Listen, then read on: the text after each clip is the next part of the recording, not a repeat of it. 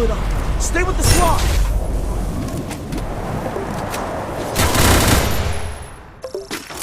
Battle Royale. Battle in style.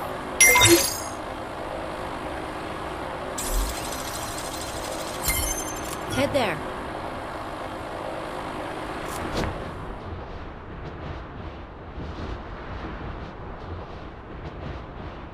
Head there. Enemy spotted.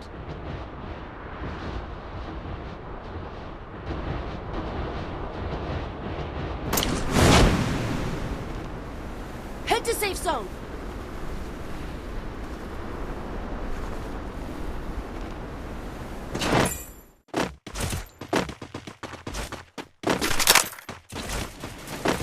Enemy near me. I need backup.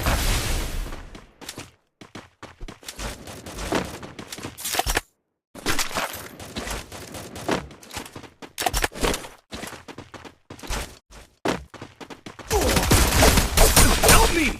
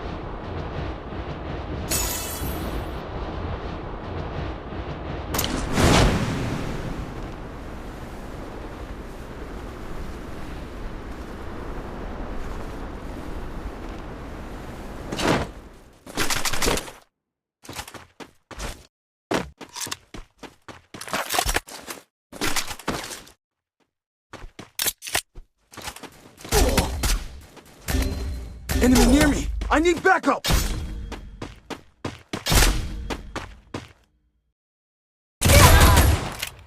Help me!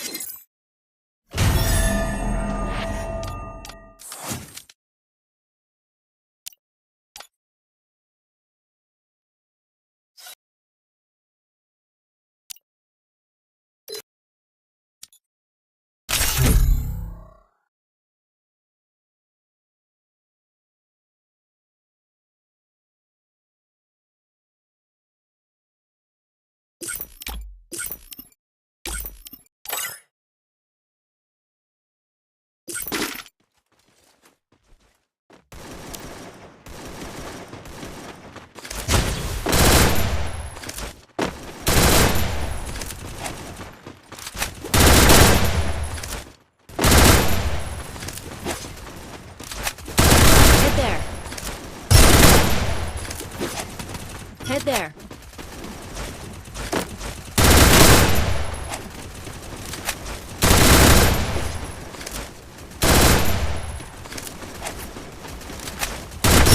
Head there. Don't split up. Stay with the squad.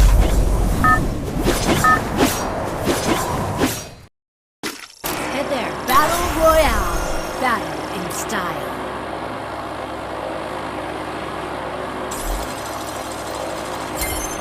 Head there.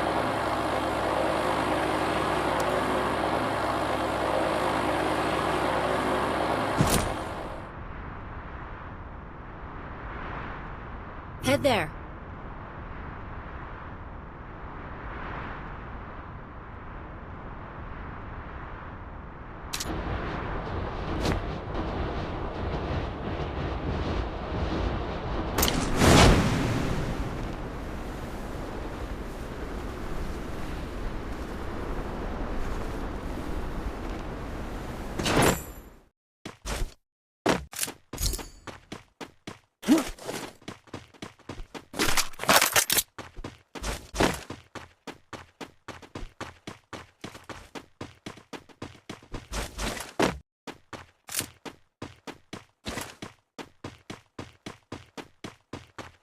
Skill on cooldown.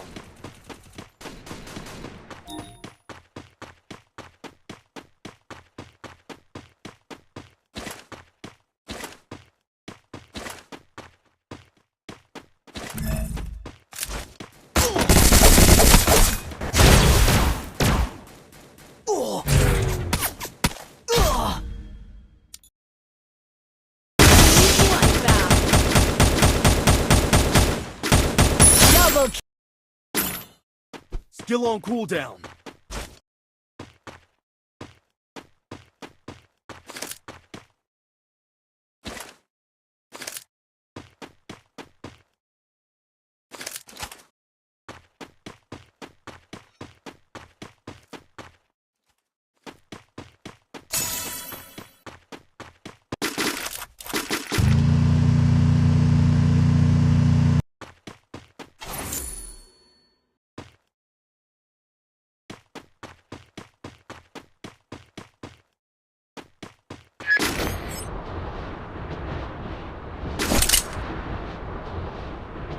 Skill on cooldown.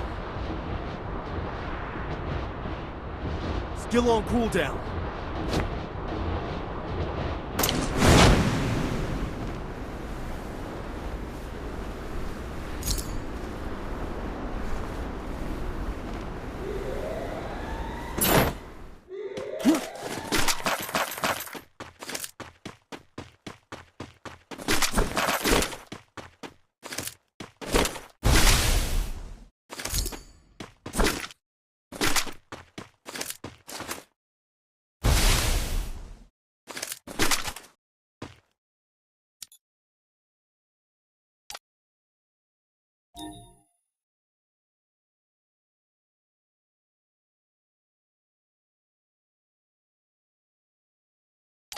Weapon enhanced.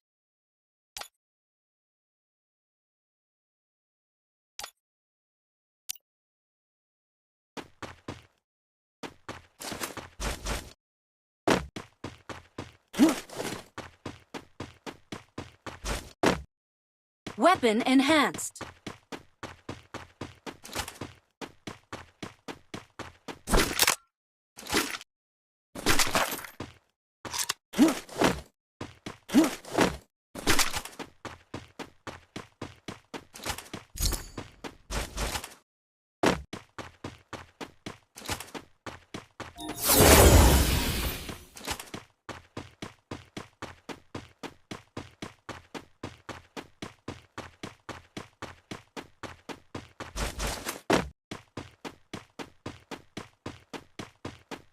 Weapon enhanced.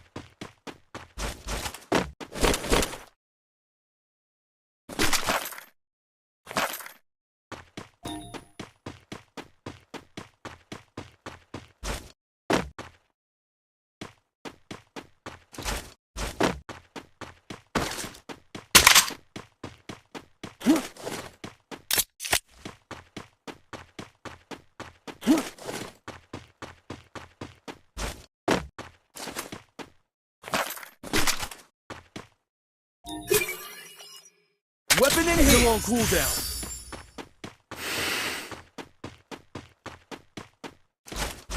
Skill on cooldown.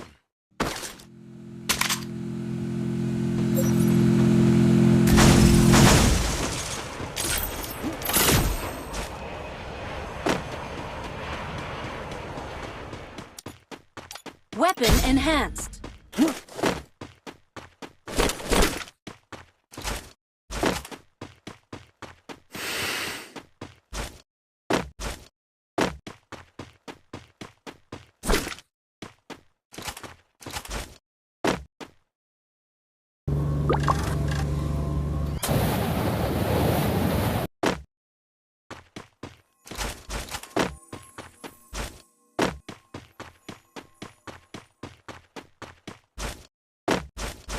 Help me!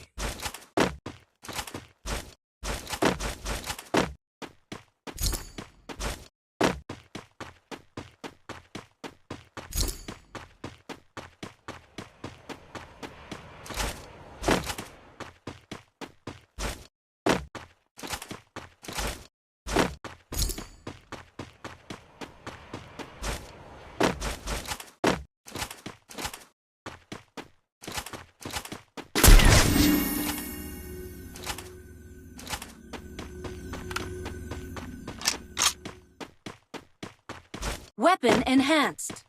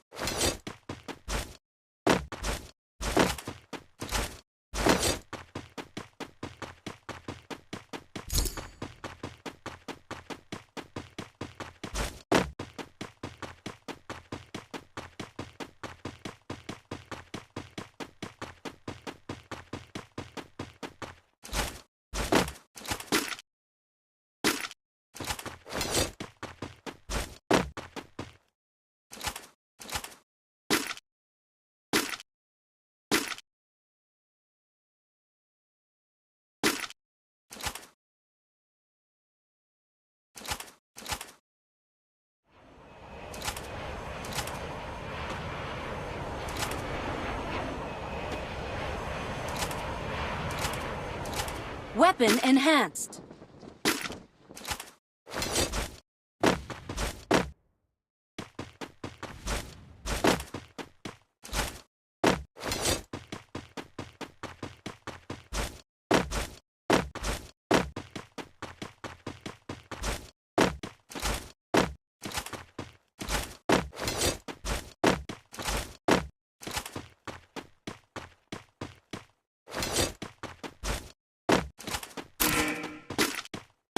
Skill on cooldown.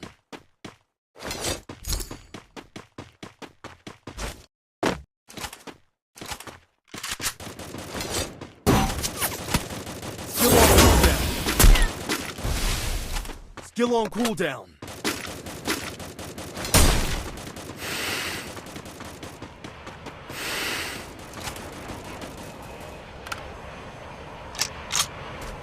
Skill on cooldown.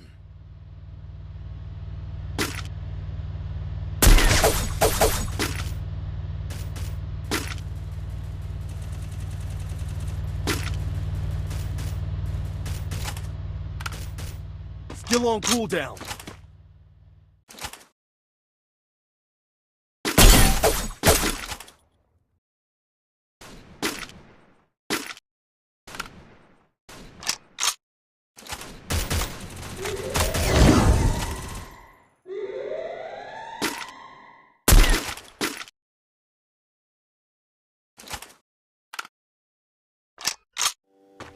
Skill on cooldown.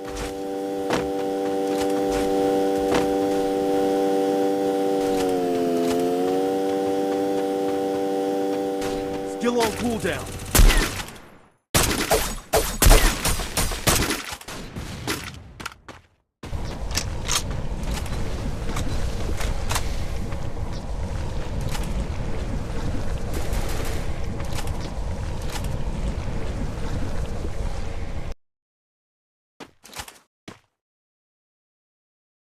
Skill on cooldown.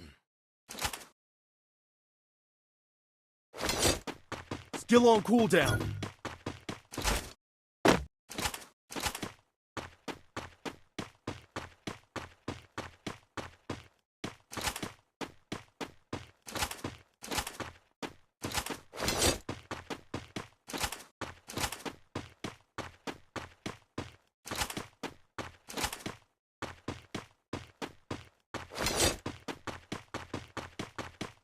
Weapon enhanced.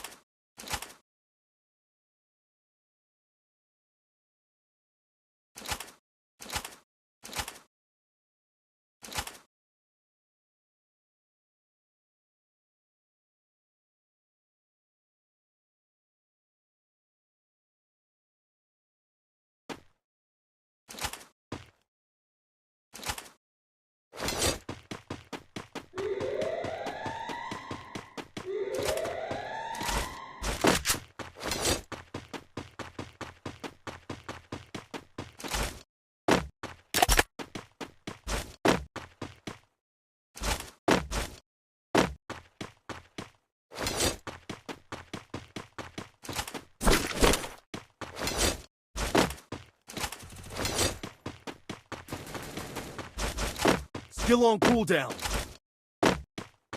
Skill on cooldown. Skill on cooldown. Skill on cooldown.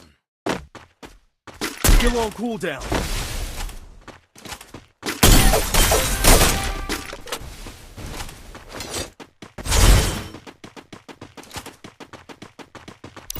Enemy near me. I need backup.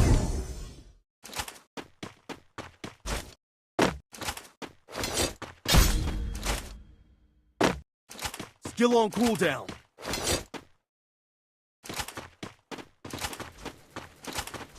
Skill on cooldown.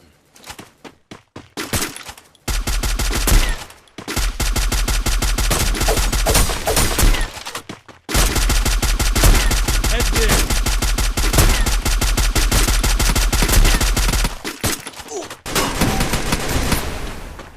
Enemy near me!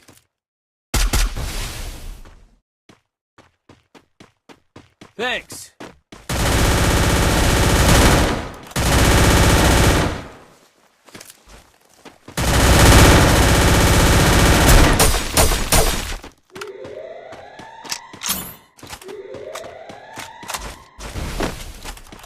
Head there.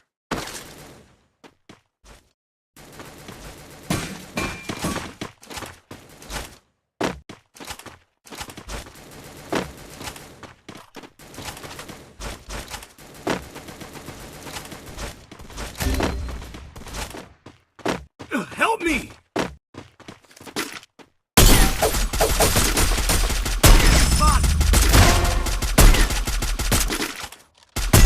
Double kill.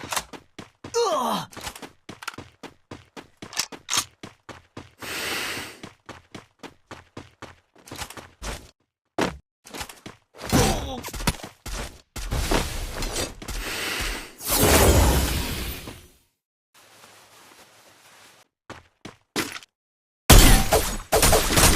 Thanks.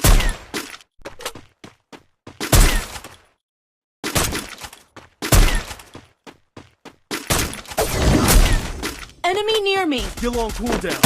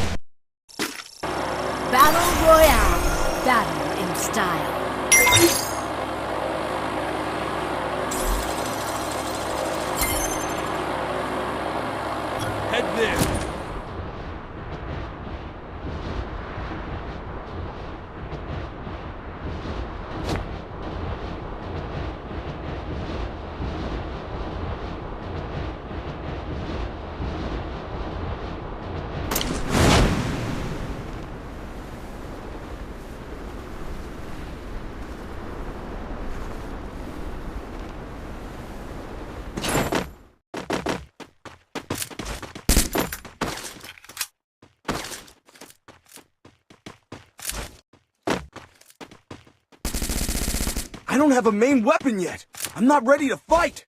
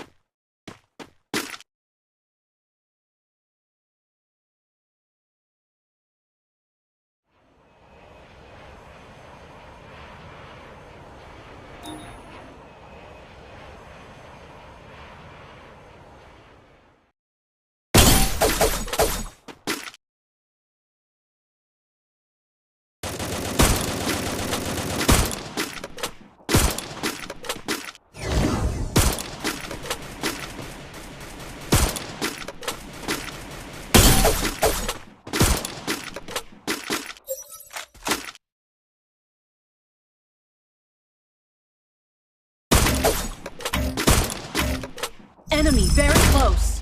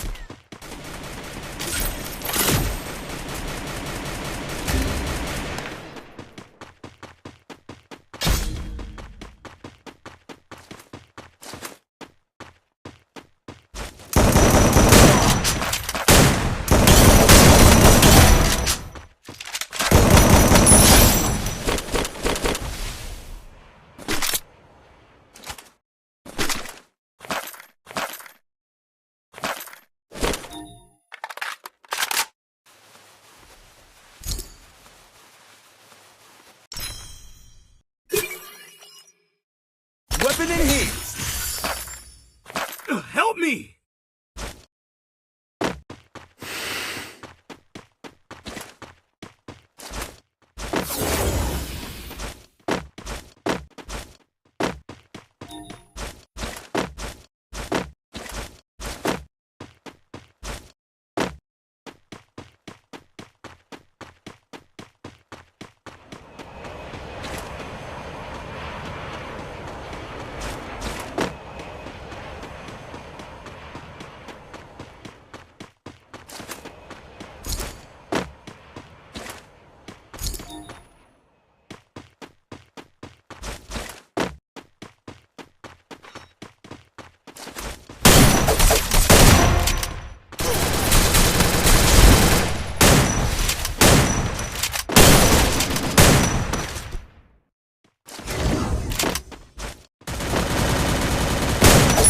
Triple kill.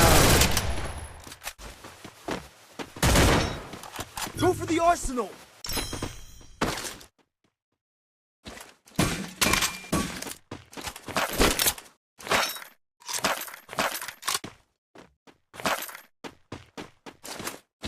Enemy near me! My vision reveals all.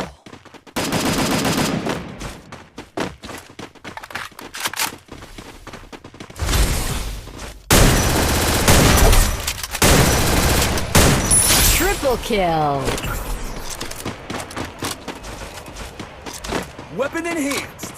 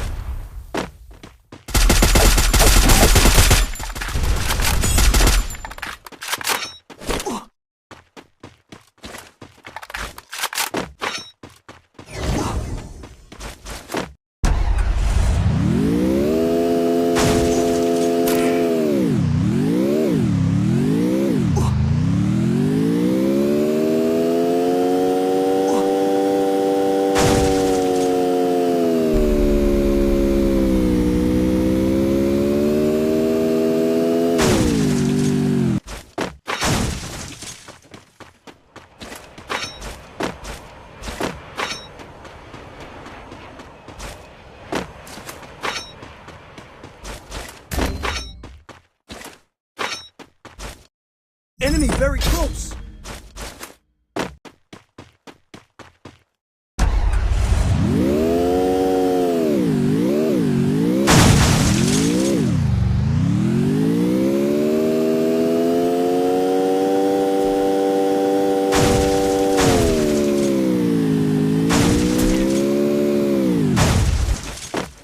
Enemy near me!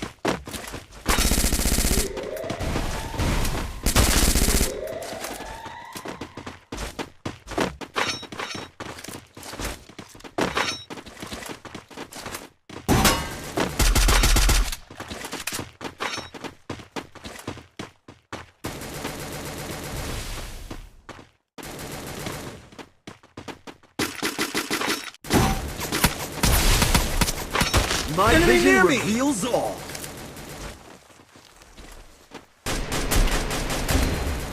Enemy very close. Enemy very close. Enemy very close. Help me!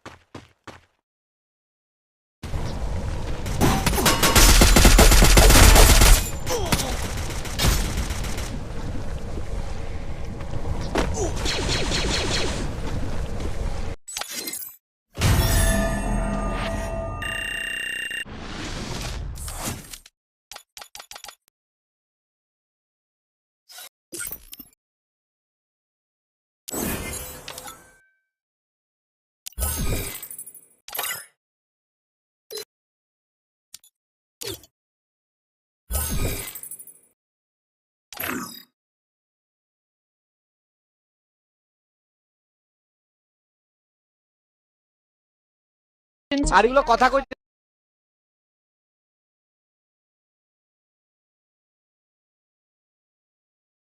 EWC 26. My name is the 7WG and I'm joined by some amazing people. Lace, Neptune, and Conchita.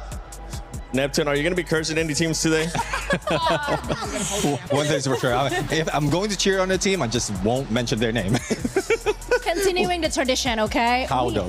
We kind of have to jinx some team at some point. I like the way you think. We'll have to definitely continue on that tradition because right now you can join the EWC content program. If you haven't already, make sure you do so. It is the Esports Foundation Creator Program. There will be a QR code at one point that's going to show up. Make sure you scan that and join it. You can earn rewards.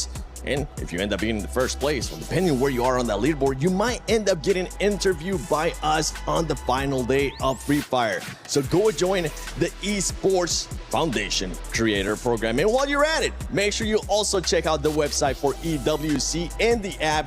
Put in your predictions. Who's going to be winning? Because I know nobody predicted some teams to get 3 booyahs yesterday.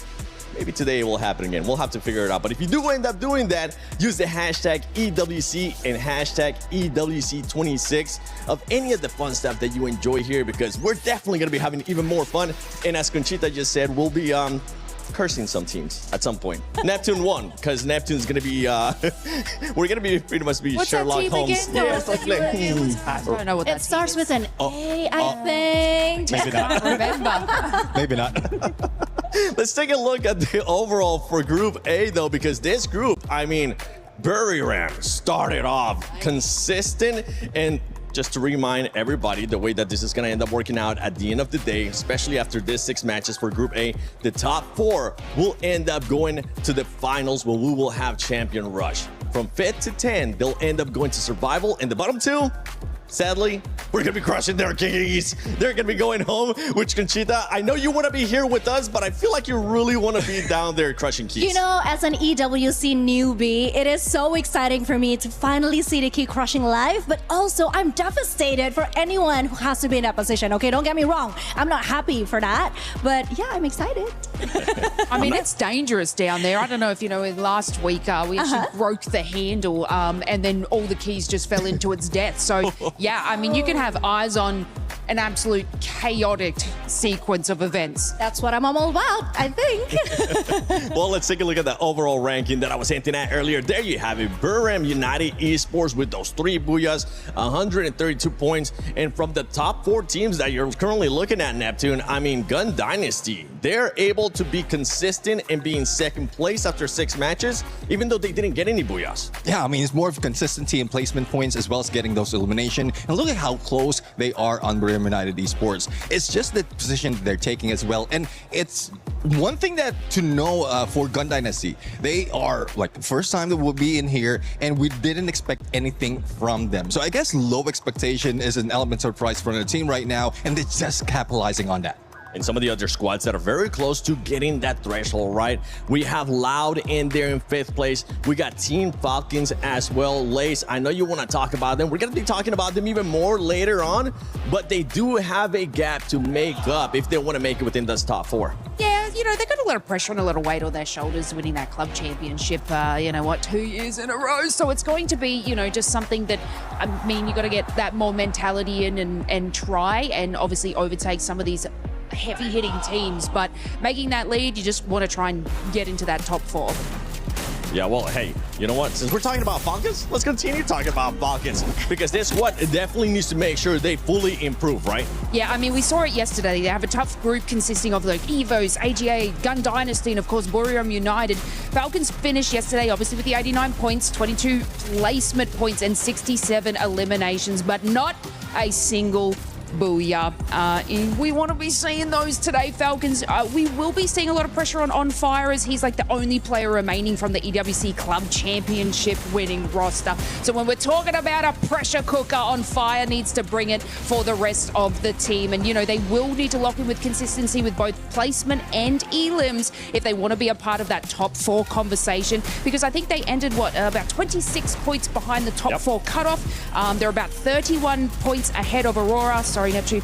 So they do have a significant gap to be able to get to that top 4 so they don't go to the survival stage. To be honest, to be fair though, I mean, first day was more about reading the game, adapting to each other's strategy. For some team, yes, they set the tone, they came out with a bang, but for some others, it's more like testing the waters, you know, seeing how everybody else is doing. And yeah, maybe today everything might get slightly better. They dipped the toe in. They need to jump in the water now. Let's do it. It's kind of chilly. We're going to take our time. Yeah, I mean, dive it's warm bomb, waters please, of Falcons. Paris, okay? They're just dipping the toes, getting comfortable with things. You didn't mention about reading the game. Some of it are writing the game because they are consistent enough. Like elimination-wise, it's really difficult for the teams to get that, especially with how tough the teams are right now. But it's more position as well as rotation that they're working on to be able to make sure that they can get in the final circle. And not a lot of teams will be able to pull it off. They just need to be tactical, silent, and deadly at the same time. Oh, I like that. One team, I mean, that was able to do that yesterday especially. It was one that you were actually hyping up, and you're kind of going on a trend here, and I like what you're doing, Conchita. And it was none other than RQ. Because that squad, you were saying that we're going to start slow, right? They ended up picking it up. Yep. So it's kind of tying in with what you're saying. Hopefully, Team Falcons will be able to do that. But I think we need to focus right now on the second page. Aurora Gaming, we're just going to bypass you real quickly because I'm going to be looking at those bottom teams. Honestly, those bottom teams need to do something because, as I mentioned, the last 2 teams of this group will get their keys crushed. Yeah, Titan Esports Club and Demons Pride, 38 points and 30 points. That's quite brutal. I mean, Titan Esports just managed to secure 25 elimination points, whereas Demons Pride, 14 elimination points. Like I said yesterday, I stand on what I believe there is a total gap, an obvious gap that is happening between some of the teams that are included in the Group A. And I still think that it is the harder group compared to the other one. But I don't know, what do you think, Neptune? Well, I think there's a lot of things that can be done right here by these teams. It's not just consistency; it's playing it safe right now. Though from what we're seeing, elimination they're trying to catch up, but it's placement that they position-wise that they need to do right now. Going back to the basics, just finding the final circle. That's one thing that everyone is underestimating, and they need to go back to that. Yeah, I mean, we saw it with just Paradox Gaming there. Like, I was watching sort of their playstyle throughout it, and they're getting placement. But the elims, it was like 22 and they've got 41 points. So they are managing to make it to the final circle. But as we saw in like a fair few maps, so is everybody else, because it is just them trying to solidify a spot within zone to then pick up more of those elimination points. But I feel like if they can kind of more take the elims at the start, then go and focus on their rotation, because they were just going straight to zone, which isn't sort of working out for them, being, you know what, bottom 3. Yeah, so they're on the cusp. And you don't want to stay down there, because as it gets later into the matches, I mean, the pressure is going to start to build up too. We might end up seeing teams parking the bus in a way kind of like England was able to do yesterday, and we saw what happened. They didn't end up qualifying. So you don't want to do that, and you don't want to wait until the end, because the pressure will be there, and you're going to have teams just doing crazy things. One team that might end up doing just that is none other than Gun Dynasty. Let's see what they had to say. Hello everyone, I'm Yunsul and welcome to day 2. Right here, I'm next to Vega from Gun Dynasty, and here's our Zippo, our translator today. So, I heard this is the first time Spanish joined EWC 26 in Free Fire, right? And I wonder, how do you guys feel, and have you guys prepared everything to get into the top 4 today? ¿Han escuchado que esta es la primera vez que un equipo de habla hispana está en una final de Free Fire en EWC? ¿Cómo te sientes al respecto y cómo te has estado preparando para el día de hoy? Pues nos sentimos con confianza, siento que nos va a ir muy bien hoy, mejor que incluso ayer, y que todo esto se trata de preparación y de cómo están saliendo las cosas. We are really confident, we have worked really hard to get there, and I think this is all about how much you've prepared and that good things are going to happen to you. Wow, awesome. Sending a lot of looks for you guys today. And also, one more question I wanted to ask. Do you guys feel pressure when you step into this battlefield? Because there are so many strong teams in our Group A today. And how will you guys manage all of it? ¿Sientes algún tipo de presión cuando entras en la arena? Porque hay un montón de equipos muy fuertes. En el caso sea, ¿cómo haces para lidiar con esa presión? No, como equipo y como jugador individualmente no sentimos ninguna presión. Sentimos que estamos jugando como si estuviésemos en casa, como si estuviésemos en un día cualquiera y que esto se trata solamente de confianza en uno mismo. As a player and as a team, we don't feel any pressure at all. We feel like we're playing like at home, like it is any other day. So I think this is all about how much you believe in yourself.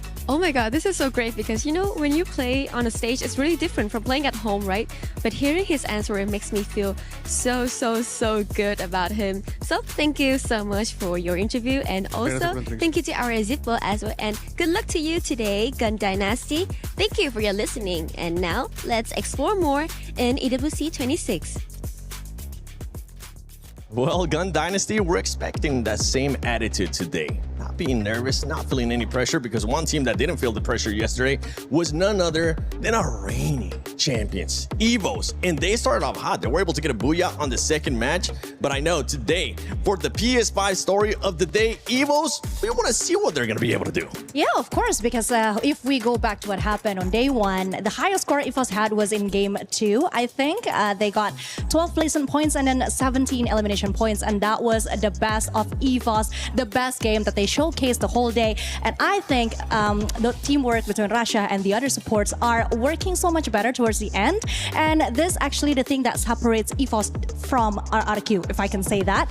They do have the mentality to stay calm, to bounce back from the mistakes that they have, whereas RRQ usually takes a bit more time. It takes them a bit more time to be comfortable, to be okay with the mistakes that they did. And EVOS, that is definitely the reigning champion mentality that they have right there. It was a slow start, but then again, after a few bad calls, they finally started to climb up the ladder and continuously, consistently get the points that they needed.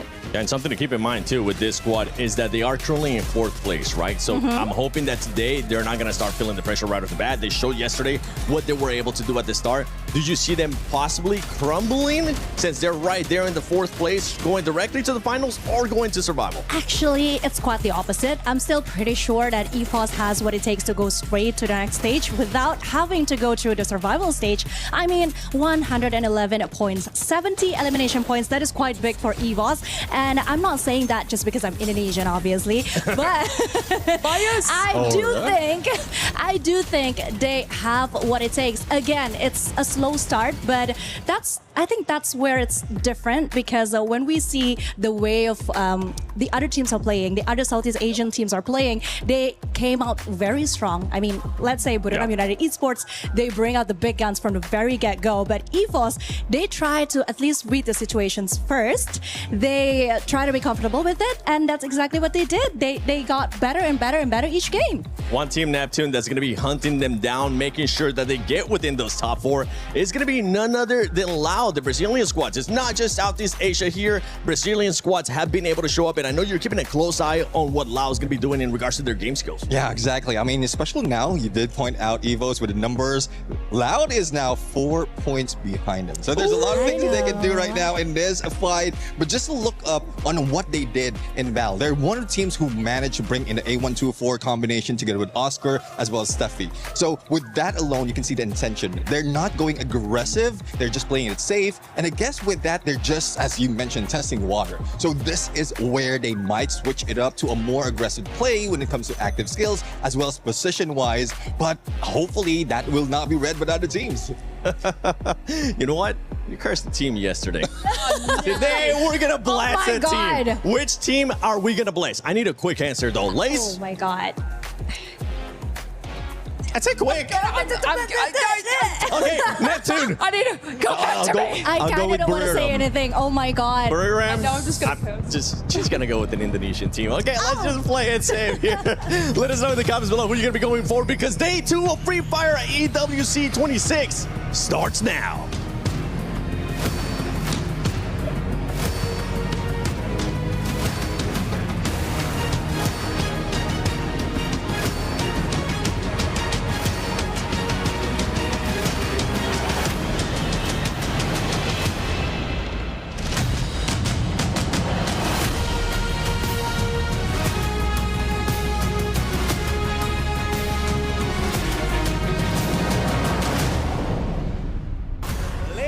and gentlemen, welcome to our second day of Free Fire at EWC here in Paris. The stage is set and our teams have their sights on the grand finals, but the only obstacle in their way, just 11 of the best teams in the world. After only 6 games today, we will have the name of our top 4 teams who will qualify directly to Saturday. But remember, Luti, this is the Esports World Cup, so our eliminated teams, their keys must be crushed. And so the battle at the bottom today, it's going to get spicy. So without any further delay, let's introduce your first 12 teams to the main stage to kick us off, starting with Aurora Gaming.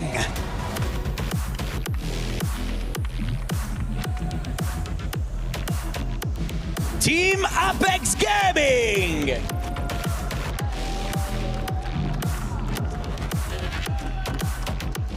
Your reigning club champions, Team Falcons.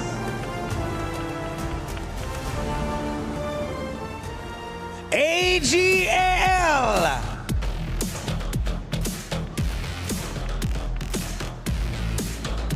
Buriram United Esports.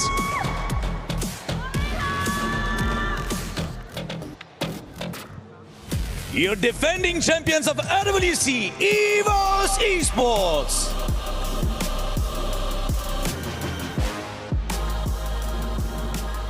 Demons Pride.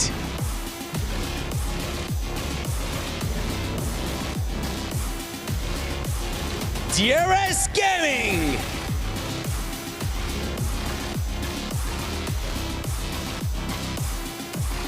Paradox Gaming.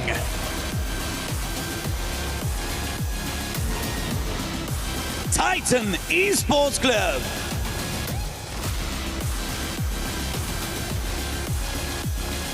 Loud Snickers.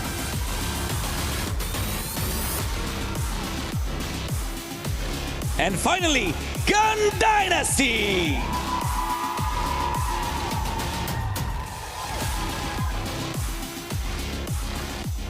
Don't forget, if you want to survive, your only goal is to avoid these bottom 2 spots. Words couldn't be truer. 12 teams enter the Garena City grid, but only 10 will make it out alive. The stakes just got higher, so it is time to make your move. It is time for day 2 of Free Fire at the Esports World Cup.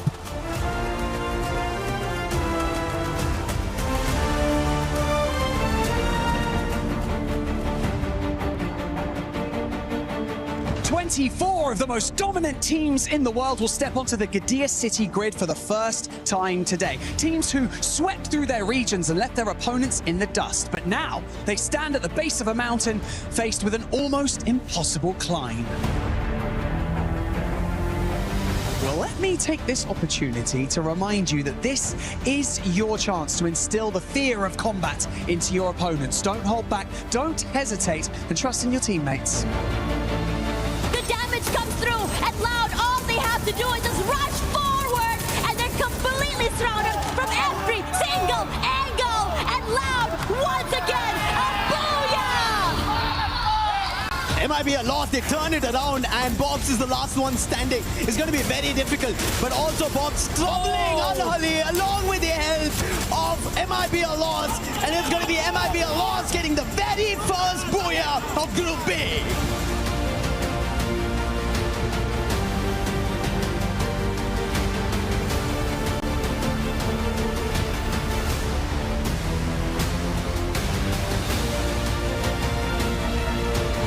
Looking for the final player, Kororo looking for that recovery, and they will be denied as Buriram pulls away the 3rd booyah of the day to take the #1 spot on the leaderboard. And Lion are losing players one after another, and as that happens, even Dix gets eliminated, and Games King was the last man standing. And it is going to be MIB lost getting the final booyah of Group B's Day 1. Ladies and gentlemen, welcome to Free Fire at Esports World Cup 26 here in Paris, France. And you know what day it is? It's day 2 of the group stage, which means that hopes will be crushed and dreams will continue to be built for the survivors. We have 12 teams from Group A, but only 10 will move on forward to either the survival stage or the grand finals, depending on their standings. My name is Husky, and I'm joined by Lucifer here with some 6-7 performances from some of these teams, but that's not the spot you want to be in. You want to be in the top 4 because you want to skip the survival stage, which means you skip 10 games. Exactly. It's going to be very crucial that you get yourself out of this grinder of a survival stage. Well, we say there are 10 games, but then those 10 games are not going to be easy at all because everybody's looking forward to another 4 slots tomorrow. Hopefully they don't go there, they make it out here itself. And especially we've been talking about Group A, which has teams being the toughest ones, the ones who've been the champions. And if they walk away into the finals itself, the other teams will have a very big trouble moving into the survival stage. Yeah, and that's ironically something that a lot of these squads are hoping to happen, right? Maybe. They are hoping that the heavy hitters, the front runners, make it directly to the grand finals, so it makes the odds for tomorrow better. And usually you don't want to hope for your opponents to win, but in this case, for some of our hopefuls up here, some of our first-timers, they want that to be a possibility. They want to increase their chances. And speaking about chances, Gun Dynasty, they're looking good, they're feeling confident, they believe that the hard work will pay off, and I personally believe in that as well. Yesterday's performance was great. Now we need to see them push it through the finishing line. Yeah, we had this conversation earlier as well, right? Southeast Asia versus Brazil. I think that's where the entire competition right now seems here at Esports World Cup 2026. But Gun Dynasty for Latin America, they're coming out of the mix, out of the blue, and nobody's able to read them. And especially for a player to tell that we're not at all feeling pressure. This is the usual stuff for us day in, day out. That is unbelievable in such a high intense, high octane stage. Yeah, I can't believe, I think it's like the mental fortitude and the prep that they had, right? First time stepping onto such a big stage and having such confidence. And why wouldn't you be confident sitting in 2nd place, just behind Buriram United Esports, who are at the top, of course, with 3 Booyahs and 80 elimination points.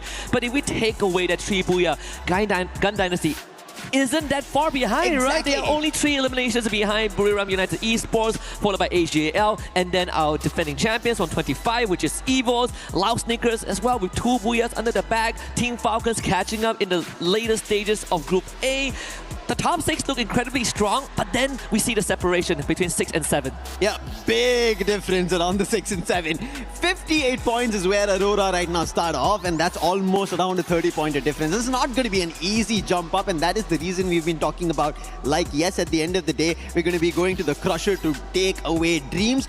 It could happen for some of them. They have to jump up, and in terms of those dreams, has to be the South Asian teams. That is Titan Esports Club and Demon's Pride. They've not at all had a great start. At least for Titan Esports Club, they have eliminations working for them. It's the placement points that they'll start working towards. Maybe there's a move up. They might manage a chance towards the survival stage. I think that is a hit they have to look forward to. Yeah, you got to get into the flow state for the next 6 rounds. And we actually, even during some of the team intros, we saw the South Asian teams, right? You can feel the nervousness, right? There is some tension in the air, and hopefully it breaks when they hop into the lobby.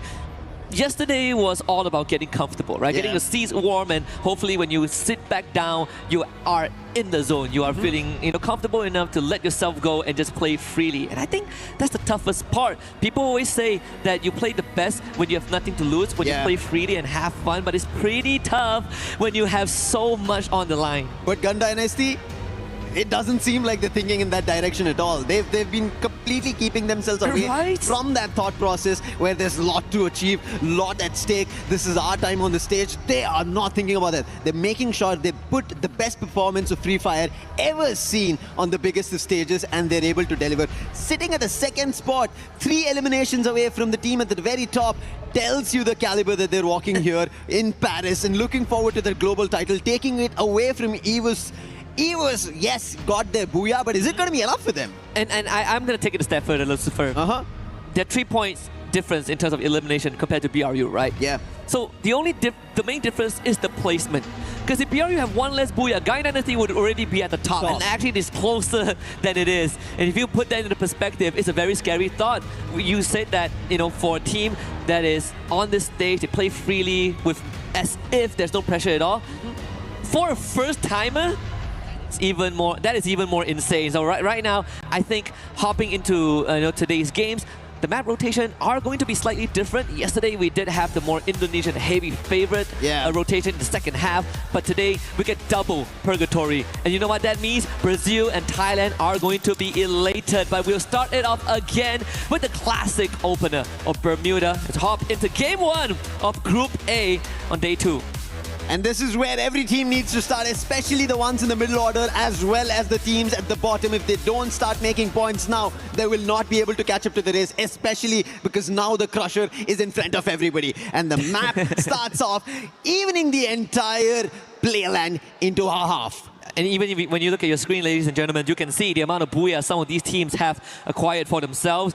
I say some, but 6 booyah split amongst 3 teams. We are, of course, holding the record, so if we ever get into a tiebreaker situation, they will have that innate advantage. But most Free Fire tournaments, Free Fire matches, we didn't have to go down that path because it is separated by eliminations. So those gun power are going to be very, very important. We see some early skirmishes already. The player is getting hyped out. DRS, a team that wants to get out from the bottom, starting off right. The real soldiers.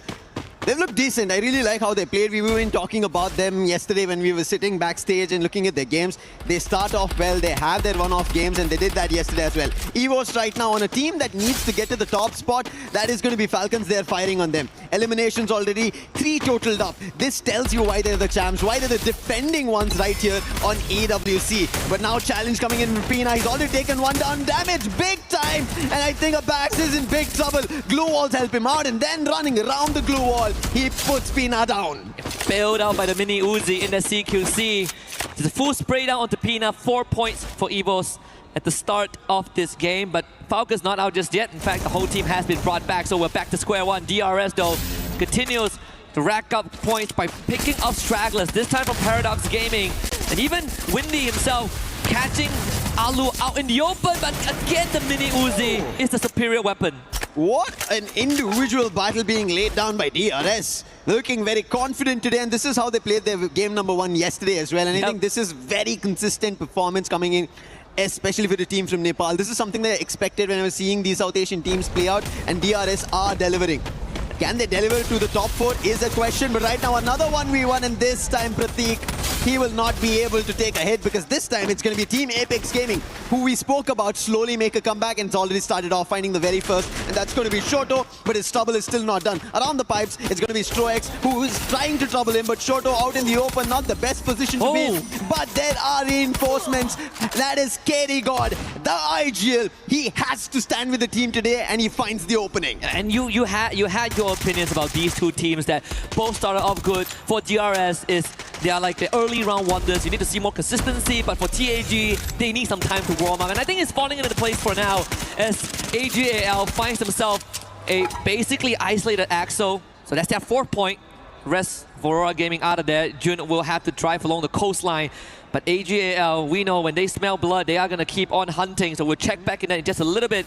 TEC taking over the compound, and Jazzy able to launch pad to safety. Demon Sprites still haven't found their openings.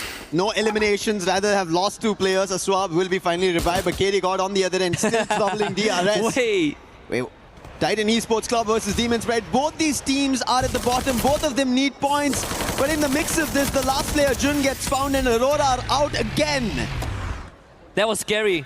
For half a second there, TEC going for the chase and almost gave away a 1v2.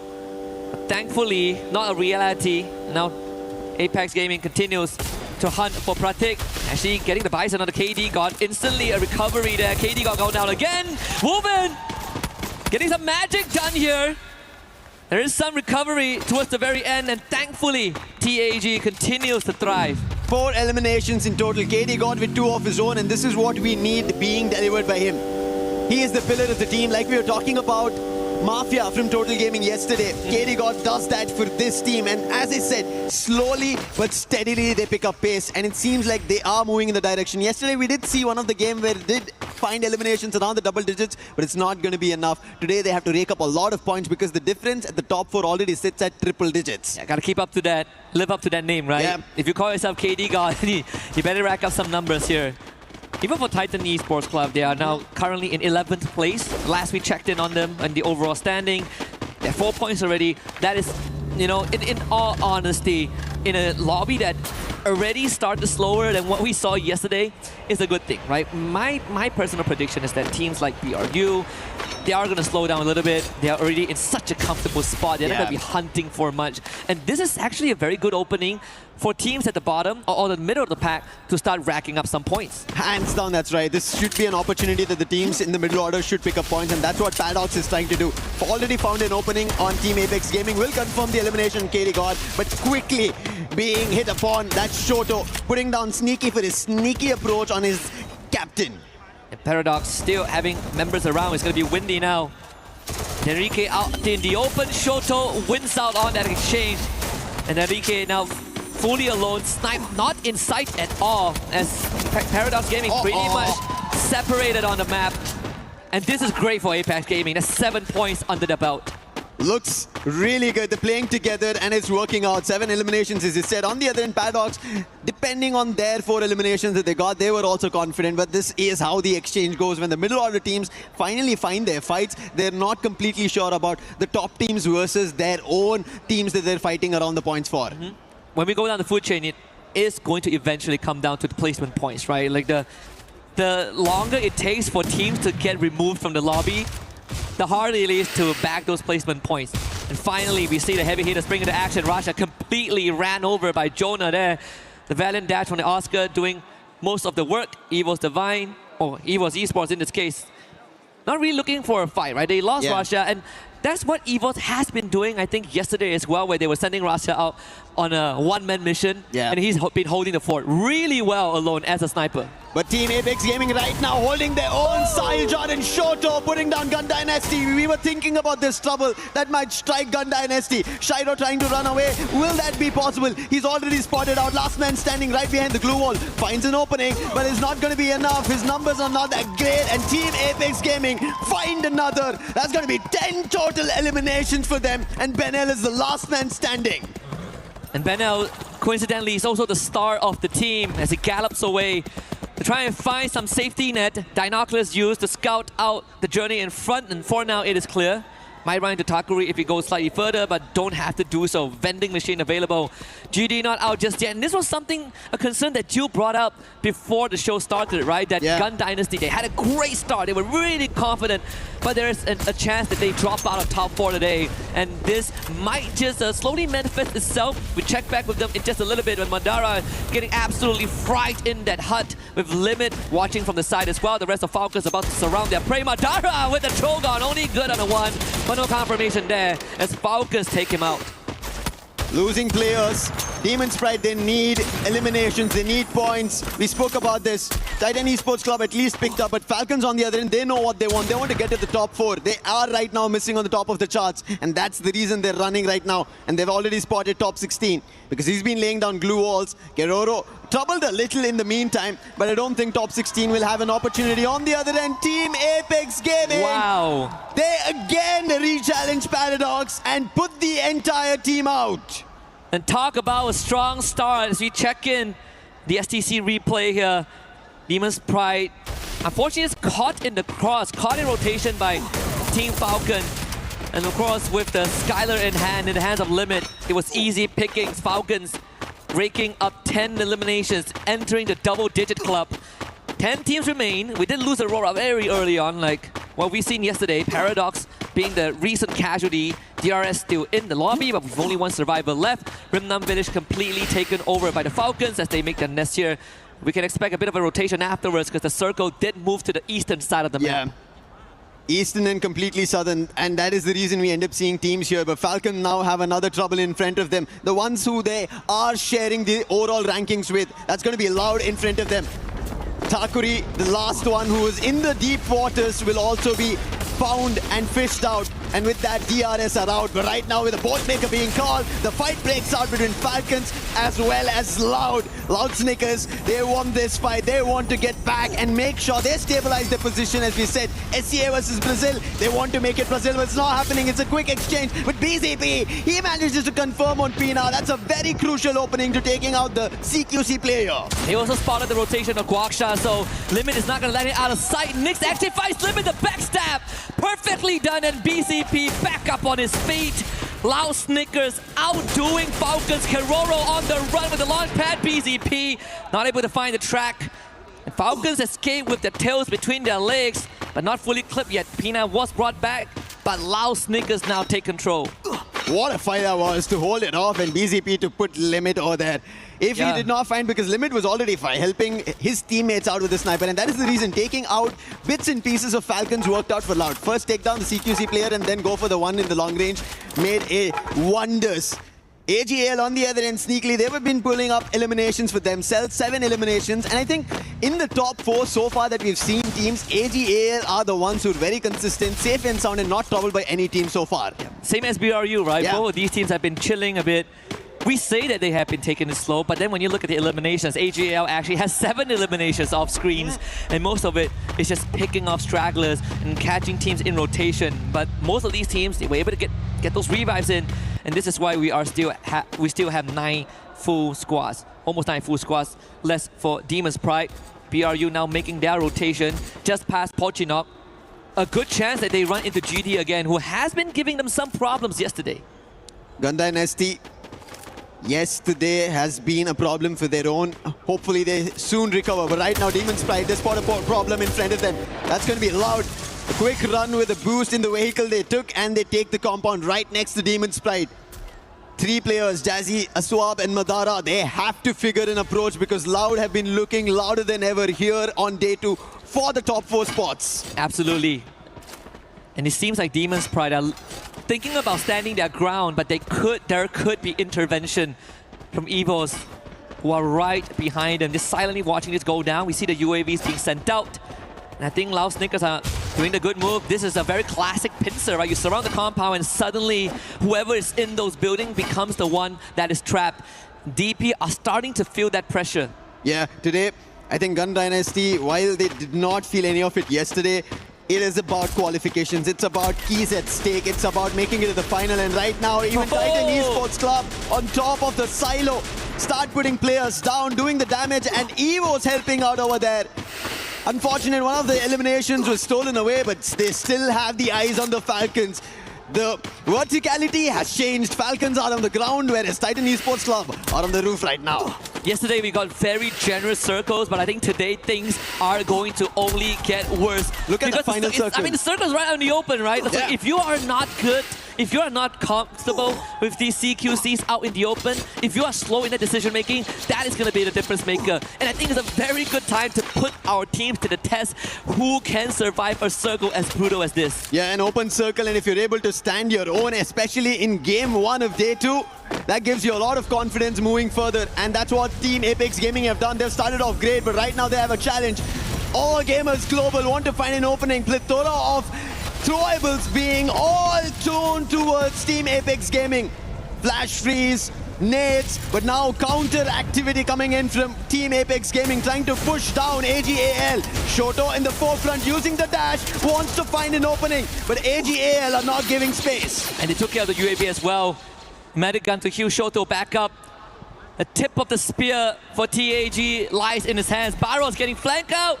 Sahujan almost getting the takedown. That could have made a world of difference here, but it does put AGL in a dangerous spot right forward. This Cypher that manages to break this fight wide open. TAG down 1, second one on the ground. KD gone now. We'll have to dig deep and find something, but AGL will be the one that prevails. That was brilliant caliber and holding position played out by AGAL. They held that ground even though they were at a disadvantage. At the edge of that peak, they were still holding it off against Team Apex Gaming. Would have had an opportunity, but I think that being a little spread out became a disadvantage for them. But right now, spreading themselves around, we saw already this rotation coming in from Loud, the smartest one. They're ahead of Demon's Pride, and now they have vision. And Evos are also being troubled by Loud, and now even Demon Sprite Trap already getting closer. He's already found an opening on a swap. Jazzy, he's also down. Trouble now for Demon Sprite. Last man standing, and the net from Trap. The M79 strikes death for Demon Sprite. And off-screen, Team Falcons also dispatched by BRU. And now they turn their attention over to AGAL. Nameless did get popped early on, but there should be a recovery. Titan Esports still has Blade around. And is he sharp enough to cut through the ranks of the Goliaths in front of him out in the open? This is going to be tough. No utilities, 2 glue walls, and only 5 medkits. As BRU will also have to make a break for it. Once more doorway out of this. They exit straight into the line aside of Loud Snickers and potentially Evos. This is what should not happen on your day 2 where you're looking forward to qualification. All the top 4 teams are still surviving. Buriram, AGAL, Evos and Loud. It's only Titan Esports Club all the way at the bottom who has the last player standing, and he doesn't have any position in the zone. So a lot of points which could have been acquired for teams for qualification are being missed out. Blade will be spotted, quickly taken down by Cypher, and we come down to the last 4 teams, and all of them are in the top 4. Wasana takes the nade to the face, but getting top back up by the therapy. The support system always solid there. Get high, getting sniped by Cypher. But BRU focus on Loud Snickers, and that's a fatal mistake. As Loud Snickers and AGAL work hand in hand for the elimination, and now they turn on each other. AGAL, they are inside the circle. Yosha gets taken down. Cypher wants to put BZP down in the truck. He's not been able to do, but finally that strike coming in from Dew, and Evo's Divine helping out as well. Nix becomes the last man standing as Evos go out. Cypher has already spotted him, wants to whack him out, but Nix, he's trying to isolate this fight. He brings it down, players are falling down, and eventually it'll still be AGAL. They have the numbers, and they get their very first booyah. Very first booyah in the group stage, and even without it, they were in the top 4 spot. So imagine when you give AGAL such a big boon. Fantastic performance. We saw the hold earlier on where they came back from a disadvantage, and it was all because of one minor detail. Barros surviving in the backline. If you don't break the backbone of AGAL, they will break you instead, and that is exactly what was achieved. Them and Lau unintentionally working together to get rid of BRU, but then AGAL found a perfect engage onto Loud. Yeah, I think there was an opportunity where Loud, if they had a chance to recover themselves after the fight, being at the edge of the zone, it could have been their booyah as well. They've already pulled so many yesterday. It could have been an added or third today. Yep. But AGAL's position, we spoke about it, even in a position where they had to climb up the hill against Team Apex Gaming. If that did not work out, we would have seen AGAL go out very early on. But they held their own, they held their front there, and it worked out. And now they've gotten their very first booyah here on day 2, especially being at the top 4 hurts the middle order. Yeah, but there are definitely flowers that need to be given to some of the teams that are in desperate need of points, right? I mean, TEC, TAG, well, they came out strong. DRS as well, right? Oh, yeah. There's some great stuff happening, but let's listen in to what AGAL were talking about leading up to that booyah.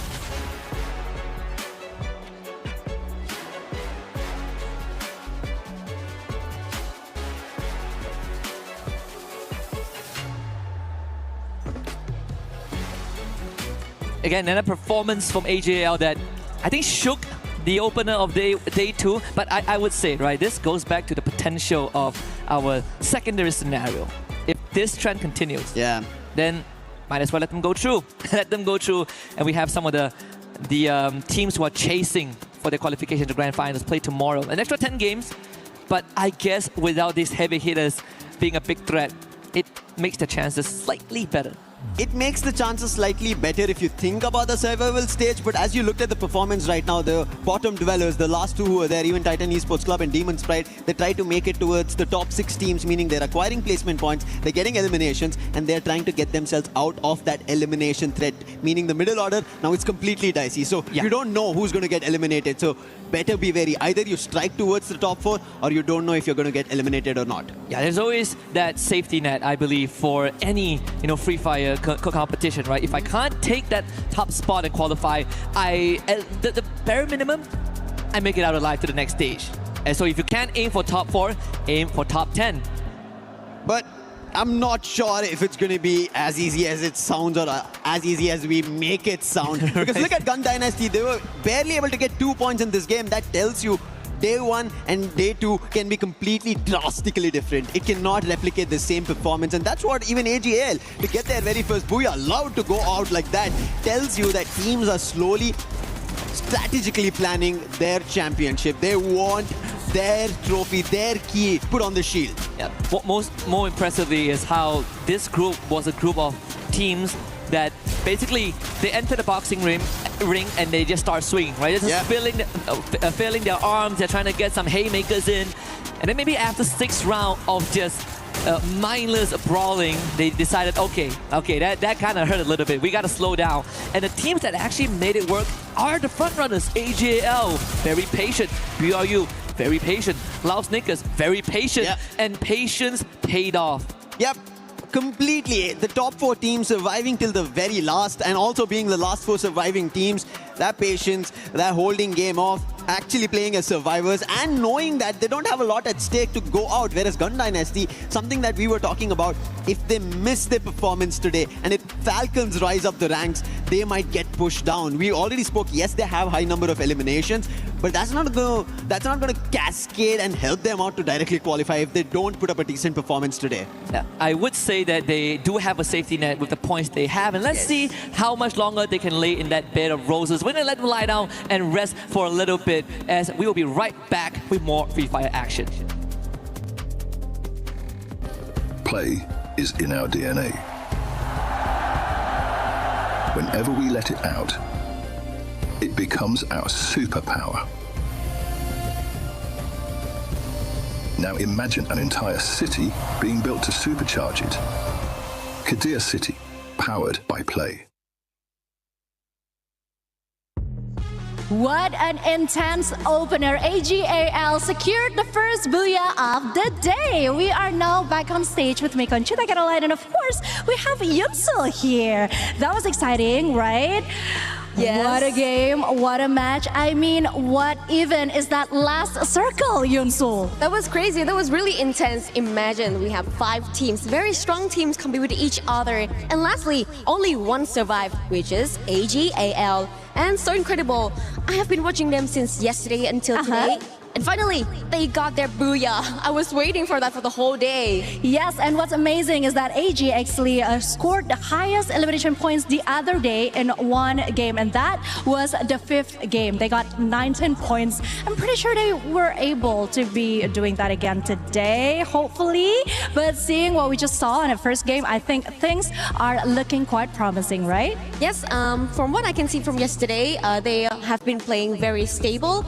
Even though there's no booyah, but still, as you said, the elimination points was on point, on peak.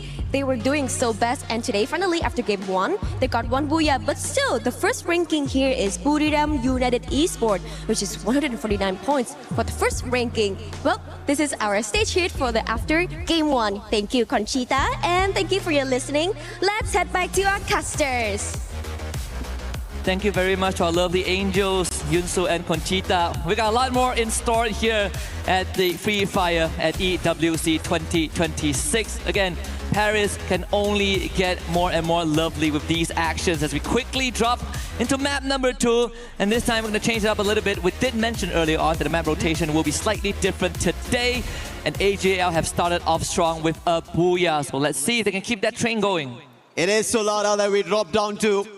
And another opportunity for the teams at the middle order as well as at the bottom. And you can already see a quick swap because of how Titan Esports Club played. And we mentioned this. They need placement points. They instantly got it. And now up. And now they are in a great spot. Yeah, we complete each other's sentences. But I will say that whatever we sort of like set up yesterday is slowly coming true, right? We talked about Demon Sprite needing to come up and again, taking a fight with Paradox early on. It's Aswap that gets wiped out first. Enrique, we see here, he has great survival instinct from game 1, but top 16 is to hunt him down. Aswap instantly brought back. TEC now joins the fight. That is a team that we've been watching out for at the start of day 2. Najat in the fray of things. Rahat also coming in, and Blaze slicing through the ranks of Demon Sprite. Oh no, Aswap in the mid-air has been spotted by Gun Dynasty and he will be taken down. Demon Sprite are losing players once again. Paradox get eliminated in the mix of this. And Paradox, who just got pushed to the bottom 2, will also suffer another loss right at the start of our Game 8, Match 8. Talk about kicking them while they are down and they are out. Paradox, a very unfortunate early exit, completely swarmed by multiple teams in the earlier stage. Whether it's desperation or a change of pace for some of the bottom dwellers, it has been working out in favor of teams like Apex Gaming, Demon's Pride, Titan, DRS. I mean, even for GD, able to pick off a couple of stragglers on their own. But it does come at a cost of teams who are just half a second slower to respond. DRS want to be the quickest one to respond right now. They did spot AGAL, but they take the fight to Titan Esports Club and Najad is taken down. And it is the wisest calls I feel right now coming in from DRS, and they're making a run for it. Rahat and Blade, they just have the stairs that they are being protected by, but DRS, they are on a charge. They want to go for a hit. Hadu was backing off, uses the chrono and is now safe and sound, but at least this gives away the position of where the players from Titan Esports Club are. But it's only these two. The other players are in the other direction, revived and are healthy. Pratik is actually getting pressured as well, forced to take the zipline away. Takuri actually getting tagged in the meantime, was brought down. But this was sort of like the demise of Paradox Gaming. A very quick and painless one.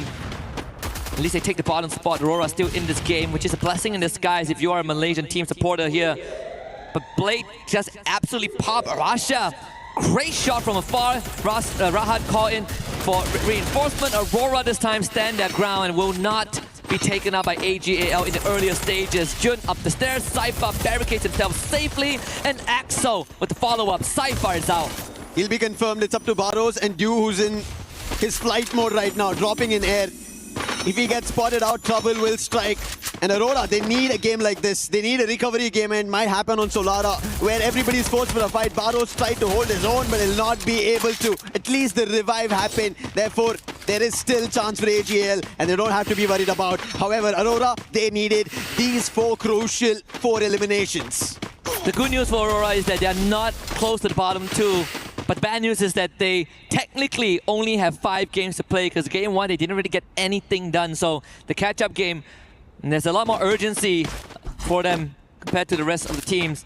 And one of the teams that is in no rush at all is EVOS. And so far playing on Solara, it's one of the maps that they are slightly more comfortable in. Loud Snickers playing a bit of Stroax, completely found out in the open. And Loud Snickers with their first point. Loud are playing, I think, a brilliant game so far. Ending up in the top 4, making sure they stay the top 4 way that they are in. And it continues that they make it to the final as well. We've already been seeing their counterparts from Brazil. MIB are lost in Fluxo. They're keeping their toes matched up, and I think that's what Loud want to do. And if that's a majority of all the Brazilian teams who made it here to EWC, all going to the finals, there is a big chance for them to walk away with being called the champions. It's a lot of pressure also, because when we look at even I want to say from the earlier days until now, you would expect teams from Thailand and Brazil, if they qualify to a tournament, they're expected to all make it to the grand finals. It is quite the weight to shoulder, and especially for Loud, who has been on the big stage, they've missed out. They're not, they don't have 100% attendance, but when they're there, a lot of eyes are on them, right? Yeah. Aside from Fluxo, like Loud is the second team that you sort of want to make it to the finals and give a good match, but it has always been so close. But Aurora also want to make that happen, and that's the reason this challenge happens. However, Jun's lost. That is Rasha coming in. No way! He puts Due is also down. Confirmations. Aurora are losing players one after another. That's Rasha for you. He once again, he was back in action. Aziel spotted. Aim God puts him down, and it's the Axel. Can he put the chopping block out of EVOS, or will he be found out? Damage done, HP lost, his position completely compromised. It's just a boulder, and the direction that he's running away, I don't see a vending machine to help, nor a team to help out. And Axel will just try and buy time for the time being, because EVOS have a distraction. Yeah, Demon's Pride bailed Aurora out of that. It was a missed opportunity. Aurora had that bit of a mechanical error, caused them to be in this spot, but again, Demon's Pride, who are also hungry for some points, they ended up being the intervention that Aurora desperately needed in times. This is what I was talking about. And you see how the bottom teams are now fighting for eliminations. They will go for the top 4 teams are already getting their best. And that is the best part right now of this lobby. Desperation is a double-edged sword. Yep. And he has been empowering some of these teams so far. The risk, definitely not as great as the reward. Good ratio there. Even TAG finds himself on the feet. Just a quick reminder at the end of this, two teams are gonna have their keys fed into the crusher. Yeah. Always a sad sight, because man, such great accessories. But that's the nature, the brutality of a competition. Let's see what this circle brings us, because game 1 was brutal. And game 2, a little bit more tame, but plenty of open areas. Open right now is going to be a fight between Buriram and EWOS, who just got revived. However, it's only one of the players getting stuck between the lot of Buriram at Eco Drain. And I think he'll be found very soon, but team finding players are tagged. That's Team Apex Gaming. More eliminations coming their way. They're climbing up the ranks, making sure if they have an opportunity, but they need a lot more. They need points closer to 30 in total. Maybe a Booyah also needed if they want a run going towards the top 4. Yeah. And the bailout earlier on, the unintentional one, gave Aurora time to bring the whole squad back, right? We look at the separation between Falcons and Aurora. It is 49 points. Made worse by the fact that Aurora didn't really get to play the first game, so it is a tall task to expect Aurora to catch up and find a tie, but it's good enough to remain in the top 10 and make it to survival stage tomorrow. As DRS looking for a rotation, Loud doing the exact same thing, but they might be beelining straight into Demon's Pride. Demon's Pride, they just got eliminations from EVOS. They have a compound that they're holding. Looks to be a better game. Loud have just found their one here. AGL, in the meantime, they're finding the players of EVOS, and EVOS seemed troubled after they were about to convert on Demon's Pride. Wherever they try to head out, they've been spotted, taken down and eliminated. Abax being chased by AGL, and he will be put to rest as well. And that is EVOS losing their players. One last survivor is Aim God. Only gets coins now, but where is the vending machine? On one end, there's Buriram. On the other end, AGL. And right in front now, Demon's Pride as well as Loud going in for a fight. And it's going to be Loud putting Azwap down. And the entire squad within a whiff gets eliminated. A full blitz from Loud again. Their execution in these quick hits are so efficient. They make sure that the fight ends within 15 to 20 seconds so that there's time for them to recuperate if a second team does arrive. And it's something that has defined Loud's playstyle in competitive Free Fire. The Wonder Key gets brought back, but that's the most that Aim God could do for the team. And right after that, Axel finds a pickoff. And it's the same situation that EVOS frequently find themselves in, playing the survival game. As of now, I think that's the mantra for them. They're unable to find a footing to just go for fights, and they've been just chased by teams. Put them down one after another, and DRS wanted to start out strong. The real soldiers using UAV to just get a grasp of information around. They spot another and they do destroy. Strox, he is the sniper. He's the one who finds a lot of value, but so far for DRS, at least today's start in game number 1 was decent, and out of that, Solara right now hasn't found much. And it's a team that is also a first-timer on the EWC stage as well. Finally getting what people say they deserve over their counterpart back in the region. AGAL now facing off against BRU, the same face-off as round 1, but we might find an early ending as Jonah with a good hit on the deal. Saifa still pushing forward with support from his teammate Wasana though, will win that fight, and this time BRU, they will show AGAL that once is enough. Barros is poking it out of there, but has to go into the blue with no coins at all. You could see how clever that fight was.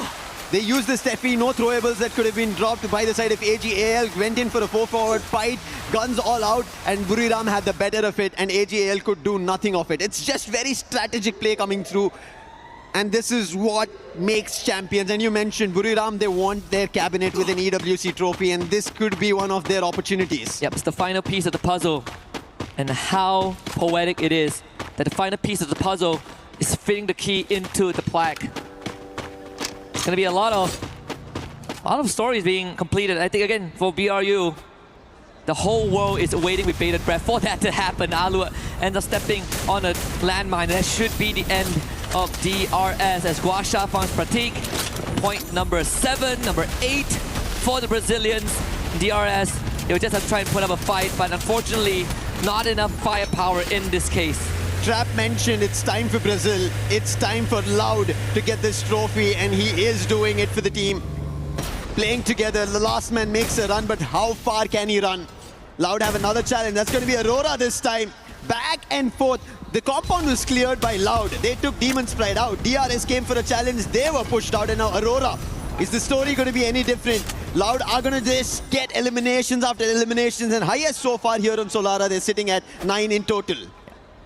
The property value of that compound is only going to keep on increasing with so much of visitations. KD God, with the help of Shoto, was able to take out Barrows, and that spells the end for AGAL in Game 2. 8 teams remain. Falcons still healthy. Sharu getting chased down. It's Gun Dynasty not really having the best of time, and Pina finds the 3rd point for his team. One last survivor from Gun Dynasty. That's the only one right now. But on the other end, Aurora. This real estate, as you already mentioned, it is just Loud's. They've written it down. They've cemented it. And it's going to go down ages, at least here on Solara. And they're at the dead center of the circle, so nobody's going to push them out. Maybe the circle itself decides to make a very hard shift, and then Loud would have to change the position. And even then, wow, they don't have to. But the circle, consistent with what we've requested, at least for today, give Loud a bit of a compound, but most of the safe zone is out in the open. Dinoc is scanned now, so someone knows that Loud is in that compound with 12 eliminations to boot. BRU should show up on the radar any time now. I believe the Dinoculus, it's a good chance it came from EVOS or even TAG, who are now making their appearance. Can Loud hold back the 3rd wave of challenges? Team Apex Gaming, they need these points more than Loud. The challenge has to be very critical on the hit. DRS were in the same compound, but Loud were able to turn it around. And yes, a little active in terms of their approach, going a little ham against Loud while there were landmines all across. And even right now, the Gatling gun being placed, the Minotaur it could be trouble. Riptide Rhythm on the other end coming in from Falcons to break the defenses of Buriram. Spotted out in the open was Jonah. He backs off with his teammates, making sure this fight instantly doesn't replicate to eliminations on either end. I mean, Team Apex Gaming a lot more patient. Something that I think is going to be the main difference maker between what we saw from Aurora, right? Well, a lot more in your face. Wanted to make more moves. Falcons also starting to feel a bit of that jitters. DRS planting themselves on the low ground as Ray out in the open will be picked up by Guaksha. So that's the 13th point for Loud Snickers. But the rest of EVOS, even if they get through Loud, they still have to do a DRS. Apex, what was that? That was a big surprise. Nobody expected him to be behind enemy lines. And Rasha being the distraction. And he's still firing. Abax gets another player from DRS, but they instantly put glue walls and stall that at least for the time being. Abax, can he find more? Rasha on the other end. These two players on 2 different directions trying to corner a team, and Rasha spots Falcons. Damage being done, finds the knock. Can he find a confirmation? No, again, glue walls being blocked on any approach coming in from EVOS. And Rasha himself, 6 out of the 7 eliminations this game for his team. Him and Apex completely separated, and Trap will take care of his teammate.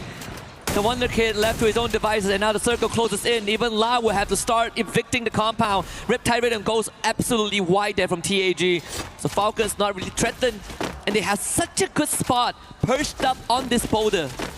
It looked like it was going to be Loud earlier, but right as now, as you mentioned, yes, it is Falcons. They have the best position to hold every team off. The circle's about to close in the next 10 seconds, and also it's shifting. Teams better be ready for this. Wolverine gets taken down by Moshi. A very small, slight angle where he found Wolverine down, but I think it should be an instant recovery, not much to be worried about. But Team Apex Gaming, they have to put them down right here at the hut. But Buriram now decide to go challenge and get closer. Falcons trying to hit shots, but none of them connect, and Buriram make it safely. And the result between BRU and TAG comes down to how much can Falcons change the course of this battle. The glue wall from BRU will give them some space to work with. Wasana being given one more glue wall as he did ran out of resources, but BRU decides that they can't bomb rush this. In fact, it's TAG that responds onto Falcons. Rasha gets freed up, and now he books it for the building where Loud and DRS are perched at. Launchpad being used as well. BRU now arrives on top of the roof. The reposition enabled by the chaos. BRU now in prime spot. However, Loud are taking away those eliminations, stealing it away. Damage being done by Buriram, but Loud, they are getting it all. It looks unstoppable. Rasha is in a very compromised position. So is Keroro from Falcons. How drastically. This fight changed from Falcons winning it to almost now losing it. And now Team Apex Gaming, they're making a rush out in the open. Kiroro has nothing to say and Shoto finds it. And right now we have the best 5 teams looking forward to points. Falcons are out of the race and Team Apex Gaming now moved to that prime position. They will have to relocate because the circle decides that will be the case. EVOS eliminated down to top 4. And TAG ever so close. And so far they will be unbothered just for an instant. As DRS is going to be the one that faces resistance. Lau, attention put onto Captain Jonah. BRU under pressure while Sana responds from long range. They need to keep Jonah alive and Jonah is the anchor that cannot break, but Lau is putting on immense pressure by just rushing in. Aluk is taken now off screen by Trap and BRU able to retreat to a safe space. TAG now needs to catch up. Just like how out in the open Buriram made their rotation, even Loud managed to, with a plethora of glue walls, lay down the land and they walk across. They're closer than ever. Team Apex Gaming in the meantime, just because Loud decided to rotate out earlier, now they have an opportunity. Jonah finds Takuri, the last one from DRS, and now Team Apex Gaming have an opportunity because Loud and Buriram are close together. However, Get High, he is shooting the players of Team Apex Gaming and not letting them slide down the hill. This is the final lap for Apex Gaming, and hold my hand, Lucifer, because we might be witnessing history here. The top 3 teams, 2 of the front runners still with the full squad left alive. But Team Apex Gaming have the high ground. They have couple of moments, couple of instances where the blue zone will make the difference, and TAG, they are in such a prime position to get this pickoff. Loud, they decided to make a rotation earlier than Buriram, but Buriram had the position and Loud are trapped because the zone's closing in. Glue wall's not working out. Kenny God finds the opening. Can they do it here? TAG. The faster they get rid of Lau, the better they are for him. And Lau, you know that the Brazilians, they don't back down and they are ready to take that fight. The cluster would have been nice if it connected, but now Loud are out of vision and BRU into the fray. Team Apex Gaming, they have an advantage. Loud have a safe spot. BRU are out in the open. Riptide rhythm. It's breaking their defenses one after another. Shoto has had a great start in this game. 5 eliminations already and a KD got hit again. Wasana is down. Make it Get High. Fulvin finds one more. Team Apex Gaming are also assisted by Loud. Loud are taking away the eliminations and Team Apex Gaming will not be happy about this. This is looking good. TAG have a chance. Jonah being pressured by Lau. A distraction, they eliminated. TAG in a spot to make history here against Lau. BZP in the front. Shota with the first one. Can they find a conversion? Lau down low in hell. Guaksha is down. BZP to follow. Team Apex Gaming makes history and gets their first ever booyah on the world stage. This is a very big booyah for Team Apex Gaming. We spoke about their comeback. They start slow, but they make it happen. And especially to do it at Esports World Cup 2026 Paris, the biggest of stages. And Team Apex Gaming for India make a big booyah. Yesterday we talked about this. Dreams come true one step at a time. And I'm glad we held hands for this moment. What an achievement it is for the region. They needed some time to warm up, but once those seats are warm, TAG entered the flow state. And with impeccable execution in the final circle, they took advantage of all these openings given to them. Openings that are very minor, that cannot be missed, but they were on the ball, Lucifer. We spoke about this, right? Prime position, real estate, all of it. One after another, every team wanted it. Loud started it off, Buriram went for it, and then finally Team Apex Gaming found the very best spot. Falcons, this is why we were talking about it. They were the ones who should have been a booyah here, but they messed up in their movement, and it was Team Apex Gaming took that same position away from Falcons, took the last player down, and they get this booyah, and thankfully, they managed to do it in such a manner where they were ahead of the zone, up the hill, and this time they get it. Incredible stuff here. You can really hear the passion radiate. The crowd, they were feeling it. They knew that once we got into the top 6, TAG is a prime candidate for that booyah. And this is what the Esports World Cup is all about, man. Unpredictability, the volatility, but this final sequence, TAG, I could rewatch this all day. All day, all long. brilliantly played out. Yes, they tried to pick an opening, but it did not work out as brilliant as they wanted. Holding it off, KD got Sayajat. Shoto, the big man. What a play coming in from their end. And yes, as I said, this is a very big thing for them and the whole of India to look at. They are going to be incredibly proud, but we're going to let these teams again prep for the upcoming games. And for now, we're going to hand it over to Carol on the stage as she has something for us.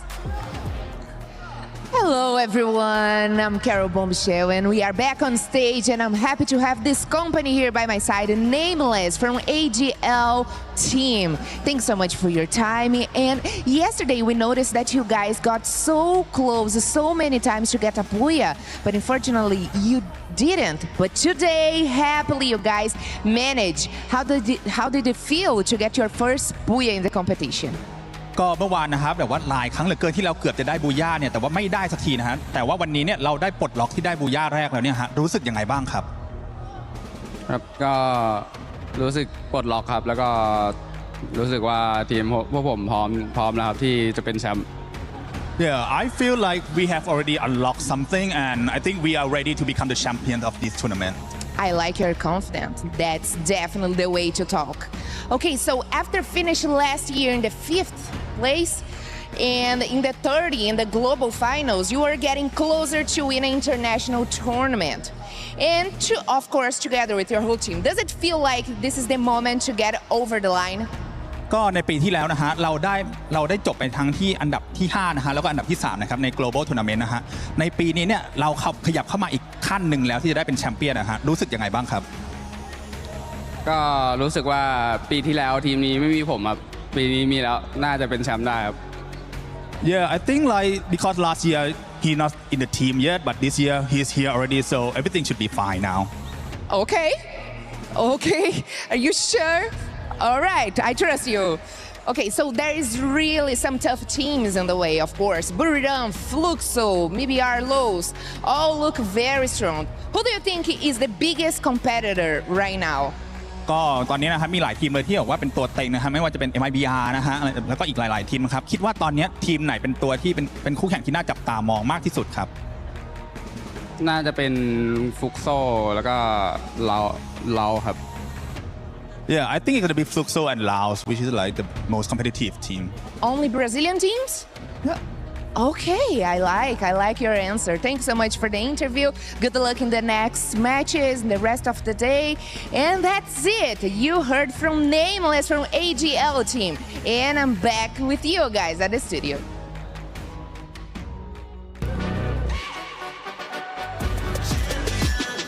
This ain't no regular thing. Came for the ring, you know what I mean. You see my name in the lights. Better get right, I'm champion.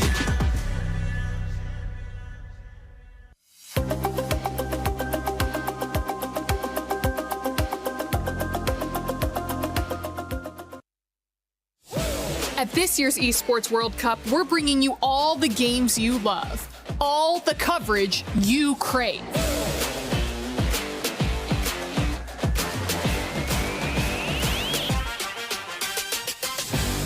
And for the first time ever, a completely unfiltered behind-the-scenes broadcast. And he absolutely destroys him. I don't think he ever saw that coming. That was incredible. This means you're getting the real coverage. I think that was with raw opinions. I'm just gonna have to say it. I think they have their heads up right now. They're just absolutely. Yes, from broadcasters who don't even know they're being recorded. They don't know they're being recorded? Oh, what do you mean? That is insane. What is this? Nicole, I said, please, lactose free. I can't deal with this. All right, not here, not now. We gotta look at this game. I'm sorry, is this a good idea? This is what we have. All you have to do is read the lines. They All right. the bed. They're absolutely the bed. I don't understand how this keeps getting allowed to take control of the space and nothing is done about it. We're gonna get fined. There's no way that this is gonna work. Don't worry about it. Don't worry about it. We do the thinking, okay? I cannot believe this job on this team. Every time you thinking, oh my, they got the game, and You know what? We're actually just going to be bringing you the same great coverage once again this year. Nothing else. First KC fans try to sabotage me, now my own agent. I hope our reactions for that game were not recorded because there's a lot of stuff that we were saying that's not going to be able to be broadcasted.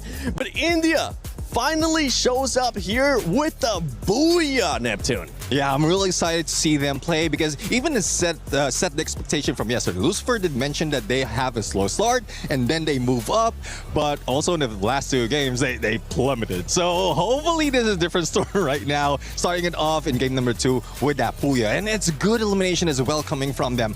It was almost the same story earlier wherein they could have taken a higher spot, especially in game 1, but it's just unfortunate that, so the story is AGAL as well as Team Apex Gaming, they scan each other with the binoculars. So AGAL was just waiting for them to rush in. And the moment they did, they got annihilated. Brimred almost got them as well, but it's a good thing that on game number 2, Team Apex Gaming managed to recover. Yeah, but always, I have to appreciate how Loud is also doing so well in the first and second game. I mean, that last circle was amazing. Yes, they were in a bit of a compromising situation. They got lower ground, but they managed to make it work. And I mean, getting that points, 19 elimination points, and then previously 14 elimination points. This is the consistency that we need. And of course, we expected from a Brazilian team. And while we were talking about Loud, one of the things that we were mentioning too, that we especially were talking about Neptune, is their positioning, right? Yesterday, Yes. at one point, it looked like they were just getting gifted, but you can't say gifted when this squad is continuing to just be consistent in their location and their placement during those circles. Yeah, most of the time they go and choose the middle of the map. That's where they get information, and not everyone is following that path. So pretty much they are in a safe spot already once everyone is in position, or as soon as the next phase covers the following one, that's where they will be able to rotate onto the edge of that circle. So it's a good strategy for Loud Stickers right now, but I think even Brilliant United in game number 2 tried to do the same thing. They went in the south, and that's when they met AJAL and take them down. Yeah, and what's interesting for me was that battle between, Tag against Buriram. Buriram was trying to do something at the very last minute, but unfortunately, they were the one who got wiped out instead. And that was actually kind of shocking to me because Buriram United Esports, we all knew day one, they were amazing. They were super aggressive. They set the tone, but something went wrong today. I haven't seen the same Buriram that I saw the other day. Yeah. I mean, I was expecting this. Most of the time, like, we have a three-way battle, especially of this. We're expecting a ring around the Rosie, but I guess they didn't find Rosie at that point, and they met against each other, and Tag was just on that high ground, took down Brim United together with Loud, and great elevation, though, has been done. Though it is Tag who initiated it, we were expecting that Loud might be able to go in quick, but Team Apex Gaming was just Apex Predator on that final 4v4. They were literally all over the place, up and down. The movement was very dynamic, very amazing, very impressed. And for Buriram, I kind of want to go back to that one because this squad, maybe they set too much of an expectation yesterday, would you say, Conchita? Because they did end up getting 3 booyahs yesterday. I don't think any of us expects them to do that again today. Yeah, well, again, it's not just yesterday, but it's Buriram United Esports because we all know that they are capable of doing so, and they do come here with a lot of, preparation and vengeance and redemption. So it's not just that we set up a high expectation. We know they can exceed even the expectation that we give them. That is why today I'm actually not feeling it yet for Buriram United Esports. I don't know what it is, but yeah, I think they could do so much better. I'll have to find out though, because so far the signature is to show them what they have, but be a threat on the board. And Buriram United, like yesterday was just a booyah. Now it's just the numbers, elimination. So 17 elimination in the first game, 18 elimination in the second game, despite of not getting that booyah, total points rather, 10 elimination in the second game. Despite of not getting booyah, they're still in that number 1. But again, some teams are creeping in slowly, and they're making way on what Brim United managed to pull off, studying their opponents and then bringing them down. Yeah, especially with what we've been talking in regards to the gaps. If you're just tuning in, if this is for some reason the first time you're watching Free Fire at EWC 26, let me just remind you what's going to happen after these matches are done for Group A. The top 4 will be moving on to the grand finals. And let's take a look at those top 4, because right now EVOS is that cutoff point. You can see 139 points. They do have a healthy gap there to Gun Dynasty, Team Falcons as well. This is one team that I think we were expecting to step it up in the second half, especially coming up soon. Maybe that will be the turnaround for that squad, because they do need to make up points. Yes, but I don't think 5 points is that healthy, actually, especially with the rest of the game that we have. I'm just not sure that this is quite safe yet for EFOS, so they still have to try somehow to be more consistent, at least in getting those points. You know what I'm saying? Yeah, I do agree. I mean, look at that century mark in terms of elimination for Bordeaux United as well. And a lot of teams are trying to do the same thing. They're trying to follow the path that BRU has been playing, but it is difficult right now. Most of them are just playing it with placement point, positioning wise, but BRU just understand what they need to do right now. They are countering. They're going against the flow. Yeah, but it's also getting ridiculously dangerous for Paradox Gaming. I mean, let's take a look at that. 48 points. They fell behind Titan Esports Club in just 2 games today. I mean, there's one thing about Paradox Gaming. Hopefully, they let go of the aggressive reign, because I think that's where they're failing. Back in their regionals, they're the most aggressive team out of Africa. Now, that's going against them. Like, your aggression, especially with teams who have all eyes on you, then you will be the target in most instances. So they just tone it down a little bit, play with placement, and then towards the end, if you get that booyah or close it, then that's where you'll have that confidence to get all those eliminations. It's so close too, and those teams towards the bottom, I mean, we just saw what TAG was able to do before this performance. Yes, they have had some good performances, but they were still there within distance of those teams towards the bottom. The last 2 will end up getting their keys crushed here at Free Fire at EWC 26. Now, can they possibly get a booyah? That's what we're gonna be looking at, especially those teams towards the bottom, because they got absolutely nothing to lose. They know what's at stake, Conchita. Either they get a booyah or they go home. But one thing that I do realize today is something has shifted between all of the teams that are playing in the A group. Yesterday, it was all about aggressiveness. It was all about showing up, showing strength. But today, they are playing it a little bit more strategically. They are trying to be more consistent in terms of collecting elimination points instead of just, showing up with a bang. You gotta get those elimination points. Yeah. You wanna get that booyah. That's just what we're after. I mean, yesterday we even had a competition in regards to those booyahs, and we've been seeing the comments that you guys have been posting on social media. You guys actually heard us use that hashtag EWC, and if I'm not mistaken, we might be featuring some of your guys' stuff right now. I mean, trick to see which teams are gonna be biased towards.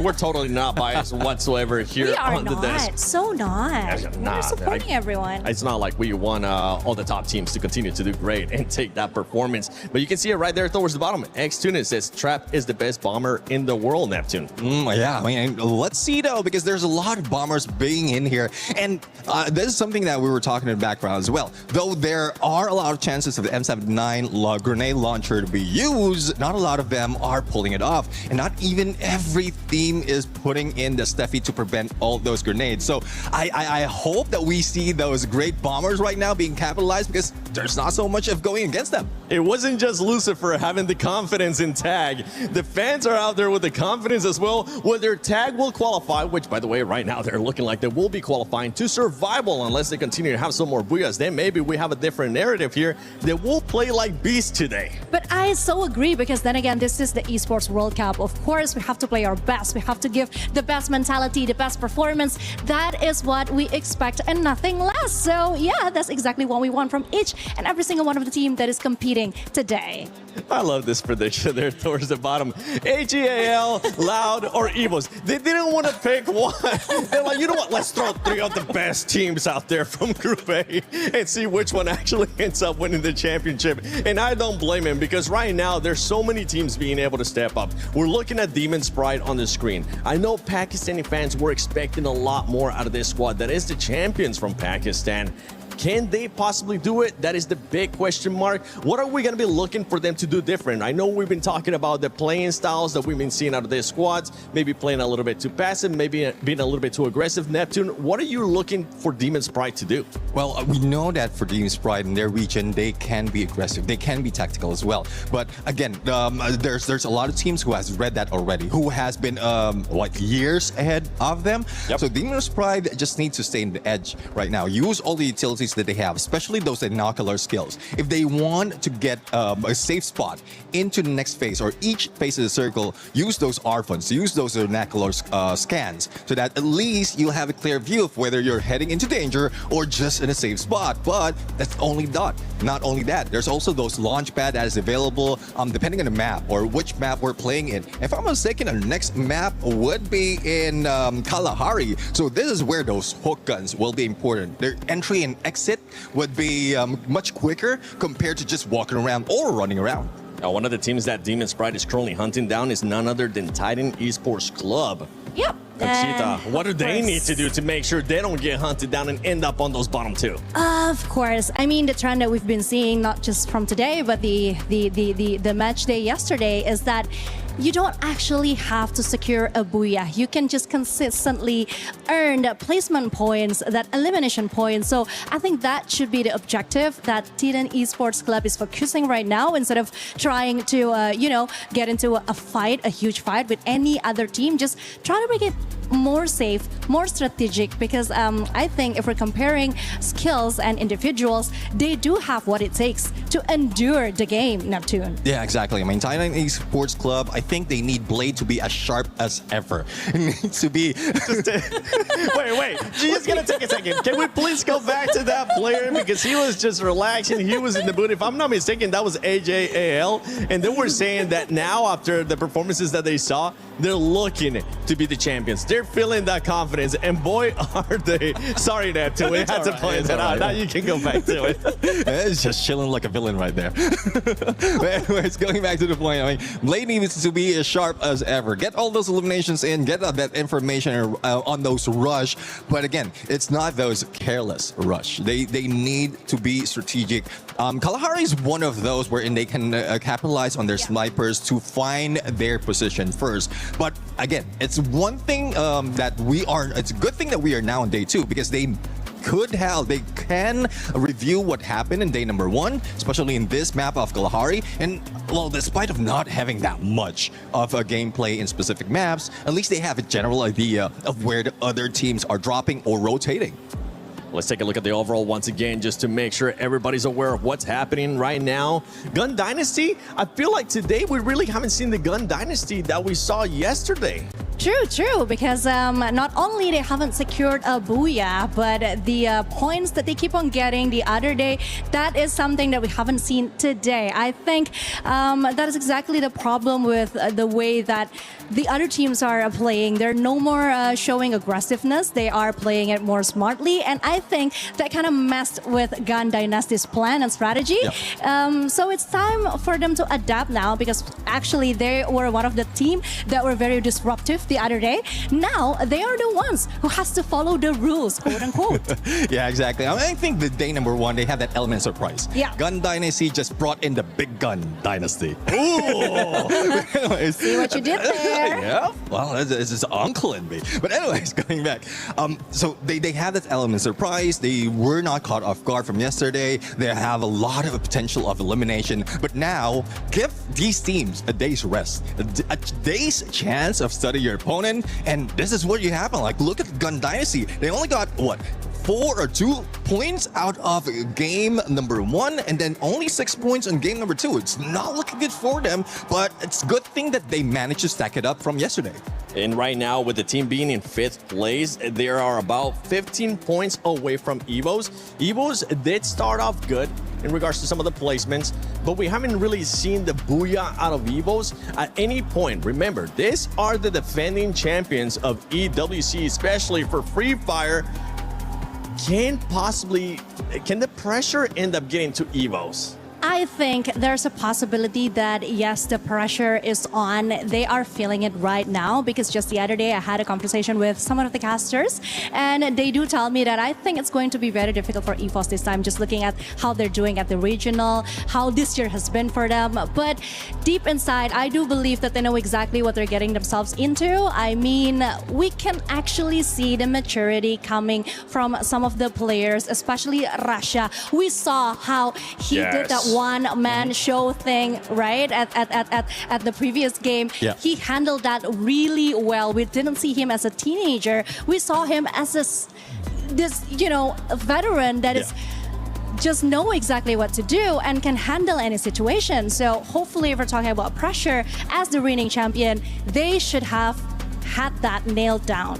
But then again, I mean, if they're just reliant on Russia just ending it, that will be the situation over and over again. He's the last man standing. The rest of the squad will just be waiting to be revived if they can be revived. And that is getting tougher and tougher. One good story, though, for EWC is after that game number 2 from yesterday, they are getting double-digit points, all throughout up until today. So that's the trajectory as well as the consistency that we're looking for. Booyah will capital them a little bit higher to make them secure the top 4. And for Team Falcons, you got to remember, for Team Falcons, they're currently in contention not just to be able to be the champions of Free Fire at the EWC 26, they're also in contention for the club championship. So they want to be able to get those points. They have won in the past year for Free Fire. Which team and which player from Falcons would you like to see step up in this last matches for Group A? Well, Limited 7. Limited 7 is one of the best snipers that we have in Southeast Asia. Team Falcons has been using him as a threshold when it comes to snipers. But it seems like he is being hampered right now. Again, this current meta is a meta of the snipers. The current update is the update for the snipers. And even Limited 7 is not stepping up. Only the other teams are the ones who's stepping up. So I don't know what strategy is in there. And we're not even seeing him in those close quarter combat. So hopefully he'll be able to step up, lead the squad, because we know the frontliners will be able to cover him. Yeah, for Falcons, I mean, we saw players yesterday being able to step up. And I'm hearing that we actually have an interview with the Falcons. So let's see what they had to say earlier in the day. Hello everyone! Right next to me is On Fire from Team Falcons, and I also have Kay for our Thai translator as well. Alright, hello On Fire. So this is our second day, and I think it's gonna be very pressure for Team Falcons because you guys must get into top 4. Have you guys prepared for anything? ก็วันนี้นะถือว่าเป็นการแข่งวันที่2แล้วนะฮะแล้วก็ค่อนข้างเป็นการแข่งที่เป็นวันที่ค่อนข้างกดดันเป็นอย่างมากสำหรับทีม Falcon นะเนื่องจากว่า Falcon จะต้องขึ้นไปถึงท็อป 4 ให้ได้นะฮะได้เตรียมตัวยังไงมาบ้างครับก็เล่นไล่ยิงแบบวันแรกแล้วไม่ได้กดดันเท่าไหร่ครับ Actually, there's not that much pressure for us. Like we're gonna play like the same as we played yesterday on the first day, so we're gonna go hunt everyone down one by one. Okay, I understand his perspective, but overall, yesterday, we can see a lot of changes in the roster. So what happened? Are you guys trying to test as much as you guys can during the tournament so you guys can do your best at the finals day? ก็เข้าใจนะฮะว่าต้องการจะทำอะไรสักอย่างเมื่อวานนะแต่ว่าเนื่องจากว่าเมื่อวานเห็นมีการปรับแผนการเล่นค่อนข้างเยอะเลยอยากจะทราบว่าทีม Falcon ต้องการจะทดสอบอะไรบางอย่างหรือเปล่าฮะหรือว่ามีแผนอะไรอยู่ในใจไหมก็ไม่มีนะแค่บางคนยังน้องในทีมบางคนยังกดดันนะเล่นไม่ได้ก็เลยปรับเปลี่ยนกัน Actually, like it's just like some of the players in our team like are not get used to the playing on the stage yet, so it's a bit of pressure to that player. So, but everything gonna be fine. Oh, okay, I understand. Okay, so one more question On Fire. I heard this will be your last season in EWC 26, but also in Free Fire. I'm not sure, so I'm asking. So, do you feel any pressure, or do you feel happy when you're here in Paris?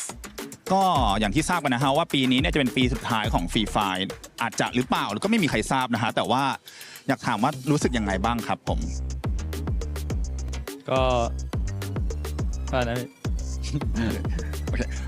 ก็อย่างที่ทราบกันหลายคนทราบกันนะฮะว่าปีนี้จะเป็นปีสุดท้ายแล้วของ Free Fire หรือเปล่าก็ไม่มีใครทราบได้นะฮะเราเลยอยากถามน้องออนไฟว่ารู้สึกยังไงบ้างครับก็จะทำให้ดีที่สุดครับไม่รู้ว่าจะมีอีกหรือเปล่า Well, as we have no idea, like no clue at all what's gonna happen to the Free Fire. Are we gonna be here next year or not in EWC? But we're gonna try our best.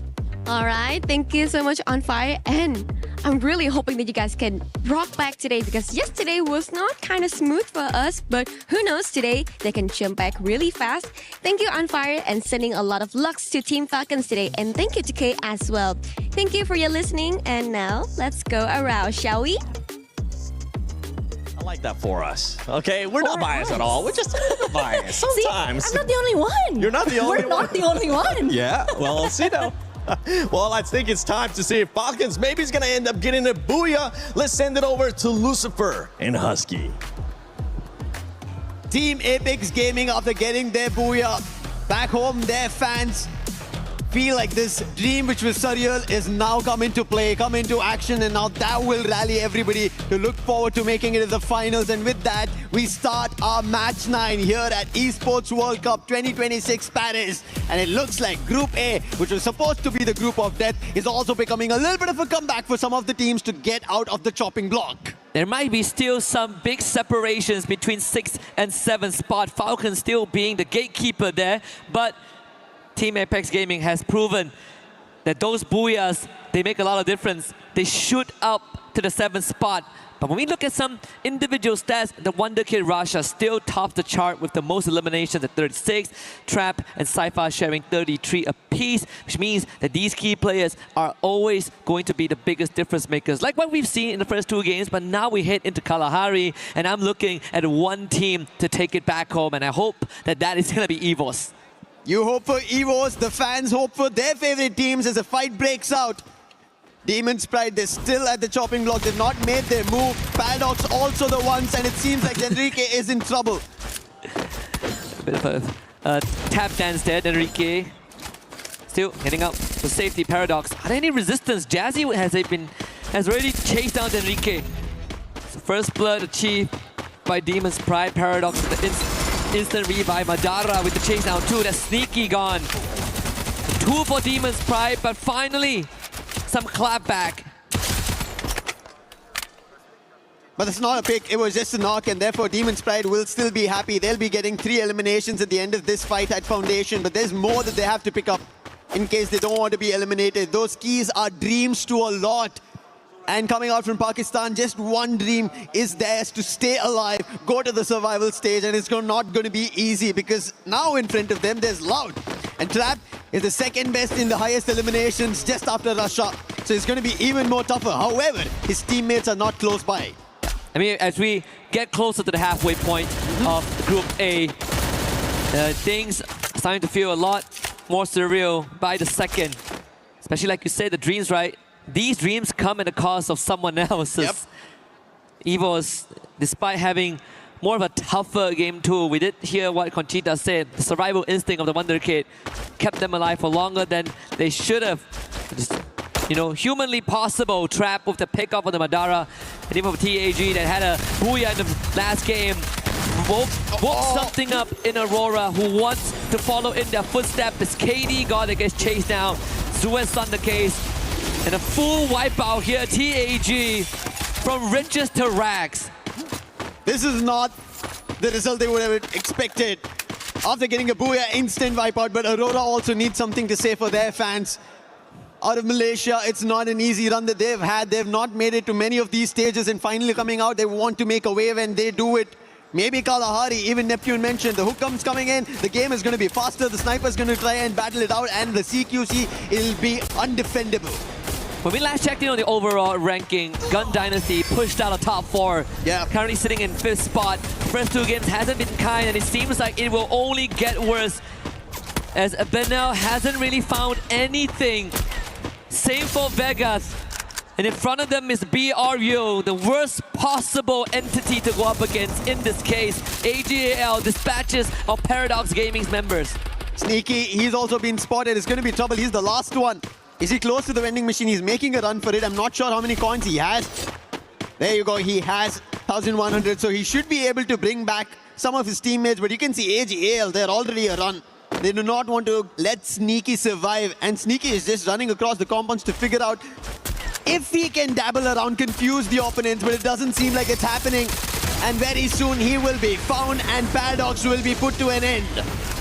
And that's already 3 teams removed from the lobby. And just at the timing of 4 minutes, Lau gets a full revive here, courtesy of Trap. Falcons actually running into Aurora as well, who earlier on got the wipeout. The previous Booyah team, which was Team Apex Gaming. And I mean, for Aurora, on a good day, the only thing that holds them back is that recklessness, right? That bloodlust sometimes causes them to kind of tunnel vision. EXO getting brought back, they should be fine. In fact, it is a fair fight if Aurora gets into a 3v3 against Falcons. Karolo does get tagged by Zuez. And On Fire called in as reinforcement with the Trogon in hand. Zuez will now have to take that fight on. Coming in close, but On Fire is the one that gets the chip damage in. Falcons with Gun Dynasty not having their day, they should be there opening an opportunity. Zuez could have been taken down, but On Fire quick on that glue wall. But finally his teammate is there, Kiroro answers. And that's going to be another added on elimination, the second coming in for them. But on the other end, Damage leader Trap has been besting rushers, youngsters, and he's still been leading the front. But finally Ray puts him down, not giving him enough chance right now, at least here on Kalahari. But we know the squad, they rally up quickly, they will get him back up. But on the other end, EVOS, after the first 2 unfortunate games that they've had, they would want to pick up points themselves as well, because they're the defending champions. They are now close to being pushed down if Falcons make it to the top 4. Absolutely, and even for Aurora, this is going to be a tough game because they are getting picked up by multiple teams and having to invest resources in their revive. Demon's Pride still in the last spot as of yet, found their 4-point. I think in this case, right, we've seen Demon's Pride in the first 2 games itself. It's not like they kind of went out on a whimper, right? They came in, they get a couple of eliminations. But I think it's about time we talk about the placements for them, because some of the first 2 lobbies, wipeouts didn't happen early on. It's not like Kalahari where we've already lost 3 teams, about to be potentially 4 as Lau are on their last legs. So that means that for Demon's Pride, sure, you're getting eliminations, but if we don't get the injection of placement, you are going to be in that bottom 2 because they have been racking up some digits. I really like that you brought the point of placement points, because it's going to now get crucial, especially if you're in the top 4. There is no in-between day before your grand finals, if you already make it to the finals. And especially at that time, your placement points count. You need to get closer to the champion rush condition, and if you don't, other teams will make it closer, and the Booyah seals the deal of that key and the shield finding a new home. Yeah, and it has happened across multiple regions. I mean, we look back at 2025 spring for SCA. It was Onyx that got that win when no one thought they would, right? We call it the Onyx incident. The same happened for the regional USA, where Mia Corp, not the favorite to win. Yeah. They got here because they got that Booyah. And that's where consistency matters the most. It really hits home the cliche saying, it's not how you start, it's how you finish. Exactly. You could have 200 points in the grand finals, but if a team that hits champion rush at 90 points gets the Booyah, they are going to be the champion, and you will only come in second for your efforts. I'm pretty sure nobody would want to take #2 because we know how devastating it is, especially that the champion can walk away with 3 keys that they would want to add on to their trophy while being crushed. And that is something that esports brings the rawness out of every player, every team. And that's the best part of it. It creates a system of rivalry that they want to again go for an achievement and take them down the next time. But for now, as they're here in the moment, they have to get it going. Quick pause that we have before we resume. Kalahari has already seen 3 teams out of the play, but Buriram, they are on top of it this time. They've been quick to get 7 eliminations. They would want to do a lot more, because every other team, they've been taking it away in the first 2 games that we witnessed, and especially at today's halfway mark for Group A here at Match 9, and after this, just 3 more games. And if anybody wants to get back on the race, make sure they're safe and sound. They need to deny the points to the top 4 teams. Yeah, and I think in the worst case scenario, if a team really has no more chance, and this is probably when we get into match 5 and 6 for day 2, you can play spoilers. Yeah. You can ruin the chances. Kick someone out of top 4. Force them to play 10 more games tomorrow. There's already Gun Dynasty who have missed their mark today. They've not been able to perform in the first 2. They're already the 5th spot. Falcons, they should have been the best ones to take that 4th spot away, but that's not happened yet. And I think the worst case right now, I mean, the situation gets worse for Gun Dynasty, right? Yeah. The first 2 rounds, middle of the pack, just gently pushed out of top 4 by Evo. I say gently, but there was more. There's a double-digit difference. They just got wiped out. Yeah. And I think our panel did say, our host, Barney and Luti did mention that during the team walk-ins that the team that, finishes top of the group, they get the privilege of operating the Crusher. Oh! It's 2 keys, but still, Yeah, those are two dreams. You hold the dreams in the palm of your hands. That's a lot. That's a lot as a responsibility, but at the same time, to see your chances just being crushed, powdered down, and I don't think anybody would want it, but that's how that's how terrifying Group A has been since yesterday. And even Conchita mentioned this, right?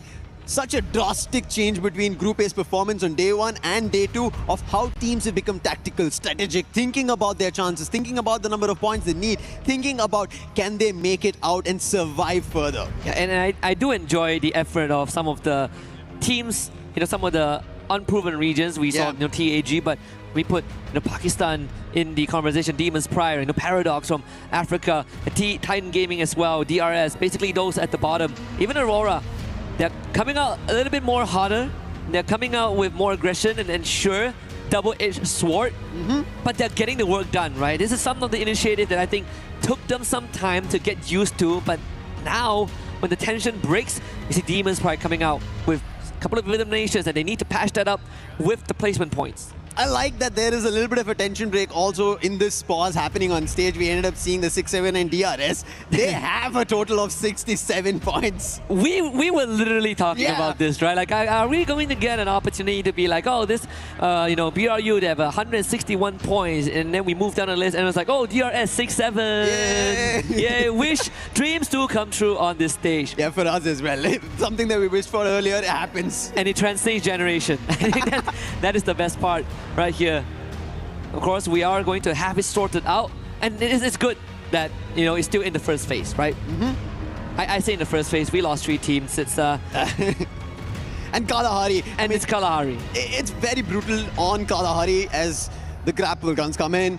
It's an open terrain. Everybody just has an eye on you, even if you run away. Because we could see, right, the run coming in from Paradox's Sneaky. He was trying to move away from AGL as much as possible. Unfortunate, no vending machine. He was trying to confuse them, and it still did not work out because AGL, there was nothing that Sneaky could hide on. Yeah. Buildings clearly seen, windows all open, and whenever Sneaky jumped around, they could even spot him and eventually close the distance and put him down. So that's going to happen throughout the game of Kalahari for every team. I was making an observation, and I wonder if we call for Moshi, will he wake up? Sir, you still have a couple more games to go. So no nap time for you guys. I was going to see, I think the wait is going to be the more nerve-wracking part for these teams, right?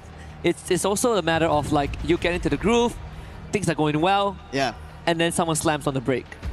I really like how the storyline itself for Group A has kind of shifted. When we started, we were kind of talking, I think this is going to be an easier decision made for us. Right. We're going to be casting. The top 4 teams are already sitting there. They should be easily qualifying. Garena Dynasty in that top 4. But all of a sudden, things have changed. Falcons might have a chance. Evos have not found the best of points. Yes, they're sitting at a total of 141, but that's not completely pretty. If Gun Dynasty end up finding a big game, Evos don't. Evos get put out after having only 1 Booyah, and they still are not their defending champions, will be pushed to the survival stage. So much changing in Group A, completely unexpected. I think it's a good time to also kind of expand on our earlier conversation about Gun Dynasty, right? Because we saw the interview. They don't feel the pressure. It feels like home. They are very confident and very warranted in the confidence off of day 1.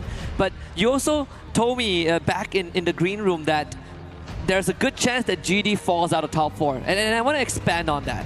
Now, the main reason, right?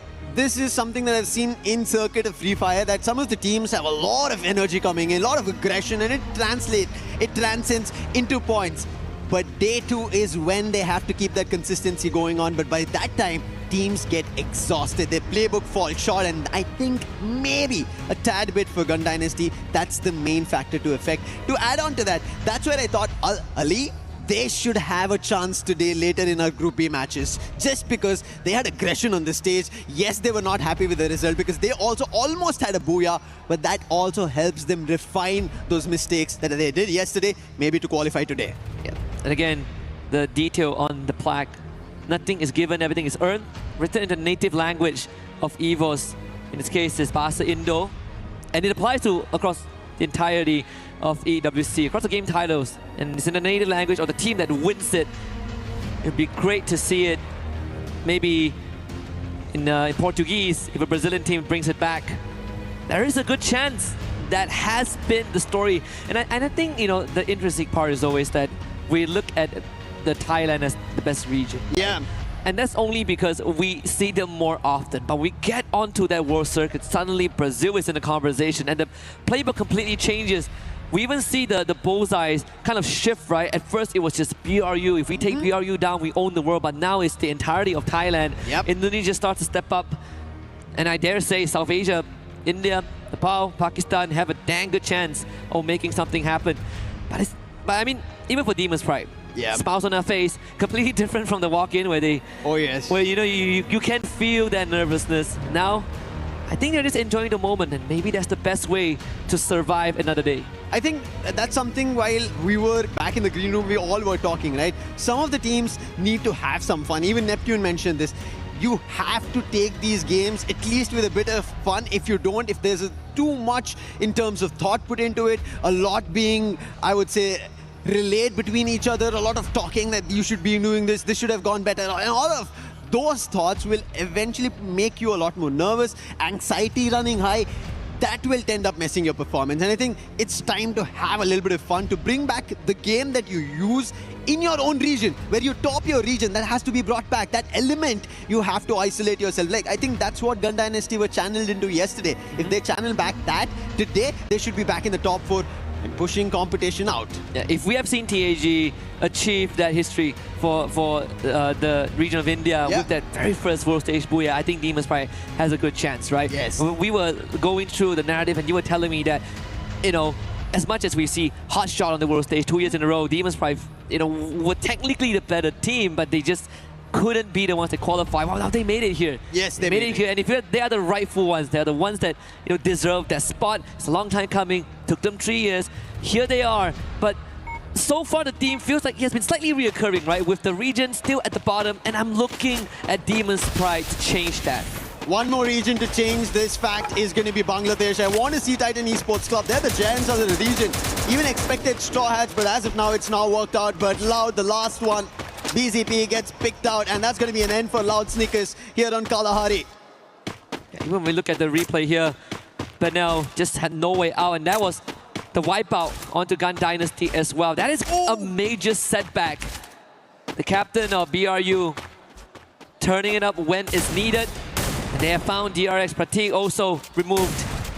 I believe that is maybe 4 teams out of the lobby already. Loud actually got picked off screen. Yeah.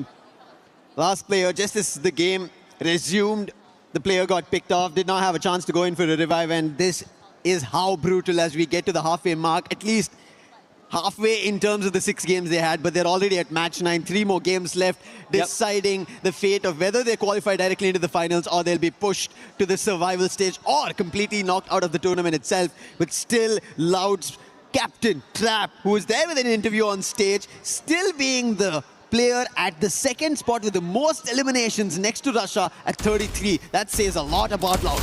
And even the first time when we saw Trap playing on that big stage, we know that this guy is a very aggressive guy, very full of energy. Likes to go in aggressively like a madman. Sometimes doesn't pay off, but it's something that has given Loud that personality and value in times of need. Titan Gaming not doing that good. TEC, excuse me, not doing that good as well. One last survivor with the Morse deal, taking out Jazzy. AJL pushes forward. Demon's Pride.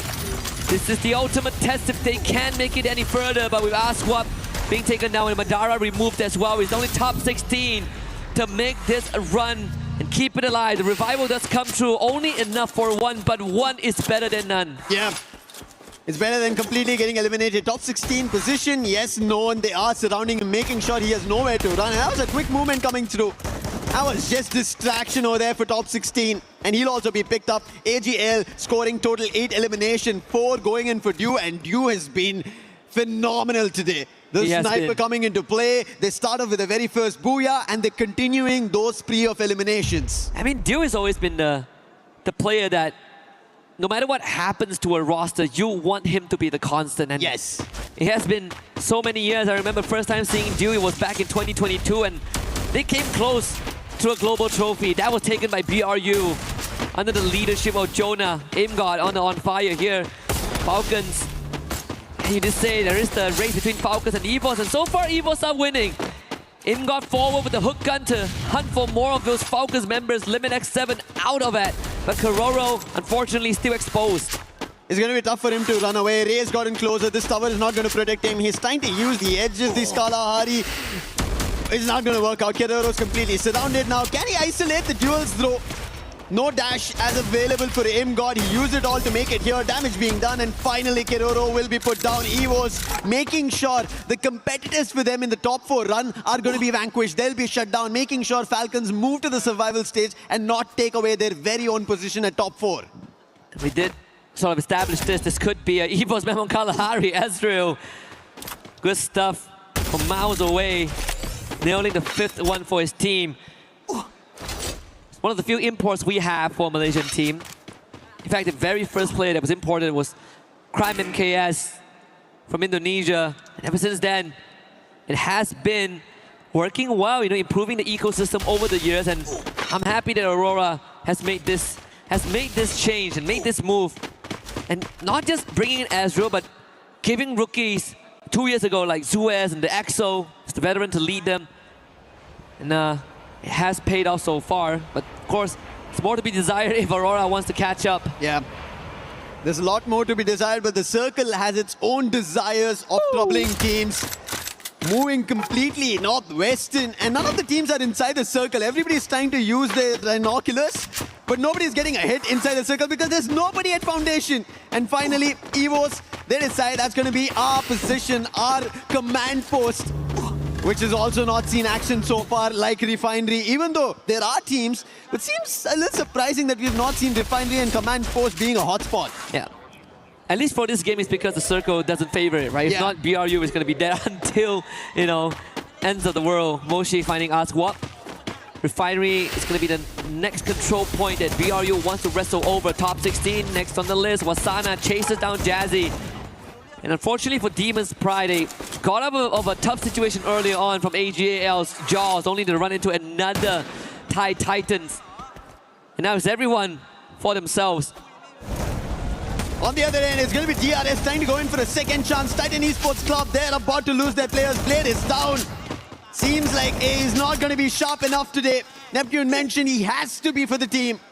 But another loss for Titan Esports Club. Kutosh and Najat, they're way too far away, and DRS will be happy about these eliminations. And Titan Esports Club might have made it out of the chopping block for the time being, but it's not going to be enough.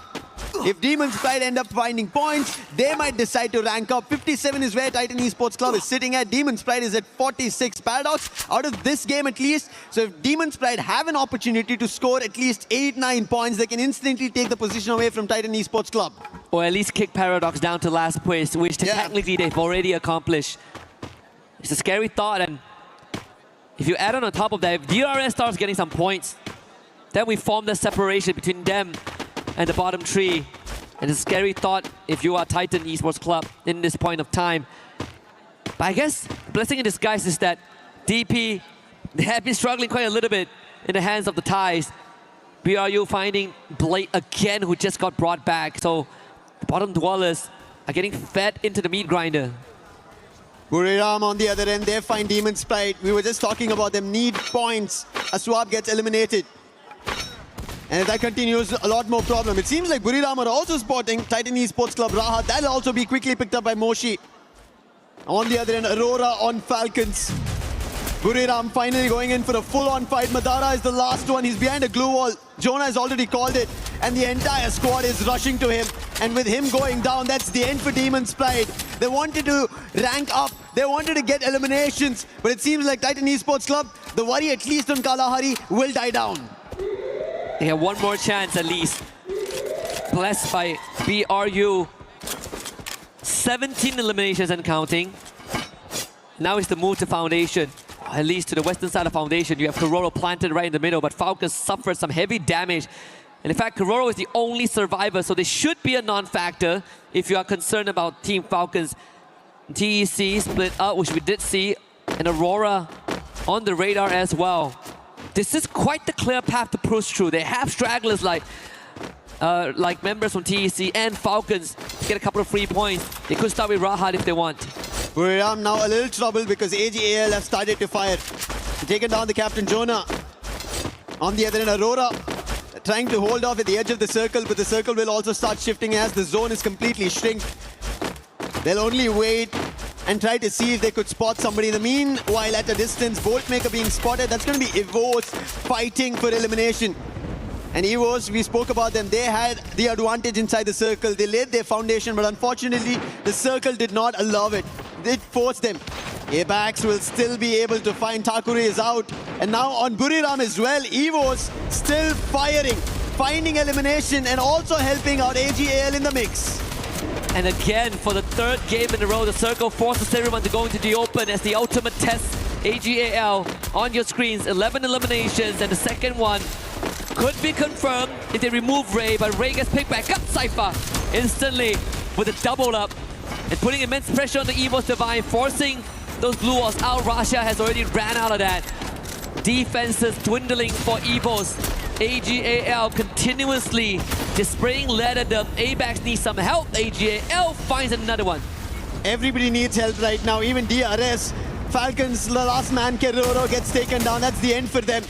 Aurora now trying to climb up, but it's going to be difficult. They don't have any vision about, no information, so running up is going to be difficult. And finally, EVOS do not allow that. With Axel going down, a lot more trouble strikes Aurora. And now EVOS also deciding to send off in the other direction because the zone is not in their favor. But before that, they will have to clear the position. They spotted two different teams, but they're only spotting the players. They don't know it's two different teams. And Titan Esports Club, that's going to be Blade getting taken down. Cypher from AGAL helping out in the mix. Azriel trying to back off, join his teammates. AGL in the mix, making sure that EVOS don't survive. But rush up. He puts Azriel down, confirms, but it's going to be DRS stealing it away. Knocks from somebody, eliminations from somebody. But who is winning it? It is AGL with EVOS together that smash DRS out. And Jun just didn't know where to look. And that ends out in his death. Due another sniper with the aim gun. And finally, the Wonder Kid has had enough. He comes back, shoots Dew down, and EVOS have a good chance. 4v3, they have the weaponry. Raiders get dropped by Nameless, and they make it even. Aim God down in health, Apex is down. Nameless putting everything into his hands, and he might be the one that drags them across the finishing line. Nameless with the support, Aim God now all alone. Barros is there by his side, and Cypher with the final nail in the coffin. 20 eliminations, AGAL books the second booyah. Second booyah of the day, and AGAL are making sure they seal the deal in the top 4. Do not give the chance, especially with these top teams already taking away the points. It's getting very dicey down there for teams at the bottom. They don't know what they have to figure out. Match number 9 is done. 10, 11, 12, 3 more games to go. And at the end of it, keys are going to get crushed, meaning your opportunities here in EWC 2026 in Paris, at least with this season, is done. Almost done. We are about to close the chapter on 2 of these boats. The halfway point being crossed means that pressure starts to set in for the teams at the bottom, potentially in the red zone. But I gotta say, EVOS, sure, no booyah, but they held on for so long. In the battle of attrition, they were on the losing side, and this was the spirit that got them that trophy lift last year, and we're seeing it on display again. Despite no booyah, they still, I think, walk away with a win. Yeah, and somehow they've always been balancing themselves against Falcons, because Falcons, as long as they survive, they have a chance in the top 4, and EVOS could be pushed down and they would have to move to the survival stage. And I think somehow they haven't read about it. The White Tigers are able to find their way through, and they are still keeping themselves afloat in the top 4. However, AGAL, I think we spoke about this, looking forward to placement points, looking forward to booyah is what you have to ideate, especially as you make it to the champion rush. Yep. Let's listen to what AGL has to say. งานสลิงปีน ตายหมด โอ้ยเฮียกูยิงอย่างเวอร์ไอ้สัตว์ฉะนั้น ผม ไอ้บ้า Cool, calm, collected. It's a bit of a stretch of the arms. Just another day in the office for AGL. Yeah, it didn't seem like they were very hasty or there was a lot of rapid comms, if I could say it. Yeah, it's Cool, just calm, like connected. Oh, we get the booyah. Yeah, you do this. There's a man here. That's about it. That's I think the basic understanding we got. I think so too. I mean, these boys have been together for quite a long time. Yeah, that's true. Time. Took a while to kind of assemble. Well, it didn't take that long to assemble the squad, but it took a while to really build that chemistry. It's paying off. I mean, 32 points is a dream to even hit 30 points in a single round. Yeah. Usually these are the sort of the deal breakers. This is what decides who wins the championship or who gets ahead of the curve. AGL, they come in with 32, but we did talk about EVO's 27 points. Not too shabby. BRU, 26. The front runners are still there. Opportunities for everybody. On the other end, if you look at the bottom page, Demon Sprite, they did have a little bit of a lift-off, 7 total points, 4 elimination. Loud Sneakers, their opportunities are getting pushed out by some of the teams. The fights, especially between Falcons as well as EVOs, is troubling them and they're getting eliminated a little too early. However, one thing that we've been talking about, right? Thailand taking away the trophy, even on the world stages, even here on EWC, even Indonesian teams now rising up the ranks. But AGL, they've been winning in the region. They want to get a big trophy, a global one. Can they do it? Looking at how now they've built up on day 2, there is a storyline that could be written. Yeah, absolutely. I mean, I'm looking at the players, and I think even Gun Dynasty are starting to feel the heat, right? Yeah, like yeah. Again, 3 rounds in a row. This was a team that came in hot. They were tailing behind BRU. We talk about if we put placement points aside, technically Gun Dynasty is the better team compared to BRU because they have no booyahs compared to the 3 that BRU has. But I think right now we have a bigger problem, a bigger question for them, right? Yeah. Is day 1 it? Is that it? We got 3 more games coming up. Yeah. I hope Gun Dynasty change their approach because they still have a chance. With 3 more games left here for Group A, there's an opportunity, but looking at how these teams are fighting, right, especially the Southeast Asian teams, they are going all guns blazing. They're looking unstoppable and they're not giving points to anybody to even approach for. And that is unfortunately not giving them an opportunity to look forward to a lot more. However, opportunities right across this breather for everybody.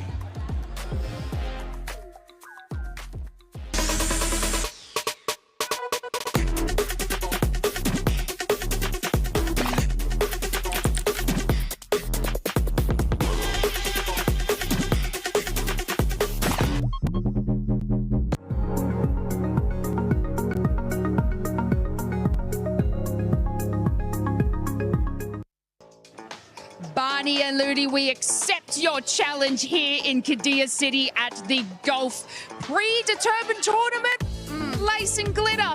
We are going to challenge you and beat your score, but not without a prize. Yeah, you know, it feels like it might be a little bit rigged in favor for Barney, but I really want the prize Lace is talking about because we are going to get an EWC 2026 custom printed t-shirt with our name on it, or the name of the winner, really, you know.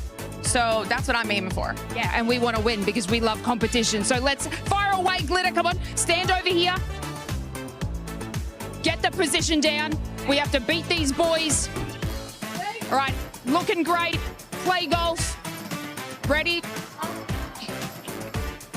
Okay, 9, 8, 7, 6. Don't be nervous. 5, 4, 3, 2. Got to beat the boys. All right, she's got some incredible form here, and all she needs to do is aim for the flag. Not too much power in the positioning here, but it looks like it's going directly there. A fair bit of power behind it. This looks like a good one. Okay, I'm actually pretty proud of that. I'm not mad about that. 90.5, that does put me above Barney. Lace, I know you can do the same. It does help to limber up a bit, you know? And the tips that I found is, you know, just ignore the audience, okay? Yep, not too much power, not too little power. Just the right amount. Yeah. Keep your eye on the ball. Envision it going towards the pin.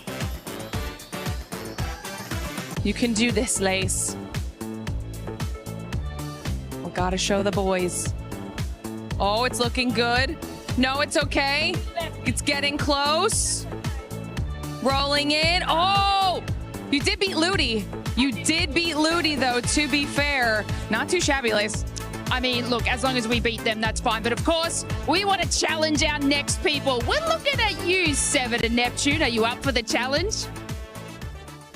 We're definitely up for that challenge. Don't you worry, we'll be able to beat the scores that you guys were able to beat. But one team that's currently challenging everybody is none other than AG, because my gosh, this squad has now gotten 2 booyahs. They might be going for that third one, but the rotations that they were able to do were great. Yeah, exactly. I mean, they're focusing on the South Stay, making sure that it is clear out of the area, and even contending off those rotation if someone will be coming in. And one thing that they did, especially in the previous game, is in the 5th circle, the moment that it counts down to 5th circle closing in, they triggered that bolt maker, the lightning zone. So it's a threat to everyone and also damage them. So with all those damage, they can also spot out the opponent, and it gives them more of a leeway so that they will not be rushed in. So smart move coming from AJAL so that they can get that booyah.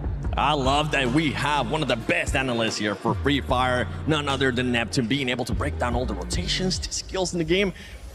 How about we break down that booyah curse? Because Tag ended up being affected by that one. Hopefully AG is not going to be affected by it here coming up. I guess there's a lot of things that they need to change right now, and just to get away from that booyah curse. Let's hope that that's going to be the case. Lucifer, Husky, do you think AL is going to be affected by the booyah curse or no? I don't think so.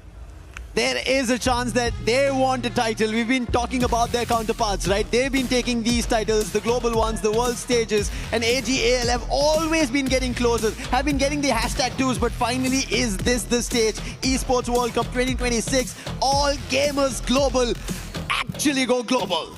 I mean, I would say they are already global, but it's about cementing themselves on that stage.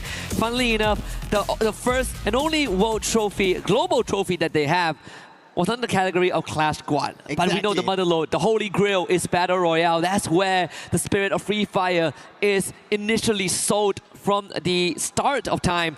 And I think for AGAL, very good chance. Cypher now second in terms of most eliminations. Still tailing behind the Wonder Kid, who is in first place, but slow overtaking Trap, who unfortunately was wiped out pretty early on.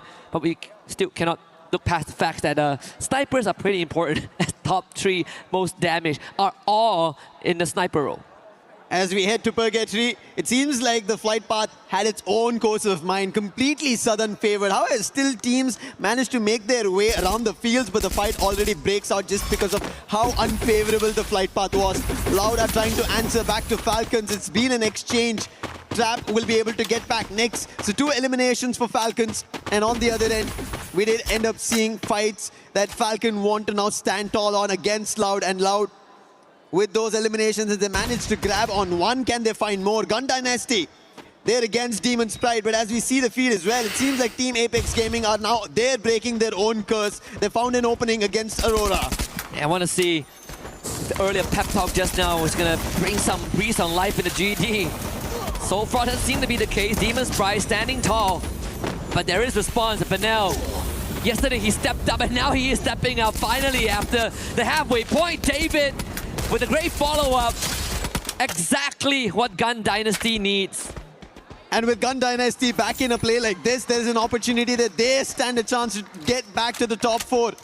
A lot more competition getting spiced up just for that position to the final. Demon's Pride, they want to be a part of it, but they're getting hit upon, they're getting taken down, their exchanges are not working their way, they're unable to find much, but still, even though the last player is surviving, they've managed to get 3. But we spoke about this earlier, a replay where Falcons and Loud were exchanging blows one after another. And as you can see, it seems like Loud did manage to get 1 elimination. However, Falcons had a better of it, get a total of 4. Yeah. We even saw Paradox Gaming having a pep talk as well during the intermission. And I think the expressions has changed, right? We look back at some of the player reactions after round 3. Reality is starting to set in that this could be the 3rd last game for some of them, and certainly going to be an early exit for Aurora Gaming. Twice today. Yeah. Out of 4 matches, two of them. It's Aurora Gaming being the first one to leave. Aurora, yes, they don't look super dicey on points, that they will be pushed out and their key being crushed. They should make it to the survival stage, but they're not better their chances and let it to the fate of other teams' performance. AGL on the other end, I think, as you already mentioned, we were speaking about it. It is Battle Royale that they have to get their hands on, a trophy, a title. But Gun Dynasty's Benel, this player was a beast yesterday, and today finally, now in this game, gets to elimination. He did get the information across to Shairu, who's now stuck at Ski Lodge. And AGAL seemed to be just chasing that one player who got stuck here, and Shairu will just try and buy time. There's nothing else that he can do. That's just one elimination that AGAL will be able to get. But on the other end, it seems like instantly the feed gets lit up loud. Gosha finds one elimination. Evo's getting troubled in this action, and now they're also rushing closer. Nix moving in the right direction, but there's also Falcons in the mix. Imgod actually taking a lot of heat as well. Imgod does bring the Wonder Kid back, but Limit will take out Ray. Once more, brought back by the captain of EVOS. This is what we've seen, at least at the Esports World Cup. EVOS willing to send the Wonder Kid out on an expedition, and he holds himself pretty well. Trap actually getting removed, so the attention onto EVOS now, diverted onto Falcon. Imgod tried to take advantage of that, but Pina was ready. Receives the hit, gets another elimination for his own. Apex now committed, comes in, but on fire, lying in wait with Limit. That flash freeze almost looked like he would be able to find two. Abax, nice try over there, but quick recovery coming in from Limit. And even Neptune mentioned we have to see Limit X7 performing. Snipers have been the recent meta, and he has to step up for the team. We've not seen the best coming in from his end yet. And maybe Falcons rise up to that occasion. Even Yunsul, we saw her talking to the Falcons, and it seems like it's not yet working. Kerora, who was about to just land at the roof, will be instantly shut down. Oh, Russia trying to play some mind games there with the vehicle, but not going to work on Nix. One of the top stars as well from Brazil. Him and Traps, in fact. That being said, we did see a bit of a stat there, but now 4 revives so far this game. Being the field medic and making sure that his team continuously stays alive in this match. It's a good chance that they run into Loud Snickers. We'll have to see if GD have found something within them. So far, I mean, haven't really gotten much done this game. And we saw them get up to a good start, 3 eliminations, that's pretty much it. Now we need to see that conversion. We gotta go further. Disappointment and stress on Aurora Gaming's players' face too. One of the toughest part, honestly, sitting through the entire lobby if you exit early. Well, right now, when you talk about exits, it's been Paradox who've been suffering eliminations. They've been getting pushed out of every game. And Denrique, he's now getting chased by Barros. Spotted, launcher boot out, and instantly Denrique, he thought it's going to be the launcher, but it's going to be Dew on the other end. And we said the sharpshooter Dew today, he's been phenomenal. 2 eliminations of his own, and Paradox, everybody who are around the moat house will be forced off. Thankfully, it's not a wipe. They had a teammate across who will bring the whole squad back. Second win in this game. GD very split up. So far the circle has been ruthless, very merciless today. It seems like it's going to continue to be the case. Brings us to north of Brasilia, and with Fuse as center point. AGAL now takes on TEC. Blade snapped in half. Rajat down to 10%, bleeding out as well. Knockdown is still with the delivery system, and this time up close and personal. Kurush trying to make a run from this, but he's walking right towards Team Apex Gaming. It's going to be difficult. Last man standing. If he doesn't survive this, it's going to be an end for Titan Esports Club. Their chase towards making it towards the finals. If there is an opportunity, it has to be the survival stage. And somehow Kutush, in terms of his maneuvering, he's been able to cross between both Team Apex Gaming as well as All Gamers Global and survive for the time being. Gotta play for placements now. Kutush calming with the rest of his team. He does have coins. Now he needs that vending machine. Purgatory is one of the bigger maps we have. And that makes it very, very hard to navigate with no vehicles. And we're out alone in the cold. And to make things worse, AGAL still prowling nearby. Look at the rotations. EVOS Esports, the very bottom. BRU still holding on to Quarry and Marble Works, which is their favorite spot on the western side of the map. The favorite drop spot, in fact. We should expect a rotation through Marble Works in just a little bit as Limit picks up Nix again. During rotations, even Gun Dynasty right now, they picked up a total of 7 eliminations. Benel, while we saw him being the medic, he's also managed to get 5 eliminations of his own. That's how brilliant he is. And what a play coming in from Rahat here. A quick replay for Titan Esports Club, a quick drive-by, putting the player out, getting an extra elimination.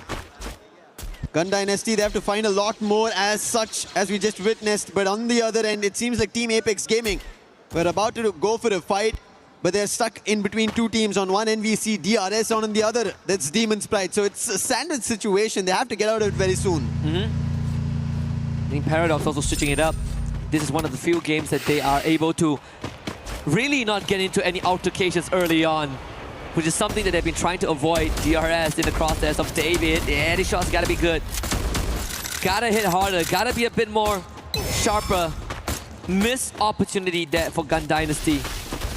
But now having 6 out of the 8 eliminations for the team. TEC gets full revive. I think Gun Dynasty's next target is going to be on DRS. Look at this quick switch that they did. Went to the drop and then they told what was available and sent Benel out there to quickly grab and make their way back. Gun Dynasty seems like communication in this game is coming into play. The precision as well with Benel performing in such a manner. However, everybody is clustering right now. It's only one team who are out here in Purgatory. Levin still surviving. 10 minutes about to be on the clock. And even Falcons are entering into the close compounds. It's a lot of teams clustering one after another. And we'll also soon see a circle shift. Does it favor any of the teams? It does. To those 3 teams we earlier pointed, the sandwich situation. DRS, Team Apex Gaming, and Demon's Pride. Even Gun Dynasty has a very good chance. In fact, I think TAG are in the toughest spot in the center. We just see a knockdown early on. Recovery shouldn't be an issue. BRU now, you see moving to TEC off screen. But I think even for DRS, they have a very good chance of holding back not just Gun Dynasty, causing some damage to Falcons and EVOS if the rotation is right. So crucial rotations as we are getting closer to the last few games of Group A. Everybody's trying to bite time. Everybody's trying to bite their own play. Figure out what's the best approach. While we all were thinking at the start of the day, hey, top 4 teams, they will be safe and sound. They do not have to be worried about. They're slowly trying to get worried, except for Buriram as well as All Gamers Global. Yeah, those two, I think, without a shadow of doubt, have already qualified for Saturday. But then they still want more. Can never get enough points. AGAL, double digits. 11, counting. Dinoculus used with scan towards the southeastern side. Or at least the north side of fields. Should be able to rotate there. There's a small compound to work with, but better yet, high ground advantage that puts them within range of proximity of Paradox Gaming. And I think the second Dinoculus have confirmed that. There is Falcons there though. And Falcons are already busy in a fight. That's going to be against Paradox. Windy already down, Sneaky trying to fend off. It doesn't work. He'll also be taken down. One last player. He is closer to the vending machine and he'll quickly strike the revive button. And Drendrike will be brought back. Snipe. With that happening, Falcons have an idea of where he is, and Snipe will be sniped out by Limit X7. Nice shot. And that's going to be the 5th elimination for Limit. And this is what Falcons needed. Every sniper out there performing, Limit had to do it. One of the rising stars a couple years ago. And since then, we know that Limit is special. Look at that, 2 more. No confirmation just yet. No utility dump. More than enough to cause a lot of issues there. Pressure onto AGAL. Can they continue to deliver? Pina now getting pushed. Sci-Fi in the forefront. Let's have the Cassie helping out. Meanwhile, full team on the Gun Dynasty has trapped Lance a quad nade. But the pressure now mounts onto Limit. As attentions shift, Limit knocked down. And AGAL breaks the spine and the anchor of Falcons, and that should be it. AGAL once more coming out on top of this exchange. They always do it. You give them a small inch, they take the whole ground. And Falcons, who are ahead of it, playing outside the zone, get hit upon it. Their sniper gets taken down with the damage on the zone itself, and All Gamers Global quickly act on it. Kiroro, can he do something different? The last one, and it's going to be Cypher showing his own precision skills. And with that, Falcons are out. There's a possibility for a third Booyah with how things are going for AGAL. BRU hasn't really shown much action yet, much activity. Only one elimination so far. Yeah. As we're down to the last 8 teams. Paradox Gaming, Enrique perishes to the blue. Barrow's actually getting knocked down by the play zone, same as Cypher. Nameless, can he get out of this one? DRS getting some free pickings. A hefty price to pay for AGL. Yeah, playing it outside the zone, we've always talked about it. We thought AGL were ahead of it. They knew what was about to happen. But DRS, they came in as a surprise. The real soldiers, they want their opportunity. As Titan Esports Club are trying to close the distance, they do not want to give it away. Now they have another challenge that's going to be loud. If they're able to secure some more points, they will not get pushed off by Titan Esports Club because they're still surviving. Look at Trap making a jump, and that distraction works out. VZP with the AC-80 finds an opening in our Trap with the Winchester from afar, already shooting bullets. And there is Nix with the Max 7 and VZP with the M590 pumping bullets. Pratik and Stroix trying to hold the ground for the time being. And Takure, he has to help out. 2 of the Loud players are down. Trap is too far away, outside the zone, damage being done. Gosha has to be the savior here. Pratik gets confirmations, but the sniper is not going to help out. His Trap is also taken down. And Guaksha, can he make that clutch happen? That's going to be 1. 2 more to go, cutting down the ranks, find the isolations. Guaksha again, down to just 50 HP. Takuri around the corner, secures it. DRS lives on. You have to give it to Stroix over there. The way he was able to hold at the edge of the circle. And DRS still keep fighting, taking Loud out. Evo's on the other end, the 1K, the last man standing. And at this point, there's no opportunity. Boltmaker as well. Stealth fights for how long, though? Oh no, Buriram. The team who just held their front, get some points. They find them out. And that is DRS out, and Russia, his position revealed, and Team Apex Gaming, they get that elimination, make it to the top 3. TAG have another chance, but guess who else has? Demon's Pride. Pakistan on the radar. Right into the dens of BRU.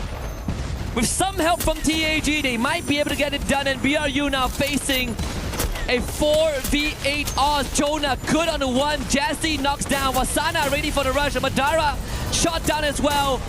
And the attention paid on DP by BRU would be the undoing. But guess what, Lucifer? TAG have a chance again. Once more, Shoto with the dash. Wasana is down. Kenny gone. He finds it, and that's a second for Team Apex Gaming. They get the second for India. A booyah! And it pays forward. Once was not enough. They joined AGAL on that leaderboard for the second booyah. And I think at this point of time, Lucifer, guaranteed survival round. Guaranteed a second life. They needed this. This is what was in the making for TAG. Team Apex Gaming, the champs from India. They did lift the trophy in India, and now it's time they get closer towards an international stage trophy, and getting 2 booyahs in a single day is not an easy job at all. Years of wishing to have a slot, and in the first year, the debut on the biggest stage ever, they lock into. And it means just much more just for TAG, it's for the region itself. I think after today, or after we depart from Paris, they are going to be an inspiration for the rest of India. But final sequences again, TAG, opportunistic in their pursuit of glory, with a little bit of a help from DP, but overall TAG, impressive finisher. ये तो easy बुया था, easy बुया यार.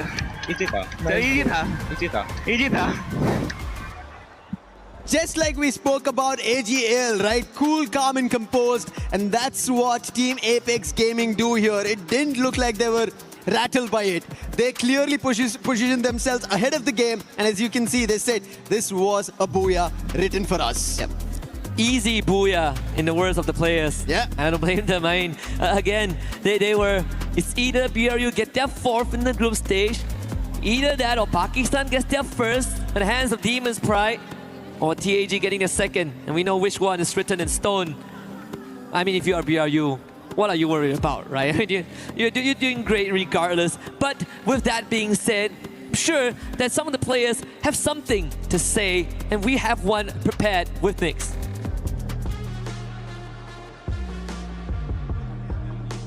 Are we in? Are we live? I believe we're live. I'm not hearing anything, but I'm going to take it.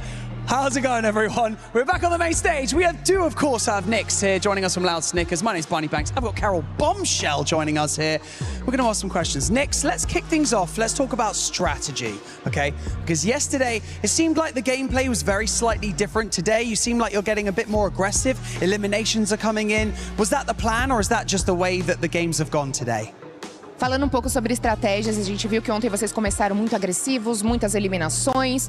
E esse era o plano desde o início? Vocês queriam começar nesse estilo mais agressivo? Não, a gente foi mais um improviso, mais oportunidades que a gente via na hora. O nosso estilo de jogo é mais centralizado e acaba que os times que estão ao nosso redor, no trap de lança, pá, assim, pô, fica mais fácil também, né? Well, that was not the plan at the beginning. Yeah, we had to improvise. We took opportunities, so we see the teams during rotation, so we just took opportunities. Yes, we used the right guns, and our coach and our team captain just gave us the call, and then we did it, the aggressive games type. Okay, Nick, so would you consider your group, the group of death, that's we like to call, consider that including the reign champions, Evils, even Team Falcons, Buriram, does having all these strongest teams in the same group make it the toughest team in the tournament so far? Tendo times, você considera o seu grupo, o grupo da morte, levando em consideração que tem os atuais campeões, o time da Evils, tem também Team Falcons que venceu no primeiro ano, tem uma Buriram também. Você acha que tendo esses times que são fortes, faz o grupo de vocês serem um grupo da morte?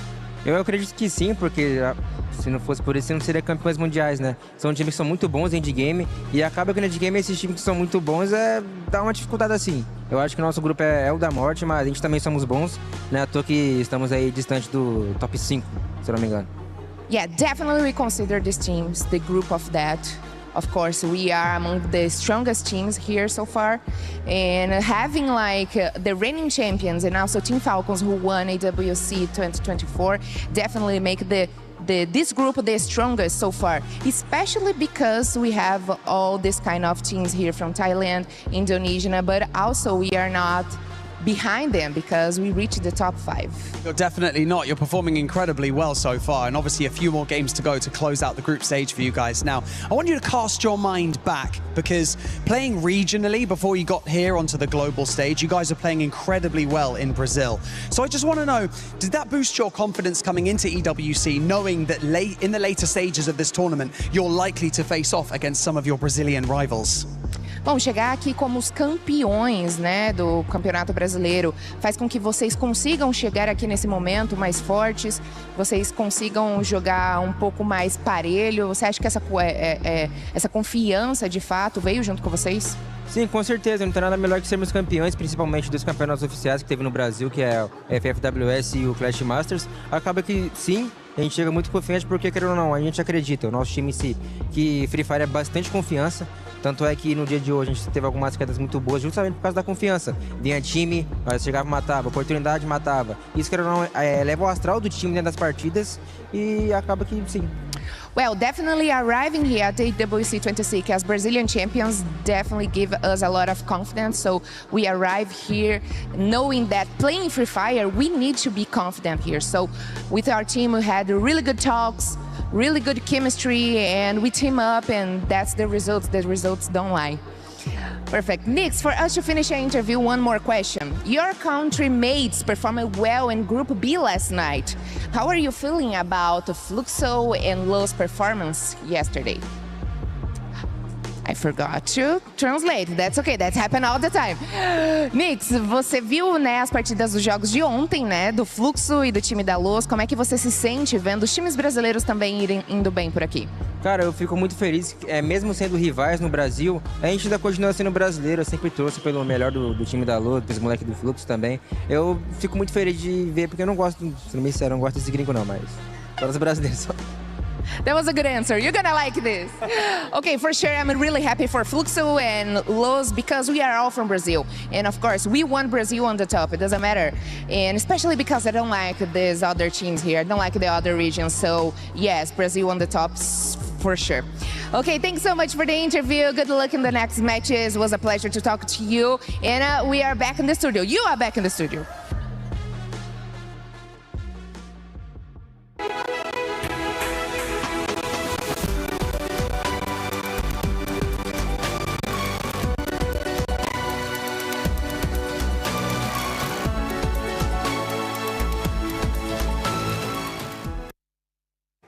Bonjour, it's Yunso, and right here I'm at our co-streamer place. Once again, we're meeting our famous character, Backgao, and of course, our super fan from Team Secret, Cyrus. Xin chào tất cả mọi người. Thì hôm nay cũng là ngày thi đấu thứ hai của Free Fire EWC 26 rồi. Thì không biết là mình nói về ngày hôm qua một chút đi. WEG cũng như là Team Secret đã có cho mình một cái ngày thi đấu khá là ổn khi mà có được một booyah và cũng như là một cái số điểm tương đối để có thể tiếp tục trong ngày thi đấu hôm nay. Thì Backgao có suy nghĩ gì về ngày thi đấu hôm qua của Team Secret ạ? Chào tất cả mọi người. Thì nếu mà nói về ngày thi đấu của Secret WG ngày hôm qua thì bản thân mình thấy là chưa ổn vô lắm các bạn. Hôm nay sẽ là ngày thi đấu quyết định của Secret WG. Các bạn biết là một ngày thi đấu, sau 2 ngày thi đấu thì chúng ta chỉ lấy 2 đội thôi, 4 đội thôi. Và hôm nay buộc Secret WG phải thi đấu hết sức có thể để ghi tên mình vào trận chung kết. Không biết là Cyrus thì cảm thấy như thế nào ta? Thì em nghĩ hôm nay WG phải bắn hết mình để lọt top 4 vào chung kết. Tại vì thà vào top 4 ngày hôm nay chứ ngày mai thì em thấy là khá là căng đấy. Căng hơn hôm nay rất là nhiều. So as we can see from yesterday, WEG from Backgao said he doesn't feel that good, that well about Team Secret since they are doing just only a decent ranking in our group stage A, of course, but overall, he said that in today, we have to try our best, especially get into the top 4 as soon as possible. If not, getting into the group tomorrow would be a criminal to them. You know, it's going to be very difficult, very hard for them to compete. And of course, for our old teammates, here's Cyrus, our old teammates of Team Secret, also having the same discuss with Backgao that they have to try their best in order to get into top 4. Today is a very important day for everyone, both in Group A and Group B. We all must get into the top 4 if they don't want to be left behind. Of course, if you're not getting into top 4, you're still having chances. But if you're at ranking 11 and 12, boom, you are out, not being available into the game anymore. So, as we can see in the chats, ở đây thì em thấy là mọi người có vẻ như là tương tác rất là nhiều. Thì không biết là phần lớn, bác con nghĩ như thế nào là mọi người sẽ thường nhắc đến chủ đề gì ở trong cái phần chat của comment mình ạ? Ở trong cái phần chat comment của mình khi mình coi stream thì tất cả mọi người đều tập trung về Secret WG cả, và ủng hộ cho một đại diện duy nhất của Free Fire Việt Nam. Tất cả mọi người đều muốn rằng một kết quả thật là tốt trong cái buổi thi đấu quyết định ngày hôm nay của Secret WG. Vâng ạ, và nghe kết quả có vẻ rất là khả quan và cũng như là tinh thần của người dân Việt Nam mình rất là đoàn kết với nhau. Thì em cũng không biết là em muốn hỏi là thường những cái buổi livestream mà nó mang tính chất quan trọng như thế này thì Backgao sẽ ngồi xem cùng với bao nhiêu người ở trên livestream của mình vậy ạ? Thật ra là vào những cái buổi livestream quan trọng như thế này thì xưa giờ mình chỉ xem một mình thôi, nhưng hôm nay thì có cậu em Cyrus của mình đi theo thì tất nhiên là có cậu ấy. So normally in the chats, especially in those important occasions like this, everyone in Vietnam, because we are having only one representative from Vietnam, especially for the Free Fire World Series Vietnam. Here is Team Secret, or as known as WAG. They are trying their best to support for their favorite team. Overall, as you can see, normally Becca will only sit and watch the live stream alone, but today, of course, he has a very special company, whom is Cyrus. And overall, I can see normal his number is very impressive because, for your information, Becca is one of the most famous Free Fire streamer in Vietnam. Normally, as I can see, he will have around like 10k or 20k viewers at the same time watching the live stream with him and support the best for Team Secret or any Vietnam representative in the game and everyone in the game as well. So it's a very pleasure for everyone to be here with me so we can enjoy this very amazing atmosphere right here at EWC 26. Cảm ơn Becca rất là nhiều. Vậy thì không biết là anh có lời nào cuối cùng muốn gửi đến cho tất cả các bạn khán giả tại Việt Nam cũng như là Team Secret của mình tại sân khấu không ạ?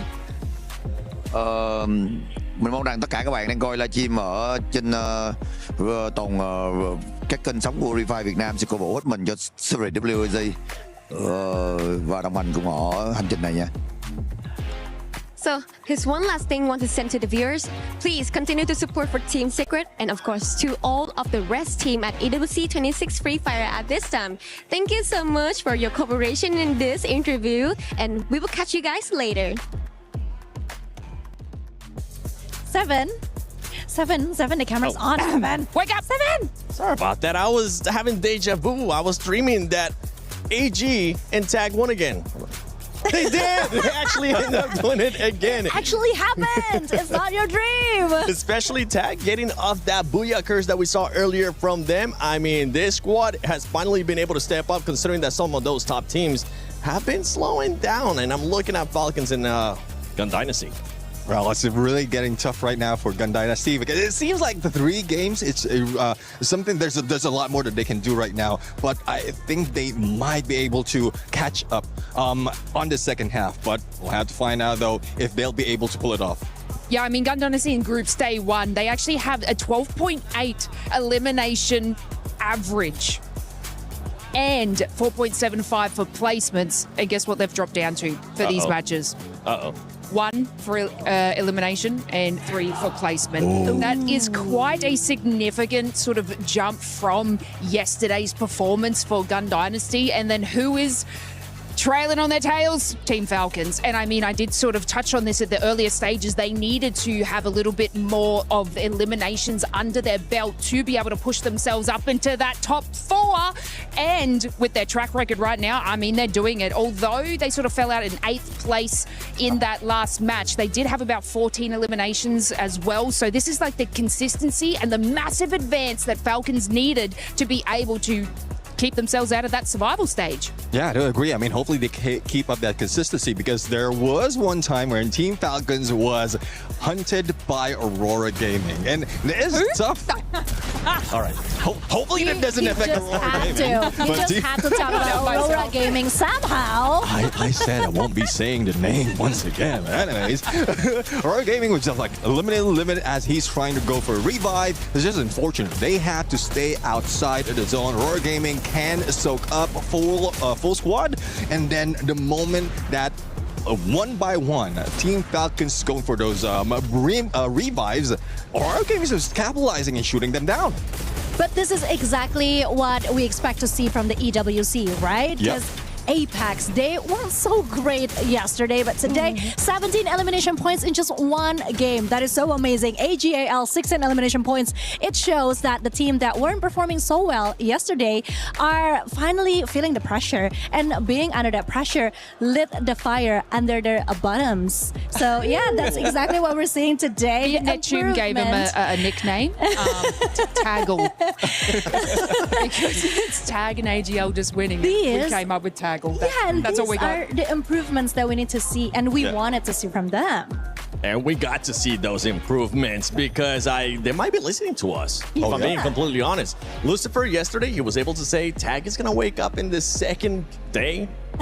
Lucifer, I see what you were doing. I'm wondering if you maybe went and told me, okay, you really need to make sure you wake up in the second day. I'm putting my credibility on this. But another squad that has been able to maybe listen to some of the stuff that we've been talking about has been none other than AG. Yeah, exactly. I mean, from earlier, we were talking about how well they are holding the south side of each circle, how they go rotation is just keeping them safe. And in the previous round, we saw them in the north. So the same strategy that they were able to pull off. And one thing is, like, even if you make that adjustment, it's not easy. But good thing that they have good snipers, good information getters, as well as those frontliners who keep those paths safe for them. So the rotation, either way, south or north, east or west, it doesn't matter for AGAL. Well, let's take a look at the overall ranking because we will have only 2 matches left of Group A. Buriram, congratulations, you have passed the 200-point mark.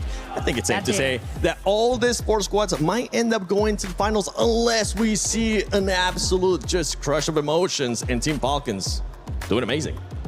Yeah, of course. I mean, seeing how AGAL right now has collected 199 points, we all know that AGAL is one of the strongest when it comes to Southeast Asia, but when it comes to the EWC, this is actually quite a surprise. I mean, Loud, EFOS, you guys better get focused, okay? Because what the hell is happening right now? I mean, even Team Falcons is trying to pick themselves up, even though it's not, maybe it's not working as much as they wanted it to be.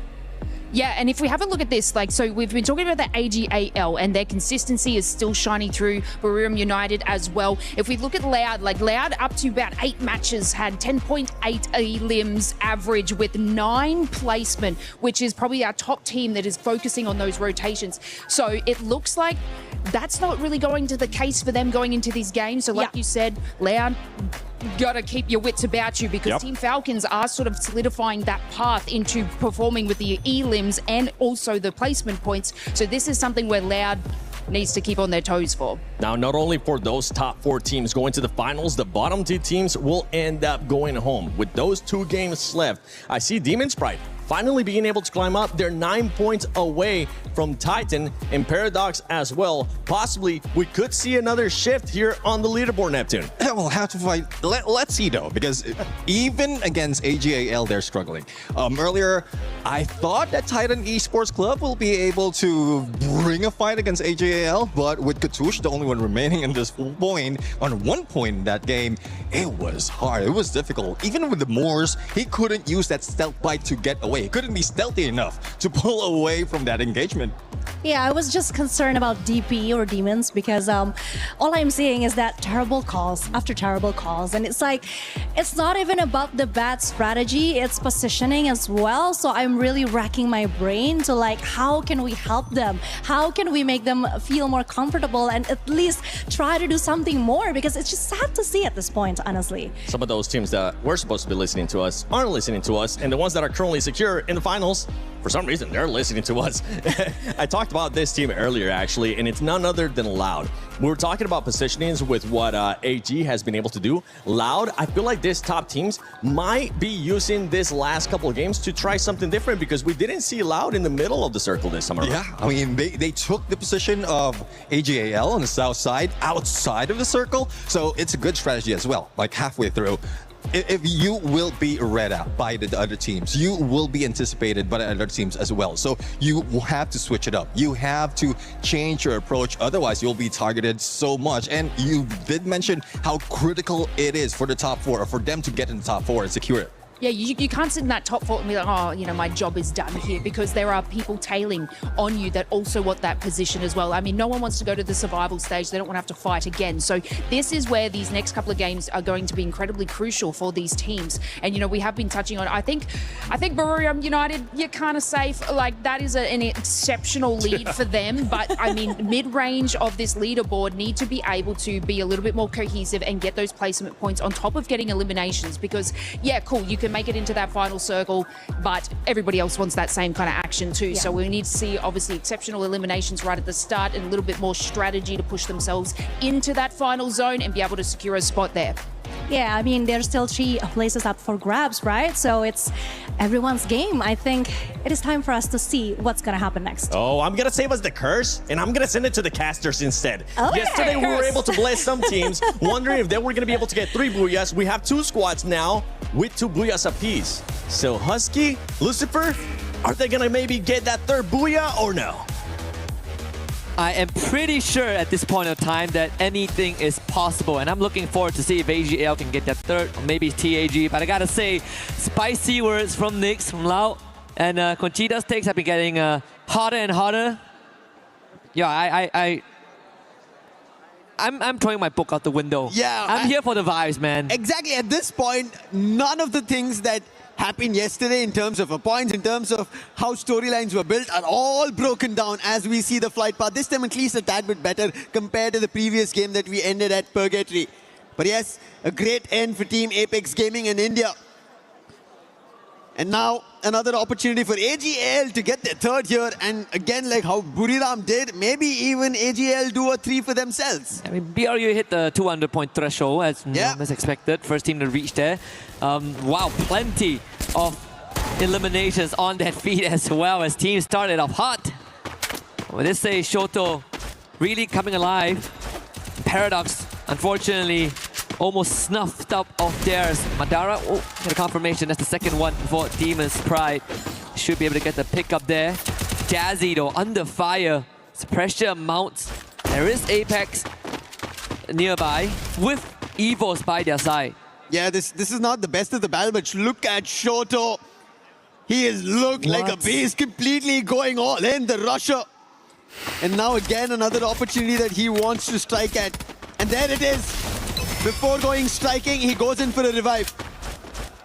Abax quickly challenged by Demon's Pride. And Shoto going in for another revive. A couple of losses that they had. And Shoto gets all their players one after another back on their feet.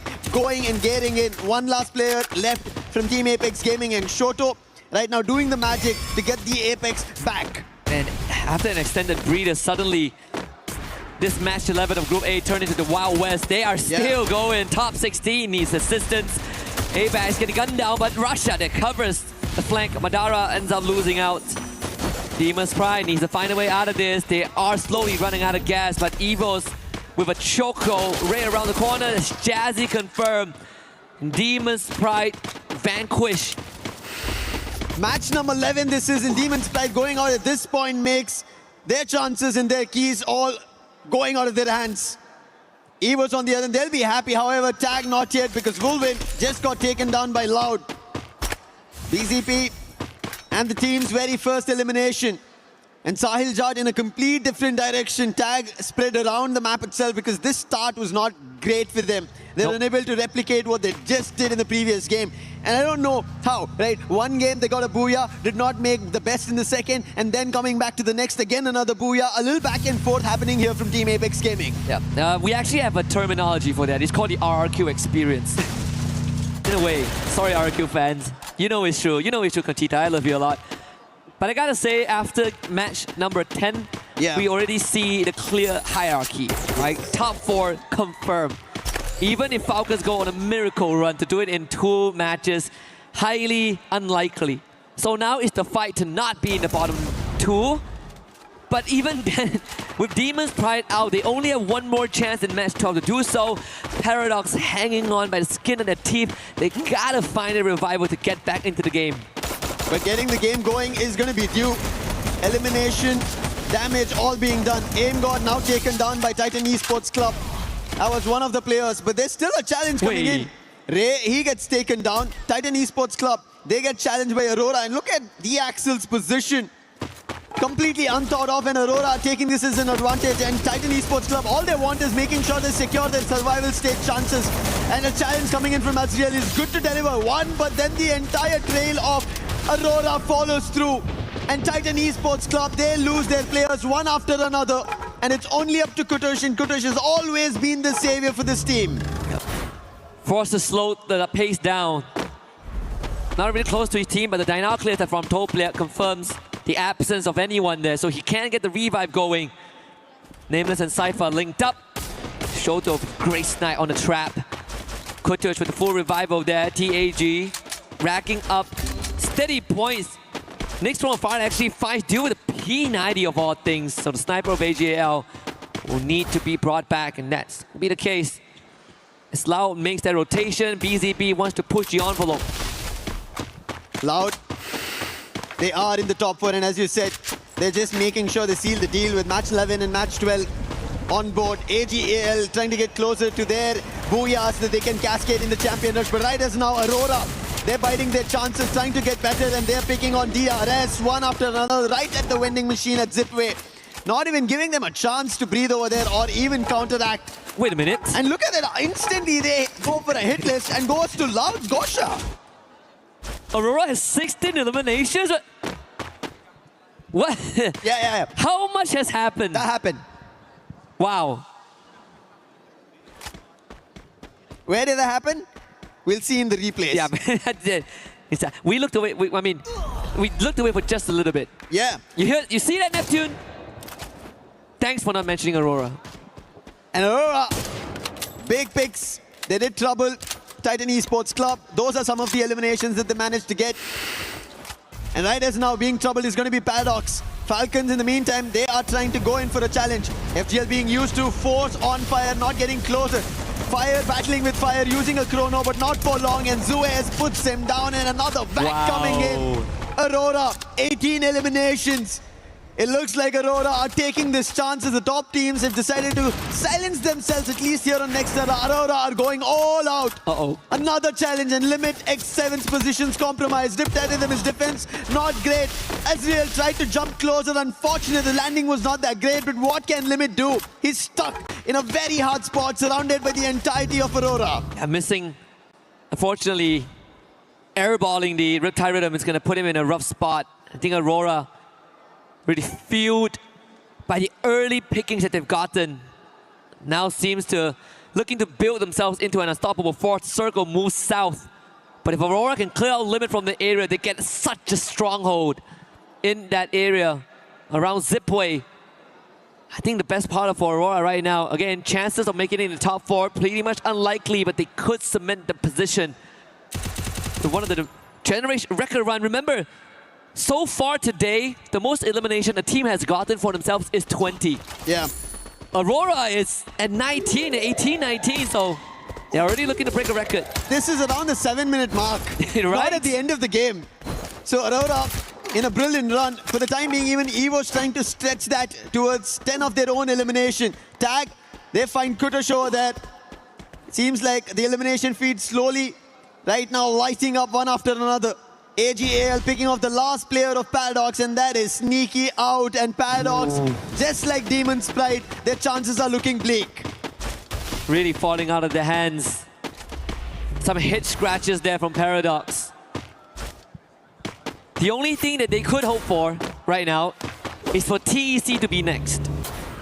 Then they will have a chance to bring it back. Maybe for Demon's Pride it's going to be an easier journey, but for Paradox it's a 20-point gap. And a lot of hope that TEC don't make it this round and the next. It's going to be a difficult one to kind of look forward to teams fall and their own uprising, and especially with only one game to go after this. But on the other end, Loud, they have a challenge. That's going to be DRS. They thought they were ahead of the game, but BCP, he was quickly surprised by DRS. But the challenge not yet done. Gosha was there out along with Aurora. 20 eliminations on the clock. Not yet 10 minutes, and Azriel going in for a chase. Pratik, he will be taken down by Azriel. Stroix, can he do something different? Right behind the drop, and Aurora have not yet seen, but finally it's going to be the Axel. And DRS out of the run. However, Aurora roaring in this game. A slight smirk from Axel's face. He knows that the magic is being performed here. They might even set a record for the highest elimination count in a round if this continues. If they add a Booyah on top of that, it might be the record for the most points in a single round. Yep. To be achieved and set by Aurora, missing 4 years from the international stage. I don't care if they win the trophy in the end. There is going to be them inscribed in the history books by the end of this one. Yeah, to do it at the Esports World Cup, to break records is not at all easy. Titan Esports Club, their journey started today in recovery, and somehow they are above the chopping block for the time being, and especially maybe a blessing in disguise that both Demon's Pride and Paradox are out. So get that difference even bigger. That's what they have to act here at Deca Square. Right close to them, they have Team Apex Gaming to be worried about. Best part is that with DRS being wiped out by Aurora, Titan Esports Club have a better chance now to ascend in the rankings. And not to mention booting Paradox down to the last spot. Race of hope for TEC. EVOS has been a bit quieter this round. I think they were sitting at around 10 eliminations there. About to move forward, potentially bump into Falcons. BRU making the rotation over the boxing gym. Launch pad will be used. This is going to be quite the rotation straight in. Stealth bites by Rasha. Going ahead. And guess who lays ahead? It's Aurora. He might have the stealth bites and might be in call for the time being, but right in front of Aurora. The only two teams right as now here in Nixaro having double digits. Aurora and EVOS both next to each other, and it seems like EVOS do not want any fight of this. They're back off the compound. Move to a different angle for Rasha! He finds an opening on Jun. Do they continue this action? It seems like they're not yet, but that was a warning shot coming in from EVOS. Yep, indeed, Rasha. Always the consistent figure in the team. Even in the darkest day of EVOS, Rasha is the beacon of hope that you can lean your shoulder upon. Even yesterday we look back at EVOS' track record, right? Yeah. Rasha is the one that enables everything. He's the one that lights the fuse and gives EVOS the second wind. Survivor and Dominator all packaged into one. It's going to be quite the standstill between them and Aurora. Maybe BRU will break the ice as they now make the presence into the circle. Every team getting closer, inching against everybody. 4 points for eliminations to be above and surviving, afloat. And I think right as in at least in Nixaro, every team is safe and sound, whether it be the top 4, the middle order, because the chopping block teams are already out. They are under threat of elimination. It almost seems like they've already been placed at the guillotine here. Yeah. At the EWC's terms, the Crusher. This is silence just before a complete cascade of an action breaks out. Yep. Zones closing in. Falcons, a very big spread right at Deca Square. But with the binoculars being used, it gives an idea of a totality of the number of teams there. Either it came from Tag or it could be Titan. So it showed that there are 2 different teams holding in the major compound at the center of Deca Square. Yeah. Lau now makes their move. Hits the timing just right. With the circle centered around Aurora. Najat takes out BZP rotation. Lau has no way to retrieve him. Rasha from the back one. Backside takes out Trap as well. Blue walls have to be used, but even for Guaksha, didn't really have much window to keep his team up. EVOS now being the difference maker. And that gives Aurora even more time to set up. TEC will have to move. But then this Falcons lying in wait on fire. Shows it head! And there's a bait and switch with Limit following up. Blade just popped up and instantly, as you said, the setup coming in from Limit and now Titan Esports Club. They wanted to create a difference in the number of points they have, and Falcons have them surrounded. But on the other end, it is Team Apex Gaming. They decide to jump in, put Limit itself down, but Kiroro acts quickly. Volvin and Katie got her down. Sahil Jat trying to recover this. Shoto has to do something brilliant right as now. Falcons have him surrounded, cornered, zones closing, and Shoto is in deep troubles. However, there's a close vending machine, and Sahil Jad with Shoto will be able to get one of their players back up. And this could be an opportunity for TEC to take advantage of. Get a couple of knocks down, whittle down the members of Falcons, and give themselves a chance to move on forward. Have to contend with Pina though with Quitters down.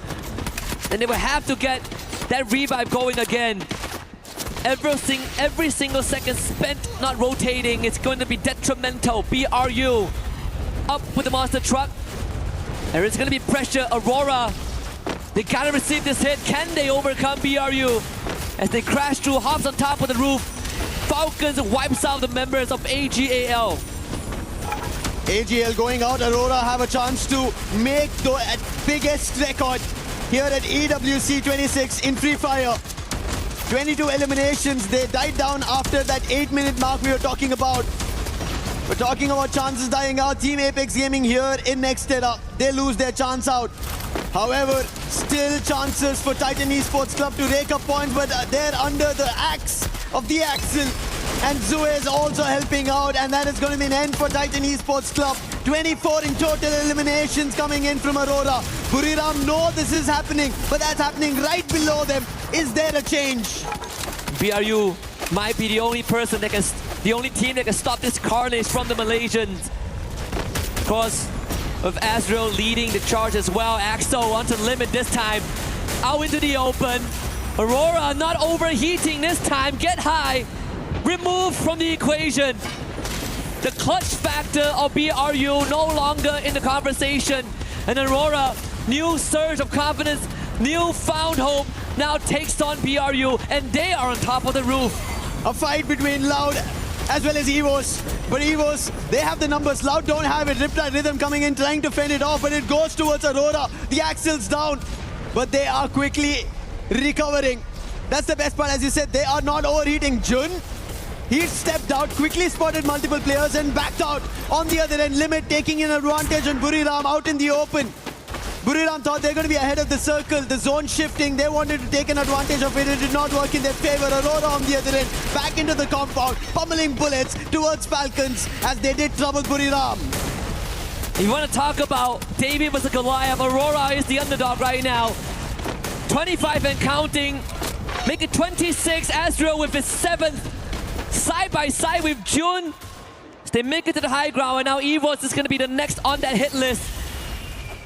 They eliminate BRU with the help of Falcons, down to just 4. Aurora and EVOS have the best odds with the full squad left alive, as Loud also ends their journey in this match. Kororo all alone. It's going to be the neighbor derby here. Aurora ever so confident. And the final fight breaking out at Boxing Gym. And the gloves are going to be let loose. EVOS, the defending champions. Aurora, the first time in the making. Breaking a record if possible. EVOS have to set themselves up. Like how we've seen Aurora, they have their elimination spread across all the 4 players, 6, 7, all of that has been seen, but we saw EVOS themselves at the early, looking cool, calm-headed, with fun in their name, with 6, 7 already being done by Russia. But can they actually pull off something like that against Aurora, who are looking like the Goliaths in this game? Start to eliminate the external factors. As EVOS, they take the challenge head on. You know they never shy away. Glue was put up by Aurora to prevent any sort of an off angle, as EVOS barricades themselves in its compound, but the circle is going to force certain movements. Suez still preoccupied by Kororo. He needs to be removed. This is the plan. Aurora do not want to give the chance for EVOS to step out until Kororo is removed, because they do not want somebody trying to pepper them out without intent. And now with him going out, Falcons out, it is going to be a fair 4v4 battle. But the best possibility for Aurora is they have cornered them. They've closed out every opening on EVOS. There's a chance for a 43-point round right now for Aurora. A record never seen from a Malaysian team. Last we saw was 42 points last year by Falcons. Aurora have a chance to make it 43. And how cool is that on EWC a year apart? The circle, it's going to be the game maker. Axo on the roof, but we eventually have to descend. Neither of these teams have the best of the circle. They're at the edge of it. They're at the center of it. It will come down to a battle, but look at Aurora using all their glue walls, making sure EVOS does not head out. They're hoping that this zone shrinks in their favor. Oh my goodness. They're waiting for an opportunity. EVOS also not trying to rush out. Might come down to just their HP. Is it really going to be a heating battle? Azrael not able to sneak in. It's going to be so close. Axo is going to be their lifeline. Rasha finding a knock. Here it comes. EVOS on the hunt. Azrael with the knockdown here. But the lifeline is on top of the roof. Is Aurora. All hopes on the Axo. Can he outlast the odds? Aim God. Knocked down by the blue zone. Axo continuing to patch himself up. It's him and Apex. Who is going to outlast the system? Axo falls at the very end. And EVOS is the one that comes out on top. The Tigers, they hold off the zone, helping them out. Aurora They should have kept their aggression going on and they could have got a record. But what a booyah coming in from EVOS, holding it off. We saw the fight could have broken out very early on. Russia instantly shut down Aurora, saying do not take that fight against us. And in boxing, Jane, we did look forward to the bell, but it was in favor for EVOS. And regardless of that, Aurora have something to be proud of. Still a record being set. Almost close to 40 points. A scoreline that any team would dream of. Yeah. Again, we said highly unlikely that top 4 standings will change, but this has at least kept Aurora in the game. And even for EVOS, they know what the plan of Aurora was. They were prepped to play that healing game. What an impressive round, honestly, from the Malaysian team. I think it is something that, we saw back in the SCA, back in spring. The good games of Aurora are the games that they are willing to make these moves and take on the fight, and god damn, they did it well. Yeah, I wish for this fight to break out in their favor. They should have gone for it a little ahead. I agree. But yeah, there was even electrotherapy being used by EVOS. That also helped out ABAX over there. And that's what we talk about, these minute things, you having the skills ready for those final battles. It helped out EVOS over there. Aurora otherwise maybe could have had their own big one. Let's hear them. I was ready for a bloodbath, honestly. I was so ready for Aurora to just run in, duke it out, throw haymakers, and see what happens. They chose the safe way, but again, no harm, no foul there, you know? We've been seeing these teams who have had their booyahs and their comms right at the very end. It has not been hectic at all. And in this bed we saw comms, they're like, hey, we understand what Aurora are trying to do. Let's do the same thing. It worked out for EVOS. Yeah, I mean, you didn't even see EVOS trying to force their way out from the boxing gym. Right? They're like, I guess we chill. And then we try to... We 6-7. We 6-7, right? And so we got 6-7. Game 6 is coming up. But of course, before we get to that, we got to see what's going on in the rest of EWC.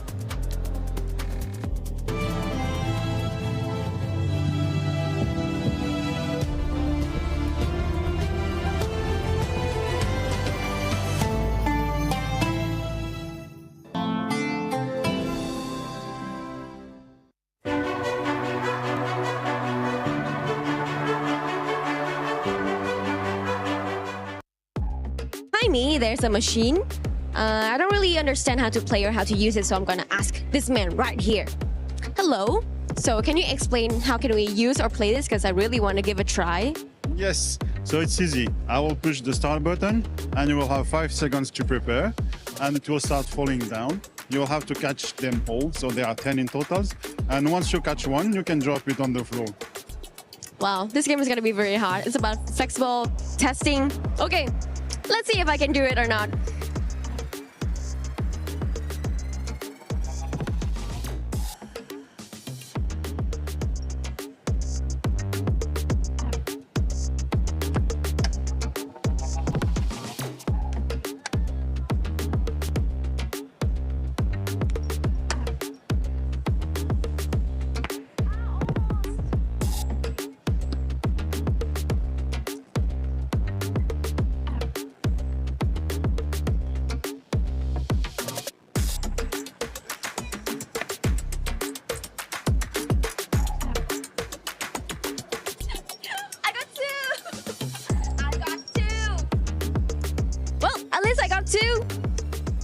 I think it's a good game to testing your flexible, and of course my hat is falling off, but this one is pretty fun for exercise.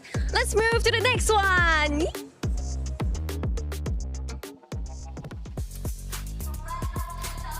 From that last map, I mean ending it with a healing game and a record almost broken. Can you believe this, AJ? I can definitely believe it. What I cannot believe is the fact that it was a Malaysian squad that almost broke the record of Falcons themselves, right? Massive game for Aurora, but that's exactly what you want to show the Malaysian fans out there, that you're not just here to fill a slot, that you're here to go all the way to the grand finals, and because of Champion Rush, maybe even run away with it. Yeah, it's anyone's game because today has been crazy. Yeah. We started off the day with booyahs from TAG and they had 2 of them despite struggling yesterday, and AGAL still rampaging and finally clinching in that booyahs as well. Absolutely. It's just Chuck Day India all day long. This is the moment for Team Apex Gaming to rise up to the occasion. They clearly knew it. Yesterday was a warm-up day for them, right? I wasn't too concerned about them at all because we've seen the way India plays, and it is all about the patience. It's all about reading and understanding the rotations of the other teams and then going in for the strike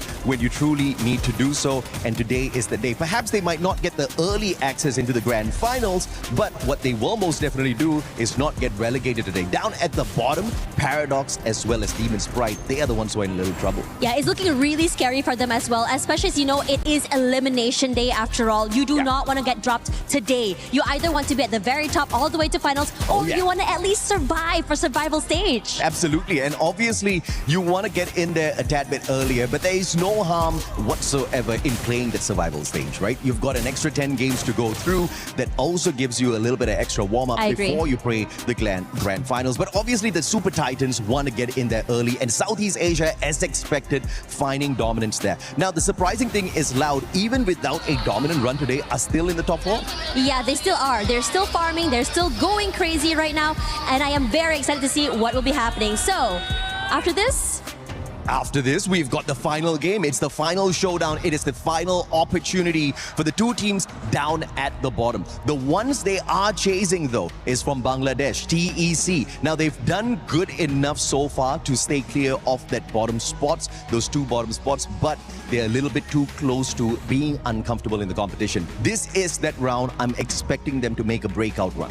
Yeah, it's really scary to think about it. But again, anything can happen. We've seen records almost broken as well. And I think that after this, before we go, I mean, again, it's the final game before we go into the second series of the day, right? So in your opinion, what do you want to see on the final map? I want to see the underdogs rise up to the occasion, even though Demon's Pride, as well as, you know, the ones who are closest to them, are not going to find a way to maybe get the booyah at the end of the day. They still need to try. They still need to throw out a lot of points as much as possible. So if possible, get to that final circle before finding your eliminations. I also agree. I want to see the battle of the underdogs, but who else better to tell us what will be happening in the last match? Other casters, we have Lucifer and also Husky. You are damn right, Tash and AJ. Last match of Group A. And we are about to see some dreams get crushed in this brutal reality of an international competition. Paradox Gaming down at the bottom, followed by Demon's Pride in 11th place. But there is still hope. Even a slight glimmer is what might make the difference for these two teams. We saw TEC, they ran away with the previous map thanks to a bit of intervention. Paradox Gaming have a mountain to climb to even make it to 10th spot. But for Demon's Pride, for the pride of Pakistan, that journey might be slightly extended if they just get a good round. It needs to be the greatest of rounds for both Paradox and Demon's Pride, as this is the last game for Group A, match number 12. And it starts now with Paradox already taking a dive towards Moat House, but they have trouble. That's going to be DRS, not the great journey as they dive out very first. Sneaky, however, has taken a dive in the other direction, but very close is even Demon's Pride. Both the ones almost at the bottom, out of the race, are very close. This is unfortunate. Yep, very poetic as well that the last map is Purgatory. And can they survive Purgatory? Pratik making home look a bit glim there. L2K doing the same. The Enrique needs to be picked back up, but L2K needs to be able to hold the fort so far. Paradox down in numbers. DRS with 2 already. This is not looking great. Windy, he wants to do something, has a Vector on hand, but can he do something brilliant? Skill ready, but he doesn't even get to use a single bullet. And he gets taken down by Pratik, the P90 putting him down, but Sneaky. Thankfully, there was a revive, so he can go for this battle, but for how long can he do this? Paradox need to recover. They need to understand the stakes right now. That if they get eliminated so early, the result for sure is elimination. Not only that, you're also feeding points into the DRS machine. And that means, at least for this situation, it won't change much. But with Demon's Pride arriving, you gotta make something out of it. Aswa finding L2K, that makes it even worse for Paradox. Windy will bring him back.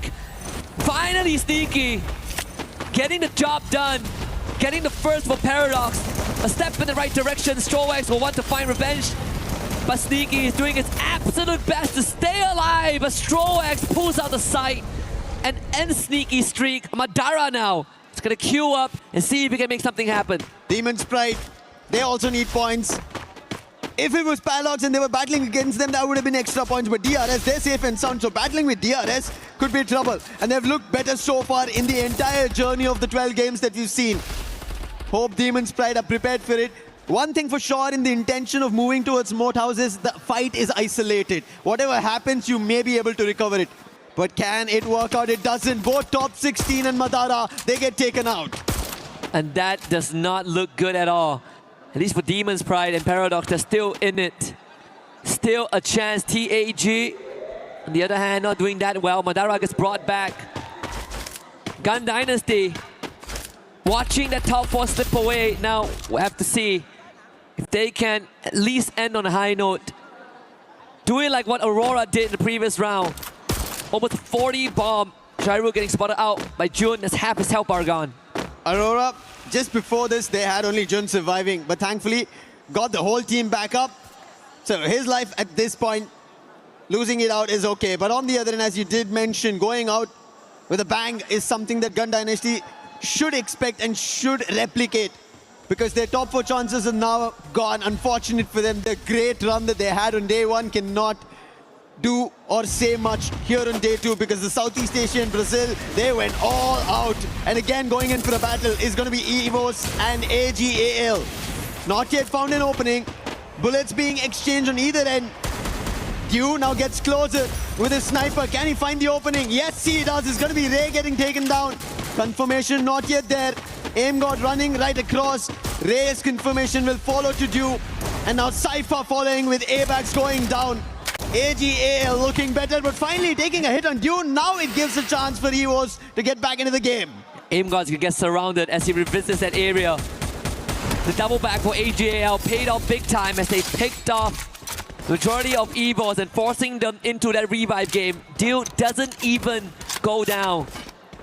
None is lost on the side of AGAL as the feed continues to light up with some of the bottom teams. Strox finding his 4th on the Sneaky. Jazzy picked up by Get High.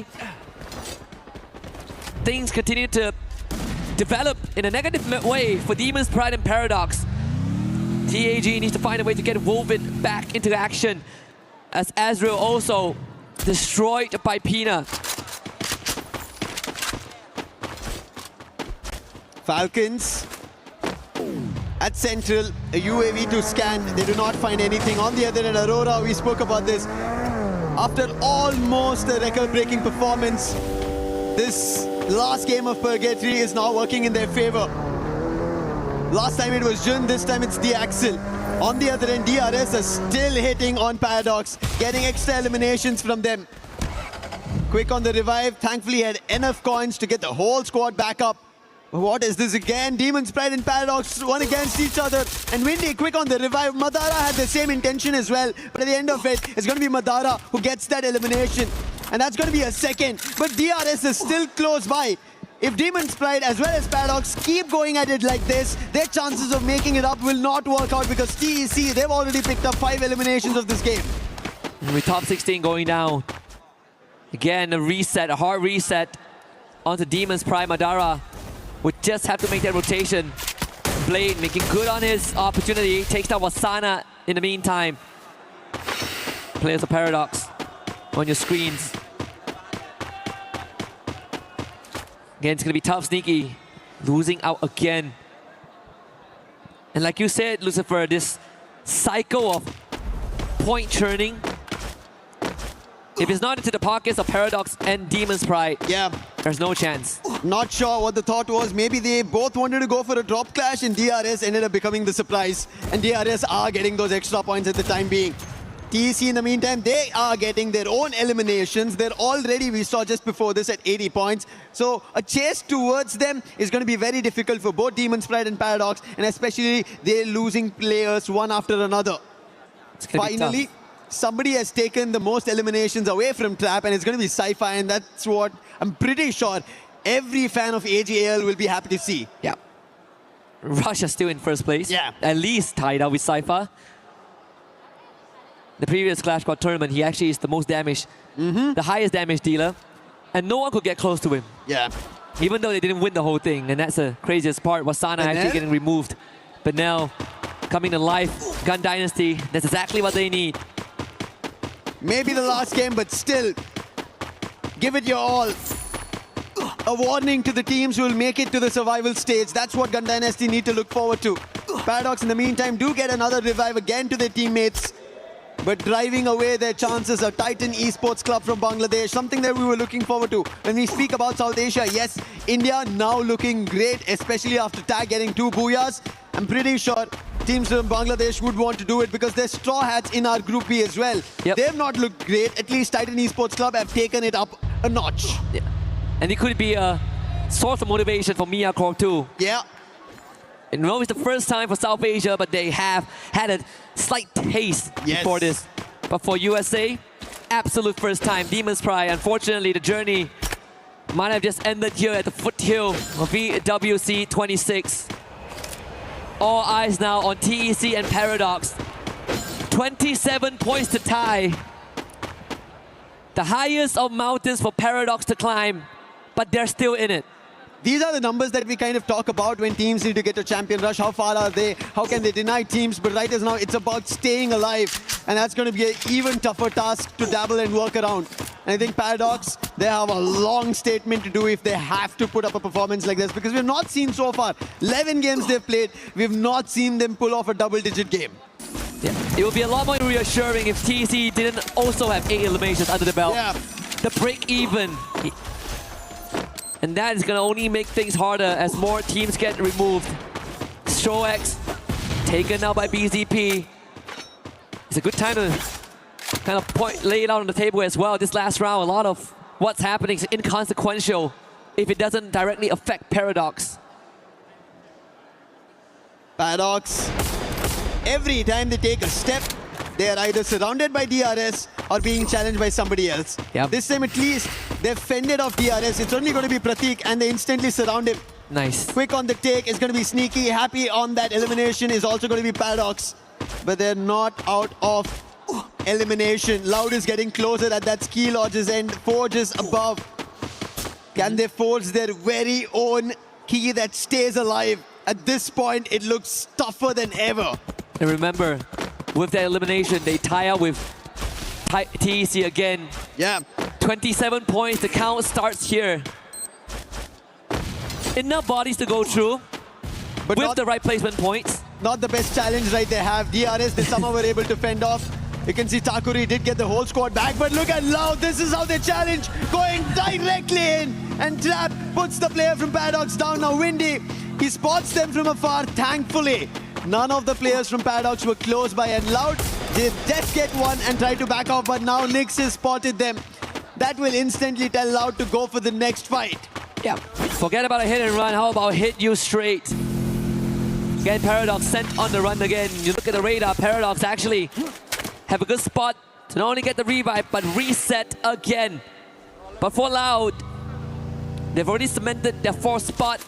Really doesn't matter how this round turns out. Falcons, impossible to make it to grand finals. We'll have to play for survival. Gun Dynasty continues to make a statement on the feed as well, taking out Pratik. Spinell is the one that breathes life into the team. BRU as well, finding a recovery. It's Gun Dynasty under the lightning zone, challenged by AJL and deal best Spinell. 2 shots looking for the second on David, but Cypher was close by. As David goes down, even Vega gets taken. This is AGL looking forward to their run at that champion rush. And now Loud has a challenge right in front of them. Can they take them down? Damage already being done. Their Scour Fire is not going to work out. Trap gets taken down. That's due for you. Dew looking forward to another challenge with Nick. Trap getting confirmed. Cypher puts BZP down. Now Nick gets closer to Dew in that CQC. It's going to be Nick delivering for Loud. He did say that only Brazil will prevail, but unfortunately AGL will remind him that the true kings so far are still the ties, and Loud will have to take a bow now. Guaksha brings Trap back in.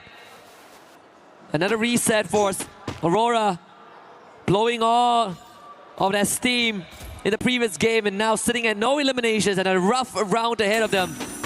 Only one remaining survivor. Paradox back in action. BRU right in front of them. If Paradox can get through this hurdle, gotta start with the TAG. Which is the best fight for Paradox to pick? At this point, none. But they have to. If they want their chances at Esports World Cup 26, go to the survival stage right here in Paris. And Tag right now closed off. Instant dash coming through. Windy has to find the opening. It's going to be Shoto to turn it around, denying Paradox an opportunity. However, KD got been exchanged. That confirmation will not work through. Oh, they do actually. And Shoto trades it off with one of his own. Could have got a lot of words for Paradox. But bailed out by Windy with his life, with his dying breath. Enrique now with the challenge, absolutely decimated. Paradox down to 2, on their last legs, in front of TAG. L2K now removed. Shoto making sure that Paradox will breathe their last here. BRU now show up, and Sneaky out in the open. And that is all she wrote. Paradox Gaming breathes their last in Paris. They held that fight for far too long, holding it out here. And Buriram also got closer. Now even Loud. So Buriram, they are also at a disadvantage. They also need to decide to pick it up. And looking at the best spot is going to be Team Apex Gaming. In the meantime, as Paradox has gone out, the troubles for Titan Esports Club have vanished. They did lose a player, but I'm pretty sure the threat of somebody else raking up a lot of points is not something that they will be worried about. Najat is the last one. A nice hit coming in from Ray, denying Aurora and eliminating them.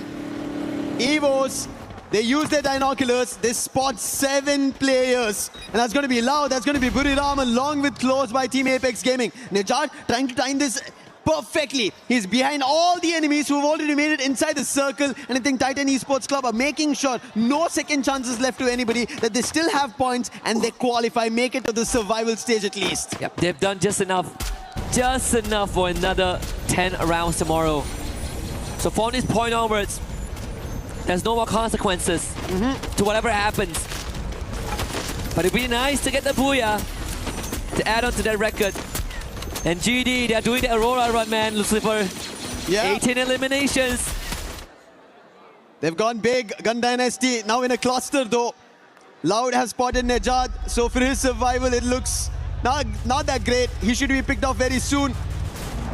Team Apex Gaming, they've been holding in that tent for far too long. Their position was already compromised when Buriram made the entry. But Buriram, now they have an attention to pay to somebody else. That's going to be Gun Dynasty. But Gun Dynasty, before giving them any heat, they want to take a fight against Team Apex Gaming. But Team Apex Gaming, they've closed all the fronts. Just like how an entry was done by Paradox, no other team is getting an allowance like that. And now Gun Dynasty, they have more challenges in front of them as Evos walks up. And BRU is listening in closely in a separate tent as well. Russia will have to spend some time to heal back up. The medic gun speeds up the process. Loud taking care of Nurja. The Titan Esports Club are writing their last. But again, just enough to make it to tomorrow. But Loud now have distance, great angles to intervene in this 4-way fight happening right in front of them. Last 5 teams, out of which only one team has all their 4 players surviving. That's going to be Evos.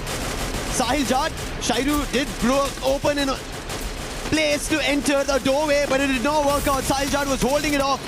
BZP on the other end is spotting the entirety of Gun Dynasty. The chrono for the time being, will it save him? He gets into this own monster truck that was brought by Gun Dynasty and trying to hold it off. David on the other end trying to use his own guns to put the player down. It doesn't work out. One by one, players from Loud get taken down and Gun Dynasty get eliminations raked up. Hit it to 21. They tried to save David, but the blue zone hurt too much. Attempted Grand Theft Auto by Loud. Punish. In the loss of GD, Russia getting tagged from afar. Benel and Shiru, both going big. Circle closing in less than 10. Evos now on the aggression. Inching closer and closer to a GD. This is great for BRU and TAG, and I believe we've seen this before earlier today. Just like what Evos ended up doing on day 1, instantly showing why they're the defending champions. Now they're closer to one more for themselves. However, Gun Dynasty, they do not want to give them a chance. They want to make sure this last game, everybody gets to know their name once again, just like they made it on day 1. Chrono being used. Evos get closer, damage being done, and that Chrono will protect Gun Dynasty for the time being. The circle is moving. BRU calls dips on that. Team Apex Gaming staying behind, but the last two times they did that, they won the round. Yeah. But this time, they have one lesser member. They don't have KD God with him. But they still have Shoto. Every time fight breaks out between three teams, it's always Team Apex Gaming have an advantage. So they want to wish EVOS and Buriram go fight against each other, but it looks like EVOS have their clear intention of who they're going to take this fight against. EVOS clearly had the numbers advantage. The Blues are starting to hurt TAG, forced to take the long road. That's going to cost them some help. Wasana already waiting in the flank. The point guard of BRU in this encounter. EVOS pushes forward from the side, held back by Moshi. ABAX needs to get something done right now. Can AimGod break it open? Shoto certainly does. As he takes down the young prince of BRU, Woven finds one onto EVOS. ABAX responds, but it's on to Moshi. That's the execution right out in the open. BRU seems to be the target. Shoto gunned down by Rasha, but moving. Picks him back up, drops the dough. TAG are so close. Another opportunity for them. Team Apex Gaming, a man down, but they have a lot of hopes. With the aggression they would want to convert on. With the damage being done, nice shot coming in from AimGod, falling through. Wolven, the last man is the savior. Can he do something brilliant? AimGod says no and shuts them down. And that's going to be EVOS, your defending champions of EWC. Looking forward to making sure they have a statement at the end of Group A games. Back-to-back booyahs to close out the group stage. At least for Group A, EVOS have made a statement indeed. 1 year difference. Since 25, since they hoisted that trophy, they have been on a slump. People are wondering if that is it for EVOS. So much doubt throughout fall, throughout Global Finals 2025, throughout spring. And here they are, 2 good days in a row. And that's Paradox Gaming on your screens. The rep from Africa, all love. But throughout all of that, BRU have done more than enough. They are gonna be the ones that tops Group A. What a game coming in from Buriram. I think while we talk about teams of consistency, right? They showed us what consistency means. Yes, this game and the previous one are back-to-back booyah pulled off by EVOS, showing why and what they are, what they're looking forward to in EWC 26. But consistency is the key. That's what everybody wants to place inside the shield. And maybe Buriram might be writing it for themselves. Let's listen in on what EVOS is talking about with that win in the final round.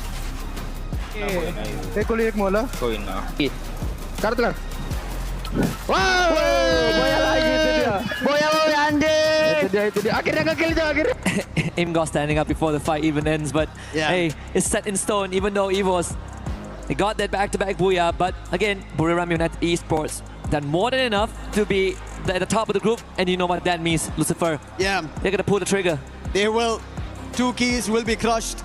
And for AimGod to stand up like that, he knew what was happening. He had taken 2 of the players of tag down, so he knew his teammates in a 3v1 will pull it off. And it eventually did work out. EVOS, but you can see at the biggest of stages, this is how the part and parcel of competition is.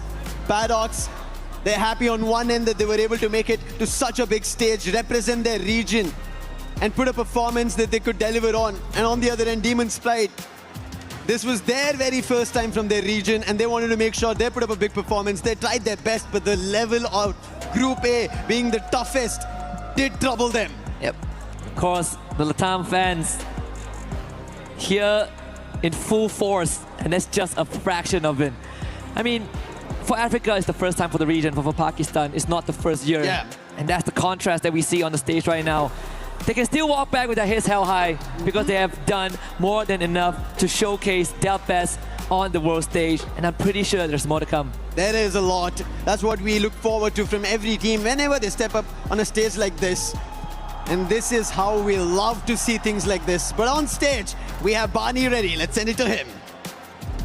Well, an exciting day in Group A has now come to a close. 6 teams have secured a spot in the survival stage. 4 have made it through to the grand finals directly, and 2 are gonna go home. And so that's what we're here to do right now. But first, I'm gonna have a little interview with Buriram United Esports, because what a dominant day. Okay, let's set the scene, okay? Let's go back in time, your journey to this point. World champions in 2025. 5th in the regional finals, so not obviously, you didn't match your expectations for that, but now dominating in the group stage at the Esports World Cup, that's got to boost your confidence, right, Rosanna? ก็ก่อนอื่นเลยนะครับขอแสดงความยินดีด้วยนะครับกับผลงานในวันนี้ออกไปในทางยอดเยี่ยมเลยทีเดียวนะฮะแต่ว่าก่อนอื่นเนี่ยขอย้อนเวลากลับไปในปีที่แล้วสักนิดนึงใน global ในเวที global tournament นะฮะหรือว่าในเวทีระดับ region นะฮะเราจบที่ 5ซึ่งแบบว่าผลงานไม่ได้ไปตามทางที่เราหวังมากนะอยากทราบว่าในวันนี้เนี่ยเรารู้สึกยังไงกันบ้างฮะก็วันนี้ก็ทำได้แล้วครับก็ทำให้เห็นแล้วก็ใช่ไหมพี่ผมตอบถูกไหมตอบนะฮะก็คือก็ดีใจครับแค่นั้นเลยใช่ไหมมัน Yeah, actually we are very happy and excited that we finally be able to prove ourselves that we deserve to be here to become the world champ of this year. I like that. Now, one thing that all these teams are chasing, obviously, whilst we're here, is consistency. And it seems like you guys have that in absolutely mountainous amounts, because you guys managed to secure 3 booyahs yesterday. Today, not so many. However, you're still putting up points every single game. What does it mean to have these teammates with you and performing so well here on the main stage? ก็ในเวทีการแข่งขัน EWC 2026 ณ กรุงปารีสนะฮะในกรุ๊ปสเตจทั้ง2วันนี้เนี่ยเราทำผลงานออกมาได้ดีทั้ง2วันเลยถึงแม้ว่าในเมื่อวานเราได้ทำบูย่าไปทั้งหมด3ครั้งด้วยกันแต่วันนี้เนี่ยถึงแม้ว่าเราจะไม่ได้บูย่าเลยแม้แต่ครั้งเดียวแต่เรายังได้แต้มเสมอทุกเกมเลยนะฮะรู้สึกยังไงกันบ้างครับผมก็รู้สึกดีใจครับก็ได้ตามซ้อมตามแผนที่เตรียมมาครับผมว่าคะแนนประมาณนี้พวกผมก็ทำได้เป็นเรื่องปกติอยู่แล้วก็ไม่ได้รู้สึกดีใจหรืออะไรครับแค่รู้สึกพอใจตัวเองมากกว่าที่ทำได้ตามฟอร์มครับActually, we are pretty happy and satisfied with our performance because this is supposed to be our true form and true power. So if we can do it like this over and over again, I think we're going to be able to claim the champ trophy. I like to hear that. I like the confidence. It's good. Now, gentlemen, it's time to join me. Come on, walk with me. This right here, this is called the Crusher. And as you can imagine, we're going to crush some hopes, going to crush some dreams, and crush some keys. Like I'll remind you, we have 2 teams who have been eliminated from the competition. They need to have their keys crushed. And so, we're going to start things off. Would you like to press this button? กดปุ่มเลยครับ It's going to open up. It's going to reveal the teeth. It looks menacing. Let's be honest. We're going to crush these keys. Okay, Wasana, would you like to gently pull on this lever and send them home? Is there anything you would like to say to your teams before we crush them? ก่อนที่เราจะดึงคันโยกลงมานะเพื่อส่งเดอะคีย์ทั้ง2อันลงไปเนี่ยมีอะไรอยากจะฝากบอกทุกทีมเลยไหมฮะกับแล้วก็2ไม่เป็นไรครับเก่งแล้วแต่ผมเก่งกว่าครับโทษที Yeah GG nice try but we are better than you guys sorry Oh that's what I like to hear. Okay pull that lever in 3 2 1 send them home. And just like that, 2 teams have been eliminated from Free Fire at the Esports World Cup 2026. But don't go anywhere because 2 more teams will be eliminated later today. And as we get those groups prepped, we're going to head back to the studio before we continue with day number 2.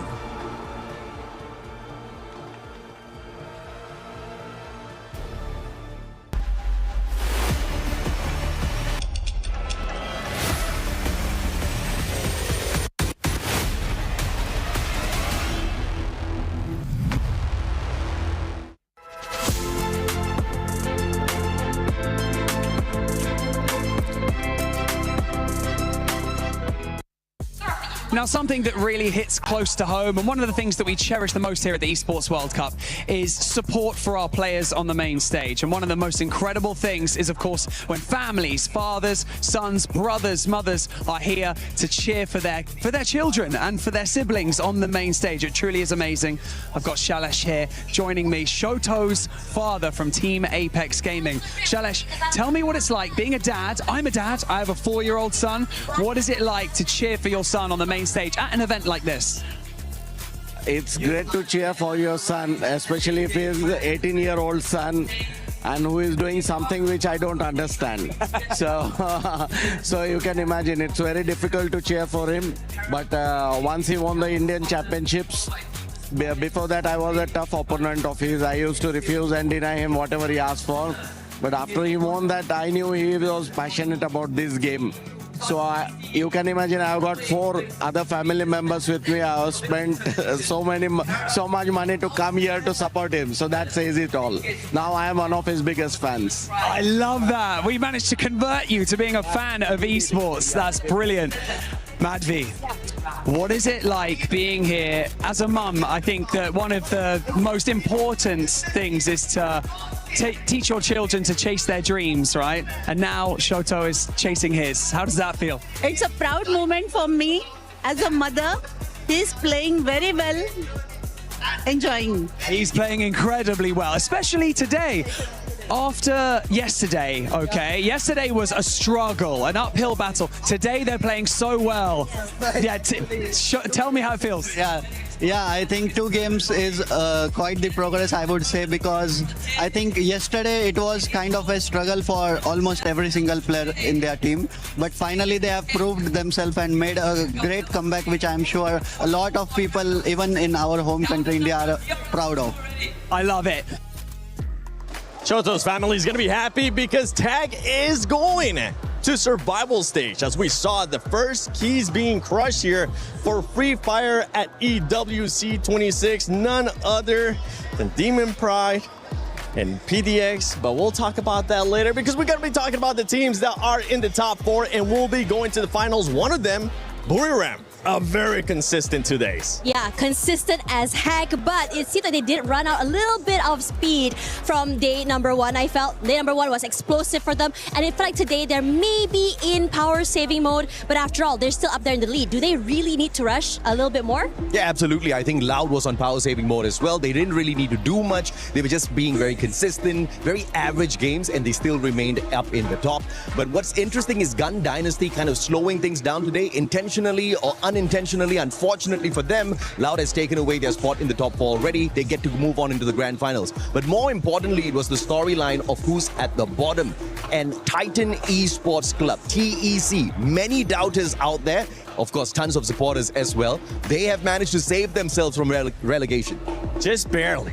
It feels like just barely because at the beginning of the day, I mean, throughout the day too, that squad was just there in contention, doing enough to what it took to keep them away from those bottom 2. But the way you were talking about Gun Dynasty, that's a team that slowed down in a big way. Yeah. Lace, boy, did they slow down in another squad that was kind of able to bring it back up as we see the top 4 teams that will be moving on to the grand finals was Falcons.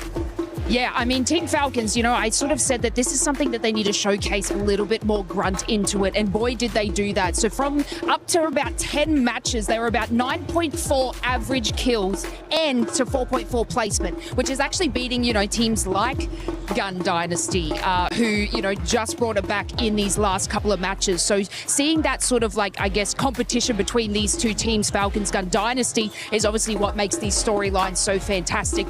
Clearly not enough to make it into that top 4 we saw in that final circle. It was like looking good for these teams, and then somewhere along the lines, you know, they came in from the eastern side. I know, like, I think it was Loud holding the eastern corner there for quite some time in the position. So it was very difficult for Team Falcons and obviously Gun Dynasty to sort of get that fruition and get those extra placement points that they needed to push them up to that top 4. But look, if we're looking into like survival kind of matches here, this is an excellent feat from them. So I'm pretty keen to see like what happens with like the next group and how these guys will go in contention with that. But like a great, obviously, you know, I guess team effort from Team Falcons for them today. Indeed. They need to find a way to get those booyahs, because as you saw there in the top 4, it was just squads that were able to get booyahs. Apex Gaming, I mean, we saw what one of the players' families was saying there, happy with their performance. A little bit too late from what we saw in the first day, but a great bounce back for this squad going into survival and taking some momentum with them. Yeah, it's crazy seeing this team, if you think about it. Yesterday, fairly quiet. Now coming in today, I think coming in really hot. And I think it's really good as well, because day 1 is more of like icebreaker day. Everyone's just trying to get a feel of each other as well, as right? Yep. But another team I really want to talk about as well is Aurora. Yep. Because coming into this, don't say that around Neptune. True. They were a team. I felt like yesterday they were struggling. They were knocked out a bit too early so many times. We saw the vision, but not the execution. And whatever it is that happened yesterday or today, in fact, they almost broke a record today. Yeah, absolutely. But I want to bring the conversation back to Team Apex Gaming, right? Because I think this is a whole big win for India as a region who are making it back into the global scene after a long, long time. I mean, many people would have expected these Indian teams to be rusty, and that's exactly what they were in day one, at least for Team Apex Gaming. But today they have shown us that they can play some good fights, they can rip away some good booyahs, but is it going to be enough for them to qualify into the grand finals? Because if you're looking at the teams that are stacked here, that are going to probably make it into the elimination rounds, it's not going to be easy. I mean, in this group in itself, I've got 3 or 4 favorites, but there are only 4 spots left for survival rounds. And you mentioned it too. I mean, first time being able to be in this kind of stage. It's been a while. We even heard Lucifer saying the first day was going to be a bit of a slow start. The second day was going to be a hyped up moment for them, which ended up being exactly like that for this squad. Going to tag, though, I know you've been at the global finals many times. You've been at many events. What is something that you would like to see Team Apex Gaming do coming to tomorrow for survival? Because only the top 4 will be going, and it's not 2 days. It's just going to be 1 day. Let me just put it this way, okay? The Indian teams are already winning, okay? Shoto is already winning. I want Indian parents like that, man. I mean, when the common factor for any Indian boy in his house is you become a doctor, lawyer, engineer, or you're a failure in life, all right? So to explore esports, to have your parents fly all the way down to Paris to celebrate you and to support you, I think that's a huge win already. They are setting an example for everybody else out there. I wish and hope those other parents support their teams as well. But, you know, on a more serious note, I think they're doing very well. I'm not expecting them to run away with the EWC trophy the very first time they've stepped back into the global stage, but it's more to prove to the rest of the world what India can do. And I think they're doing a very good job at that. And Tash, one thing that we saw being able to do from that team was getting the booyahs. Yeah. And in regards to those top 4 squads, we ended up seeing they had to get those booyahs. I feel like that's going to transition into tomorrow for survival. Oh yeah, absolutely. I think that one thing's for sure though, when you are going to be running this and you do make it to that top 4, that survival stage, for me personally, I think that having that 1 more day to play gives you momentum, gives you an edge in terms of trying to learn what exactly needs to be fixed and how you can fix it throughout the day. As you go into the grand finals, granted that you do go into the grand finals, it does give you a little bit more of an edge for me personally compared to the teams that already just go straight on to that final day. Yeah, absolutely, man. I mean, I think teams like Titan Esports Club, they are a little bit more grateful that we've added in more squads, right? They're a little bit more grateful that more regions are in here. So now they are kind of like the veterans in the competition. So they've survived this stage already, but to survive survival stage as a whole is going to be very tough because of the kind of teams that we have got going in there. We've also got Group B who are going to be playing in a little bit as well. Yeah, I mean, down at the bottom, the teams who are already struggling are not going to be obviously a very big, fight for them. But the teams that do make it in there, I think the survival stage is going to be a hell of a lot more exciting than whatever we've seen in the past 2 days. Yeah, on the broadcast, I think it was the other day, we watched this group and I've been saying that it's kind of like 2 lobbies in one group. Yes. We have ahead of the pack, the top of the lead, the AGLs, you know, all sitting up there, and then everybody sort of fighting in your mid-range to the end, which is pretty tough for this lobby. Like, this lobby is exceptionally stacked. And, you know, if we do sort of like swivel over and move over to our second lobby that will be coming up, you know, you're talking about India, SAUL, they're sort of in that middle pack range as well. So it's going to be an absolute grand fight, I feel like, in the survival match. But one thing I want to pick your guys' brains on, if this is okay. Yesterday, Paradox's performance was actually exceptional. Yeah. They have now found their way right down to the bottom of the leaderboard. Yeah. I guess, you know, I'll hit this with you. Was there any sort of inconsistencies that you saw being like watching this team throughout their play style today? No, not at all, right? It's the first time Africa is stepping onto a stage like this. They don't really have a lot of experience in the esports scene within their own country. They don't have a lot of powerful teams to go up against, to scrimmage against. So coming in here, it's all about learning. It's about the experience. It's about, you know, traveling around Paris, just watching, exactly how the culture is like here, you know, having some baguettes. It's exceptional just to get here in the first place. Absolutely correct. Isn't it? Yeah, I think it's inspirational. That's what you were for the saying rest of the about team. tag too. I mean, you feel like this is definitely a win for that squad. The experience that they're going to be getting is going to transition into later on with some of the other squads. And I think this is something that Neptune was touching about. And we even heard Conchita touching upon it too from EVOS. They did have one of the players that was just starting off. They started off slow, but they ended up bringing it back as well. Same with the other squads. Aurora, I know that's one squad you were just talking about earlier on. They weren't able to bring it up. It's been quite a bit of an inconsistent 2 days for Aurora. Yeah, they were struggling on day number 1. Even today, I think one thing's for sure about them, though, kind of like tag, right? Yeah. You can see that they were making it up with these big hero plays, these big hero moments. You want to play catch up. It's good. But for me personally, consistency is key. You want to be able to go to that next map with at least 5 to 10 points just to keep yourselves ahead of the rest of the teams. That's for me personally. Yeah, you are being too Asian mom with this right now. We have seen Aurora play for many years, and I think, you know, 2 out of the 4 players on the main roster already have got the global stage experience, but they've been missing the past 2 years, right? Multiple roster shuffles, but now they are kind of getting it together. So this is one of their best performances that we've seen from them in the past 2 years. So based on that, they're doing hella well, right? I didn't expect them to walk away with an almost record-breaking game That in was the crazy, game number though. 5. Yeah, that in itself shows how good they have come. Great momentum too that they're going to be able to take that into survival. And that's the thing though, you can be consistent here when we're talking about groups just to make it to survival, but it is going to be a bit of a level up, a big level up when we end up moving to survival, because the top 4, that's all you get. After that, it's not just 2 teams that are going to be going home, it is going to be the rest of the teams that are going to be going home that are not in those top 4. So going into survival, I know, by the way, there's amazing people that have joined us, Tash, Bunny, AJ, and Lace, especially you two. You guys are going to get a chance to cast that Group B. We'll get a chance to break down Group B with the other squad, but I want to just pick their brain. Who is somebody that you're going to be keeping a close eye on coming up in Group B? Man, I am not keeping my eyes on anyone, right? That's the beauty about shoutcasting a battle royale. Anything goes, anything happens. Like from what we've seen already in Group A, teams that kind of didn't really do all that too well yesterday, even Titan Esports, they weren't having a fantastic run yesterday. Today is where they showed us what they're truly capable of, right? And that's exactly what I'm expecting to see. Teams who were not doing too great yesterday to step it up. Teams who are doing great, maybe, you know, take a little bit of a pause, just like what Loud did, just like what Buriram did. Don't get too crazy with it. Yeah, I think for me personally, I mean, I did dig a little bit with Carol about the Brazilian, I think, scene, right? Yeah. And she was telling me, like, in the regular season for Brazil, one thing's for sure, the Fluxo was known as the... Boogeyman. Yeah, the boogeyman, right? Yeah. They were the ones that goes for back-to-back booyahs coming forward. But now, in this tournament, they are the ones that are just farming eliminations. Yeah. So they've changed up the way they play. And I agree with you. You really cannot tell what's going to be happening. And I'm so excited to be a part of this with you, AJ.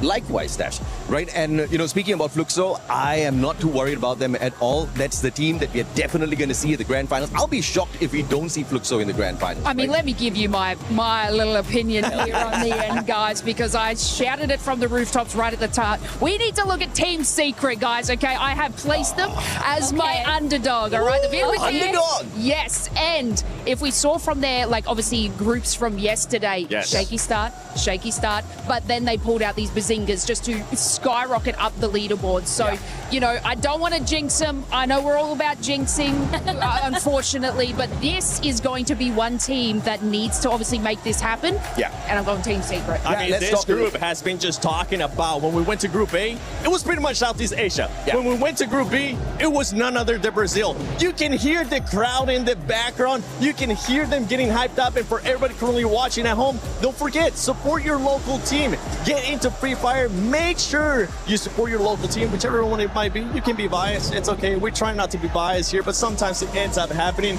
We'll be getting ready for Group B, but we do have an amazing video with Mia.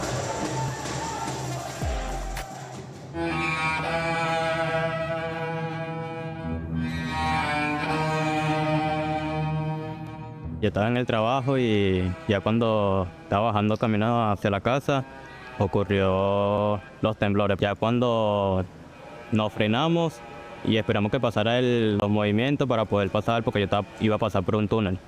Entonces cuando pasó logré bajar a casa y estaba buscando a mi mamá.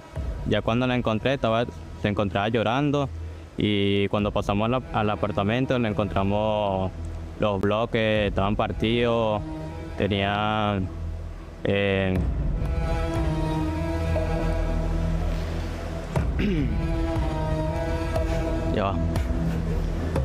Ya de ahí salimos del apartamento porque no era habitable. Ya estaba partido, estaba botando el agua, pasaron muchas cosas. De ahí estábamos esperando reunirnos con la familia para poder llegar hacia donde nuestra abuela, que allá era un poquito más habitable. Ya nosotros nos fuimos a una plaza donde era más abierto y estuvimos ahí en el carro de nuestro tío esperando que las cosas estuvieran bien, porque había muchas réplicas. En un momento nosotros estábamos en la plaza y yo estaba logrando contactarme con el equipo, pero no podía porque no había señal, no había luz, como durante 2 días. Entonces nosotros esperamos los 2 días, nos acostamos en la camioneta, en el carro, y ya cuando llegó la luz pude contactarme con el equipo.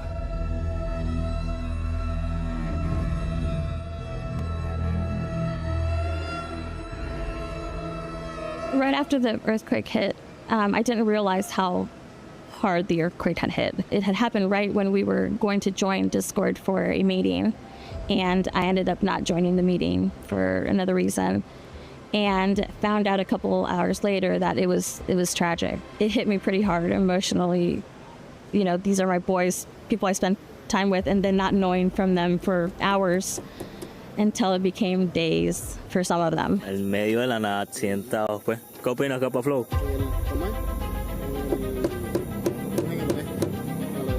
Feo porque nosotros teníamos pensado ir desde el aeropuerto de Caracas, que Maiquetía. Ya teníamos todo planeado, todo bien, pero hubieron rumores que las carreteras se habían dañado por el terremoto y así. Entonces varias gente nos dio opciones, ejemplo, que nos podíamos ir por Medellín, y así fue lo que hicimos, pero fue por Medellín. After we knew that we were going to attend EWC, I already had a relationship with the mothers. So they knew my name. They always heard me on Discord when I spoke to them. And one of the things that I told them and I promised them was that I was going to take that trip with them from Venezuela directly here, and that they would never be away from me, that they were going to be with me the whole time. And the minute I found out that I wasn't going to be able to travel with them from Venezuela, it just broke my heart. And I try to make it as transparent, as much communication. I tried to inform the mothers. Up to now, we have a WhatsApp group that they're constantly receiving pictures, they're constantly getting updates from me, and they know that I've been trying my best to keep them updated.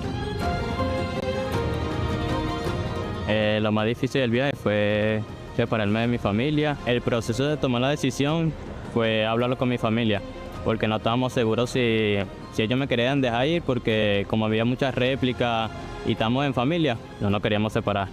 Entonces hablamos de eso en familia y mi mamá tomó la decisión de dejarme ir porque era una oportunidad grande. Duramos como 5 horas para llegar a Barquisimeto, después 14 horas para llegar a Cúcuta y como 14 más para llegar a Medellín. The day after it happened, I knew there was something that we could do, and the Free Fire community as well. And I started doing some flash tournaments on Thursday, which was that next day. I started putting statuses on my WhatsApp of who in the community wanted to contribute, whether it's a mod, whether it's a narrator so we can do live, whether it's a producer to do live on TikToks, and also to teams to see who wanted to join and make a donation to be able to play our tournaments. We did 5 on Friday, 5 on Saturday, 5 on Sunday, every day for a whole week. The tournament I named it as Manos Unidas, which means United Hands, which also contributes back to, our logo, which is a logo of a picture of my hands. So Manos Unidas just came naturally. United Hands as a community, we come together to try to help our Venezuelan friends. And we had a lot of turnover. I mean, we had a lot of people wanting to join it and contributing more than, the normal. When we come back to our homes, this coming week, we're going to have bigger tournaments that are going to last for about a week. That's going to be our goal now, to continue raising funds. For them, this is a dream come true. Coming from the whole tragic of the earthquake, it's just makes them stronger, makes them believe more that this is meant for them, and they're gonna do a great job. I trust a lot in our team, and I know that they're gonna try their best to take something back to their country.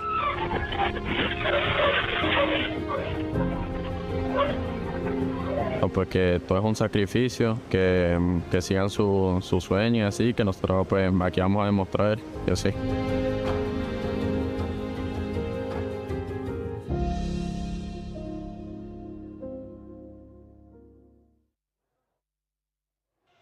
A team that has been able to overcome adversity with tragedies that happen.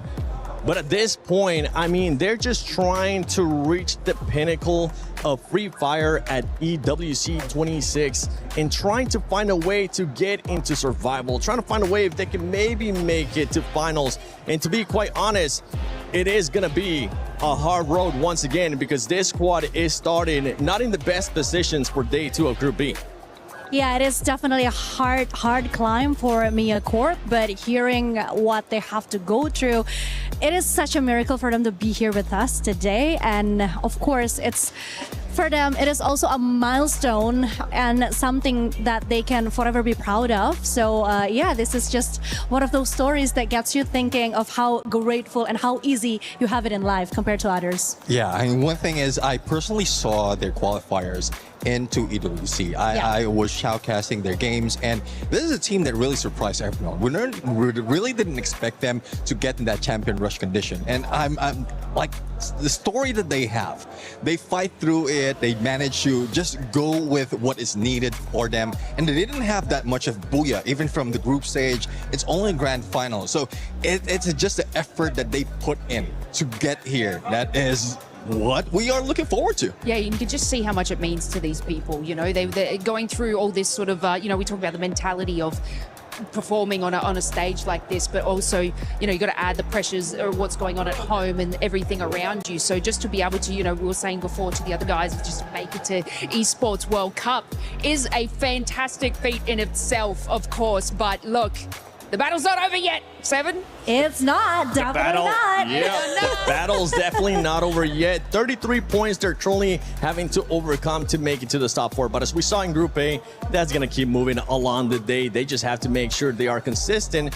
And don't forget, those booyahs have to start coming because we saw from Group A, everybody that was at the top, they needed to get some booyahs. A squad that was able to get the booyahs yesterday was none other then remind me again who it was, because it was a team from Brazil, Neptune. Yes, MIBR lost. We're really looking forward to how they are going to continue this, because from what we've seen, especially comparison of Group A, Group B, we've already talked about like how Group A is a group of death. There's a lot of teams who might be able to go and get those booyah against Buriram United, and this time around, I think MIBR lost will have an opportunity to continue their reign, because even from yesterday, once we switch it up to Group B, it was a slow game overall.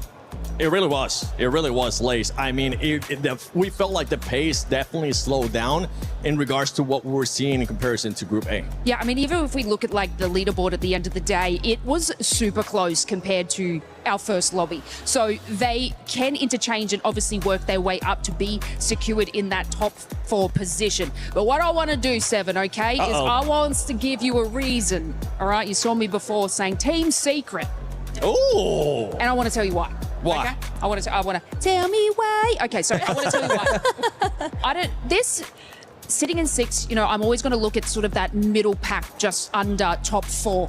This team in 2025 was an entire brand new roster, right? Talk about storylines. They were not doing well, okay? It was an incredibly rough start, and this generally can happen with like an interchangeable roster here. But on Free Fire Worlds in Southeast Asia, they won 4 games back-to-back. Damn. Okay, so this team, once the consistency hits, can actually put in the work for this. And now, in relation to our first lobby, they're actually sort of like rivals of AGAL. And if we saw how incredible they did, Team Secret were actually beating them in their series. So I'm expecting massive things from Team Secret. Okay. I've got the stats to back it up, baby, okay? All right, hit me with And them. there's about to be a power shift, baby. Team Secret underdog. Watch this space. So you have them finishing in top 4 directly to finals. I think they will just hit that top 4 mark, yes. Okay, I love that. That's exactly what I talked about yesterday because Team Secret won the FFWS Spring 2026 with a consecutive booyah, and that was amazing. But of course, speaking of rivalry, my eyes are drawn straight to Fluxo and Twisted Minds because they have the same amount of points, 90, and the same amount of elimination points, 55. Also, we still have Leon or Lion or whatever you pronounce it. However you want to say it. However you want to say it. Because this is actually one of the strongest team that did not perform well on the first day. I mean, just look at it, 7th with 72 total points. And this is not the Leon or the Lion that we knew, especially with all the great players they have. One of them is Games King, right? Yeah, I mean, I do agree. Games King will be able to bring the fire to Leon, but I'm looking at another team. We've seen how well Team Apex did in Group A. Now, another team. This is the blessing, by the way. This is the blessing. Blessing. Preface. Right. You're about to be blessed by none other than Neptune. Yeah. Total Gaming. Let's see. Total Gaming. They might be able to catch up. I mean, overtake Leon, overtake Team Secret, overtake RRQ. No, stop. We're blessing, remember? We're blessing. He's blessing That's how all he those blesses his teams teams. as well. Blessing all those teams. One team that you were able to actually bless yesterday, Conchita, was RRQ, and it worked out perfectly how you mentioned it. Starting slow, maybe some jitters of day one, but they were able to turn that around. I do believe that the true challenge lies today because when we talk about RRQ, obviously, the well-known fact is that second day chokehold, second day jitters, and the pressure that sometimes they just cannot handle yet. This is the true test for RRQ, especially for Dutz as the captain. This is where he should be performing well. He should be calling all the right calls. So yeah, I guess we're just gonna have to see 88 points sitting at the 5th position with 63 elimination points and 1 booyah. It's looking quite promising. But if I'm talking about the Indonesian team, of course, I am super proud once again to see how Vitality has been performing and has been doing so good in this group, Neptune. I want to say, Vitality. With that voice, right? Yeah. The new strategy ended up working out for that squad, and hopefully will continue today, right? Because remind everybody that might have not been here yesterday, it's okay, we'll let it slide now that you're here with us. What was the new strat? Yeah, my strategy of going for double snipes. We've seen that from Southeast Asia. We thought that they are going to let go of that because even Brim United, we're seeing them trying to do the same thing. But out of that, they just capitalize on it. They can easily switch up to, especially for those who are just adjusting the sniper, they can easily switch up to sniper, mid guy, or frontliner. So that's what I'm loving about Team Vitality right now. Yep. And again, going back to Chris Joe, like the mindset of the coach, it's just so much of things that we might expect from Team Vitality. And they might be able to start hot right away instead of what we were able to see yesterday. One team that's looking to get some booyahs is Fluxo because their fans are behind us. And if I'm not mistaken, I think I see, is that Barney and Carol? What are you guys doing here? Oh, here we go. We are here with the Fluxo W7M. Incredible fans. It really is amazing. Oh, Sal Cinelli joining me here. Tell us about traveling here with these guys and, you know, what this team means to you in this competition. Like family, I can explain how important Fluxo is for me. And it's really amazing to be here because it's my first time traveling abroad and with the organization, it's like living a dream and it's so perfect. I love it. We can't hear you, unfortunately, so I'm going to pass this. I'm going to use this. Talk to me again about this being the first time that you've traveled outside of the country and what it's like to travel with all of these guys to support your favorite team. Yeah, it's abroad, and I truly love. It's like we are really family. I love Fluxo. Fluxo is my family, and make me start doing live stream just because of the organization. So all that I am is because Fluxo. Saltinella exists because of the Fluxo. So it's awesome to be here, and I know that everyone has the same feeling. I love that. I'm going to take this mic back off you because we've got to learn some of these chants because they're absolutely incredible. Go on, let's go, Carol. Definitely. Amoroso. Okay, so yesterday we talked a lot about your travel here. It's probably the first time of most people here getting out of Brazil. And you guys share with me incredible stories. But I want to know if you guys have prepared any kind of song for this moment here. Cara, preparamos algo muito da hora para EWC para aproveitar bastante esse evento. Trouxemos várias bandeiras, inclusive uma música nova. Então, eu quero impressionar vocês. Okay, so basically they have prepared a special song for this moment. They create a special song for EWC, and even they bought a huge flag. So they are gonna show us the flag and teach us the new song. Come on, guys, I'm with you. Let's go. Ei, Spotify, puxa aí, tô aqui na EWC, que é a música da EWC, puxa aí. Bora. EWC song, let's go. Vai. Puxa aí. Oh, I love this. Oh, this is good. E o meu fluxo vai vencer. E o meu fluxo vai vencer. O MT vai deitar. O MT vai deitar. O Curtizinho vai ruxar. O Curtizinho vai ruxar. Chama aí o Luquingue. Chama aí o Luquingue. Chama aí o Luquingue. Chama aí o Luquingue. O Gil é muito bom. O Gil é muito bom. Pops vem pra ser campeão. Pops vem pra ser campeão. Brox completa a seleção. Brox completa a seleção. Chama aí o Bentinho! Chama aí o Bentinho! Chama aí o Bentinho! O Fluxo vai ser campeão! O Fluxo vai ser campeão! Fluxo absolutely popping up on the main stage, and we love it. For now, we're going to head back over to the studio, and we're going to head down to the main stage to kickstart the second part of Group B, Day 2. There we go. Oh yeah, let's go, Fluxo. Oh, I got distracted. We're back on us. Okay, Fluxo. I see you with the energy right there. Let's go. Let's go, Lace. This is a squad that, as mentioned earlier, they're going to be looking to get their first booyahs. And it was none other than their Brazilian brothers actually stopping them from getting those booyahs, Neptune. Yeah, I do agree. I mean, well, it has been said already. Despite of not getting booyahs, they're still taking the top of board. So it really doesn't matter at this moment. As long as they can get to the top 4, then it's okay. No booyah, no problem for the moment. No, I want to see some booyahs out of them. Imagine how if they're crazy right now, if they're being loud right now, the Fluxo crowd, Conchita, it's gonna go crazy. I know, but that's exactly what I'm waiting for, actually, Seven, because we have Buriram and AGAL in Group A, but we also have Lost and Fluxo in Group A, and that's going to be interesting. All right, well, it's time for Group B, Free Fire at EWC 26. Let's get started. 6 more games to go.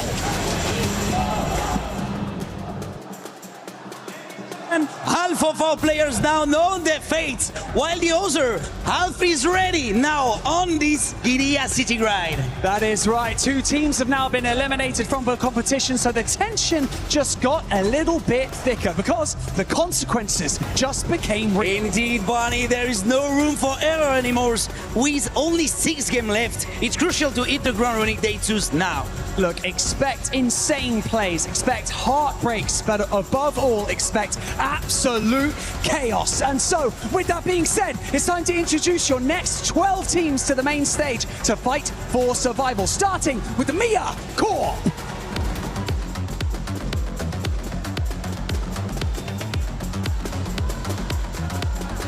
Ali Esports.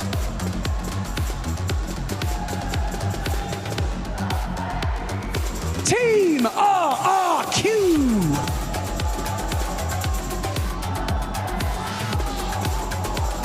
Twisted Minds.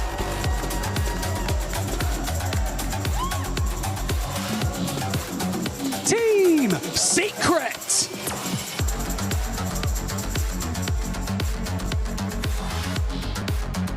Fluxo, the EWC aim!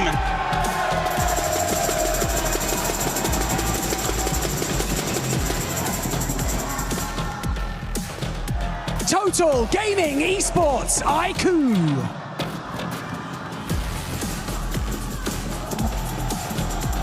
Straw Hats.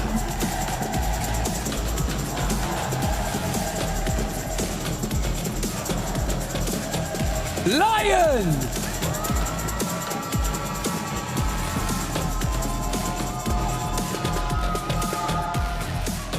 Emmy Bear Loss.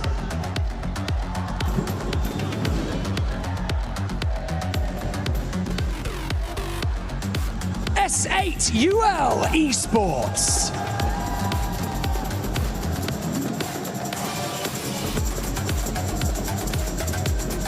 And finally, Team Vitality.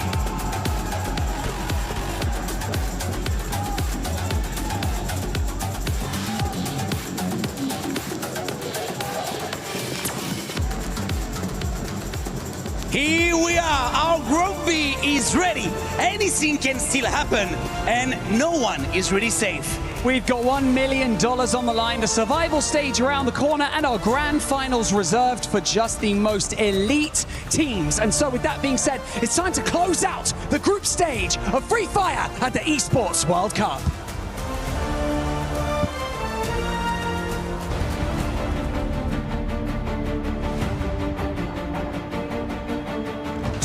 Four of the most dominant teams in the world will step onto the Garena City grid for the first time today. Teams who swept through their regions and left their opponents in the dust. But now they stand at the base of a mountain faced with an almost impossible climb. Well, let me take this opportunity to remind you that this is your chance to instill the fear of combat into your opponents. Don't hold back, don't hesitate, and trust in your teammates. Damage comes through, and Loud, all they have to do is just rush forward, and they're completely surrounded from every single angle, and Loud, once again, a booyah! MIB are lost, they turn it around, and Bobs is the last one standing. It's going to be very difficult, but also Bobs stumbling along with the help of MIB are lost, and it's going to be MIB are lost getting the very first booyah of Group B.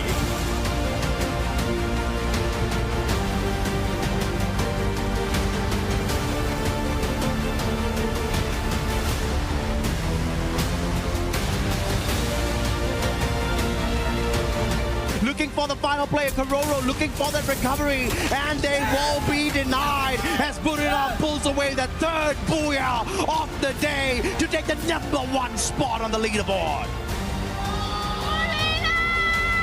And Lion are losing players one after another, and as that happens, even Dix gets eliminated, and Games King was the last man standing. And it is going to be MIB lost getting the final booyah of Group B's Day 1.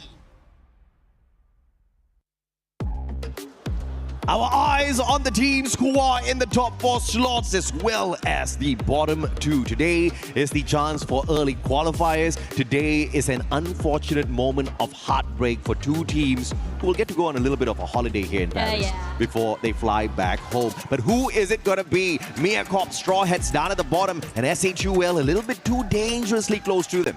Yeah, because today is anyone's game. Oh, yeah. Game 1, or at least Group A, was a story where any team could still make it big and survive. And I'm wondering if Group B will tell us the same story. Yesterday, loss went huge. 3 booyahs, ending the day strong. And I'm pretty sure that every other team in this group as well want to replicate that. Yeah, absolutely. And obviously, it is a situation where MIBR lost, wanted to control the situation, but also wanted to find out exactly what they can do in a lobby like this. They've already proven themselves yesterday. I'm expecting them to have a little bit of a slower day today. I'm expecting the teams who are down in the mid part of the battle instead to really show us exactly what they've got. Obviously, it's the fight to squeeze themselves into the top 4. Even if MIBR kind of sleeps on us, giving us average games back to back, I don't think they're going to be at risk of getting kicked out of the top 4. Absolutely. I think one thing's for sure though, everyone wants to maintain that top 2 slot. Yeah. After all, again, you get that holiday, you get that direct slot to that finals. Yeah. And on top of that as well, you mentioned just now during, the desk, right?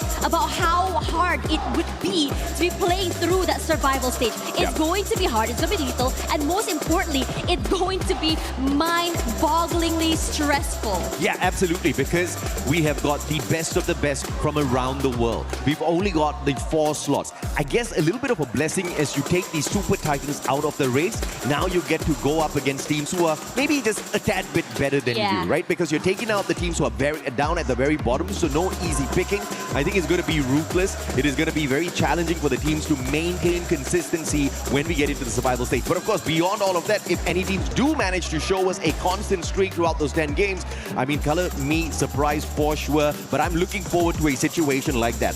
What's going to be the fate of the Indian teams? Now, we saw the support for Shoto. He's got his family members here, but for the rest of the Indian squads, I hope they are not going to be depending on the support, but they're going to be depending on all that they have conversed, all that they have prepared for before reaching this stage, because there's still a lot to prove, and more importantly, you got to save yourselves from Miracorp as well as Straw Hats, who are sure as hell going to be looking to climb up the leaderboard today. Yeah, and I think what's really important as well is that day 1 is the day that you get a feel of everything. You have an idea, you learn from your mistakes. You have that few hours before coming into today to really fix up your mistakes, whether it be changing your drop spots, whether it be figuring out which teams you'd rather go head-to-head with.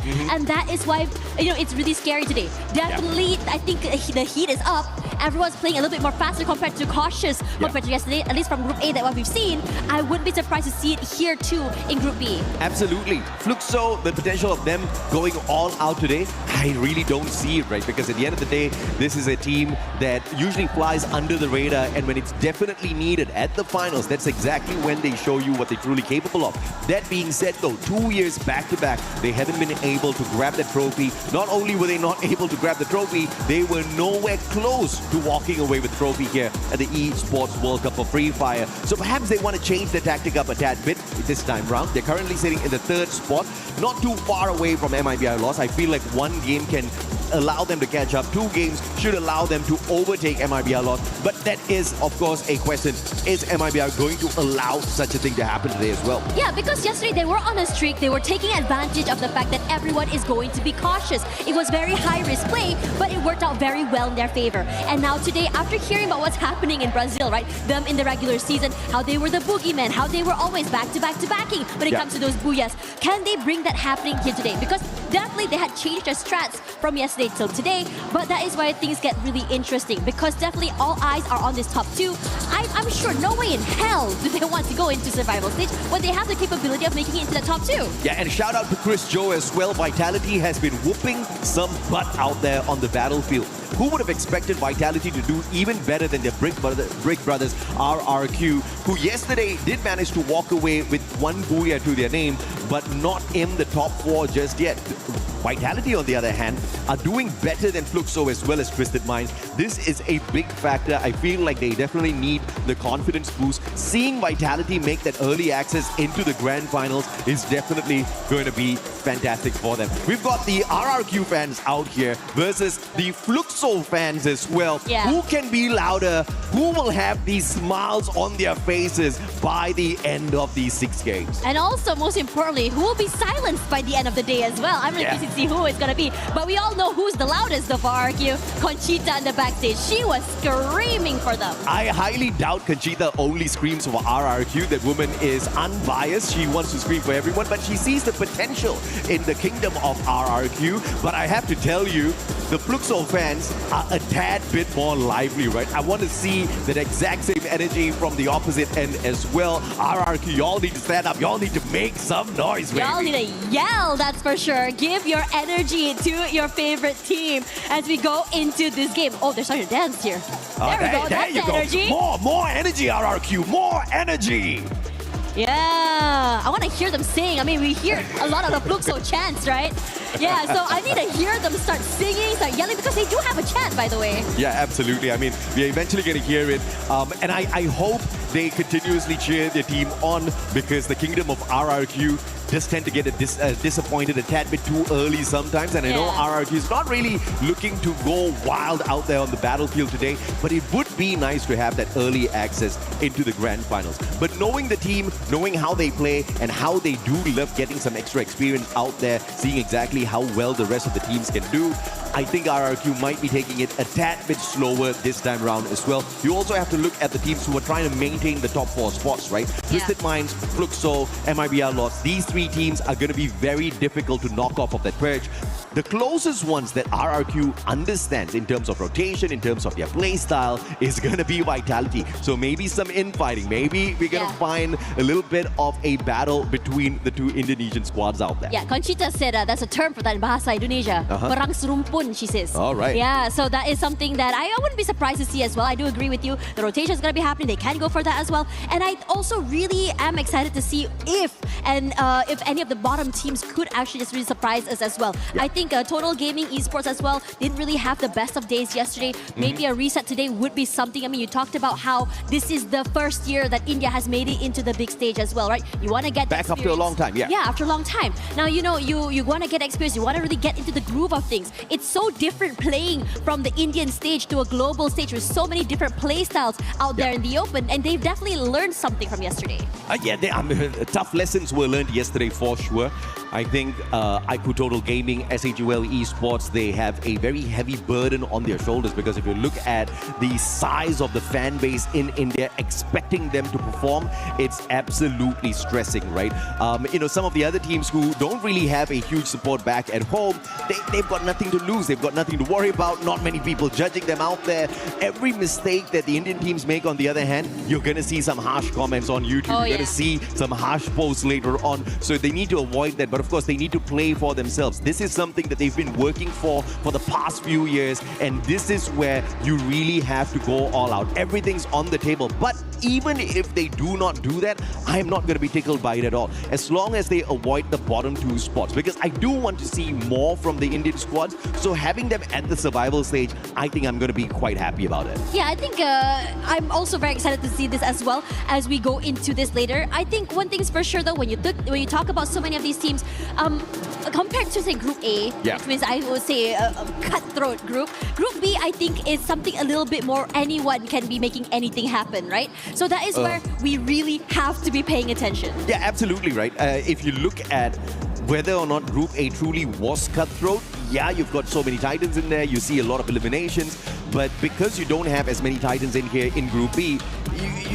you're back to an even playing field. So it's not any easier in Group B at the moment for survival. You're still going up against world-class squads out here. But of course, this is game number 1, ladies and gentlemen, boys and girls, as we hop on into Bermuda. The flight path is going to be dictating quite a number of things, and the first one's going to be who's out of the flight first. It's MIBR Lost, RRQ, as well as Team Secret. And Team Secret's another team that we definitely have to talk about. This team, the current kings of Southeast Asia, and some may argue Southeast Asia might just be one of the toughest lobbies out there. Yeah, I agree with you. I think, when we talked about that as well, I think a lot of our fingers were pointed toward that Group A, right? We saw what happened from Buram United. It was really scary seeing them on that day 1 as well. But at the same time, in this lobby, Southeast Asia, and we're meeting up against, I would say, one of the hard hitters, which is going to be Brazil as well. And again, when you look at the group stage leaders, Lost really put a big lead between themselves and the rest of the pack as well. Yeah, it's going to be easy to catch up. I mean, coming into a few matches more today,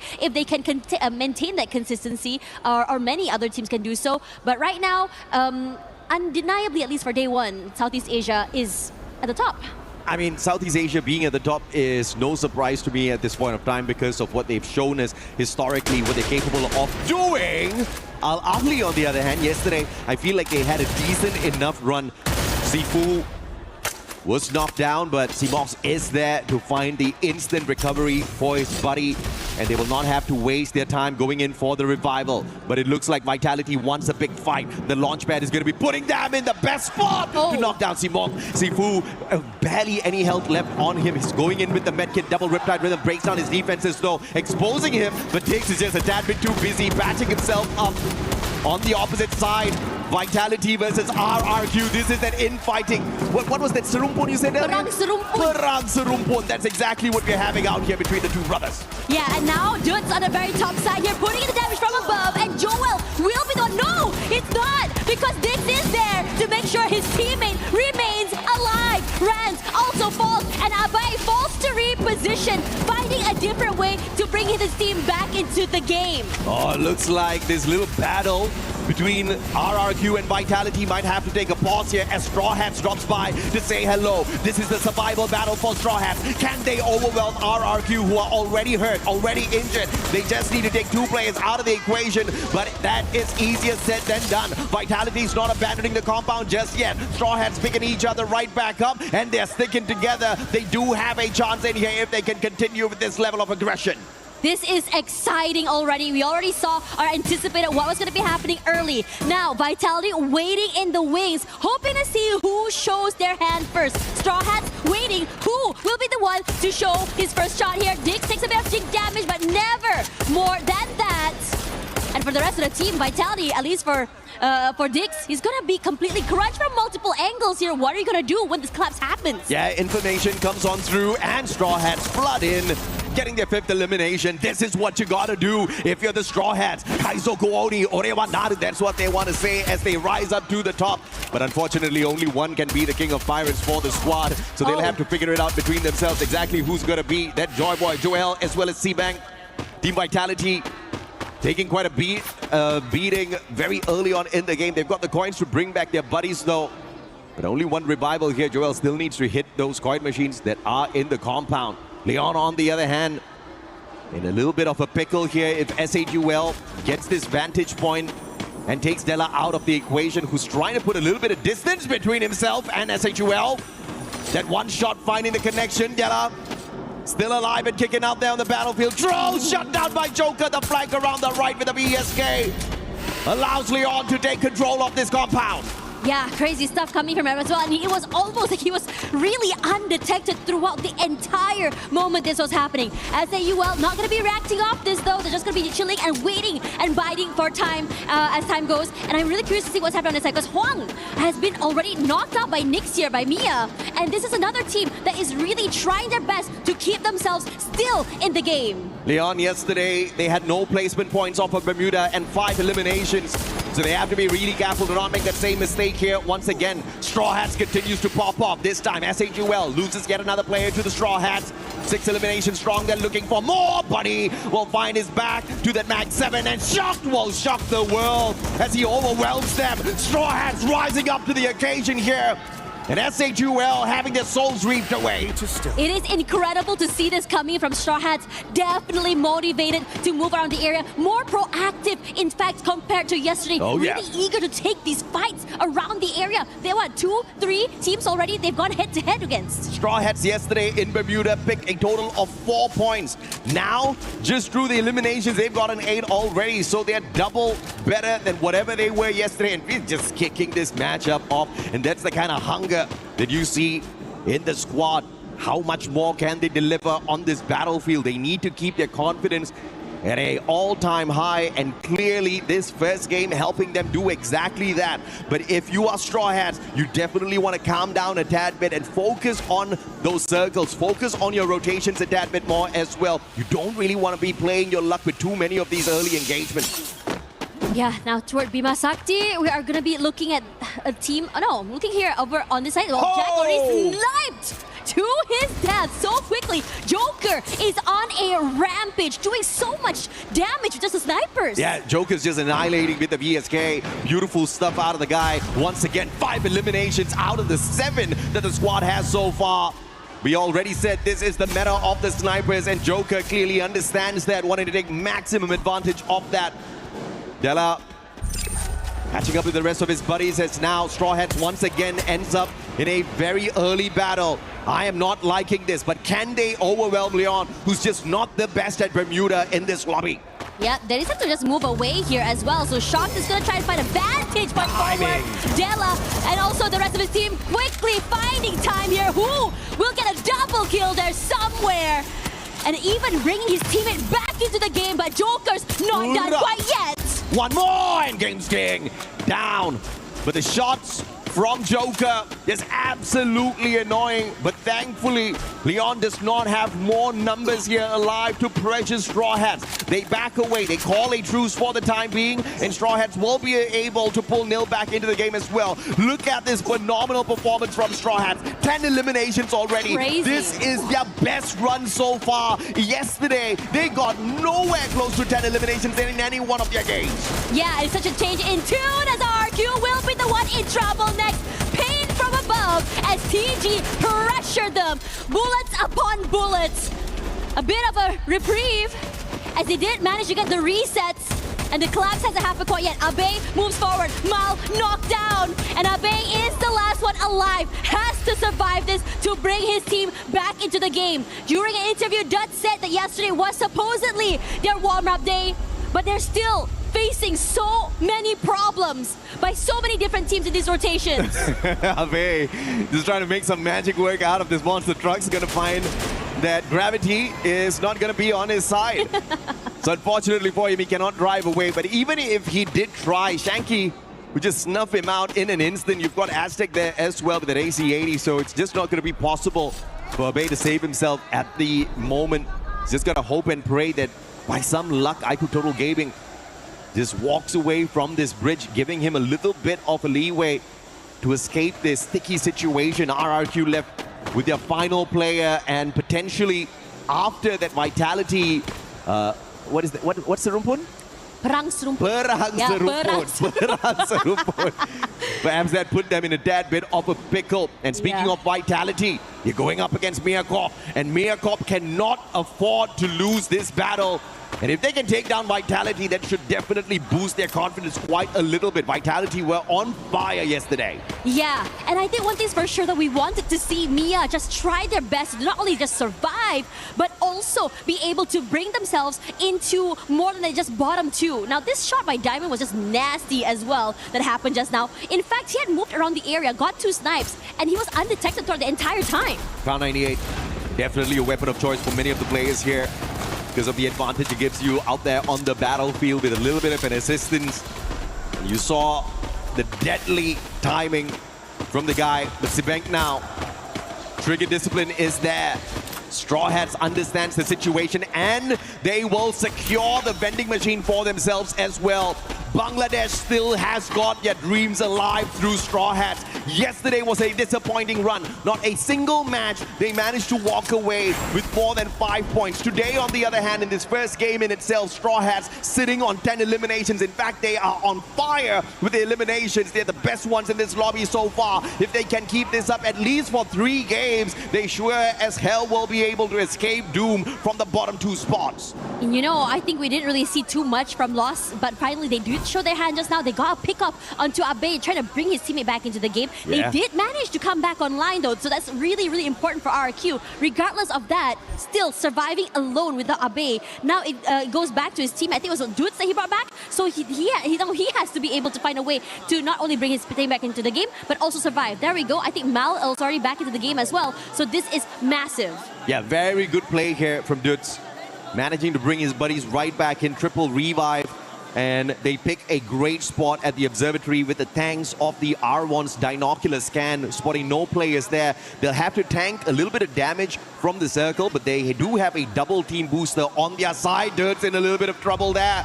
MIBI lost spotting him out, trying to shoot him out of the air, but they're going to be unsuccessful with that attempt. MIBI loss is a tad bit slower today in terms of raking in those eliminations, but they really are not pressured to find more numbers out there. They're definitely going to secure the top 4 as long as they can find the final circle game after game. You know what? I like this. Everyone has a little bit of, an area where they're holding on to. No one's really trying to really commit to this fight, but it will change very, very soon. Especially since the majority of teams are trying to get into the circle. Twisted Mind's not here yet. Leon is coming in very, very soon. And Leon has been really active this game as well. I think 9 elims so far. IQ Total Gaming using the bridge to boost them up. That high vantage point gets them yet another elimination. That's what you need if you're from the Indian squad. You just want to be farming these points one after the other. And speaking of farming, Miacorp needs to do that exact same thing. Show us what you've shown us already in USA. Show us what you've shown us in terms of your capability of finding that final circle. Leon, just like Straw Hats, doing so much better today with their positioning. Oh, Joker is still on a rampage with the sniper, and it's a lethal weapon in his hands. He got so many eliminations, even some chip damage to any team that's rotating away as well, which makes it so terrifying. His angle, he's going to be able to just really abuse, and it's AHL that he's going to be paying attention to. Hawk knocked down already, and over on this side here, TS also trying to find their way up onto a high ground. Yeah, Team Secret just staying a little bit quiet in the game for the time being, wanting to just pop off a little bit later on. And because they have been quiet, nobody has really taken away the resources that they've been collecting from the very start of the match. That's going to be making Team Secret a dangerous squad within that final circle. And we know they are definitely capable of annihilating many squads out there. Jack out in the open, a very daring position for him to be holding on to. Leon's going to be losing 2 players. Make that 3 as Joker gets shot out as well. Games King, it's the final one alive here for Leon. Al Ahly, can you take advantage? They might be able to. And he's far, far away from any vending machine, and Al Ahly won't be able to find one extra point unless Games King with the valiant dash does a double on them. 1v2, like the troll under the bridge, eliminates Al Ahly Esports. We were just talking about Team Secret just now, and now Anshan and the rest of the team are in trouble.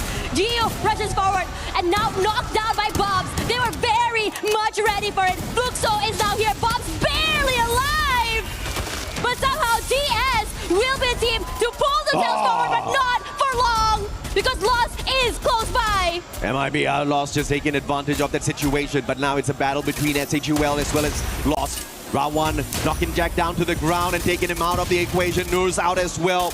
Aku Total Gaming, what can you do up against RRQ? They've already built up the solid walls on top of that monster truck just to keep the Indonesian monsters away from them, and Twisted Minds will land right behind. And this is that Riptide rhythm out of nowhere, courtesy of Vitality, courtesy of Straw Hats with some shots as well. And it looks like Twisted Minds is not going to be as lucky as they take the fight straight up to RRQ.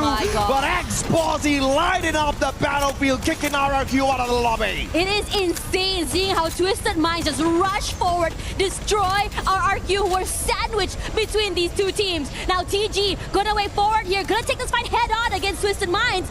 The rest of the team forced forward here. TG barely alive, surviving for that time being.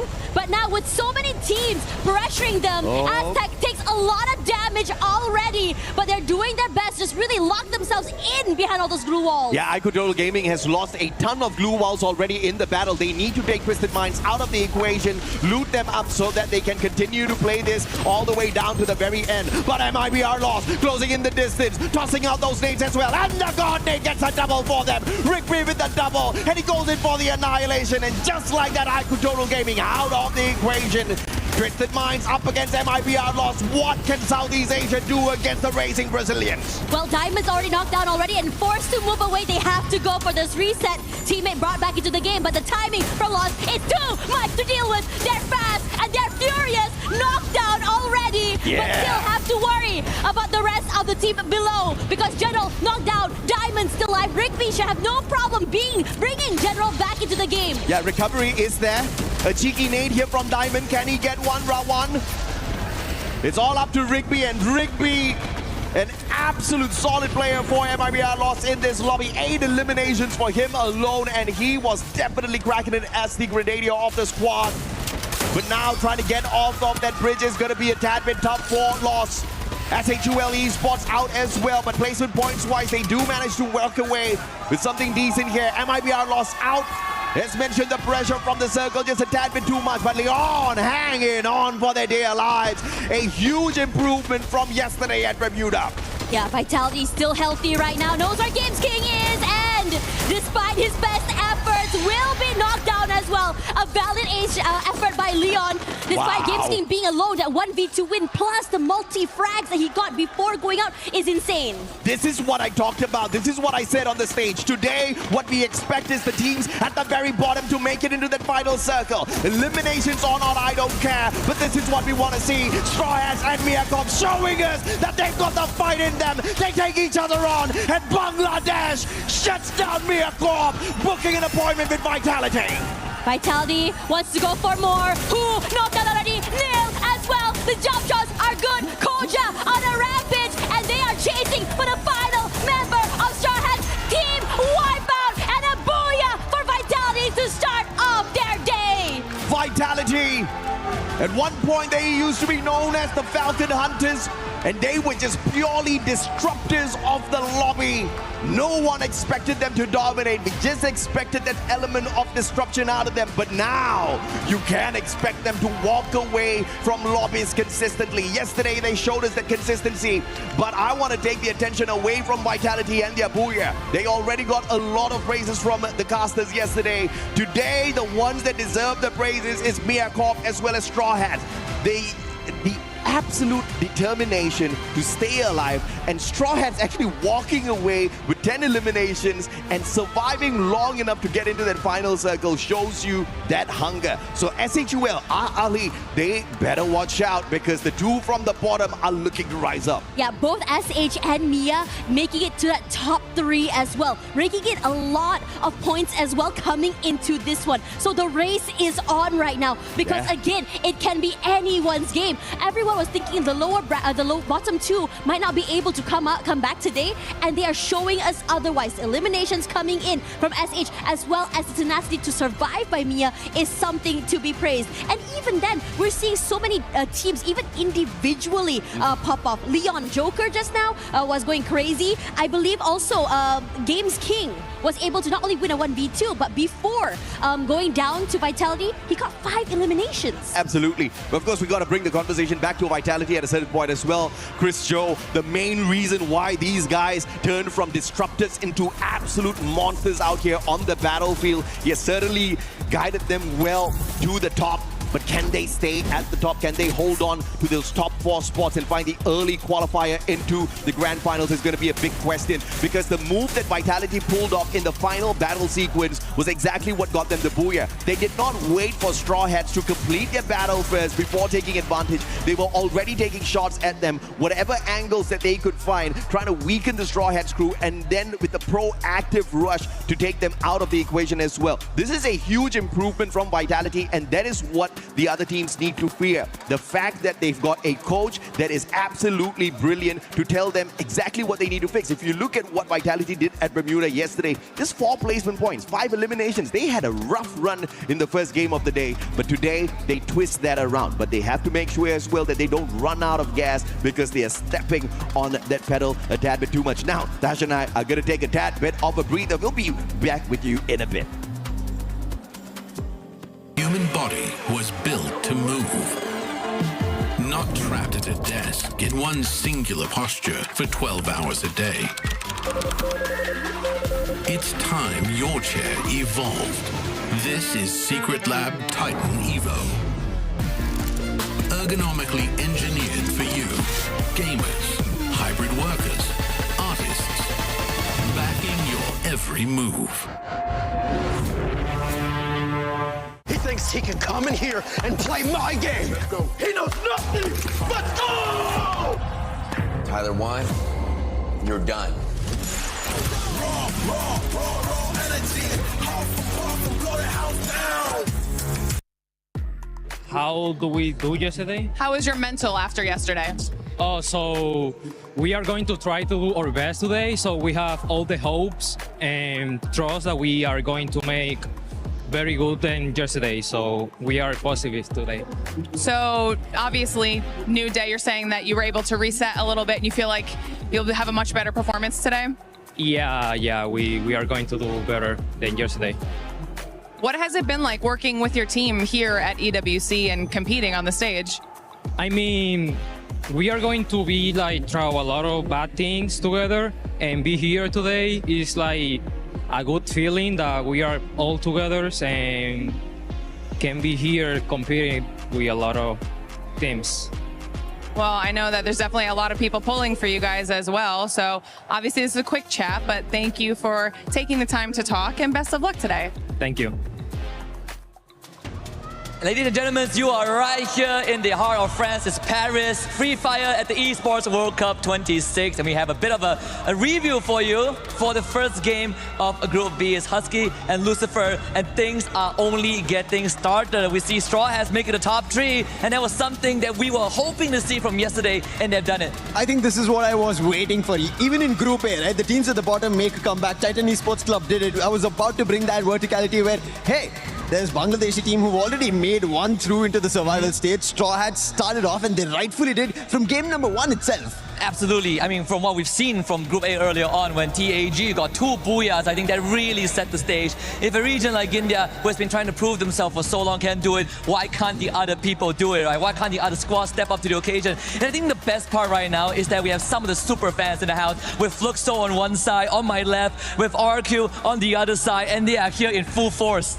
I think this is what we needed, especially Group B. We were with the vibe yesterday casting on the desk, but right now here, I can even feel it better. And I know this is going to be added on pressure for the players itself, especially a couple of early losses. RRQ, again, a similar stretch of what happened yesterday is being replicated today as well. I hope it changes for them. Yeah, and when we look at the standings, you can kind of see the separation, right? The first thing that comes to mind, MRBR loss, still the front runners, still the head of the pack. It really feels like no one can overtake them. Even in games that they don't get the booyah, they are still the predator, the apex predator. But I think you have to add it on to Team Vitality. They're picking up the pace. They understand, yes, MIB a loss of taking it away, but Team Vitality bringing it out, matching up with pace, toe-to-toe is what they're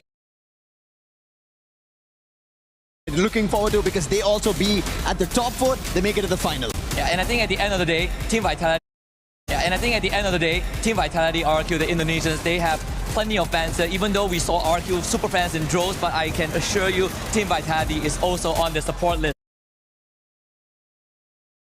Because again, we talk about second places, heartbreaks, the super fans of the teams that have known heartbreak the most are actually here, and through the highs and lows they have been with them. I think in this game there's one more team that we have to talk about. It's going to be Twisted Minds. Yes, sir. Yesterday, later in the games, they started to make a comeback, but right now they did put up a good performance. Unfortunate that MIB a loss ended up taking a head-on fight right at the bridge. If it did change out, I think maybe Twisted Minds also had an opportunity for a booyah. Yeah, I want to try something, right? Since we have the super fans here. RQ fans, you see me? Yes, RQ fans. Kita cuba ya. Kita chant RQ, okay? Viva! Viva! Viva! Yeah, that's the spirit. You got the Fluxo people on your side. Fluxo, do I even need to start, or is it going to be your drums? Can we hear from Fluxo? That's the spirit of Free Fire. We love it so much. And this will only continue to electrify the arena as long as the games are going. We know that there's a lot of expectations. Then we're going to see Fluxo, we're going to see RQ, either in the survival stage or in the grand finals. And this rivalry has extended beyond boundaries. Well, that's it from us on the stage. I'm pretty sure the casters are ready to bring us more Free Fire action. Oh yeah, we're very, very ready. And the whole crowd, this arena is shaking right now from the noise, from the sounds, from the fans as well. Whether it be RQ, whether it be Fluxo, everyone is ready to see who makes it into the next stage. Absolutely.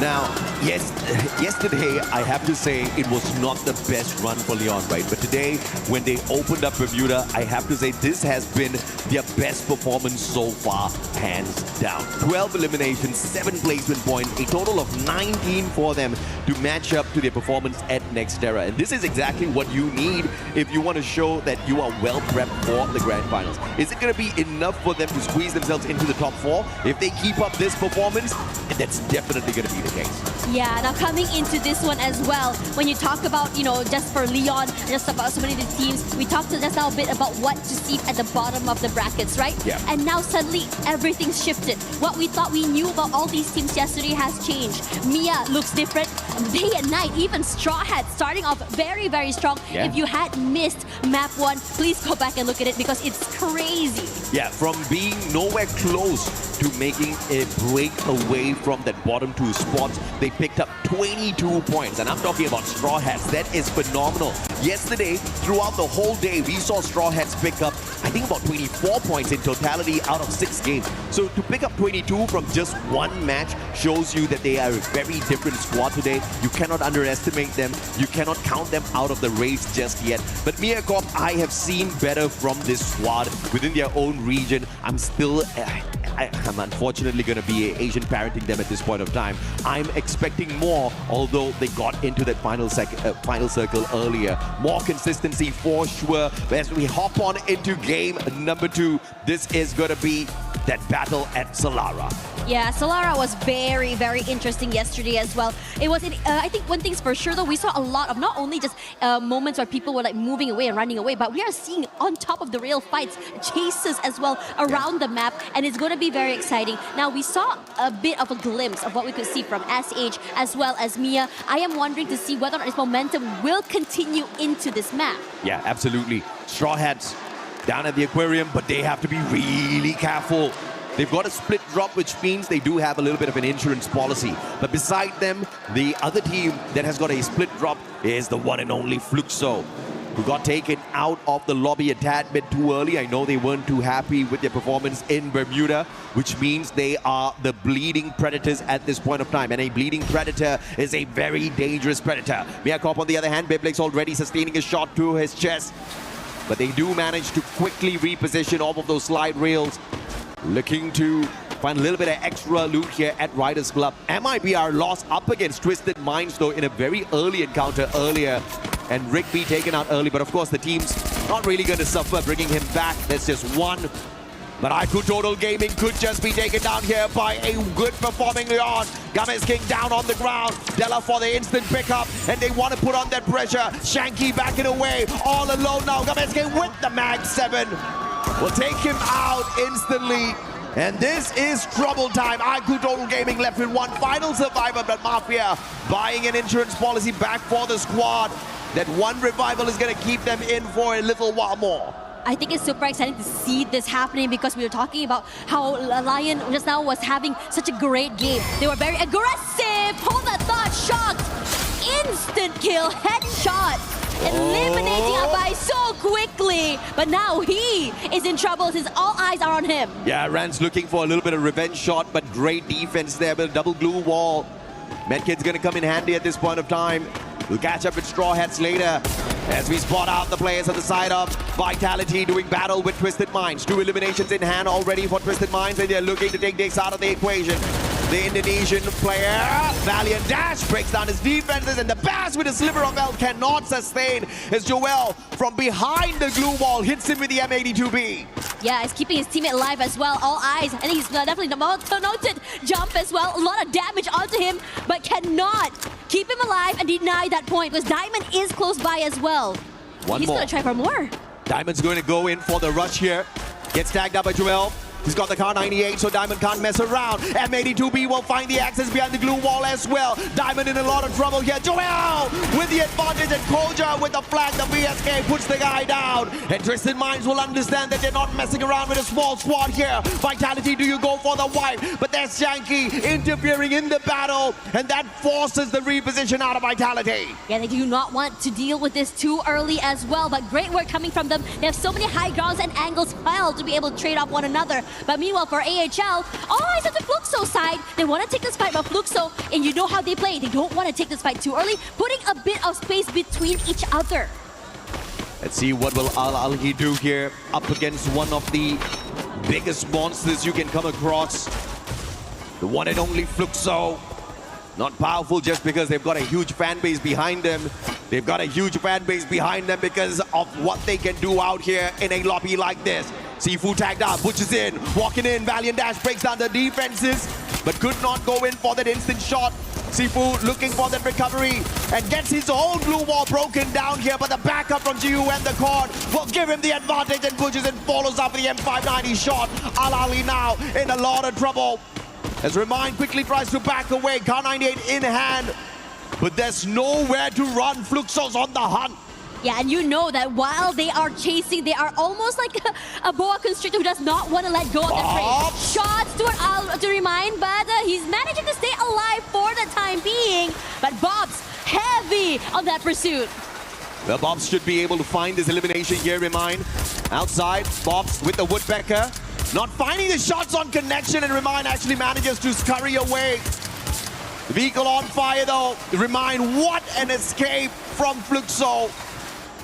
Looks like the breeding predators were not very efficient in that battle. Aztec's going to be backstabbed here by Extra. And what a play, still Straw Hats on another level, keeping the dream alive for Bangladesh once again. Oh yeah, you can definitely tell that they're riding off that high and momentum from map 1. We questioned it whether or not it will continue, and they definitely came into today with a game plan. Now, a reminder for yesterday, when we were on Solara, Team Secret had a booyah with 31 points, but we haven't seen too much from them from map 1 and in this game as well yet, so far. Absolutely, yeah. Titan Esports, they survived Group A, the group of death many people called it. But TEC showing everyone that they are capable of getting into the grand finals. But of course, if you look at where they sat on the overall leaderboard, it's going to be quite a bit of struggle. So more is going to be needed out of them. But if they play anything like what Straw Hats is showing us out there on the lobby, they're going to see Bangladesh in the grand finals for sure. Leon, on the other hand, on the hunt. Al-Ahli, Hawk, but the Hawk's not up in the air, it's wounded, it's on the ground, it's running away. And birds should be flying. Unfortunately, Hawk can't do that all alone as he's hunted by a pack of lions. Yeah, they're very hungry as well. They love to keep these fights. They don't want to let it go. There we go. That's the first shot onto Hawk. That's a lot of damage done. Joker juking away, trying to stay healthy. And you know this guy, once he lands his shot, is very nasty. And there we go. It's Games King that finds Hawk in the end. That's a double kill for him. Yeah, beautiful play. Hawk at least tried his very best, had the Skylar on him. Riptide Rhythm finding the connection, but of course Joker just dodged that bullet perfectly, saw a little bit of natural cover with the compound and made good use of that. If you look at the most eliminations, man, MIBR lost, still on fire, even though we didn't see a massive game from them at Bermuda. They still walked away with the 14 eliminations, and Yago's just topping the charts with the damage as well. Yeah, that circle hard shift to the right as well, with S8UL being so comfortable in that middle area. And this is where things get super interesting, how the fights are going to be happening, and how many teams will be eyeing that compound. Absolutely. Now, the next circle will move towards S8UL as well as MIBR loss. Both of these teams will stay silent for the time being. But now, Team Secret up against Fluxo. The shot onto Dekui. He needs to recover. Wang Am on the other hand. M60 in hand already. Enhanced with the hammer. Looking for the reposition as well. Flanking towards the left. He does have the thrill of battle in hand, but he could just be the distraction here for Team Secret so that the rest of these players can get into position. RRQ looking for a straw hat, and they find who? That's not a question, that's a statement. Abe waiting in the wings as well here. Knows that close by you also see Twisted Minds as well. Could overextend this. Move forward. It's here. Diamond takes quite a bit of damage from that corner here. Just is putting a lot of pressure onto him. Forced to move away, forced out into the open. His teammates managing to rotate across. Dude's close by here. A jump shot forward means Diamond cannot survive longer and will be able to secure that point. As expected, Fluxo really not going all out just yet. The Boogeyman still choosing to fly under the radar. They've already gotten taken out. No placement points in this game. Barely any eliminations from their side. Twisted Minds on the other hand, still on the hunt. Ma'al, AWM in hand. Exposi does not know. Oh, he didn't check him. Ma'al, trigger discipline is there. He has the Morse. Both of them outside the circle. Exposi runs, still does not check his corners. Still does not see him. How in the world? There is Ma'al, the ninja. Without the stealth bites, he's still stealthy. Yeah, that's just one corner unseen, survives, and the ability to be able to prolong RRQ's run on this map. When they said keep your head down, I never knew it would work like that. No, for real though, it worked out so well in their favor. And now we're going to be looking here at Vitality that's already repositioned themselves. Why can't the other Is it going to be in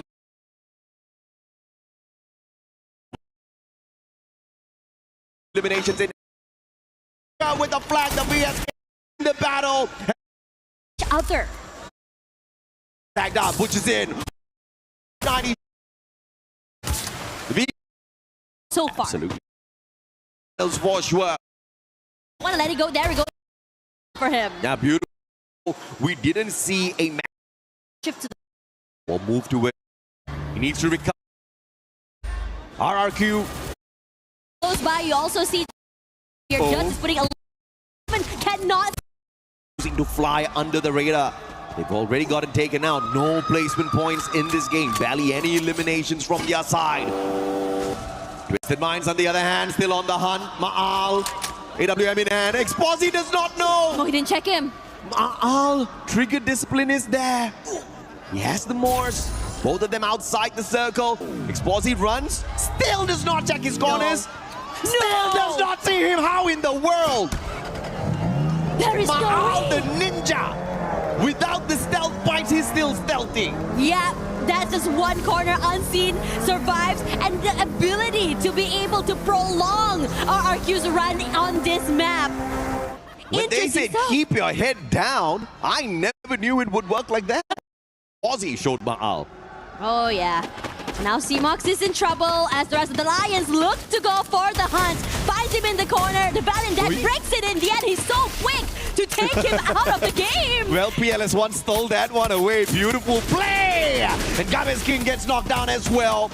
That AWM from PLS1. Team Secret has got a nasty sniper on their side. And Jacquard's dealing with that instantly with the M82B. But of course, the recovery should be easy for Team Secret. We move on over to Vitality up against SHUL. I think this is a little bit of a peace treaty between them. They're not going to find the engagement between each other just yet. Looking to play it safe for the next circle.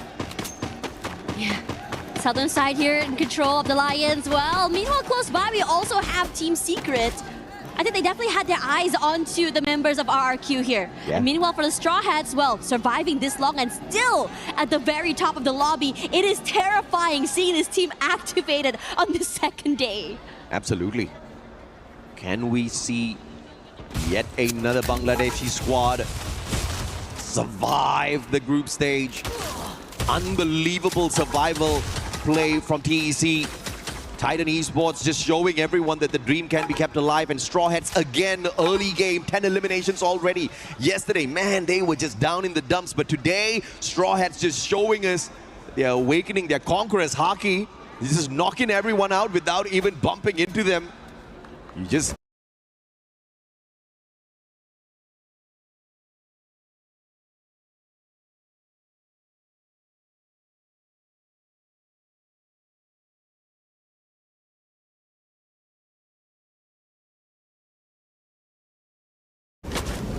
Well, have to find your way around the Straw Hats, because if you let them run away with this, I think they're going to be dominating the lobby eventually. Team Secret, 7 eliminations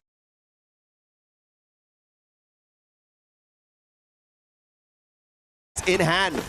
And PLS1 on fire earlier, but he slowed things down a tad bit here. They need to look for a way to get into the next circle, and RRQ stands in their way. Yeah, they put a lot of damage and pressure toward this team as well. The fact that the Lost is not able to really do anything either says a lot about how much space as well as power RRQ has. And speaking of power right now, Team Secret on a rampage, looking for this fight against the Lions, not able to take up too much space, kept out of the zone thanks to all of these glue walls. Early on, what can they do?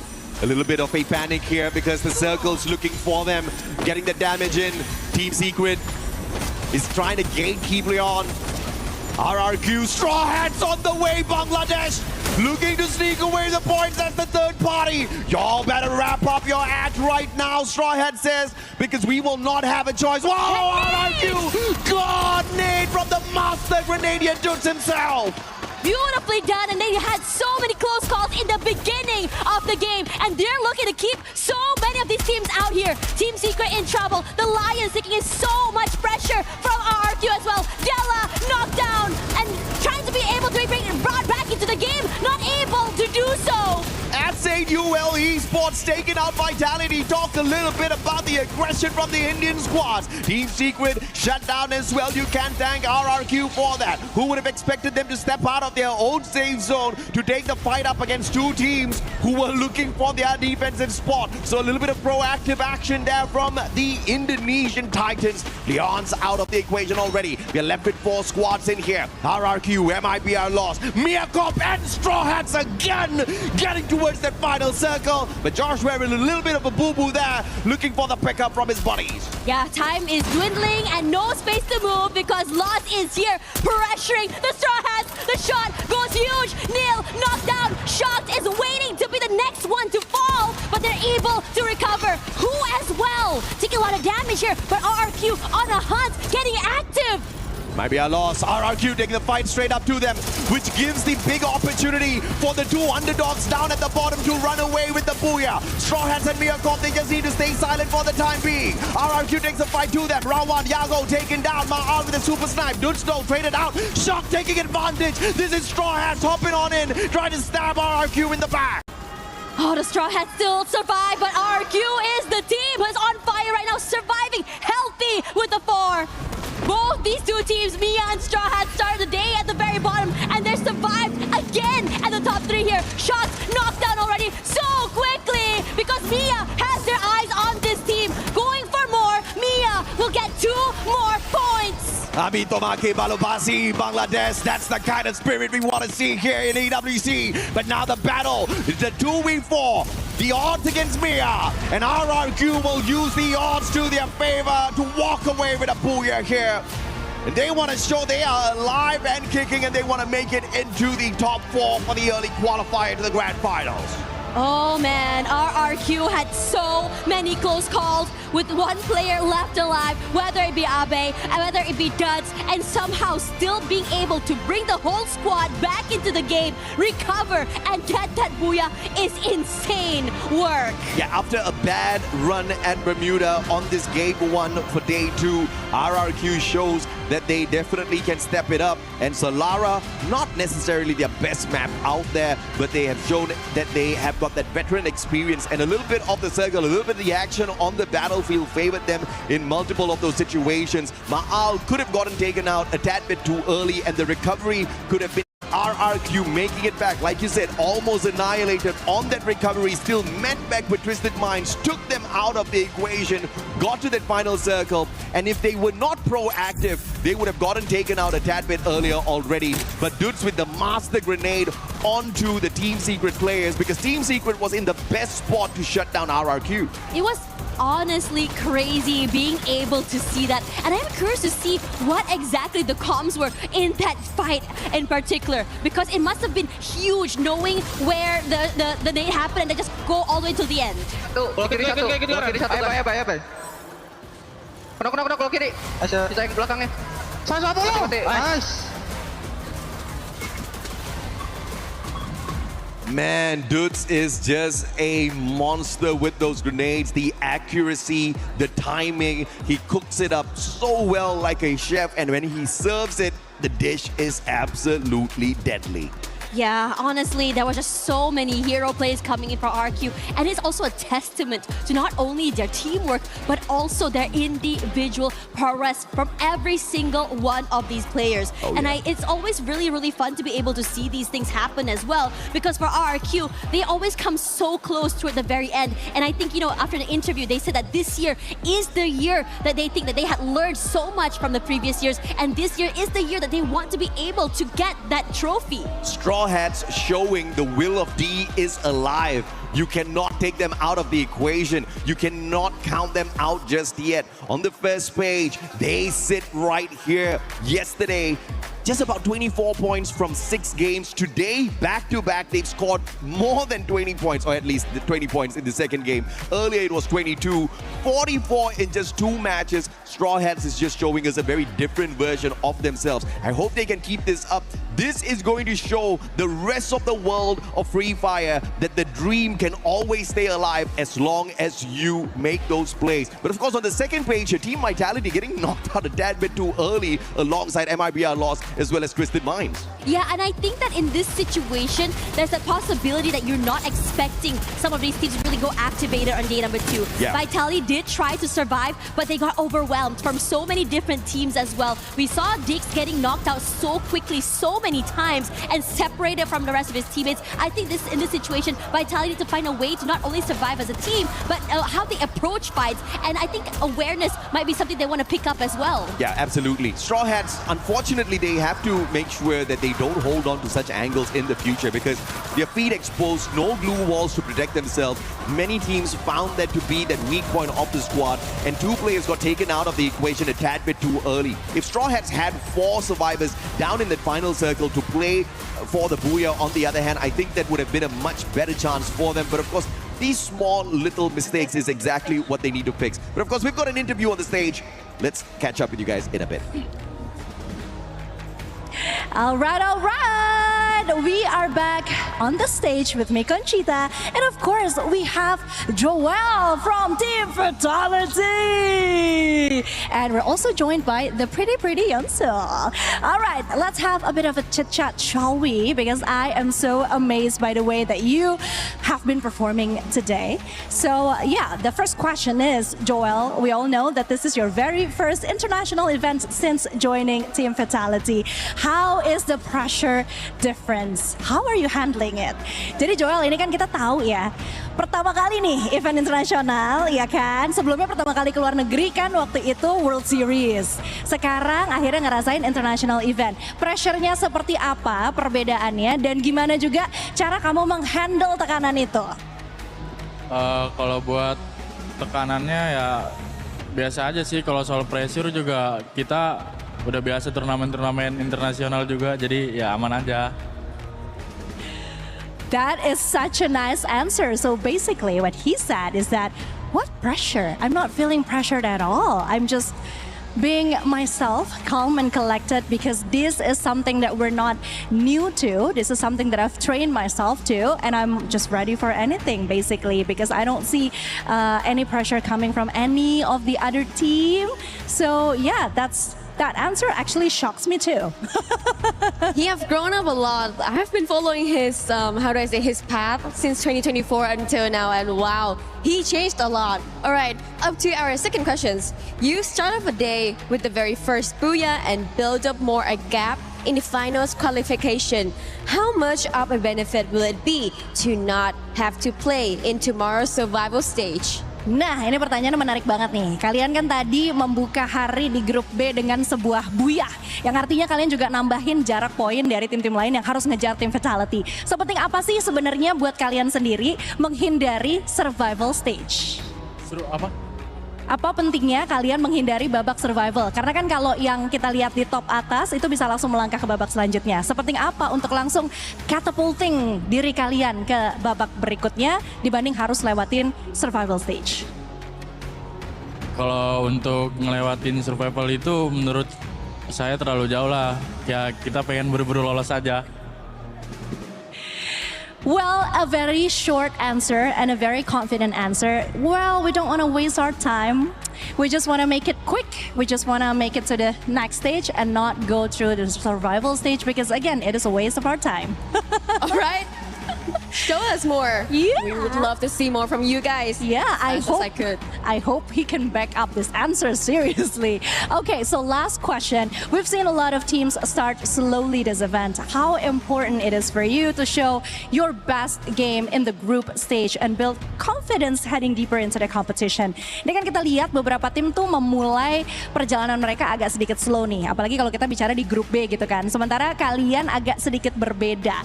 Sebenarnya seberapa penting sih buat kalian tampil agresif dan tampil langsung meledak gitu di group stage dibandingkan dengan tampil konsisten memasuki babak-babak berikutnya di kompetisi yang sebenarnya bisa dibilang ini kan jatuhnya kayak maraton ya, bukan lomba lari cepat gitu.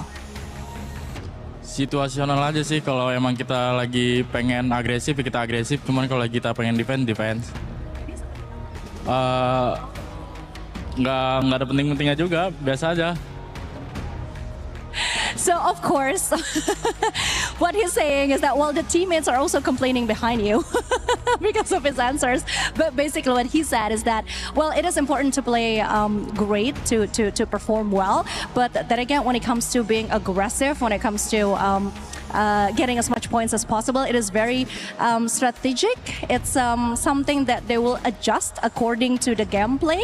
So yeah, right now they're just trying to give up their best and showing the best performance that they could. Awesome. At least we can see all of the Indonesian teams are on fire right now. They're keeping the track, getting more booyahs on today at Group B. Well, thank you, Conchita, for the translating. And of course, congratulate you as well for the first game, getting the booyah, Joel. And also, I hope that everyone will keep this fire and spirit and play the best in the next game. Thank you for your listening and stay tuned, get hydrated, and wait more from us.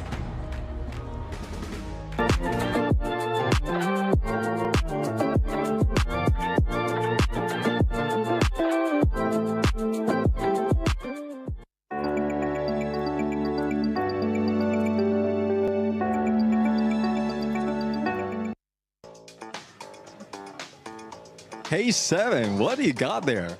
I got me a golf club. We're here at Garena City and we accept your challenge. Glitter and Lace.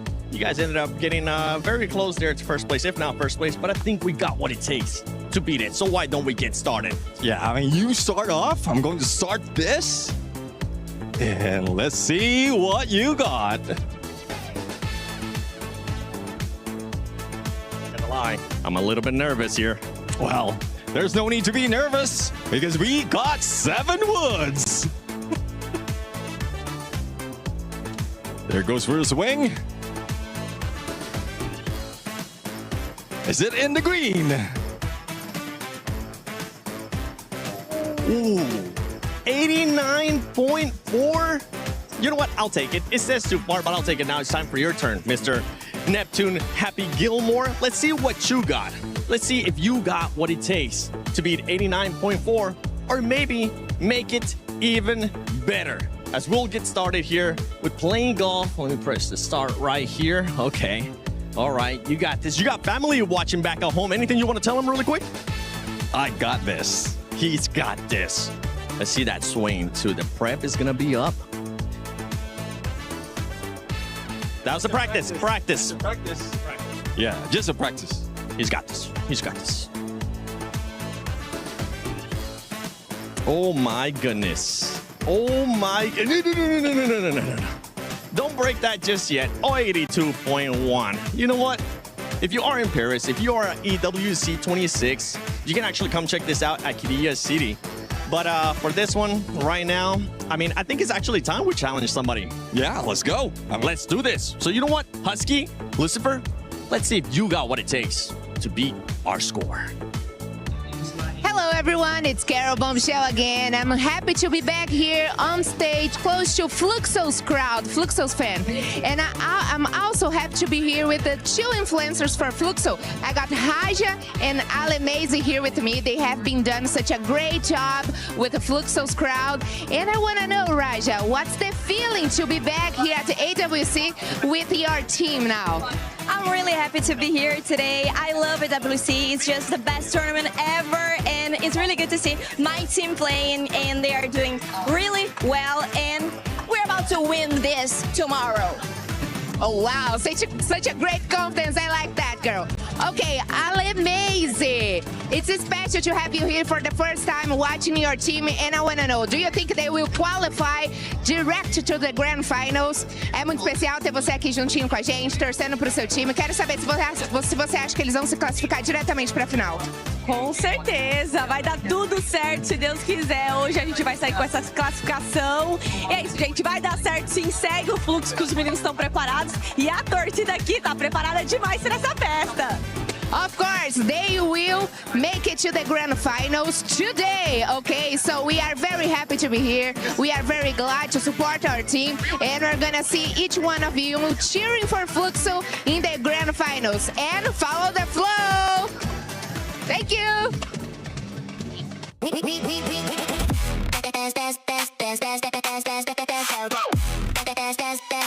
booked Esports World Cup.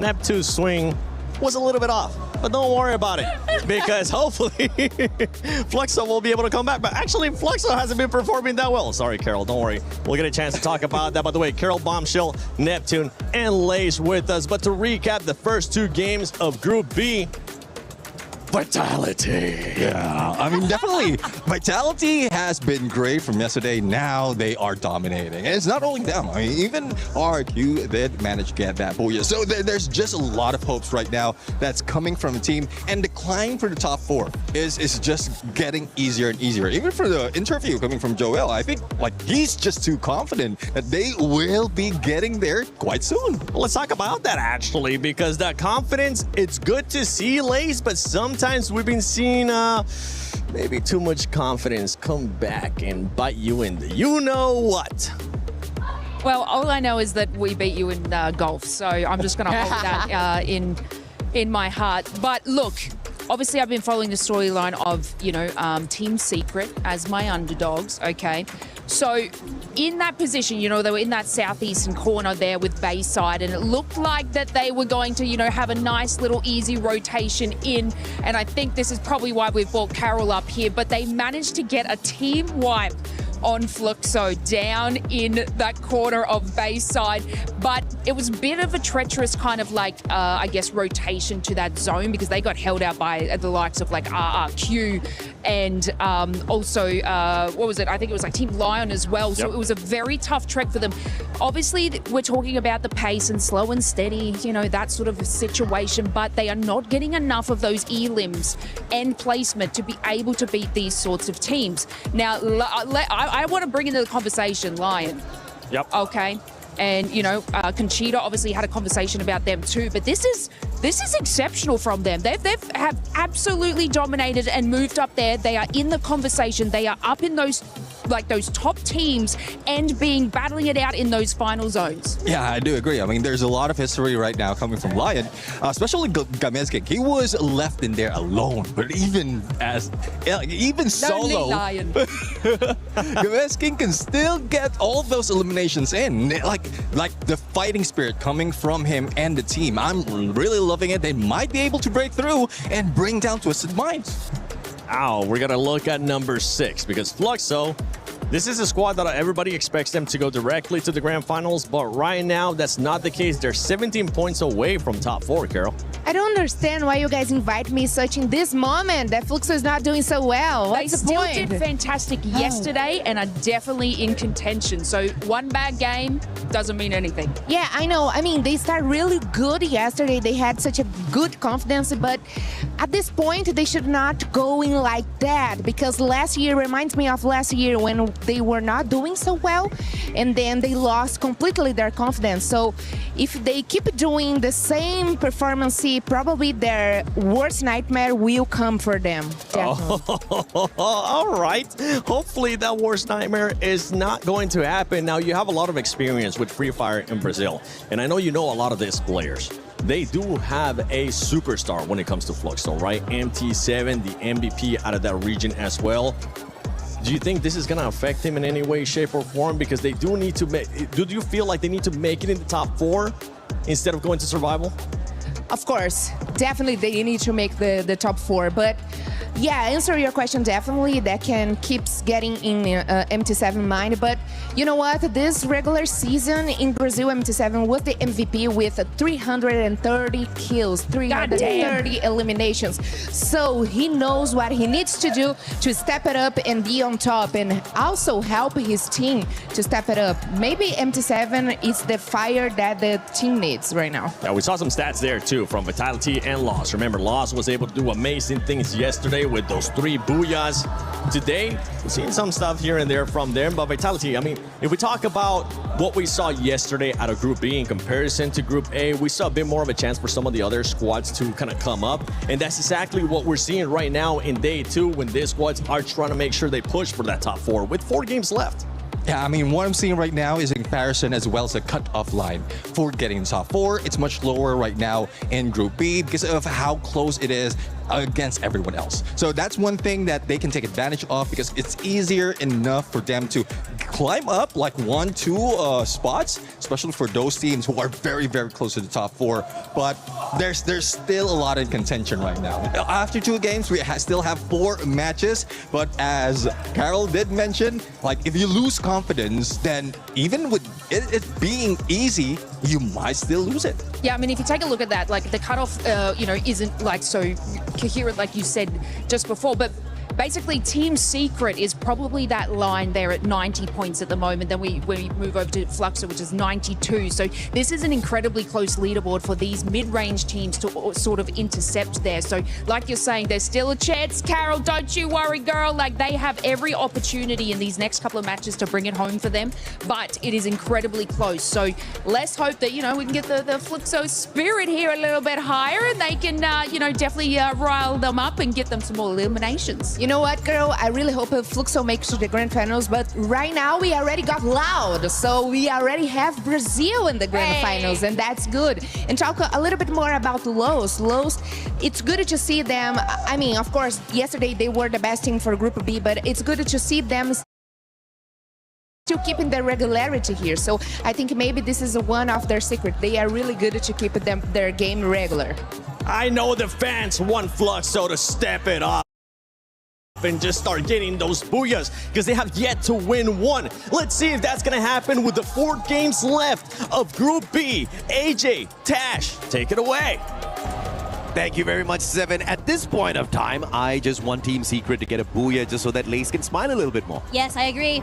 Lace, this one's for you, maybe. Hopefully, we are praying for it as we go into our next map. The girl almost gave up. She's like, okay, I just want Fluxo to win. I mean, you guys are doing bad too. Do you believe in jinxes? I do. I believe in blessings. Do you believe in blessings? Yeah. Okay, bet. So depends Lace, on who's the one dishing it out. So if it's Lace, if it's Lace, she's got a kind heart, so it's definitely a blessing. It's a blessing for sure. So that's high expectations for Team Secret in this particular one as we go into this next one. After all, this map is not going to be easy after all, since a lot of teams are starting to really amp up. We see consistency across 3 maps. I mean, 2 maps, excuse me. I just see consistency from the 2 teams down at the bottom who are fighting for their dear lives. And it looks like Straw Hats will not stay at the bottom all throughout, because little by little, they are making that climb. I mean, what a brilliant play so far, getting more than 40 points just off of 2 games. A very different version of Straw Hats we get today. And they're moving all the way out, potentially for a double compound drop here at Foundation as well as Old Hampton. This is going to give them ample loot to play their game well once again. I am very excited to see how aggressive some of these teams are going to go. I think during the break, we also talked a little bit about Mia, right? About how today it's more how they've been able to be consistently on that top 3, being able to survive a little bit more longer compared to yesterday. And wow, trouble's already brewing. IQ Total Gaming can do Mia, Corp, as well as Straw Hats a big favor here. If they take out Al-Ali, it's gonna be trouble a-brewing. But IQ Total Gaming might just be in trouble as well. So by hook or by crook, they need to win this out.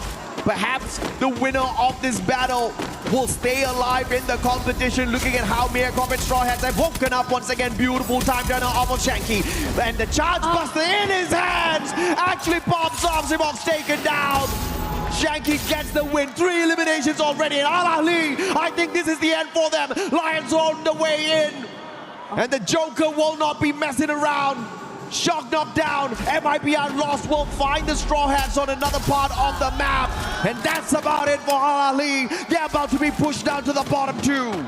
Oh, that is so unfortunate. We talked about not clearing corners, but for the rest of the team here, they do check and find him in the end. Now, TG close by alongside the Lions, excuse me, and they're looking to see whether or not they can continue on this fight. Joker coming close. He had a really good game previously, especially with the long-range weapons. Puts a bit of chip damage onto Shanky, and they want to try and crunch them from 2 different angles. Joker just does not have his weapon of choice at this point of time, having to make work with the Woodpecker as best as possible. Shanky with the SKS also has got the time turner once again for the pop on his side, saving his life. Wota down on the ground though. The recovery needs to be strong here for IQ Total Gaming. Games King looking for circle around with the SKS in hand, looks at Mafia. with the M82B, Mafia is going to be deadly, even though Leon does have those blue walls on their side. Gomez King will get shut down by Mafia up close and personal. 4 eliminations in hand, and India's looking hot. Yeah, TG looking really good, and I'd love to say that they are very active and want to take this fight head on. Aztec takes a lot of damage here. Backstab. Rushing for the backup! What a play by Mafia! Keeping his body in. And Lions, you may be the predators out there in the savannah, but not in this lobby, says Haiku Total Gaming. Crazy work coming from them as well. This proactivity and aggression is just something else. That isolated 1v1 somehow working so well in their favor. Jew up on top. Looking deadly. SKS. And Noor manages to pull off a quick finger, beautiful on the revive, brings Troll back in before getting knocked down to the ground. Man had barely any HP on him, and he was timing that perfectly, and he executed that revival perfect. And SHUL will be able to thank him a tad bit more later on by reviving him. Obviously, the boys are going to be taking him out of the equation in a tad bit here. Miacorp, Kappa.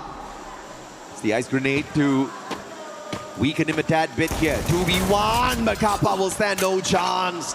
And Miacorp out early this time round. Oh, that's unfortunate for Mia, who are currently just running to just be able to stay alive in this game. Now moving over to Lace's favorite team, their TS at the bottom side, but Twisted Minds have a mind of their own to eliminate this team. And Shan keeping a bit of space between him and the rest of Twisted, decides to play a little bit more further back instead. Being able to get support from his teammates is the priority here. Time for Lace to smile. This is Twisted Minds. They've got the high ground. Both teams calling out for the lightning zone, and it's Twisted Minds' lightning zone that was called out a tad bit later, which means Team Secret cannot get too cheeky out in the open just yet. That allows a perfect rotation from Diamond. The Bass M590, Wong Am, wrong gun. The sniper will get stabbed in the back.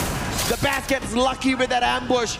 Taking Wong Am out of the equation is just the first step. 9-7 now, up close and personal. The Bass once again with the M590 will conquer. The Mag 7 just not enough. Tikui, can you pull one back? PLS1 has the VSK, trying to turn the situation around. Jump taken down as well. And is this an interference from another squad? PLS1 trying his very best. Tikui down on the ground, explosive with the Car 98. Just trying his best to keep them contained. But it looks like Team Secret is about to win this out thanks to PLS1. Yeah, Hwang Am still very much healthy here, trying to find a way to find the final shot onto Exposy. Finally, in the end, cross and crunch from multiple angles, and Twisted Minds will be the one knocked out here somehow. Team Secret survived a little longer. Great recovery from this team. Kingdom of RRQ a tad bit sad. Some claps there for their squad. Got eliminated a tad bit too early. And like I told you, Dash, it was definitely a blessing from Lace. Team Secret working off of that Lace energy at this point of time. But I think you well, though. Troll, wrong place, wrong time. MT7 spots him out. And MT7 has got the gun of preference. The AWM, Haiku Total Gaming, on the other hand. Early exit in here. Straw Hat still alive and kicking down at the bottom, looking to climb up. SHUL, what more do you have? Buddy shot from afar. Ju will punish with the Thompson Dude taken out of the equation. SHUL might not make it out of this compound if they don't do something different. The rush forward is here. Fluxo going a bit more aggressive. Bunny getting hunted. That's it. Rushing away from his life. Jack is barely alive. Repositions, but out in the open, there's no way for him to run. Fluxo already 8 elims. They already got a revive, which means the squad will stay alive and kick in and Troll with the stealth bites. It's the heck out of there, catching up in Nur. And Fluxo will overtake this compound. Bayfront belongs to them for the time being, but they'll have to move in a little bit as the blue zone catches up with them. But if you look at Fluxo's performance so far, this has been the best within the day. In the 2 past games, they only walked away with 2 points in each of those lobbies. Obviously not looking like the usual Fluxo. But like I anticipated, I just wasn't expecting them to go crazy here on day 2. I think they definitely want to play the survival game You saw what Raja said yesterday. Our team will dominate tomorrow. Yeah, and definitely did. They're showing us the signs of life. Not only signs of life, they're starting to just go crazy. Now, speaking of that as well, in terms of positioning, we're looking at Lost very, very active, getting Refinery super, super early. And I think they're just trying to just move around, scout around, try and find some information about where everyone's going to be. TS, Lace's team also trying to move around the area. They're fairly healthy. They have 4 eliminations already. And in this situation, we're starting to see a slowdown for so many of these teams as they try to figure out not only where to position themselves in the circle, but also where to go next. Yeah, Leon needs to be careful a bit here. Thanks to the fact that Twisted Minds have been having a rough day out here today. They've been able to catch up and now overtake them on the leaderboard, but not through points just yet. They need one more point to equalize. But of course, if they can find the final circle for themselves, overtaking Twisted Minds will be a no-brainer, and I think that'll be a huge success for the organization. Can you imagine seeing Leon make it into the grand finals a tad bit earlier than expected? There we go. The reposition coming in from SAUL as well. Team Secret. Well, it looks like they're not going to be getting far enough. SHUL, though, no elimination so far there. Yeah, in this situation, again, the slowdown is here. Foundation very, very open for SAUL, just really hunker down, bide their time. Close by to Team Vitality, though, if they do decide they want to go take this fight, but have to be wary of Fluxo as well. We've seen how much damage they can do with those long-range weapons, and it's scary. The drums of liberation courtesy of Fluxo, but I think it's charging up Joy Boy on the side of the Straw Hats. Let's see exactly who it will be that unleashes their Gear 5 on the competition in a tad bit. 2 games back-to-back. Straw Hats have been phenomenal. But can they keep this streak up for themselves? Spending a tad bit of time outside the circle. 5 boosts activated off of those team boosters. Need a tad bit more coins before they can purchase the 6th one. Vitality keeping an eye on the rotation of Team Secret. There might be our loss making their way in, as well as Fluxo and squad sits pretty, waiting for the next contenders. This next circle is definitely going to be bringing a tad bit of chaos in here, because we are running out of space to play, and Fluxo will have to make that run out of their defensive space. I have to say, Made in Brazil lost really good with the reposition. They were hanging around Refinery and decided to move off that area. And now they're prime zone in the middle of the area. And I should go head-to-head up against Team Secret, I feel. I mean, Team Secret does have a bit of that high ground to play with. But in terms of firepower, I would say Lost still a bit better in terms of speed and positioning. RRQ out super early from this lobby. Did not expect that. The Booyaka still hunting down these teams. Regardless of the stage, regardless of the level of competition, you can improve. But running away from the Booyakas, on the other hand, is just something that's just totally up to luck. And RRQ just did not have that luck on their side this time. No, I was quite surprised as well to see them getting knocked out super early. But again, we are seeing the teams that had a great start to the day start to slow down a little bit now. Who took a little bit extra damage there from those long-range shots? Have to be careful in terms of these rotations. A bit later to the area means that you don't have a lot of space to work with. And most areas are being, I would say, held by players like MT7, like Carol says. Really scary seeing this guy being able to just really work with his weapon. Absolutely. The AWMY in hand. And MT7, one of the deadly snipers out there. But can he outperform Yago, who was on fire yesterday? Today they've slowed things down, and MT7, speaking of whom, will punish 2 players from the side of Straw Hats. Spots out Extra as well. Needs to break down those glue walls. 1 more needed. Riptide Rhythm sent out. Extra thought out. MT7, the monster. And now looking for who as well. Can he get the ace on the whole squad of Straw Hats? He sure as hell is trying and has got the right gun to do it. Not gonna be easy because Who isn't really showing his hand either, and so is been, I'm not gonna lie, MT7, the sound of the gun he's doing, just keeping every single player around the area's head down. No one is daring show their heads in case that the bullet goes up into their dome. But if anything right now, Vitality have a chance to take this fight up against SAUL, keep them away from this area, and this hard shift should be able to guarantee that fight. Big advantage here for Fluxo. Not a lot of rotations needed. They can still hold on to that high ground advantage here for MT7. All he needs to do is just inch a little bit closer to the circle, but the risk that he will have is playing those glue walls a little too much too early. Team Secret is keeping close to the very edge of this hill, making sure they stay out of the crosshairs of MIBR Lost. And since they will not be spotted out for the time being, survivability is there. They can sneak under the squad of MIBR and play survival. Yago has not hit those wild shots today just yet. PLS1 spots him, dropping down to the lower ground, but they will still stay hidden. SHUL, the Indian squad slowly rotating around. Perhaps this is where Team Secret falls. And on that replay, you see how MT7 with his high ground advantage was just making perfect work. Just dwindling down the chances of Straw Hats finding the final circle 3 times in a row. Yeah, and who hasn't moved at all since then here? SAUL making a lot of noise as well. There you go. Trying to rush forward and take this fight, but Team Secret trying their best, inching their way forward, has to take this fight up against the Lions. Lost waiting, made in Brazil. Prime angle, just really pressure this team out of the zone. And I'm saying that Team Secret right now, just a terrible position to be in, but SAUL is here perhaps giving a bit of space and respite for them. Yago versus PLS1, and SAUL moves on in. And MIBR Lost says, you can have it, baby. I do not want this platform. They quickly retreat, trying to look for that reposition. Is that a good move or a bad one? Straw Hats finally taken out of the equation already. Fluxo sending the shots to the spot of Vitality. Joel knocked down as well. SHUL aiming for the players on the side of Team Secret as Vitality finally bites the dust. Unfortunate run for the squad. 2 games back to back. They have not been able to find that final circle after hitting that booyah on Bermuda.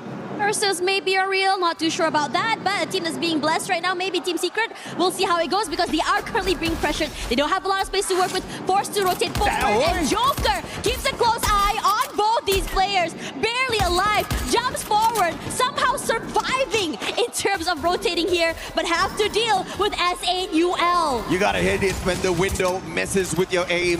PLS1 now trying to get away. Can he?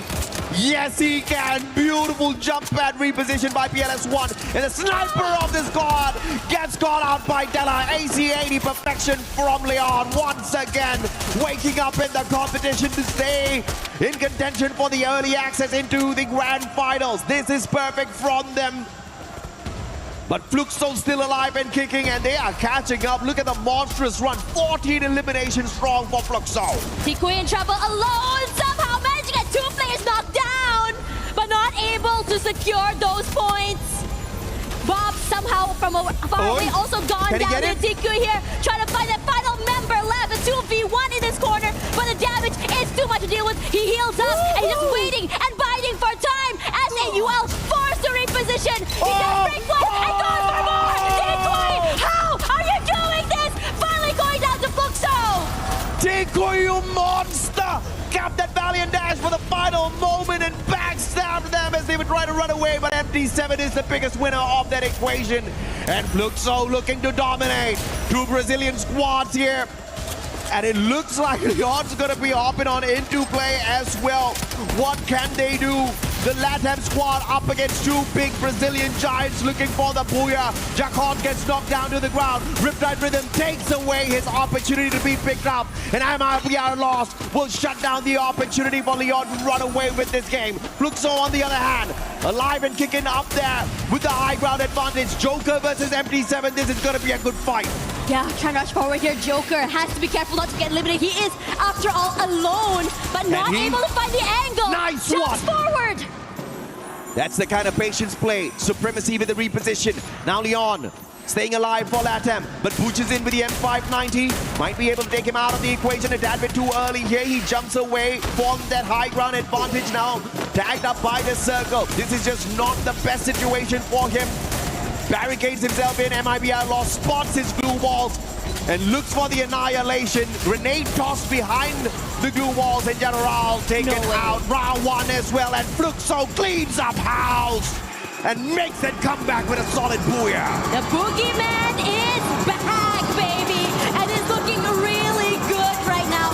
Looks really clean. MT7 was the guy in the spotlight, keeping so many teams away, and every single team kept their head down when they heard the sounds of his shots.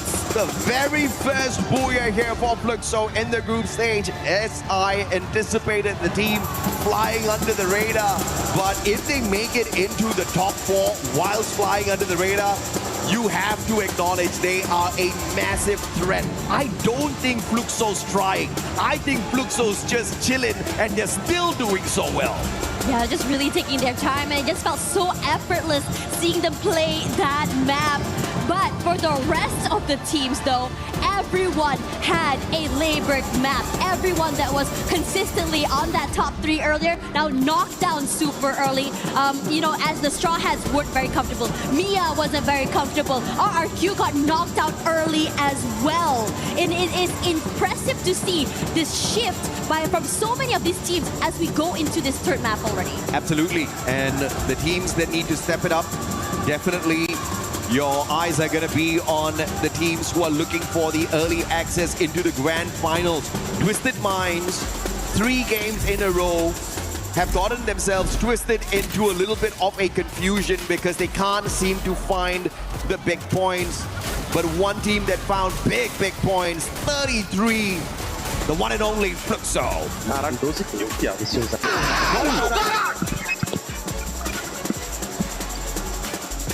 Yeah, they are so hyped, just so you can really hear them really bring in that energy for their games today. We talked about them not trying, but they are definitely excited to just really bring this up the ante and the heat. I mean, even without trying, Fluxo currently is in the top 4. How about that? How insane is that? And then you've got Leon on the other side who are struggling, who are trying their very best not just to survive, but to find these elimination points, but they're still one step behind Brazil. This has always been the issue for the LATAM squads. Can they break that curse this time round at EWC 26? As Fluxo rises to the top again after struggling in the past 2 games. Bermuda and Solara gave them a total of 4 points in totality, but they obviously have made up for those weak showing with this third map at Kalahari. Yeah, it's looking really good, and I think this is where, you know, not only are you going to be worried for the bottom teams, but also for the possibility of maintaining that top 2. Yesterday, it felt like Made in Brazil lost was just so comfortable, so far ahead of the teams, right? Currently now they're at, 168 points. Vitality and the rest of the squad have a 20-point deficit compared to the rest of them. But if this continues, we might see a shift in toward the finals. This time, Straw Hats only managing to sneak away 4 points from this lobby. Mierkop, on the other hand, way too early of an exit. I'm sure they wanted more, but eventually the momentum that they started the day off with dwindles down. Can they work that back up? That's going to be a big question. But MT7, you know, I asked a question, is he going to be able to show that he is a better sniper than Yago? And the number of eliminations that he pulled away in this game, I think answers that question. But I still haven't seen a clean 1v1 between these 2 phenomenal snipers. Yeah, Yago pulled away nothing as MT7 was cleaning up the lobby this time round. Yeah, after all, I think one thing's for sure that when you see this, you know, we talked about riding the height in the beginning of the game for Straw Hats, for Mia. Yeah, it was the thing for map 1 and number 2. But now Kalahari comes through, Fluxo is online, and my worry is that they're going to start dominating, they're going to start farming these eliminations. We saw that happen on day number 1. It was a change in pace from the usual style play, and now it's currently still going on all the way till now. And I think for many of these teams that want to be in this top 2, well, I think their hopes and dreams might just be dashed. Well, at the end of the day, you're aiming for the top 4, and it's obviously not going to be an easy run. This is a slightly easier lobby compared to Group A, mainly because you've got many teams very capable of pulling away big numbers through eliminations there. Here, on the other hand, it's all about who can play the game of survival. We've seen Leon already 3 games in a row. You got to respect the kind of hustle that they have on their side. After yesterday, it was a decent run today. It's so much better, so much more consistent coming through from the team, right? And now they have to battle against the one and only Fluxo. Twisted Minds, unfortunately for them, after running 3 games in without many points, they've been kicked out of the top 4. Yeah, and I think that this shift is just I think something that everyone has been expecting as well. Yeah. We talked a little bit, I think I talked to Lucifer earlier as well about what to expect from today. And they did say that we can expect anything. And after all, we also are expecting a bit of an area for us. So after this, we'll be back soon for more games. We were there. For every click, every clutch, every respawn. We were there for the years of grind. And we're here. Now. The proud founding partner of EWC. Powering the biggest event in gaming. Shoulder to shoulder with the world's best. Making history. Greatness deserves a stage. Lenovo Legion. Reach your impossible.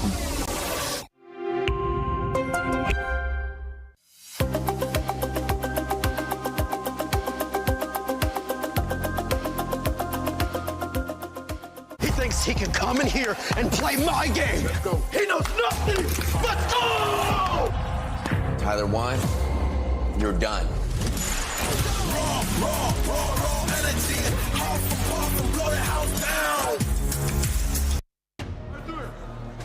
Games 3 ended, and this is our stage hit. I'm Yusul, and right next to me is Conchita. And of course, hey, let's talk about my team today. I am so proud of them. Did you guys see the Gui in that moment with his gun M9590? And then after that, even he's alone, but he still got his 2 eliminations. Of course, we're gonna talk about your team. I mean, Yoon, so let's not forget who gets the booyah. Hello, it's Fluxo's first ever booyah. I know it is a little bit unexpected to see them only getting the booyah on the second day. But then again, hey, it's Fluxo. They're in no rush, no desperation. They have that level of calm that finally show us what Fluxo really is made of. And MT7, I mean, that shot from high up, that was so amazing, and it shows the power that they truly have and why they are one of the strongest, biggest team from Brazil. I agree, MT7 is one of the best sniper that Brazil has ever born. And of course, let's talk about our games. Only 3 games left too, and the last top 4 will go straight to the finals. Currently, we have Lost, Team Vitality, RRQ, and now Fluxo. Yes, Fluxo has successfully taken over the 4th spot from Leon from the booyah that they just secured. And what is even more amazing is the fact that they collected 21 elimination points in just 1 game. Now this is what I want to see, because this is what was missing yesterday. Going against Lost, I do feel like there is some brotherly rivalry going on between these two, but boy oh boy, I am so proud to see Fluxo claiming the throne and claiming the booyah finally today. Well, finally today we can see Fluxo got the booyah, and I'm hoping for more because you can see the crowd. It's so crazy. I really love them, the energy here and the heat. It just keep making hot even though here is really cold, you know? And let's talk about our top 11 and top 12. What do you think about them? I do think that seeing how the group is doing right now, I do agree that Group B somehow has it a little, just a little though, a little easier compared to the Group of Death, aka Group A. But hey, anything can still happen. We still have a couple of games left. And seeing how Fluxo is bouncing back, I don't think the top 4 that we have right now is truly secure. Don't you think? I do, but not yet. Because we only have like 3 games and 3 games left to go. So I think this Group 4 still got some change to it, but I'm not sure because Lion is so crazy. You know, come on, Games King, he is on fire. Like a youth, a very young youth, a really young energy, come to the stage and destroy everything that is like cover his way up. Man, I'm totally his fan. Yeah, actually we talked about this at the desk earlier because we do believe that Leon actually has some more power, something that they haven't really got the chance to show on this stage yet. And yes, speaking of Games King, we know how passionate he is and how great he is. But then again, I do remember one of his posts on social media. He was apologizing to the fans because he wasn't really giving his all, even though we know how hard it could be at the EWC, right? Yes. Again, it is the World Cup, so the tension, the pressure, it is obviously higher and it's so difficult for them. So yeah, I'm just waiting actually for Leon to making a comeback. I mean, if Fluxo can do it, I'm pretty sure that Leon can do it it as well? Well, we only have the left top 4 because in the Group A, we already have top 4 and this will be another top 4 and then 8 teams will go straight to the finals.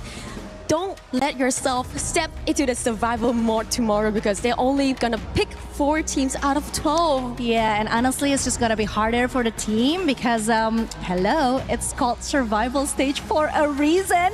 They're gonna have to survive and it is not an easy task. But I'm still quite happy because call me biased all you want. I am so glad that we have 2 Indonesian teams right now at the top 4. Can we talk about that for a second?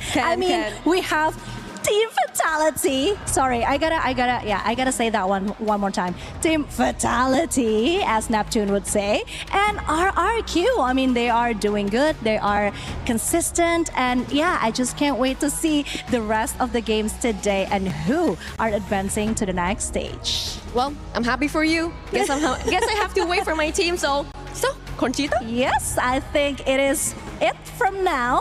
But let's go back to the caster and see what do they have to talk about. Take it away, casters.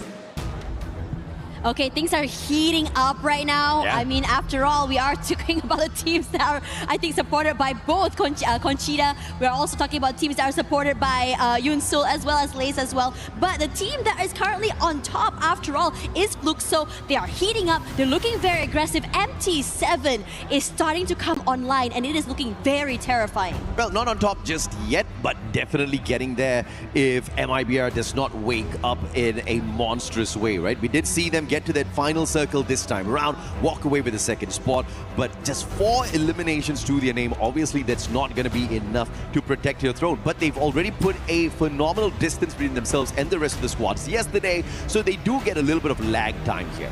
But like I said at the start of our Group B, regardless of what MIBR loss does, I don't think they're going to get kicked out of the top 4, and that is something that truly deserves our respect because they pretty much earned their spot at the early access into the grand finals just off of one day's phenomenal. Definitely deserve to survive, but it's not up to us. It's up to them, and it's up to the other teams who want to survive or not, right? Al Ahly, they knew that they were in a pressured situation. They needed to wake up in that third game, but Kalahari brought them absolutely nothing, and yet the team of Straw Hats could not take advantage of that. They got kicked out a tad bit too early with barely any eliminations. Yeah, and I think in this situation, you could start to see what they were trying to go for. They wanted to try and go for eliminations. They want to move around the map and go for these fights. But somehow, sometimes, when you play in this situation, you have to be ready to be dealing with these high-risk situations. Yeah. And for them, that high-risk situation did not give them any rewards. But we still have another few maps to go, and it's still another 3 more chances for them to play catch-up. Between the bottom 3 teams right now, Mia Corp, Al Ahly Esports, Straw Hats, only 2 points, 4 points between another. And in this situation, only between them 3, 2 will have to go home. Yeah, absolutely. And obviously, it's savage to have your totem crushed out here within the group stage in itself, but that's exactly how lethal things are at the Esports World Cup. We are savage, baby. You gotta be good enough to step into not just our grand finals, but good enough to step into our survival stage. And the teams who do not step it up, they will be crushed. Not just their totems, but their dreams as well. At least they get a little bit of a longer holiday in Paris. Yeah, for sure.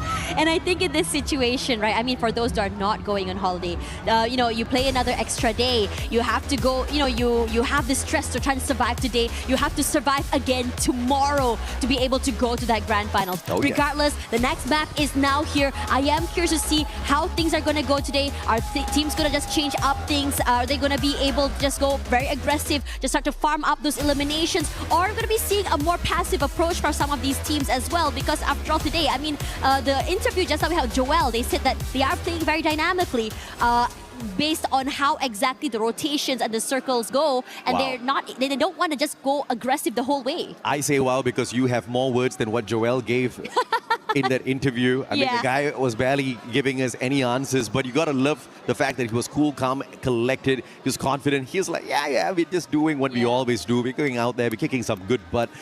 But this time, they'll have to watch out though, because if they don't start stepping it up, they might have their spot ripped away. Leon is way too close. Although they do have about a 20-point gap up at the top in that second spot, Vitality cannot let their guard down. We have got 3 more maps to go, and anything can happen in these 3 games. Leon's going to be dropping straight up into Brasilia, and this is going to be very close to the Indian squad. iQOO Total Gaming, they have to find a way to make sure they don't get caught up in terms of survival only, right? Because let's say in the final 3 games, MiaCorp, Al Ahly, Straw Hats, they wake up, iQOO Total Gaming is going to be on the chopping block. Oh yeah, for real as well. Now coming into this, I like the fact that, you saw Koja get that first pick already, and he's going for a nice separated, I would say, play compared to the rest of his team here. Could just keep SAUL busy for the time being.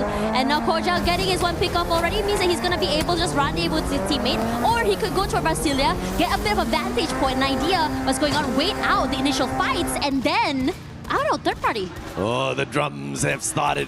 The drums of liberation that woke up Fluxo in that game number 3. Nice shot. But iQOO Total Gaming, Riptide Rhythm, perfect combo for Mafia. The VSK will not find elimination, but Wota follows it up with a P90. The knock from afar, Mafia taken down. Hax has got the VSS with the rate of fire and the damage to keep the numbers equal here. And it looks like Leon's not going to be stepping away from that battle. But Della, with a tiny mistake there with the ice grenade, puts himself out of the equation. Aztec gets knocked out by Joker. Joker holding the squad of Leon together. And he has to find some way to get out of this sticky situation alongside Hax. Yeah, Hax should be able to get out of there, I think, fairly safely. TG doesn't look like they're going to be putting in that chase as we go toward Twisted Minds here. They have an idea toward where Mia is going to be. Dry Tech takes a lot of damage quickly and so far away before even the Bass was able to just really fully push forward there. That's 1 more point in the bag. But for the rest of the team here, they've already vacated the area. They want nothing to do this early fight. Well, Twisted Minds want their top 4 spots back.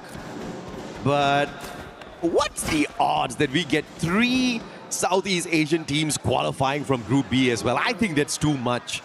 2 is a lot already. It is a lot. Yeah. I agree with you. I mean, this is the Esports World Cup. We want to see some diversity and representation from so many different countries if we can. And Shanky already knocked down Ahly Esports here, showing a bit more aggression and a little bit more, I would say, proactivity, because Wota is going to be shot out of the sky. Takes a bit of chip damage, but able to get away with his life. Al Ahly stepping it up as well. They understand exactly what's at stake here. The totems and their hopes being crushed. iQOO Total Gaming. Out of the pen into the fire potentially. Wota making sure he lets go off the zip line. It just hit that U-turn a tad bit here. Just moving on forth was just not going to have any bit of advantage for him whatsoever. Would have got it taken out of the equation there early. Mafia crawling around looking for more coins. Rigby will find RRQ's dudes. And the battle between MIBR Lost and RRQ breaking off right now. Vitality is going to find themselves a victim as well in MiaCorp. And MiaCorp getting crushed. Not just their players, but their hopes as well. They need to step it up. They need to pull those revives back in. You really want to be able to do that as well. Vitality want to make up for their early exit in that previous map. And as we move over here, Noor out in the open in trouble. There's only so much time before that glue wall goes down here. The Bass will be pressured, but it doesn't stop him from trying to reposition himself away. But he is, after all, the one being pressured and gate kept away from that zone. Jump rushes forward here to Who. Somehow on the other end gets knocked down. Straw Hats getting involved in this battle, but it's supposed to be between Twisted Minds and SHUL. We don't even spot out the players on the side of Straw Hats, but they're trading blows with Twisted Minds, and that pulls the attention of the Thai squad a tad bit too long. And SHUL, they take advantage of that situation. Jump's gonna get overwhelmed here. Twisted Minds might not see the early access into the grand finals if this continues to happen, but Diamond's just keeping the team alive. In fact, going in here with the revive one after the other. Twisted Minds right back in here as a full squad, but scrambled on the battlefield. Yeah, we're starting to see like a slowdown, at least for some of these fights. They come through, they go away, they go and revive the whole team once again here. The Lions have been hanging out in this area for quite some time. I mean, yeah, we see those little skirmishes that they go and ahead and have, but never really full commits onto fights, and they definitely do not want to go and overextend and chase a bit too early either. The lack of information about crossfires and where other teams might be is just, the question marks is just a bit too much for them to deal with. Straw Hats, 3 eliminations already. They are off to a fantastic start, but Al Ahly keeping themselves alive and kicking, making sure they don't get kicked out of the competition too early.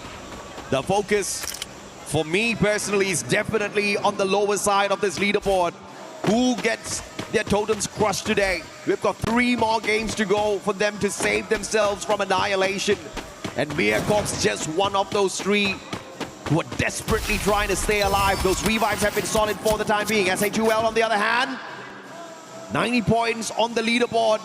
But 3 games can really change the state of this Indian squad. IQ Total Gaming, a little bit of a civil war between the Indian teams.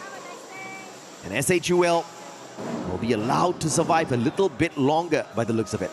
I am very excited to see how it's going on toward this southern side of the map there. RQ and Made in Brazil Lost has been kind of hanging around there for quite some time, but never a full commit quite yet. Maybe easy pickoffs, but never really a situation where they want to go on a full 4v4.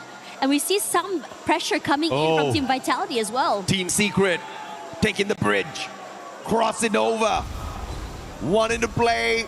A little bit of interference between the battle of 2 titans, MIBR Lost as well as RRQ. You better wrap this up quick because Team Secret wants to party. Abe with the Max 7 gets the knock, but PLS1! The shots from afar take the sniper of MIBR out of the equation first.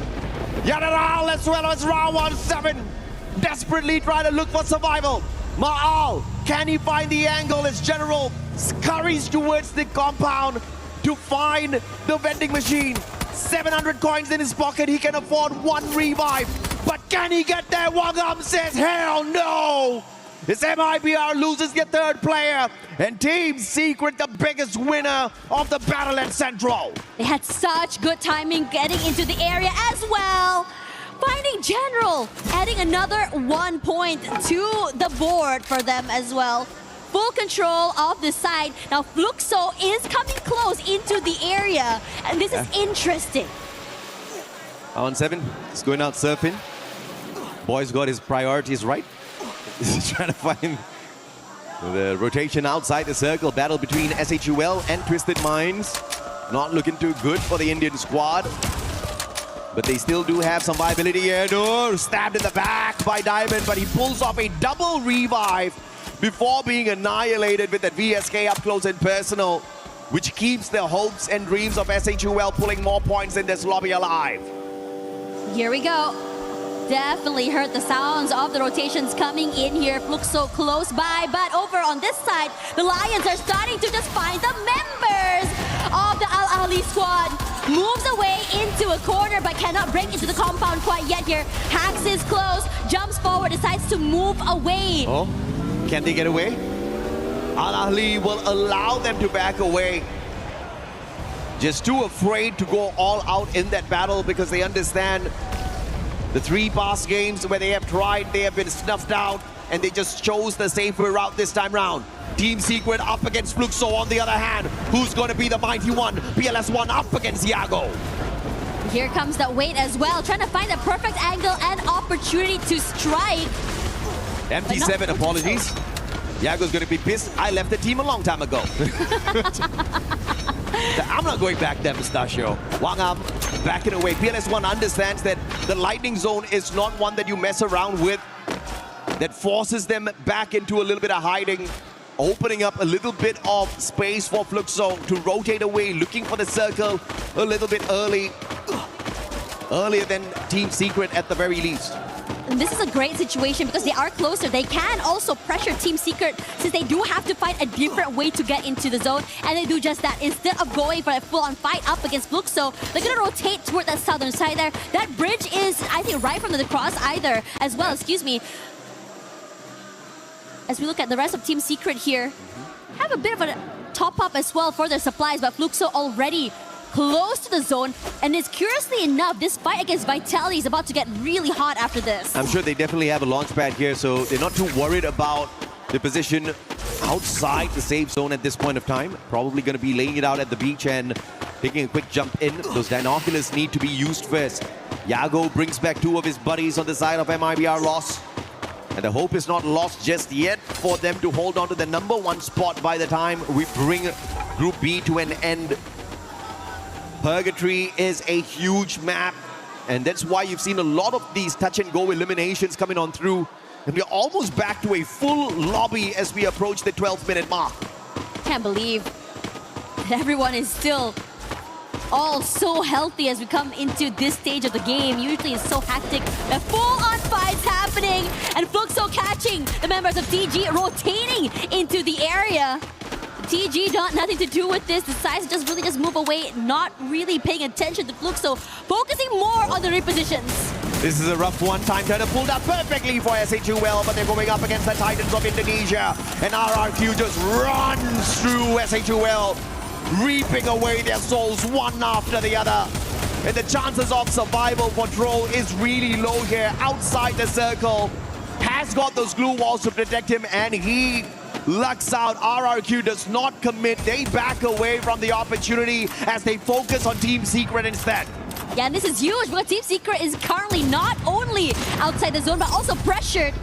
Vehicle option taken out as well. The rotation is going to be annoying. And Troll, despite being able to stay alive for quite some time, not able to do so for time being because Fluxo now is in trouble. Koja. Vitality is just really pressuring them. Bunzin knocked down. Koja wants to rush forward here. Kept alive by the glue walls for the time being here. But Bobs once more rushes forward. Koja, huge by Bunzin. Take them out of the way. Koja will be traded out quickly. And Joel as well from Ali Esports somewhere in the fray. Wow, beautiful play by Diggs there. He made sure Butchizin does not get picked up. And now as these two teams are a tad bit busy with each other, MIBR Lost looking to take advantage of the situation. Team Secret in the area as well. Lost focusing to take their players out. Secret can't jump into a full-on battle just yet. Now 7 picks right back up as SAUL Esports finally bows out of the lobby. GU making sure Wang Arm's not going to get picked up in that situation, but it is Team Secret that has the advantage with the zone here. They're looking to gatekeep Fluxo. And it's interesting because Team Secret was the one kept out here, but because of the commotion, they were able to find that space to get here, and now Fluxo will try to just really buy some time and survive. But over on this side here, the Lions are rushing forward. Twisted Minds once in on this as well. To be able to steal away a pickup in the middle of the fight could be huge for them. Tikui pissed off. He's trying to punish Fluxo as they drive away, but it's not going to find those perfect connections. And Team Secret damaged severely, not just their players, but their chances of a booyah and a phenomenal comeback here as well on this Game 4. Secret hasn't had the best of run today. The best has been 12 points from a lobby, and that was at Solara. But now the battle, RRQ versus MIBR Lost. Look it up, a goal. Max 7 in hand, has the Valiant dash, but gets locked down by the thrill of battle. And that's what the A124 gives you. But Yago, the only survivor, as Dudes pops them with the M590.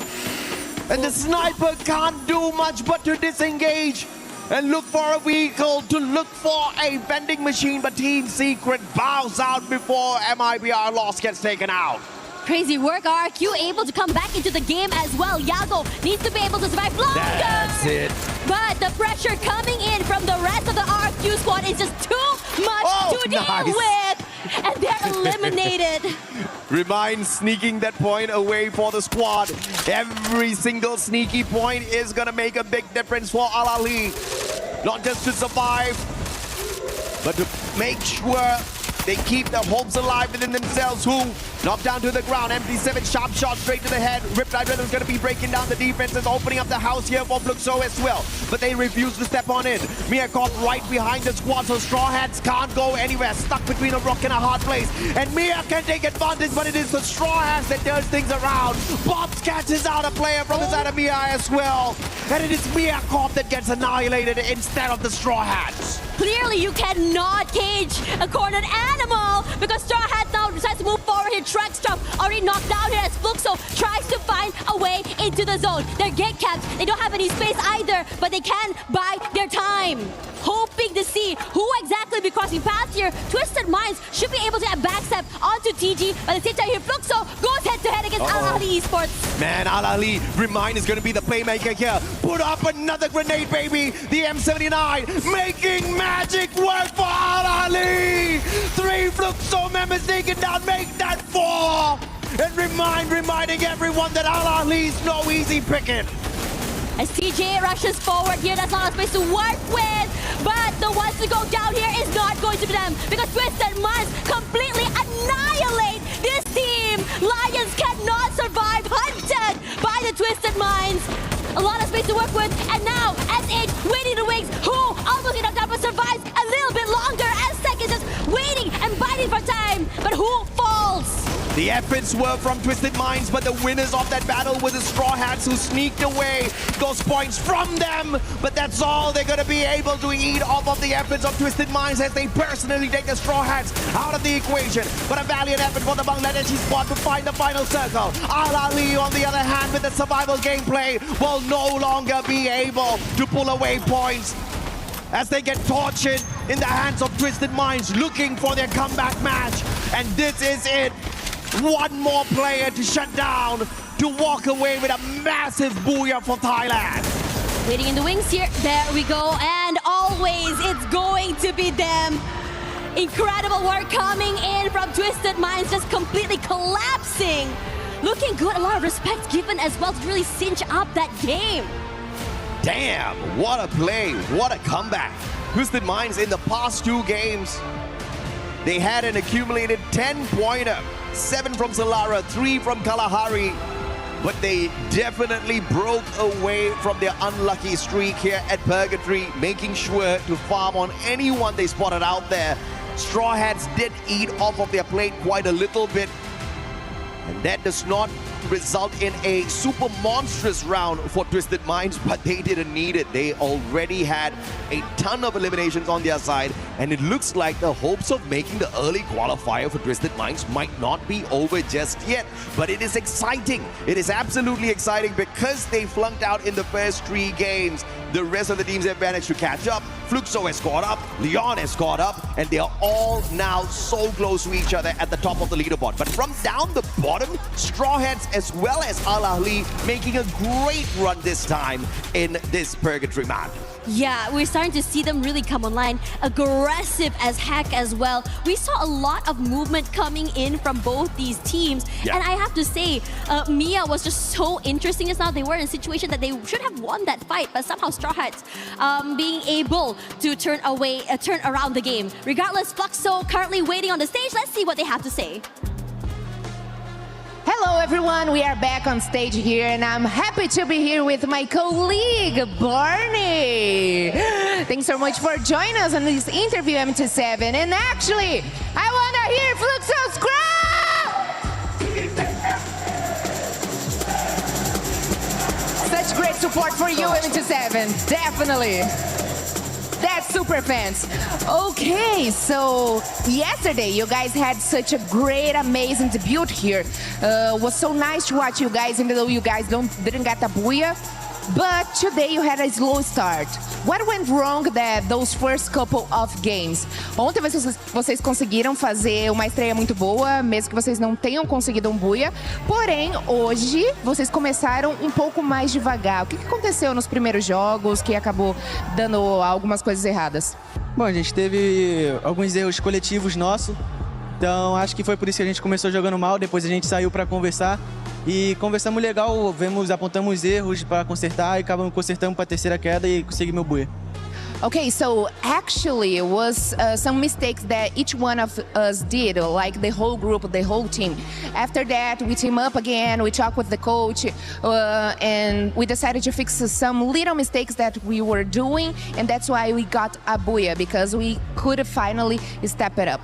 I mean, making those micro adjustments is exactly what you need to do, especially in a team of your caliber now, MT7. We've got to talk about Game 3. You absolutely popped off. There's a reason why your nickname is the Baby Goat. And not only that, but also you're like the MVP of your season in the Brazil region, okay? So let's talk a little bit about when you get into that flow state, when you're hugely popping off on the main stage, you're playing incredibly well. How do your teammates complement you with their play styles that then allows you to go and play the way that you did? Obviamente que no jogo 3 a gente pôde ver muito mais do MT7, a gente viu que você conseguiu de fato ter uma performance muito melhor e é por isso também que você é conhecido no Brasil como Baby Gold, você foi o MVP da fase regular do Free Fire e a gente gostaria de saber como é que o time consegue também acompanhar você em todas as eliminações, como é que o time consegue ajudar o MT7 a sobressair no jogo. Eu acho que é muito entrosamento da nossa parte, é muito treino, a gente já tem mais de anos treinando juntos, jogando as mesmas partidas, fazendo coisas diferentes, porém com o mesmo objetivo. Então acho que isso acaba influenciando bastante e acaba que a gente meio que tem um entrosamento muito forte por causa disso. A gente passa horas jogando junto, até quando acaba os treinos a gente joga junto. Okay, so one thing you guys should know about us is that we consider ourselves not only teammates, but as a family. We practice every day, all the time. Even we don't have to practice anymore, we still keep it practice all the time. And that's why you have such a great chemistry. We go out together, we go have dinner together, we do everything together, and that's why it explains the good chemistry that we have. Not only me, but each one of these guys sitting by my side, they are the best of the world, and I'm gonna prove this here at EWC.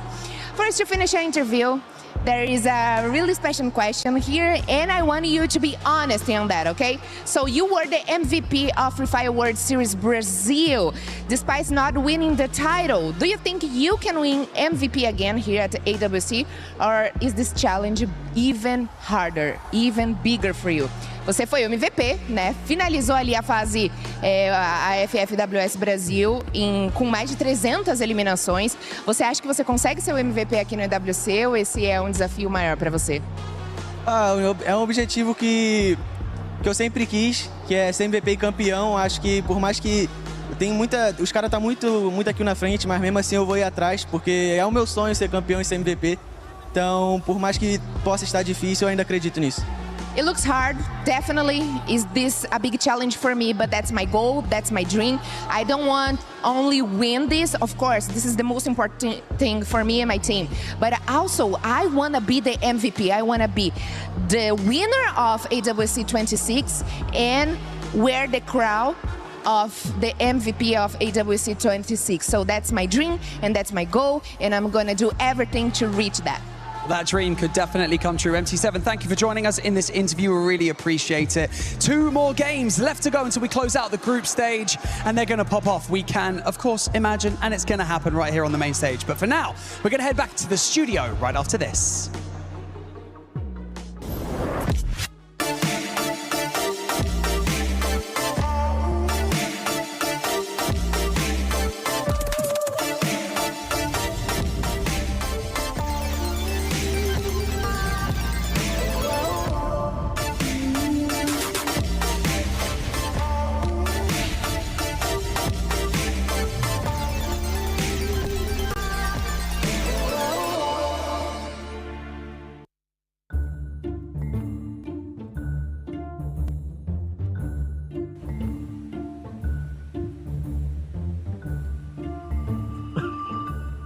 Montanha, mano.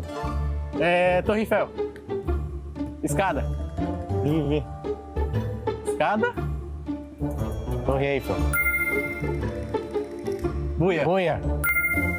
Eu acertei primeiro. Vai puxando o VAR. Põe pra frente não, cara. Eu não posso.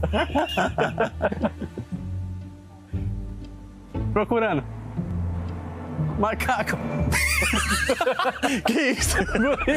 Mano, esse aqui tá muito difícil, essa. Hoje, ó, quantas letras?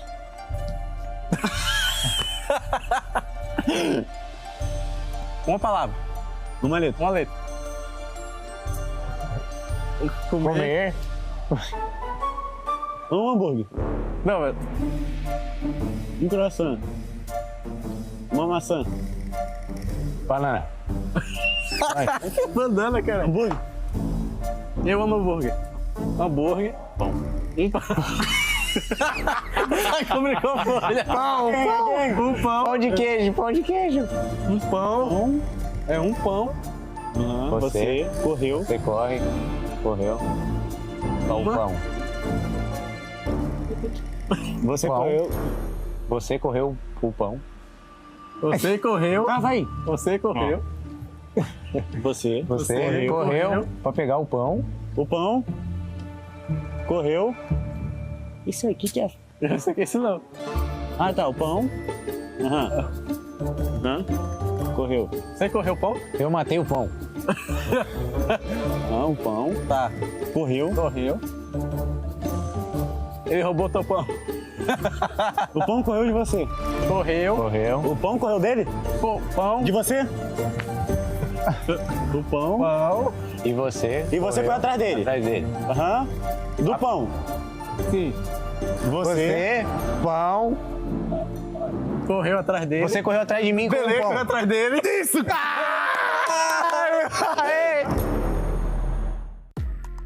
Okay, it might be our loss. It might take you a little bit longer to figure out your miming skills.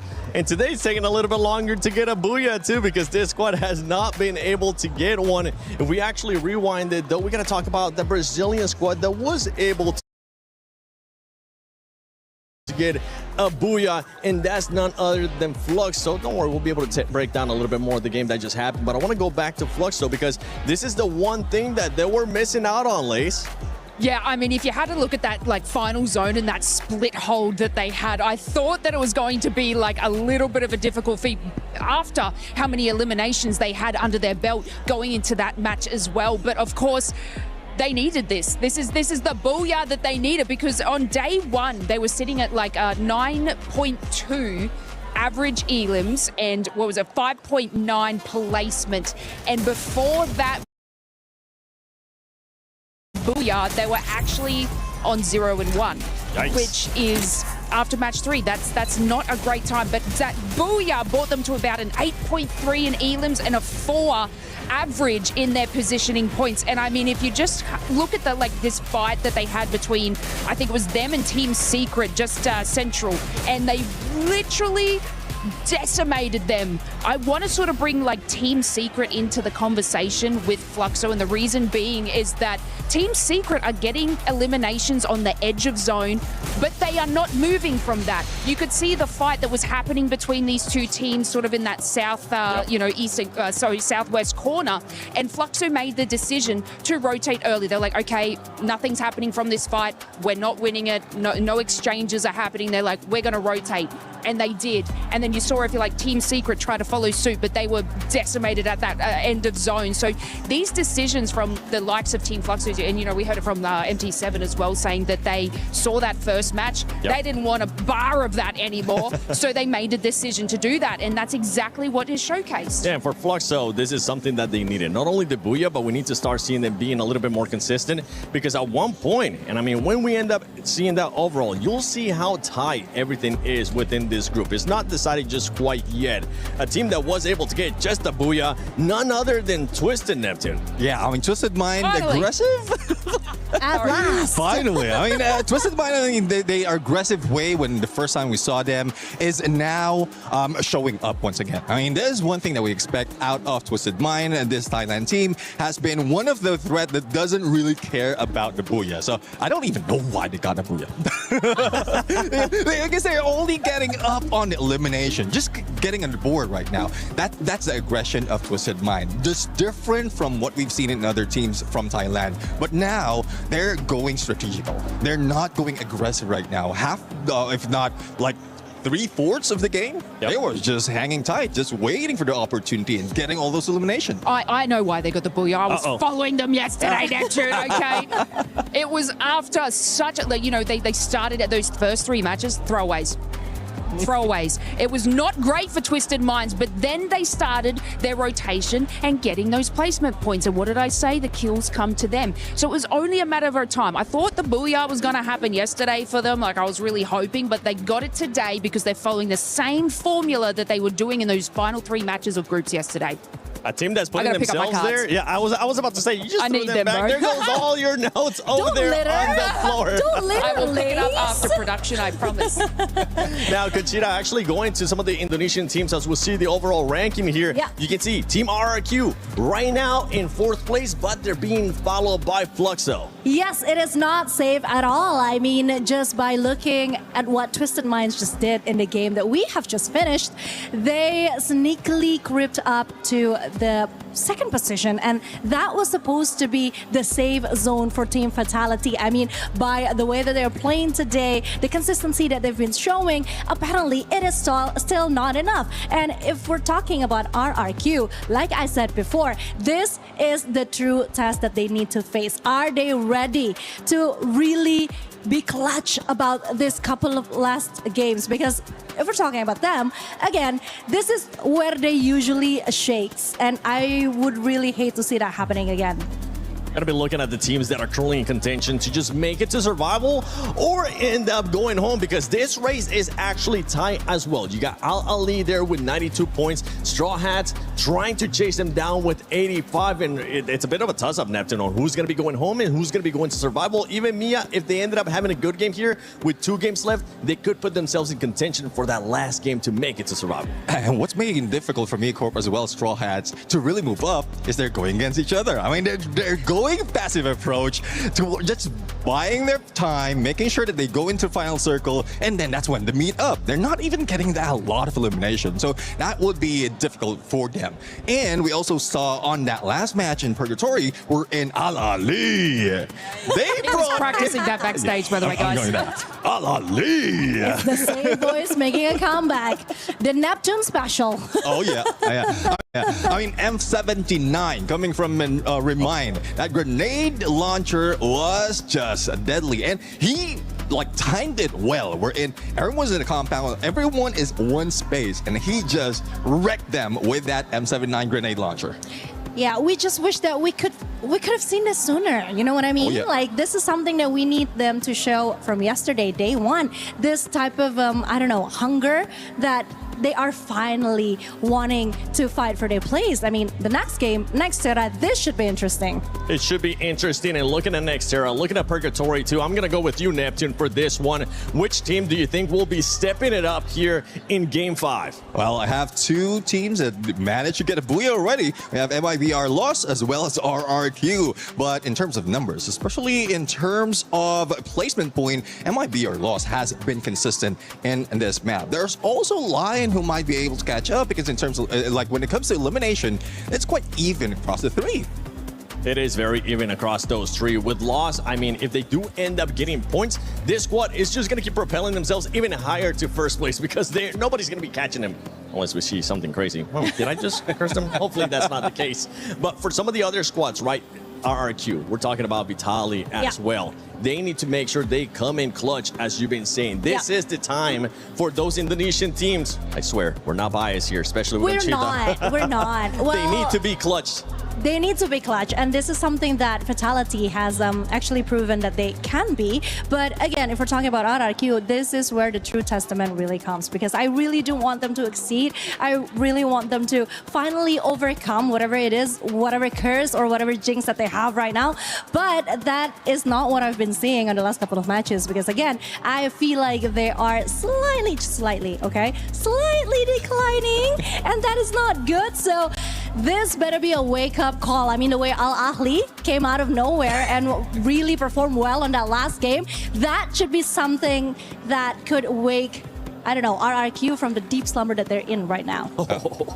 Now, we'll see though. I mean, RQ, when it comes to the map, Nixaro is their 2nd best. Only 2-point difference when it comes to Solara as well as Nixaro. Their averages is also high in there. So I have confidence. I'm with you here, Conchita, about RQ getting this, but I just don't want any surprises coming from the other teams. And the thing that happens when we end up going to the final 2 games is that we usually end up getting surprises. And I'm excited to see which team will be surprising us here in Game 5 and later on in Game 6, because this is Group B and these are the last matches. We'll be finding out who's going to be going to the Global Finals Survival and the last 2 going home. Casters, take it away.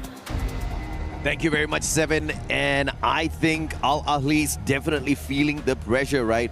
And although they did make a phenomenal comeback here at Purgatory with a total of 20 points, they are still going to be in trouble if they don't continue this kind of a point hunt, because the only thing still keeping them alive, keeping them away from the final 2 spots down at the bottom, is the fact that they performed decently yesterday. 61 points for both Miracorp as well as Straw Hats from the first 4 games played. They're both hustling big time today, and Al Ahly has only pulled away 31. So you can already see who's more hungry, who's more consistent. Yeah, we start to see the urgency come online as well for so many of these different teams. Again, we talk a lot about Al Ahly being at 92 right now, a bit uncomfortable, but at the same time, SAUL as well with 94, also with the possibility of getting knocked out of contention if, say, both Straw Hats and Miracorp decide to get a little bit more active this game. Straw Hats has showed us the capability of them to go a bit aggressive, to farm up those eliminations, to move around the map and take these fights head on. And as for Mia, survivability has been key for them, surviving into these very, very deep runs. It honestly would be insane to see 3 teams from Southeast Asia make it out of Group B as well, right? We saw that phenomenal run from SEA in Group A, and to see it here in Group B as well will definitely be stunning. But obviously, Fluxo, Lion, these 2 teams have got a good chance to ruin the party here for one of the 3 Southeast Asian teams. And Twisted Minds, after that phenomenal victory that they just showed us in the previous matchup for their comeback game, they've jumped into that 2nd spot. And right behind them is Team Vitality as well as RRQ. Indonesia needs to step it up a tad bit as well. Yeah, and no one is even comfortable at all in this lobby because anything can happen, either be at the top or at the very bottom, as Dix takes a bit of damage from that bottom side of the terrain. But no full fights quite yet, as Diamond does keep his eyes onto Koja. They want to go for this fight. Nah, Diamond said, I will just put in the shots, but not really go for this full-on fight. See what they can pull away from this battle here. Vitality. Fair fight 2v2, but Diamond's gonna get caught out, as his partner was just a tad bit too far. The Bears catching up finally, and Exposy with the Punisher of their M24. They lose 1, but they pull away 2. Math-wise, let's check it out for Team Twisted Minds. Very patient on that as well, allowing Diamond to go down and leave them into this false sense of security. Regardless, Vitality easily being able to bring the 2 back into the game. But the fights are happening all around the map. If you see that kill feed, a lot of things are going on right now, as Mia does go for 1, but trades out Wota, brings back Mia, his teammate, back into the game. So Verity right now, Mia looking really good, starting off with 2 points, and should be a big step to just really climb that mountain. Ico Total Gaming's not at risk of being relegated here based on how they've performed so far. But they can't let their guard down. Anything can happen in Nixaro and Purgatory. If they literally pull away nothing from these games, then perhaps that relegation might just be a possibility. Obviously, they don't want that for themselves. They just need to put up an average performance, and that should be good enough to get them into our survival stage. A lot of rotations coming in for so many of these teams here.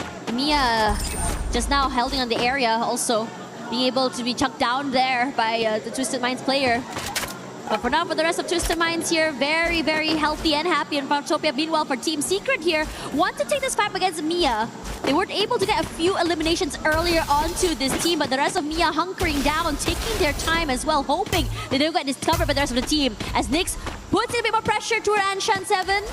None of the damage actually clipping onto him, allowing him to be still in position for not so long. Huang Am tries to do something and even trades out his teammate, looking really good, which Biblix tries to come forward and try to do something to make it happen. Not happening. The crossfire from Team Secret looking solid, but PLS1 now knocked down. Twisted Minds might just drop by to say hello. Miracorp bumping into Straw Hats at the wrong time, wrong spot. Kappa all alone. Straw Hats looking for the hunt. The vending machine camped at by Shock. And Kappa's not going to be able to get there. Oh, a sliver of El Kappa allowed to bring in the revive, and Mia Corp will survive a little longer. Right in the nick of time as Nix finally back into that game. Just need to survive. As for SAUL, TG had been hunting them for quite some time. Water waiting for his teammates to be able to just move in together with him, so that he's not able to give him this isolated 1v1s. Don't even need it. So quick with that Valiant dash. Beautiful stuff from Water. Feeling a bit thirsty now. Mia Corp, ay. Out way too early here, not looking good for the team that qualified through the Free Fire World Series USA. Team Secret versus Twisted Minds this time round. Will the Vietnamese squad be able to wake up and shake down Twisted Minds after their phenomenal game earlier on? Valiant Dash missed by Bass, but it still fights Not7, who could not get away in time. And the backstab is perfect. Twisted Minds dismantling Team Secret. And PLS1 left all alone. No stealth bites this time around off of that Morse. It's got the Skylar, but the Skylar's not going to be useful for survival. But he is going to luck out. Twisted Minds not close enough to take him out of the equation just yet. IQ Total Gaming, on the other hand, bumping into MIBR loss. And this could just be a huge loss for the Indian squad if they don't manage to wiggle out of this water. Beautiful Valiant dash to stay alive for a little bit, but Ra17 with the Winchester clips him. Shanky's now going to be spotted out as well, and he's going to hold the fort as the distraction for IQ Total Gaming as Mafia scurries away to revive the rest of the team members. Yep. Should be so quick, so I think hard for him to be able to find that last final elimination. Perfectly done. Now, Made in Brazil already with 5 eliminations so quickly into the game. So we just see them get active on the map here as the Straw Hats now shocked, now knocked down by the Lions. But still 2 more members to stay alive for the time being, but not for long as Hax quick to find Nil. Barely alive right now. Tries to keep the wall up for him to have a bit more space to work with. Oh, man. But not too much. The pressure, just too much to deal with. There's a double kill elimination already. Yeah, got Miss King just finding that angle towards the right. Taking out the player from the side of Straw Hats. And they are absolutely broke on their revival run here. So it's going to be a rough one for the Bangladeshi squad. They'll have to catch up with them in a little bit. The Dinoculus used here by the Lions as they are trying to snuff out the squad that they were just engaging with, the one and only Straw Hats. Dinoculus finds nothing, but if they continue on this pathway, they are going to bump into them eventually, and the Straw Hats are scrambled on the battlefield at this point of time. And this is the quick revive, the Bass with the Valiant dash. Not really breaking down those glue walls to find the advantage, but Nan7 just got caught out. Wrong place, wrong time, could not get away. And Twisted Minds did a number on their Vitality, on the other hand, is going to get caught out here by Al Ali. Yeah, taking a lot of damage, but Ali also being able to take the Hawk back into the game. Numbers advantage because RRQ decides to join in on this fight. Ran steals away 1 member of Vitality here. Seabox as well taken, despite the valiant efforts of this team, and RRQ is the one that is reaping the benefits. Absolutely. Seifu Max 7! And Diggs just ran straight into that one. But how much can you walk away with Al Ali? With RRQ here as well. Survival is going to be close to impossible. They find Seifu. They put him down 6 feet under. And Al Ali is out super early. Seeing a lot of these teams getting knocked out super quick and super fast. And RRQ, this time around, timing is just so good, so aggressive as well. Not allowing any of these teams to recover from any of these fights. SAUL as well will be joining in on that lobby. Things are getting really hectic as the pressure mounts. We are running out of maps after all as we hit the end of the day. 5 eliminations strong for RRQ, who wants to make sure they find the access into the grand finals as early as possible. Allowing the rest of the regions to fight against each other. Southeast Asia is looking to take a break tomorrow. I wonder what they'll do with the extra free day, as they can just sit back and watch those rotations, do a lot of homework, see those drop spots, and cherry pick who they want to punish with a couple of hot drops on the grand finals day. It's a big advantage if you can skip over the survival stage. MT7 still very happy and healthy there, being able to just go for these long-range pickoffs.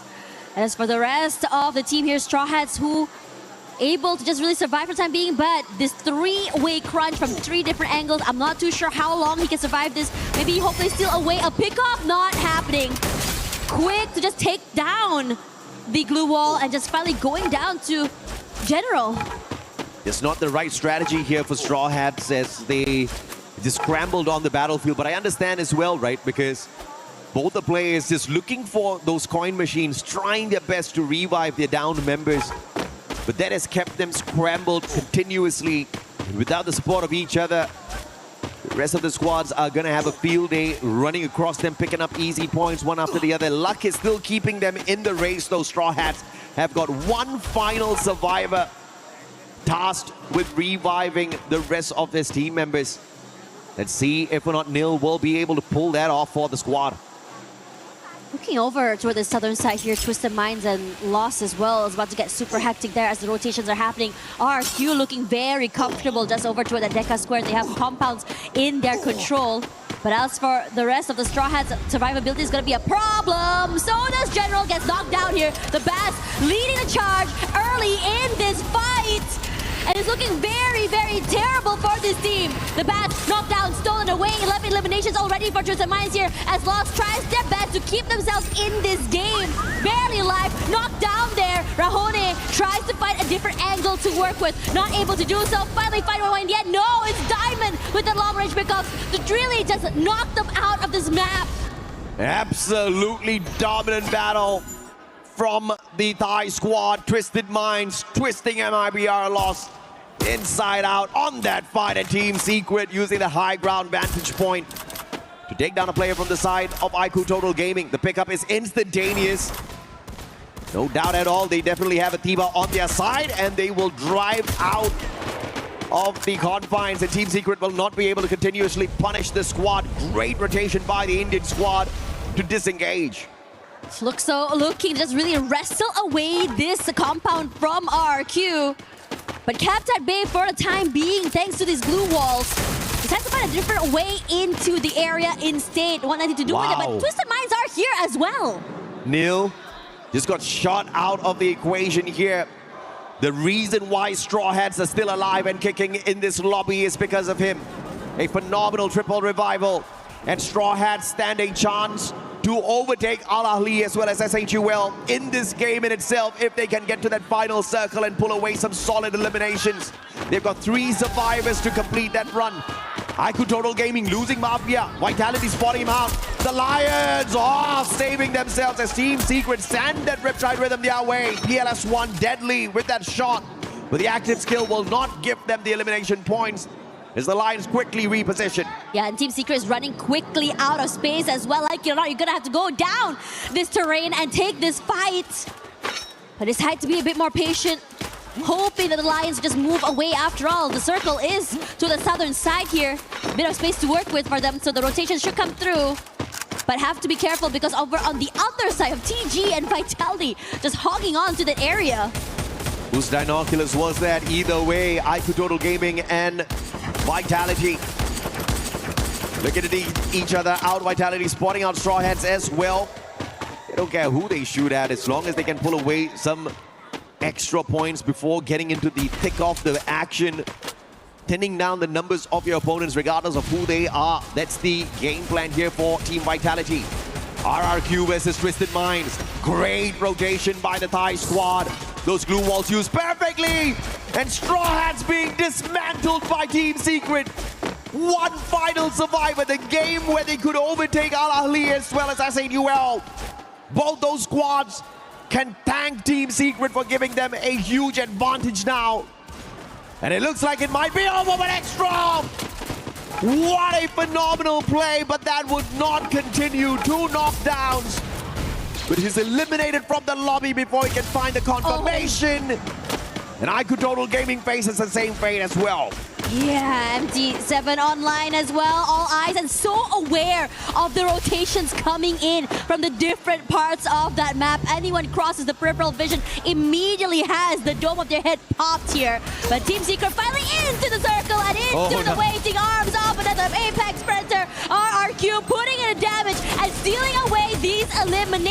before they even hit the ground. Yeah, too good. Unfortunately, Team Secret did not pick the right spot to jump away to.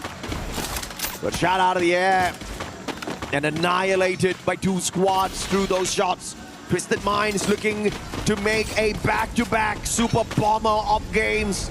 Stitched together Purgatory and Nixaro. Can they go for the back-to-back booyah after avoiding the booyah like a plague, focusing just purely on eliminations on the first 8 games they played through 2 days? Southeast Asia looking for the dominance, but Brazil and LATAM still having some representation here. The Lions as well as Fluxo both have got great defensive spots. But the Lions are going to be pressured here with the movement of this circle. Waiting in the wings, buying some time. You can hear a lot of pressure coming through from both these teams with MT7 opening it up onto the Lions. Della knocked down as well as Twisted Minds decided to just chunk down all of the members of the Lions as well. They are pressured and they are crunched. Where can you go, Joker? As your HP slowly gets depleted, it's Jump that steals away the final point. Lions are now out of the game. Great time turner, but when you have got 3 squads shooting at your time turner at the same time, it's gonna melt that dome down. And RRQ now, like the birds of prey, staring down at everyone with his vantage point. And a smart play executed by Twisted Minds. They quickly run below them to take away the angles from RRQ. So that vantage point is not going to give them a very big advantage. But if Twisted Minds continues to make this very early rotation, maybe they can take advantage. And then Riptide Rhythm breaking down the defenses. And a crucial glue wall flurry from Twisted Minds to keep themselves safe. Yeah, somehow despite all of that pressure, they're still unmoved, undeterred, and just repositions themselves onto the other side. And they rally back. A bit of damage onto Maal, barely alive, even a nade to come through. Make it 2! Tosses up here, but RQ manages to just walk away. A bit of damage is enough, but after this, there's just safe and sound inside of the compound. But Abe goes huge with a knockoff onto Exposé. M249 response by Abe, just pushing away Twisted Minds. And Fluxo's just sitting back watching this. You Southeast Asians, get it done, man. We'll just clean up the lobby later on. MT7 high ground, huge advantage for the super sniper. But both Twisted Minds as well as RRQ have got a defensive compound here to work around for themselves. And they will avoid MT7's crosshairs perfectly. Look at the space that Fluxo has, the high ground, also the lower side completely in their control. So many terrains, angles, and crossfire set. And Twisted Minds wants to wrestle this space away from them. Beautiful jump pad use here by Twisted Minds. He's keeping the angle low to not give MT7 a very big advantage there. Not taking too much of airtime gives them that survivability. But now MT7, now you got to break an ankle when you try to get off this roof. That's going to be a big question here. But the AWM might just be able to give the Brazilian squad some extra advantage. Dudes now spotted out, and a beautiful connection ran stacked up. And the Riptide Rhythm breaking down their defenses. But MT7 can't put anyone down just yet, and RRQ makes a perfect rotation right behind the wall. And as that's happening, Twisted Minds rush forward as well to steal away that space. But Dude's head is out there in the open. He's knocked down, but the glue wall keeps him alive for quite some time. RRQ hunkered down, waits off all of this pressure. They're not done quite yet. Twisted Minds, though, decide to just wait this out. Fluxo forced out in the open and decide to just really pressure out the members of RRQ since they have no more space to work with. A lot of damage done. Maal knocked down. Abe barely alive. Survival play, you see everybody drop their coins. I think it was Maal that picked it up, but you got to respect what RRQ did in that sequence. Although they were getting pummeled by all of those shots, they quickly patched each other right back up. But Bobs is going to be deadly. He's got the Winchester level 2, but more importantly, the M79. The grenade launcher should be able to dismantle RRQ, but he's keeping that for the very final moment. And MT7 making great work off of this vantage point. Switching between the AWM as well as the M82B for the great big advantage. Maal's going to get taken out of the equation as well. As Twisted Minds now books a fair fight up against Fluxo with one final survivor on the side of RRQ. Can't do more than that here, just really cleaning up the house. The team wipeout, and even Fluxo will be able to get this booyah finally again. Aggressive and sharp, a lot of space control. control as well. This team is looking to dominate and kill some dreams. MT7 vantage point on a double sniper setup with the Skylar. The Riptide Rhythm definitely caused RRQ a lot of problems, but you see the veteran survival skills out of the Indonesian squad. You can knock them down, but you can't keep them down. They had the time turner, they had those glue walls, but more importantly, they had the teamwork, the communication, and the speed. But towards the end of that battle sequence, it was the circle that pressured the Indonesian squad a tad bit too late. And Abe just showing up strong as the final survivor, but overwhelmed by the players on the side of Twisted Minds and Fluxo. Honestly, incredible seeing so many of these teams just pull off what they're doing today. Fluxo back-to-back once again. The Boogeyman, as Carol mentioned, now back, showing us in this very last day what Brazil is able to deliver. Regardless, as we look at the rest of the team here, the bottom three is the one that intrigues me the most after all, because some of them did get knocked out a bit too early. They ran a bit too quickly as we only have one more map to go. And of course, the superhero in that final battle was Butchizin, the M590 in this monster's hands. He was unstoppable. The mechanical supremacy of Butchizin up close and personal is going to be the threat for the other squads. Whether or not they get the early access into the grand finals, you can bet you're going to see them there if they keep this up. Riding the high, and the fans definitely love it. Throughout the entirety of this game, they were loud. The energy definitely felt by this team. But as for the rest of the teams, we talk about the top, where right now the Thai team, Twisted Minds, looking very comfortable. I think about 13 points ahead of Fluxo right now. Should definitely be able to catch up if they do have another standout map, especially since we do have one more coming soon. This battle sequence definitely should push Vitality out of the top four, but we will see exactly where they stand as we catch up with you guys in a minute. Play is in our DNA. Whenever we let it out, it becomes our superpower. Now imagine an entire city being built to supercharge it. Kadir City, powered by Play. Well, my God, if that didn't get you pumped, then I don't know what will. It's Lace and Neptune here to bring you that match recap. And my God, Fluxo. Holy moly, I consider me impressed there. Not only did they have that height position, Neptune, but they managed to get so many eliminations within that final zone. Yeah, I mean, it's just difficult to get away from that. We've seen Twisted Mind, we've seen RRQ try to get close to them, but the elevation, especially with MT7, it's just difficult to tag him. And with the zones pushing them in, forcing them in, they couldn't even get an angle to snipe him down.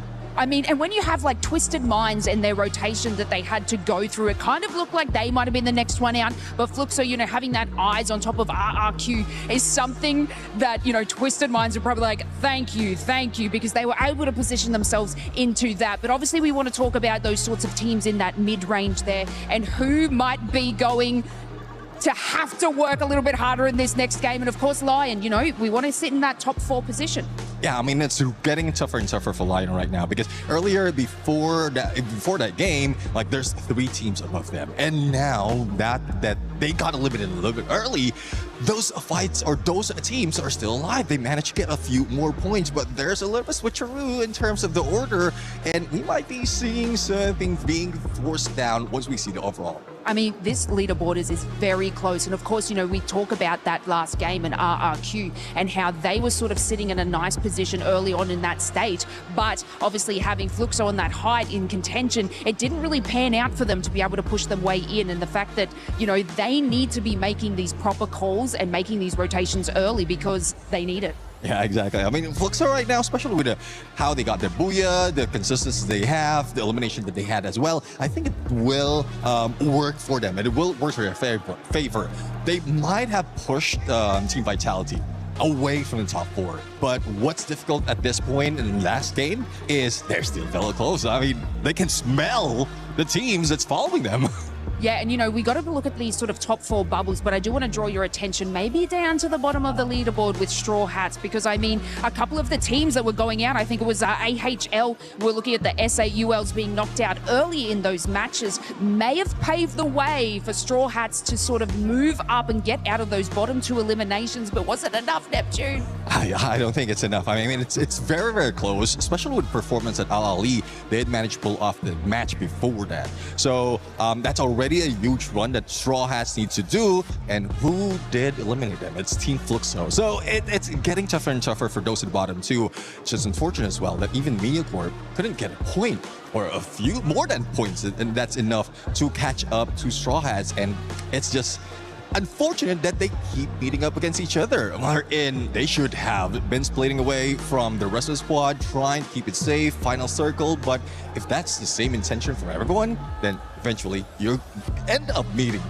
Yeah, and I mean, if we have a look at like MIA, missing in action or what is happening there, obviously they are sort of going in that bottom spot, but I don't believe that they're going to have enough grunt in this last game to push them out of that bottom 2. I mean, unless they pull off some sort of crazy action like Fluxo with these eliminations, but it looks like, it's going to be a little bit difficult for them to be able to just get out of those elimination spots so deeply down. But of course, I'm always an optimistic Neptune. I'm always like, someone could do something crazy here. Might not happen for MIA, but for Straw Hats, it could be something where they can bop them out of that bottom 2. And I mean, we're rearing and ready to go for match number 6. Let's find out exactly where these teams are going to hit. Casters, take it away. Wow, you can see how loud the RQ fans are down there, AJ. It's dangerously close. Dash up at the top, down at the bottom.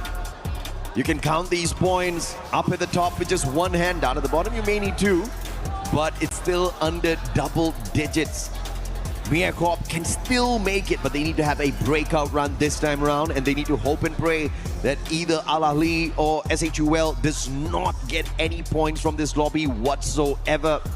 Straw Hats as well have that exact same opportunity. We saw an explosive start from them today, but in the first 5 games, it was mainly recovery from their inability to pick up those massive points yesterday, and they've done well. Recovery has been perfect, and now it's all equal down at the bottom. 4 teams fighting to not end up down at the very bottom. You're talking about SHUL from India, you're talking about Al Ahly, you're talking about Straw Hats, you're talking about MediaCorp, and up at the top, it's still a question whether or not we're gonna get 3 Southeast Asian teams find the early qualifier out of Group B, because MIBR lost. Obviously, they've guaranteed a spot here for Brazil, but Fluxo slowly but surely bringing out the beast mode within them.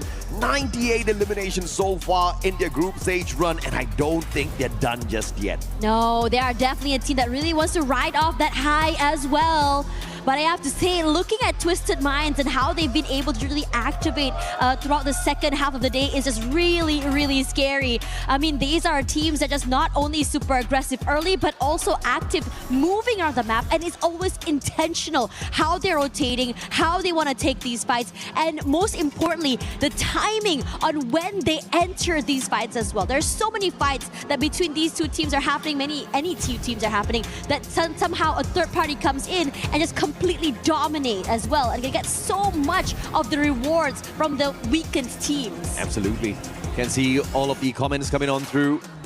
Everybody setting their wishes to the teams out there, and let's check this out. Group B is more diverse. I mean, Lucky is even here on the EWC stage being highlighted. This guy is a super fan for sure in the world of Free Fire esports. But of course, MediaCorp, they showed us a lot out of FFWS USA, but here they just haven't shown us what we have been looking out for their side.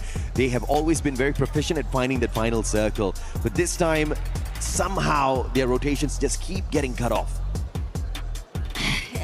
it's really hard to really pinpoint where exactly the rotation is going to be happening, since everyone is just so proactive and moving around the map as well. And I think in this situation, I think just now Lace talked a little bit about the middle side of the brackets, right? I mean, we talked a little bit about the Lions that I think had a great start to the day, but started to struggle toward the end.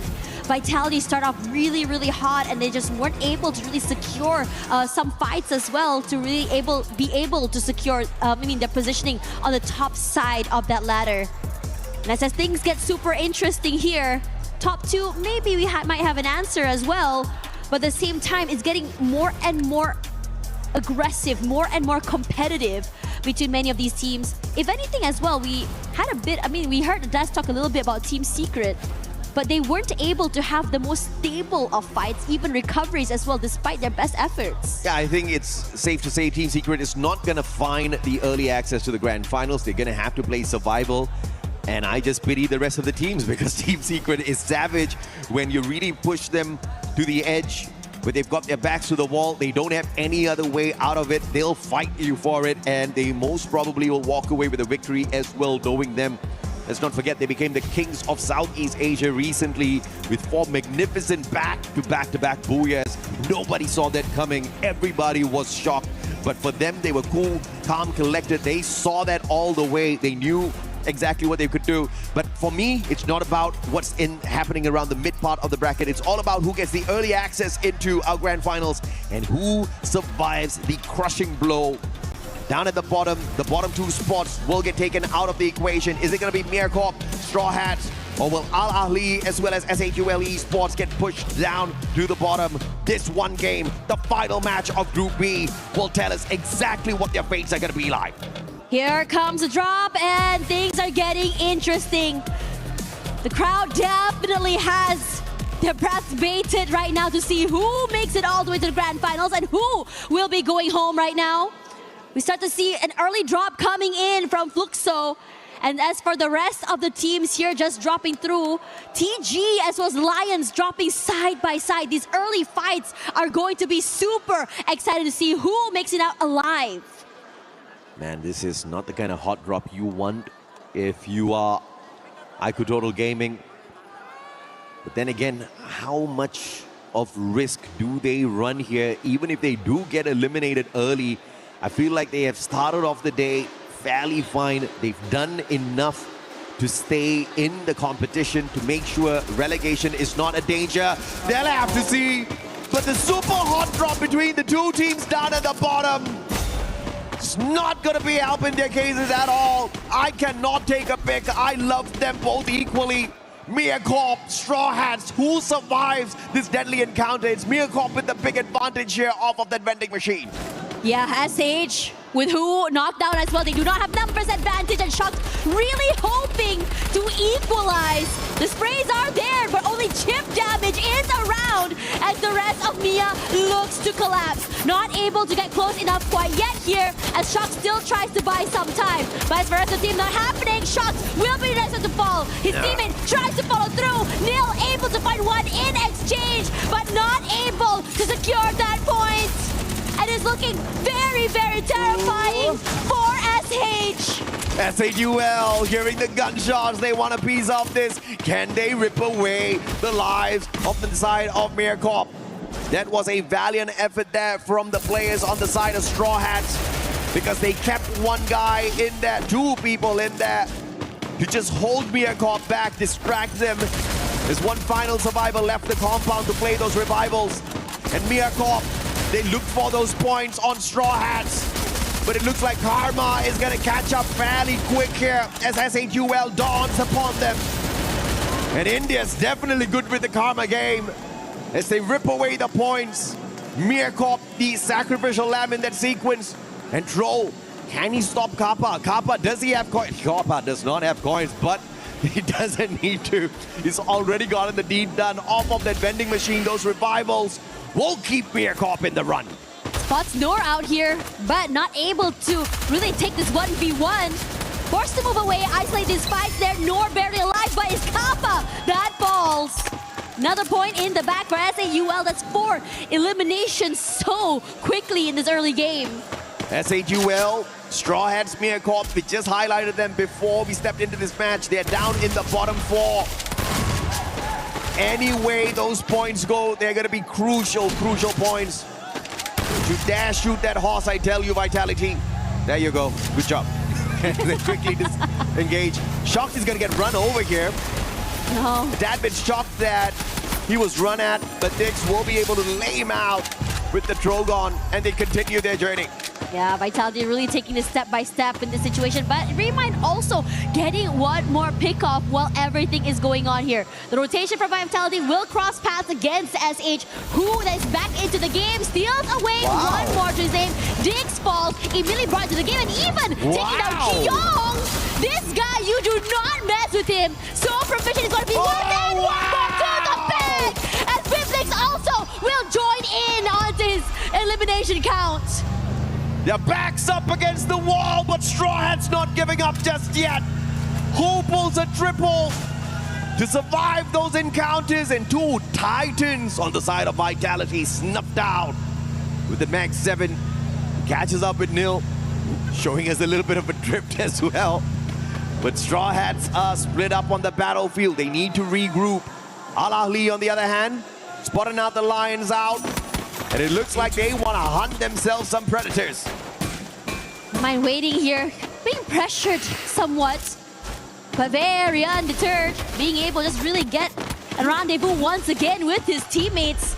As the rest of Lions weren't able to get any pickups from there, they too decided to just move away from the area, perhaps looking for a better area to just really hold on to as the circle shifts.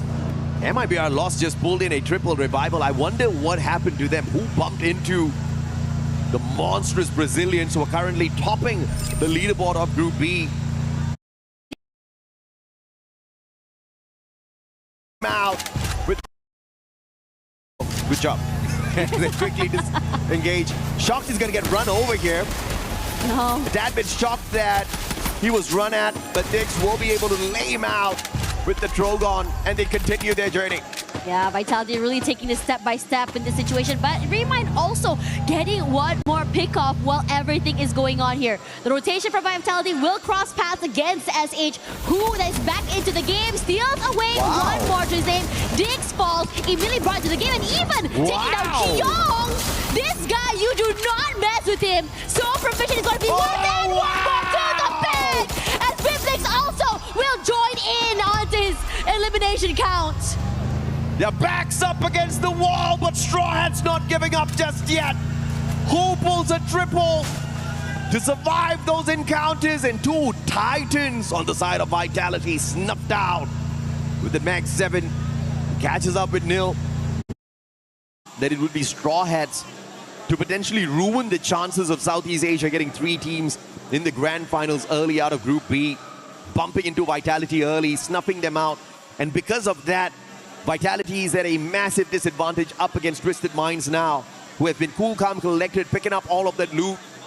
And now they bump into them. There is a vending machine at Ski Lodge, but it is not camped upon by the Vitality player. As I say that, they do manage to snuff out the aggressor from the side of Twisted Minds, and you see Twisted Minds quickly retreating from the compound. Straw Hats, on the other hand, a full squad recovery as they spend their time outside the zone.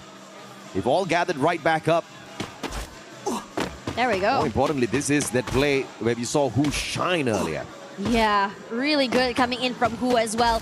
And I feel like in so many of these, I would say, rounds as well, I mean, Who has been such a big standout for Straw Hats, just really kind of rally the team and just get them super aggressive into today. Multiple, I think, multi-frags he was able to pick off. Team Secret, do you pop off in this game, or do you just chill and not show up strong at all and keep whatever you can show for the survival stage? Regardless of how you slice it, Team Secret is not going to find that early access, and they're not going to get relegated too far away from the bottom, too far away from the top. Team Secret in limbo right now, but I think that is intentional from the Vietnamese squad. They really just take their time. Nice shot coming in, runs in there. A lot of damage onto Rahone. But for the rest of the team here, they're just really being super cautious. They don't want to go into this full fight quite yet. Made in Brazil Lost decides to just really find a different angle, a different area into the zone. Yeah, on the hunt though. Total Gaming with a survivor outside the circle, trying to see if he can survive the whole Brazilian squad from annihilating him and causing the squad a little bit more points, or coins. Shanky brings Aztec back in. The play's looking solid, but S8UL cannot rest on their laurels just yet. As you can see, if Straw Hats catch up, if Al Ahly gets to that final circle with decent eliminations, S8UL, they'll be on the chopping block. Oh yeah. This circle shift toward the southern side, it doesn't make it easier for many of these northern side teams either. TG still very far out there in the wild. A lot of late rotations coming in. There's a lot of caution. But at the same time, when you are coming into the zone this late, you just have to be so wary when you're rotating. We saw so many long-range snipes from teams that are already so comfortable having these areas, these zones, these high grounds fully in their control. MD7 with some wild snipes, and this is definitely one of the slower games of the day, and it's courtesy of Purgatory. You've got a lot of compounds to rotate around, to focus on the loot, avoid engagements. Those vehicles are littered all around for you to quickly reposition. And that has resulted in many of these teams still surviving, but if you have too many survive to the next circle, all of chaos will break loose. As regardless of whoever you focus on, you can sure as hell bet either your knocks are going to get stolen away or somebody else is going to end up shooting at you. Because as we approach the 11-minute mark, we have a full stacked lobby. Starting to feel very reminiscent of that previous map as well, right?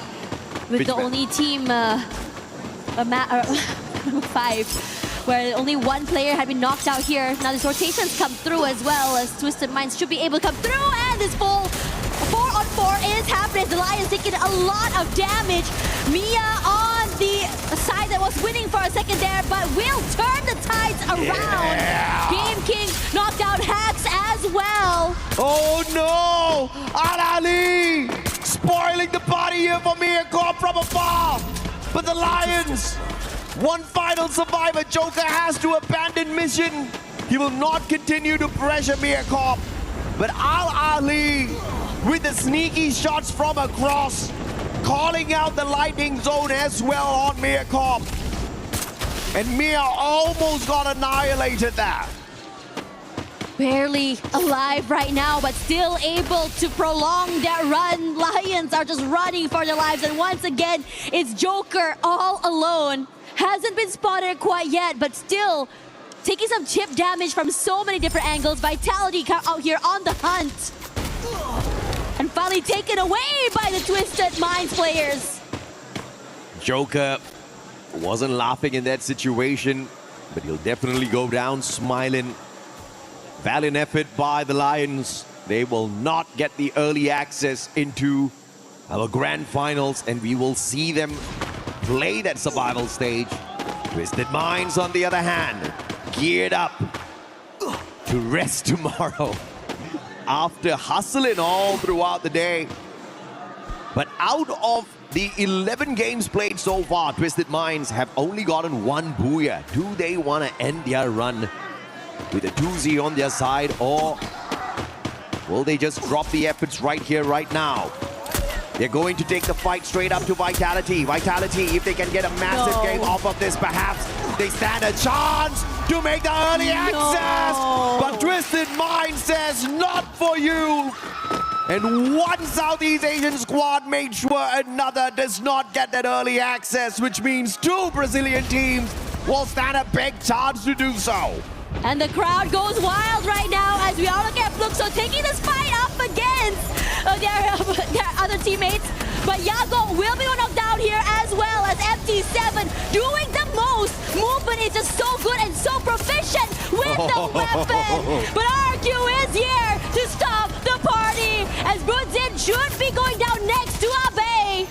And MT7 stolen away, but Huang Am, Team Secret somewhere It's always a party when Southeast Asia gets involved in a battle. And RRQ, the biggest winner. Then Miyako out way too early. They were down at the very bottom. And I think we can confirm that yeah, Totem is not gonna survive that crusher. Bobs for the desperate revival. RRQ on fire. Oh, knocked down by the circle. Al-Ali! Earning off of RRQ. A base gonna get snuffed out of the air. But that's the warning shot that will keep the rest of the RRQ players using the jump pad. Yeah, a bit too aggressive and a little bit too overzealous there. Punished so quickly, but at the very least, you do still have two more members, at Duts and Rans, still alive and in the game, but forced to go for a bigger rotation into the zone. Oh, Straw Hats, are you actually doing it? They're punishing Twisted Minds. But their pickup was instantaneous. The Bass, though, a sliver of health left on him. Take it out of the equation, but Al-Ali farming Twisted Minds from the opposite end. Straw Hats just pushed the point straight towards Al-Ali. And these two squads are fighting for survival down at the bottom. Both one diamond for themselves. And they cannot move at all. He peeks out and immediately he will be knocked down here. But the zone is not in their favor at all. But this high ground should give them a bit of advantage, but aware that S8UL is close by. And now Al-Ali Esports just decides to wait in the wings. No space, no HP. Will India help out their buddies this time round? IQ Total Gaming Mafia doing a number on the Al-Ali players. Cmox can only depend on his medkits at this point of time. RRQ, not much of a chance to walk away with a booyah. And Dudes shut down by Mafia. But Al-Ali, the Cmox goes down right here, right now. The potential of Straw Hats surviving the crusher. This potential of Bangladesh having two teams play in the survival stage tomorrow is gonna stay alive. And now, it's gonna be the battle between IQ Total Gaming as well as S8UL, who have that advantage with that high ground. But they're not taking aggressive moves just yet. Cmox is gonna get taken out. Aztec claims that life. And Straw Hats will have the advantage with the circle. Ali Esports also now down and out as SH to the high ground here, looking real good right now. Putting in the damage and the pain to the players of S8UL. But they decide to chase up against TG instead. Their backs out there in the open. But Shanky puts a bit of save space toward them as well. Nil top side and their crutch. TG, where are you gonna go here? SH awaits and so does S8UL. Bunny steals away their first knockdown, and so does the rest. Waterfalls, so does Aztec. And eliminated already here is TG. They desperately need this. Can they do it? Bangladesh, they get it done. Amit Omaki Baramasi, Bangladesh, you all can rejoice. Both the teams have successfully survived the group stage. From the bottom all the way to the very top. Night and day, yesterday and today, this team show us what it looks like to climb from the bottom. The upward hill is not too high. Nothing is too high for them to climb. But damn, it was difficult to take Pickens down at the bottom. Al-Ali, they tried, they struggled, and you saw the fight in them in this final game. They gave their all just like the Straw Hats. But sometimes luck comes into play. And Al-Ali just was not.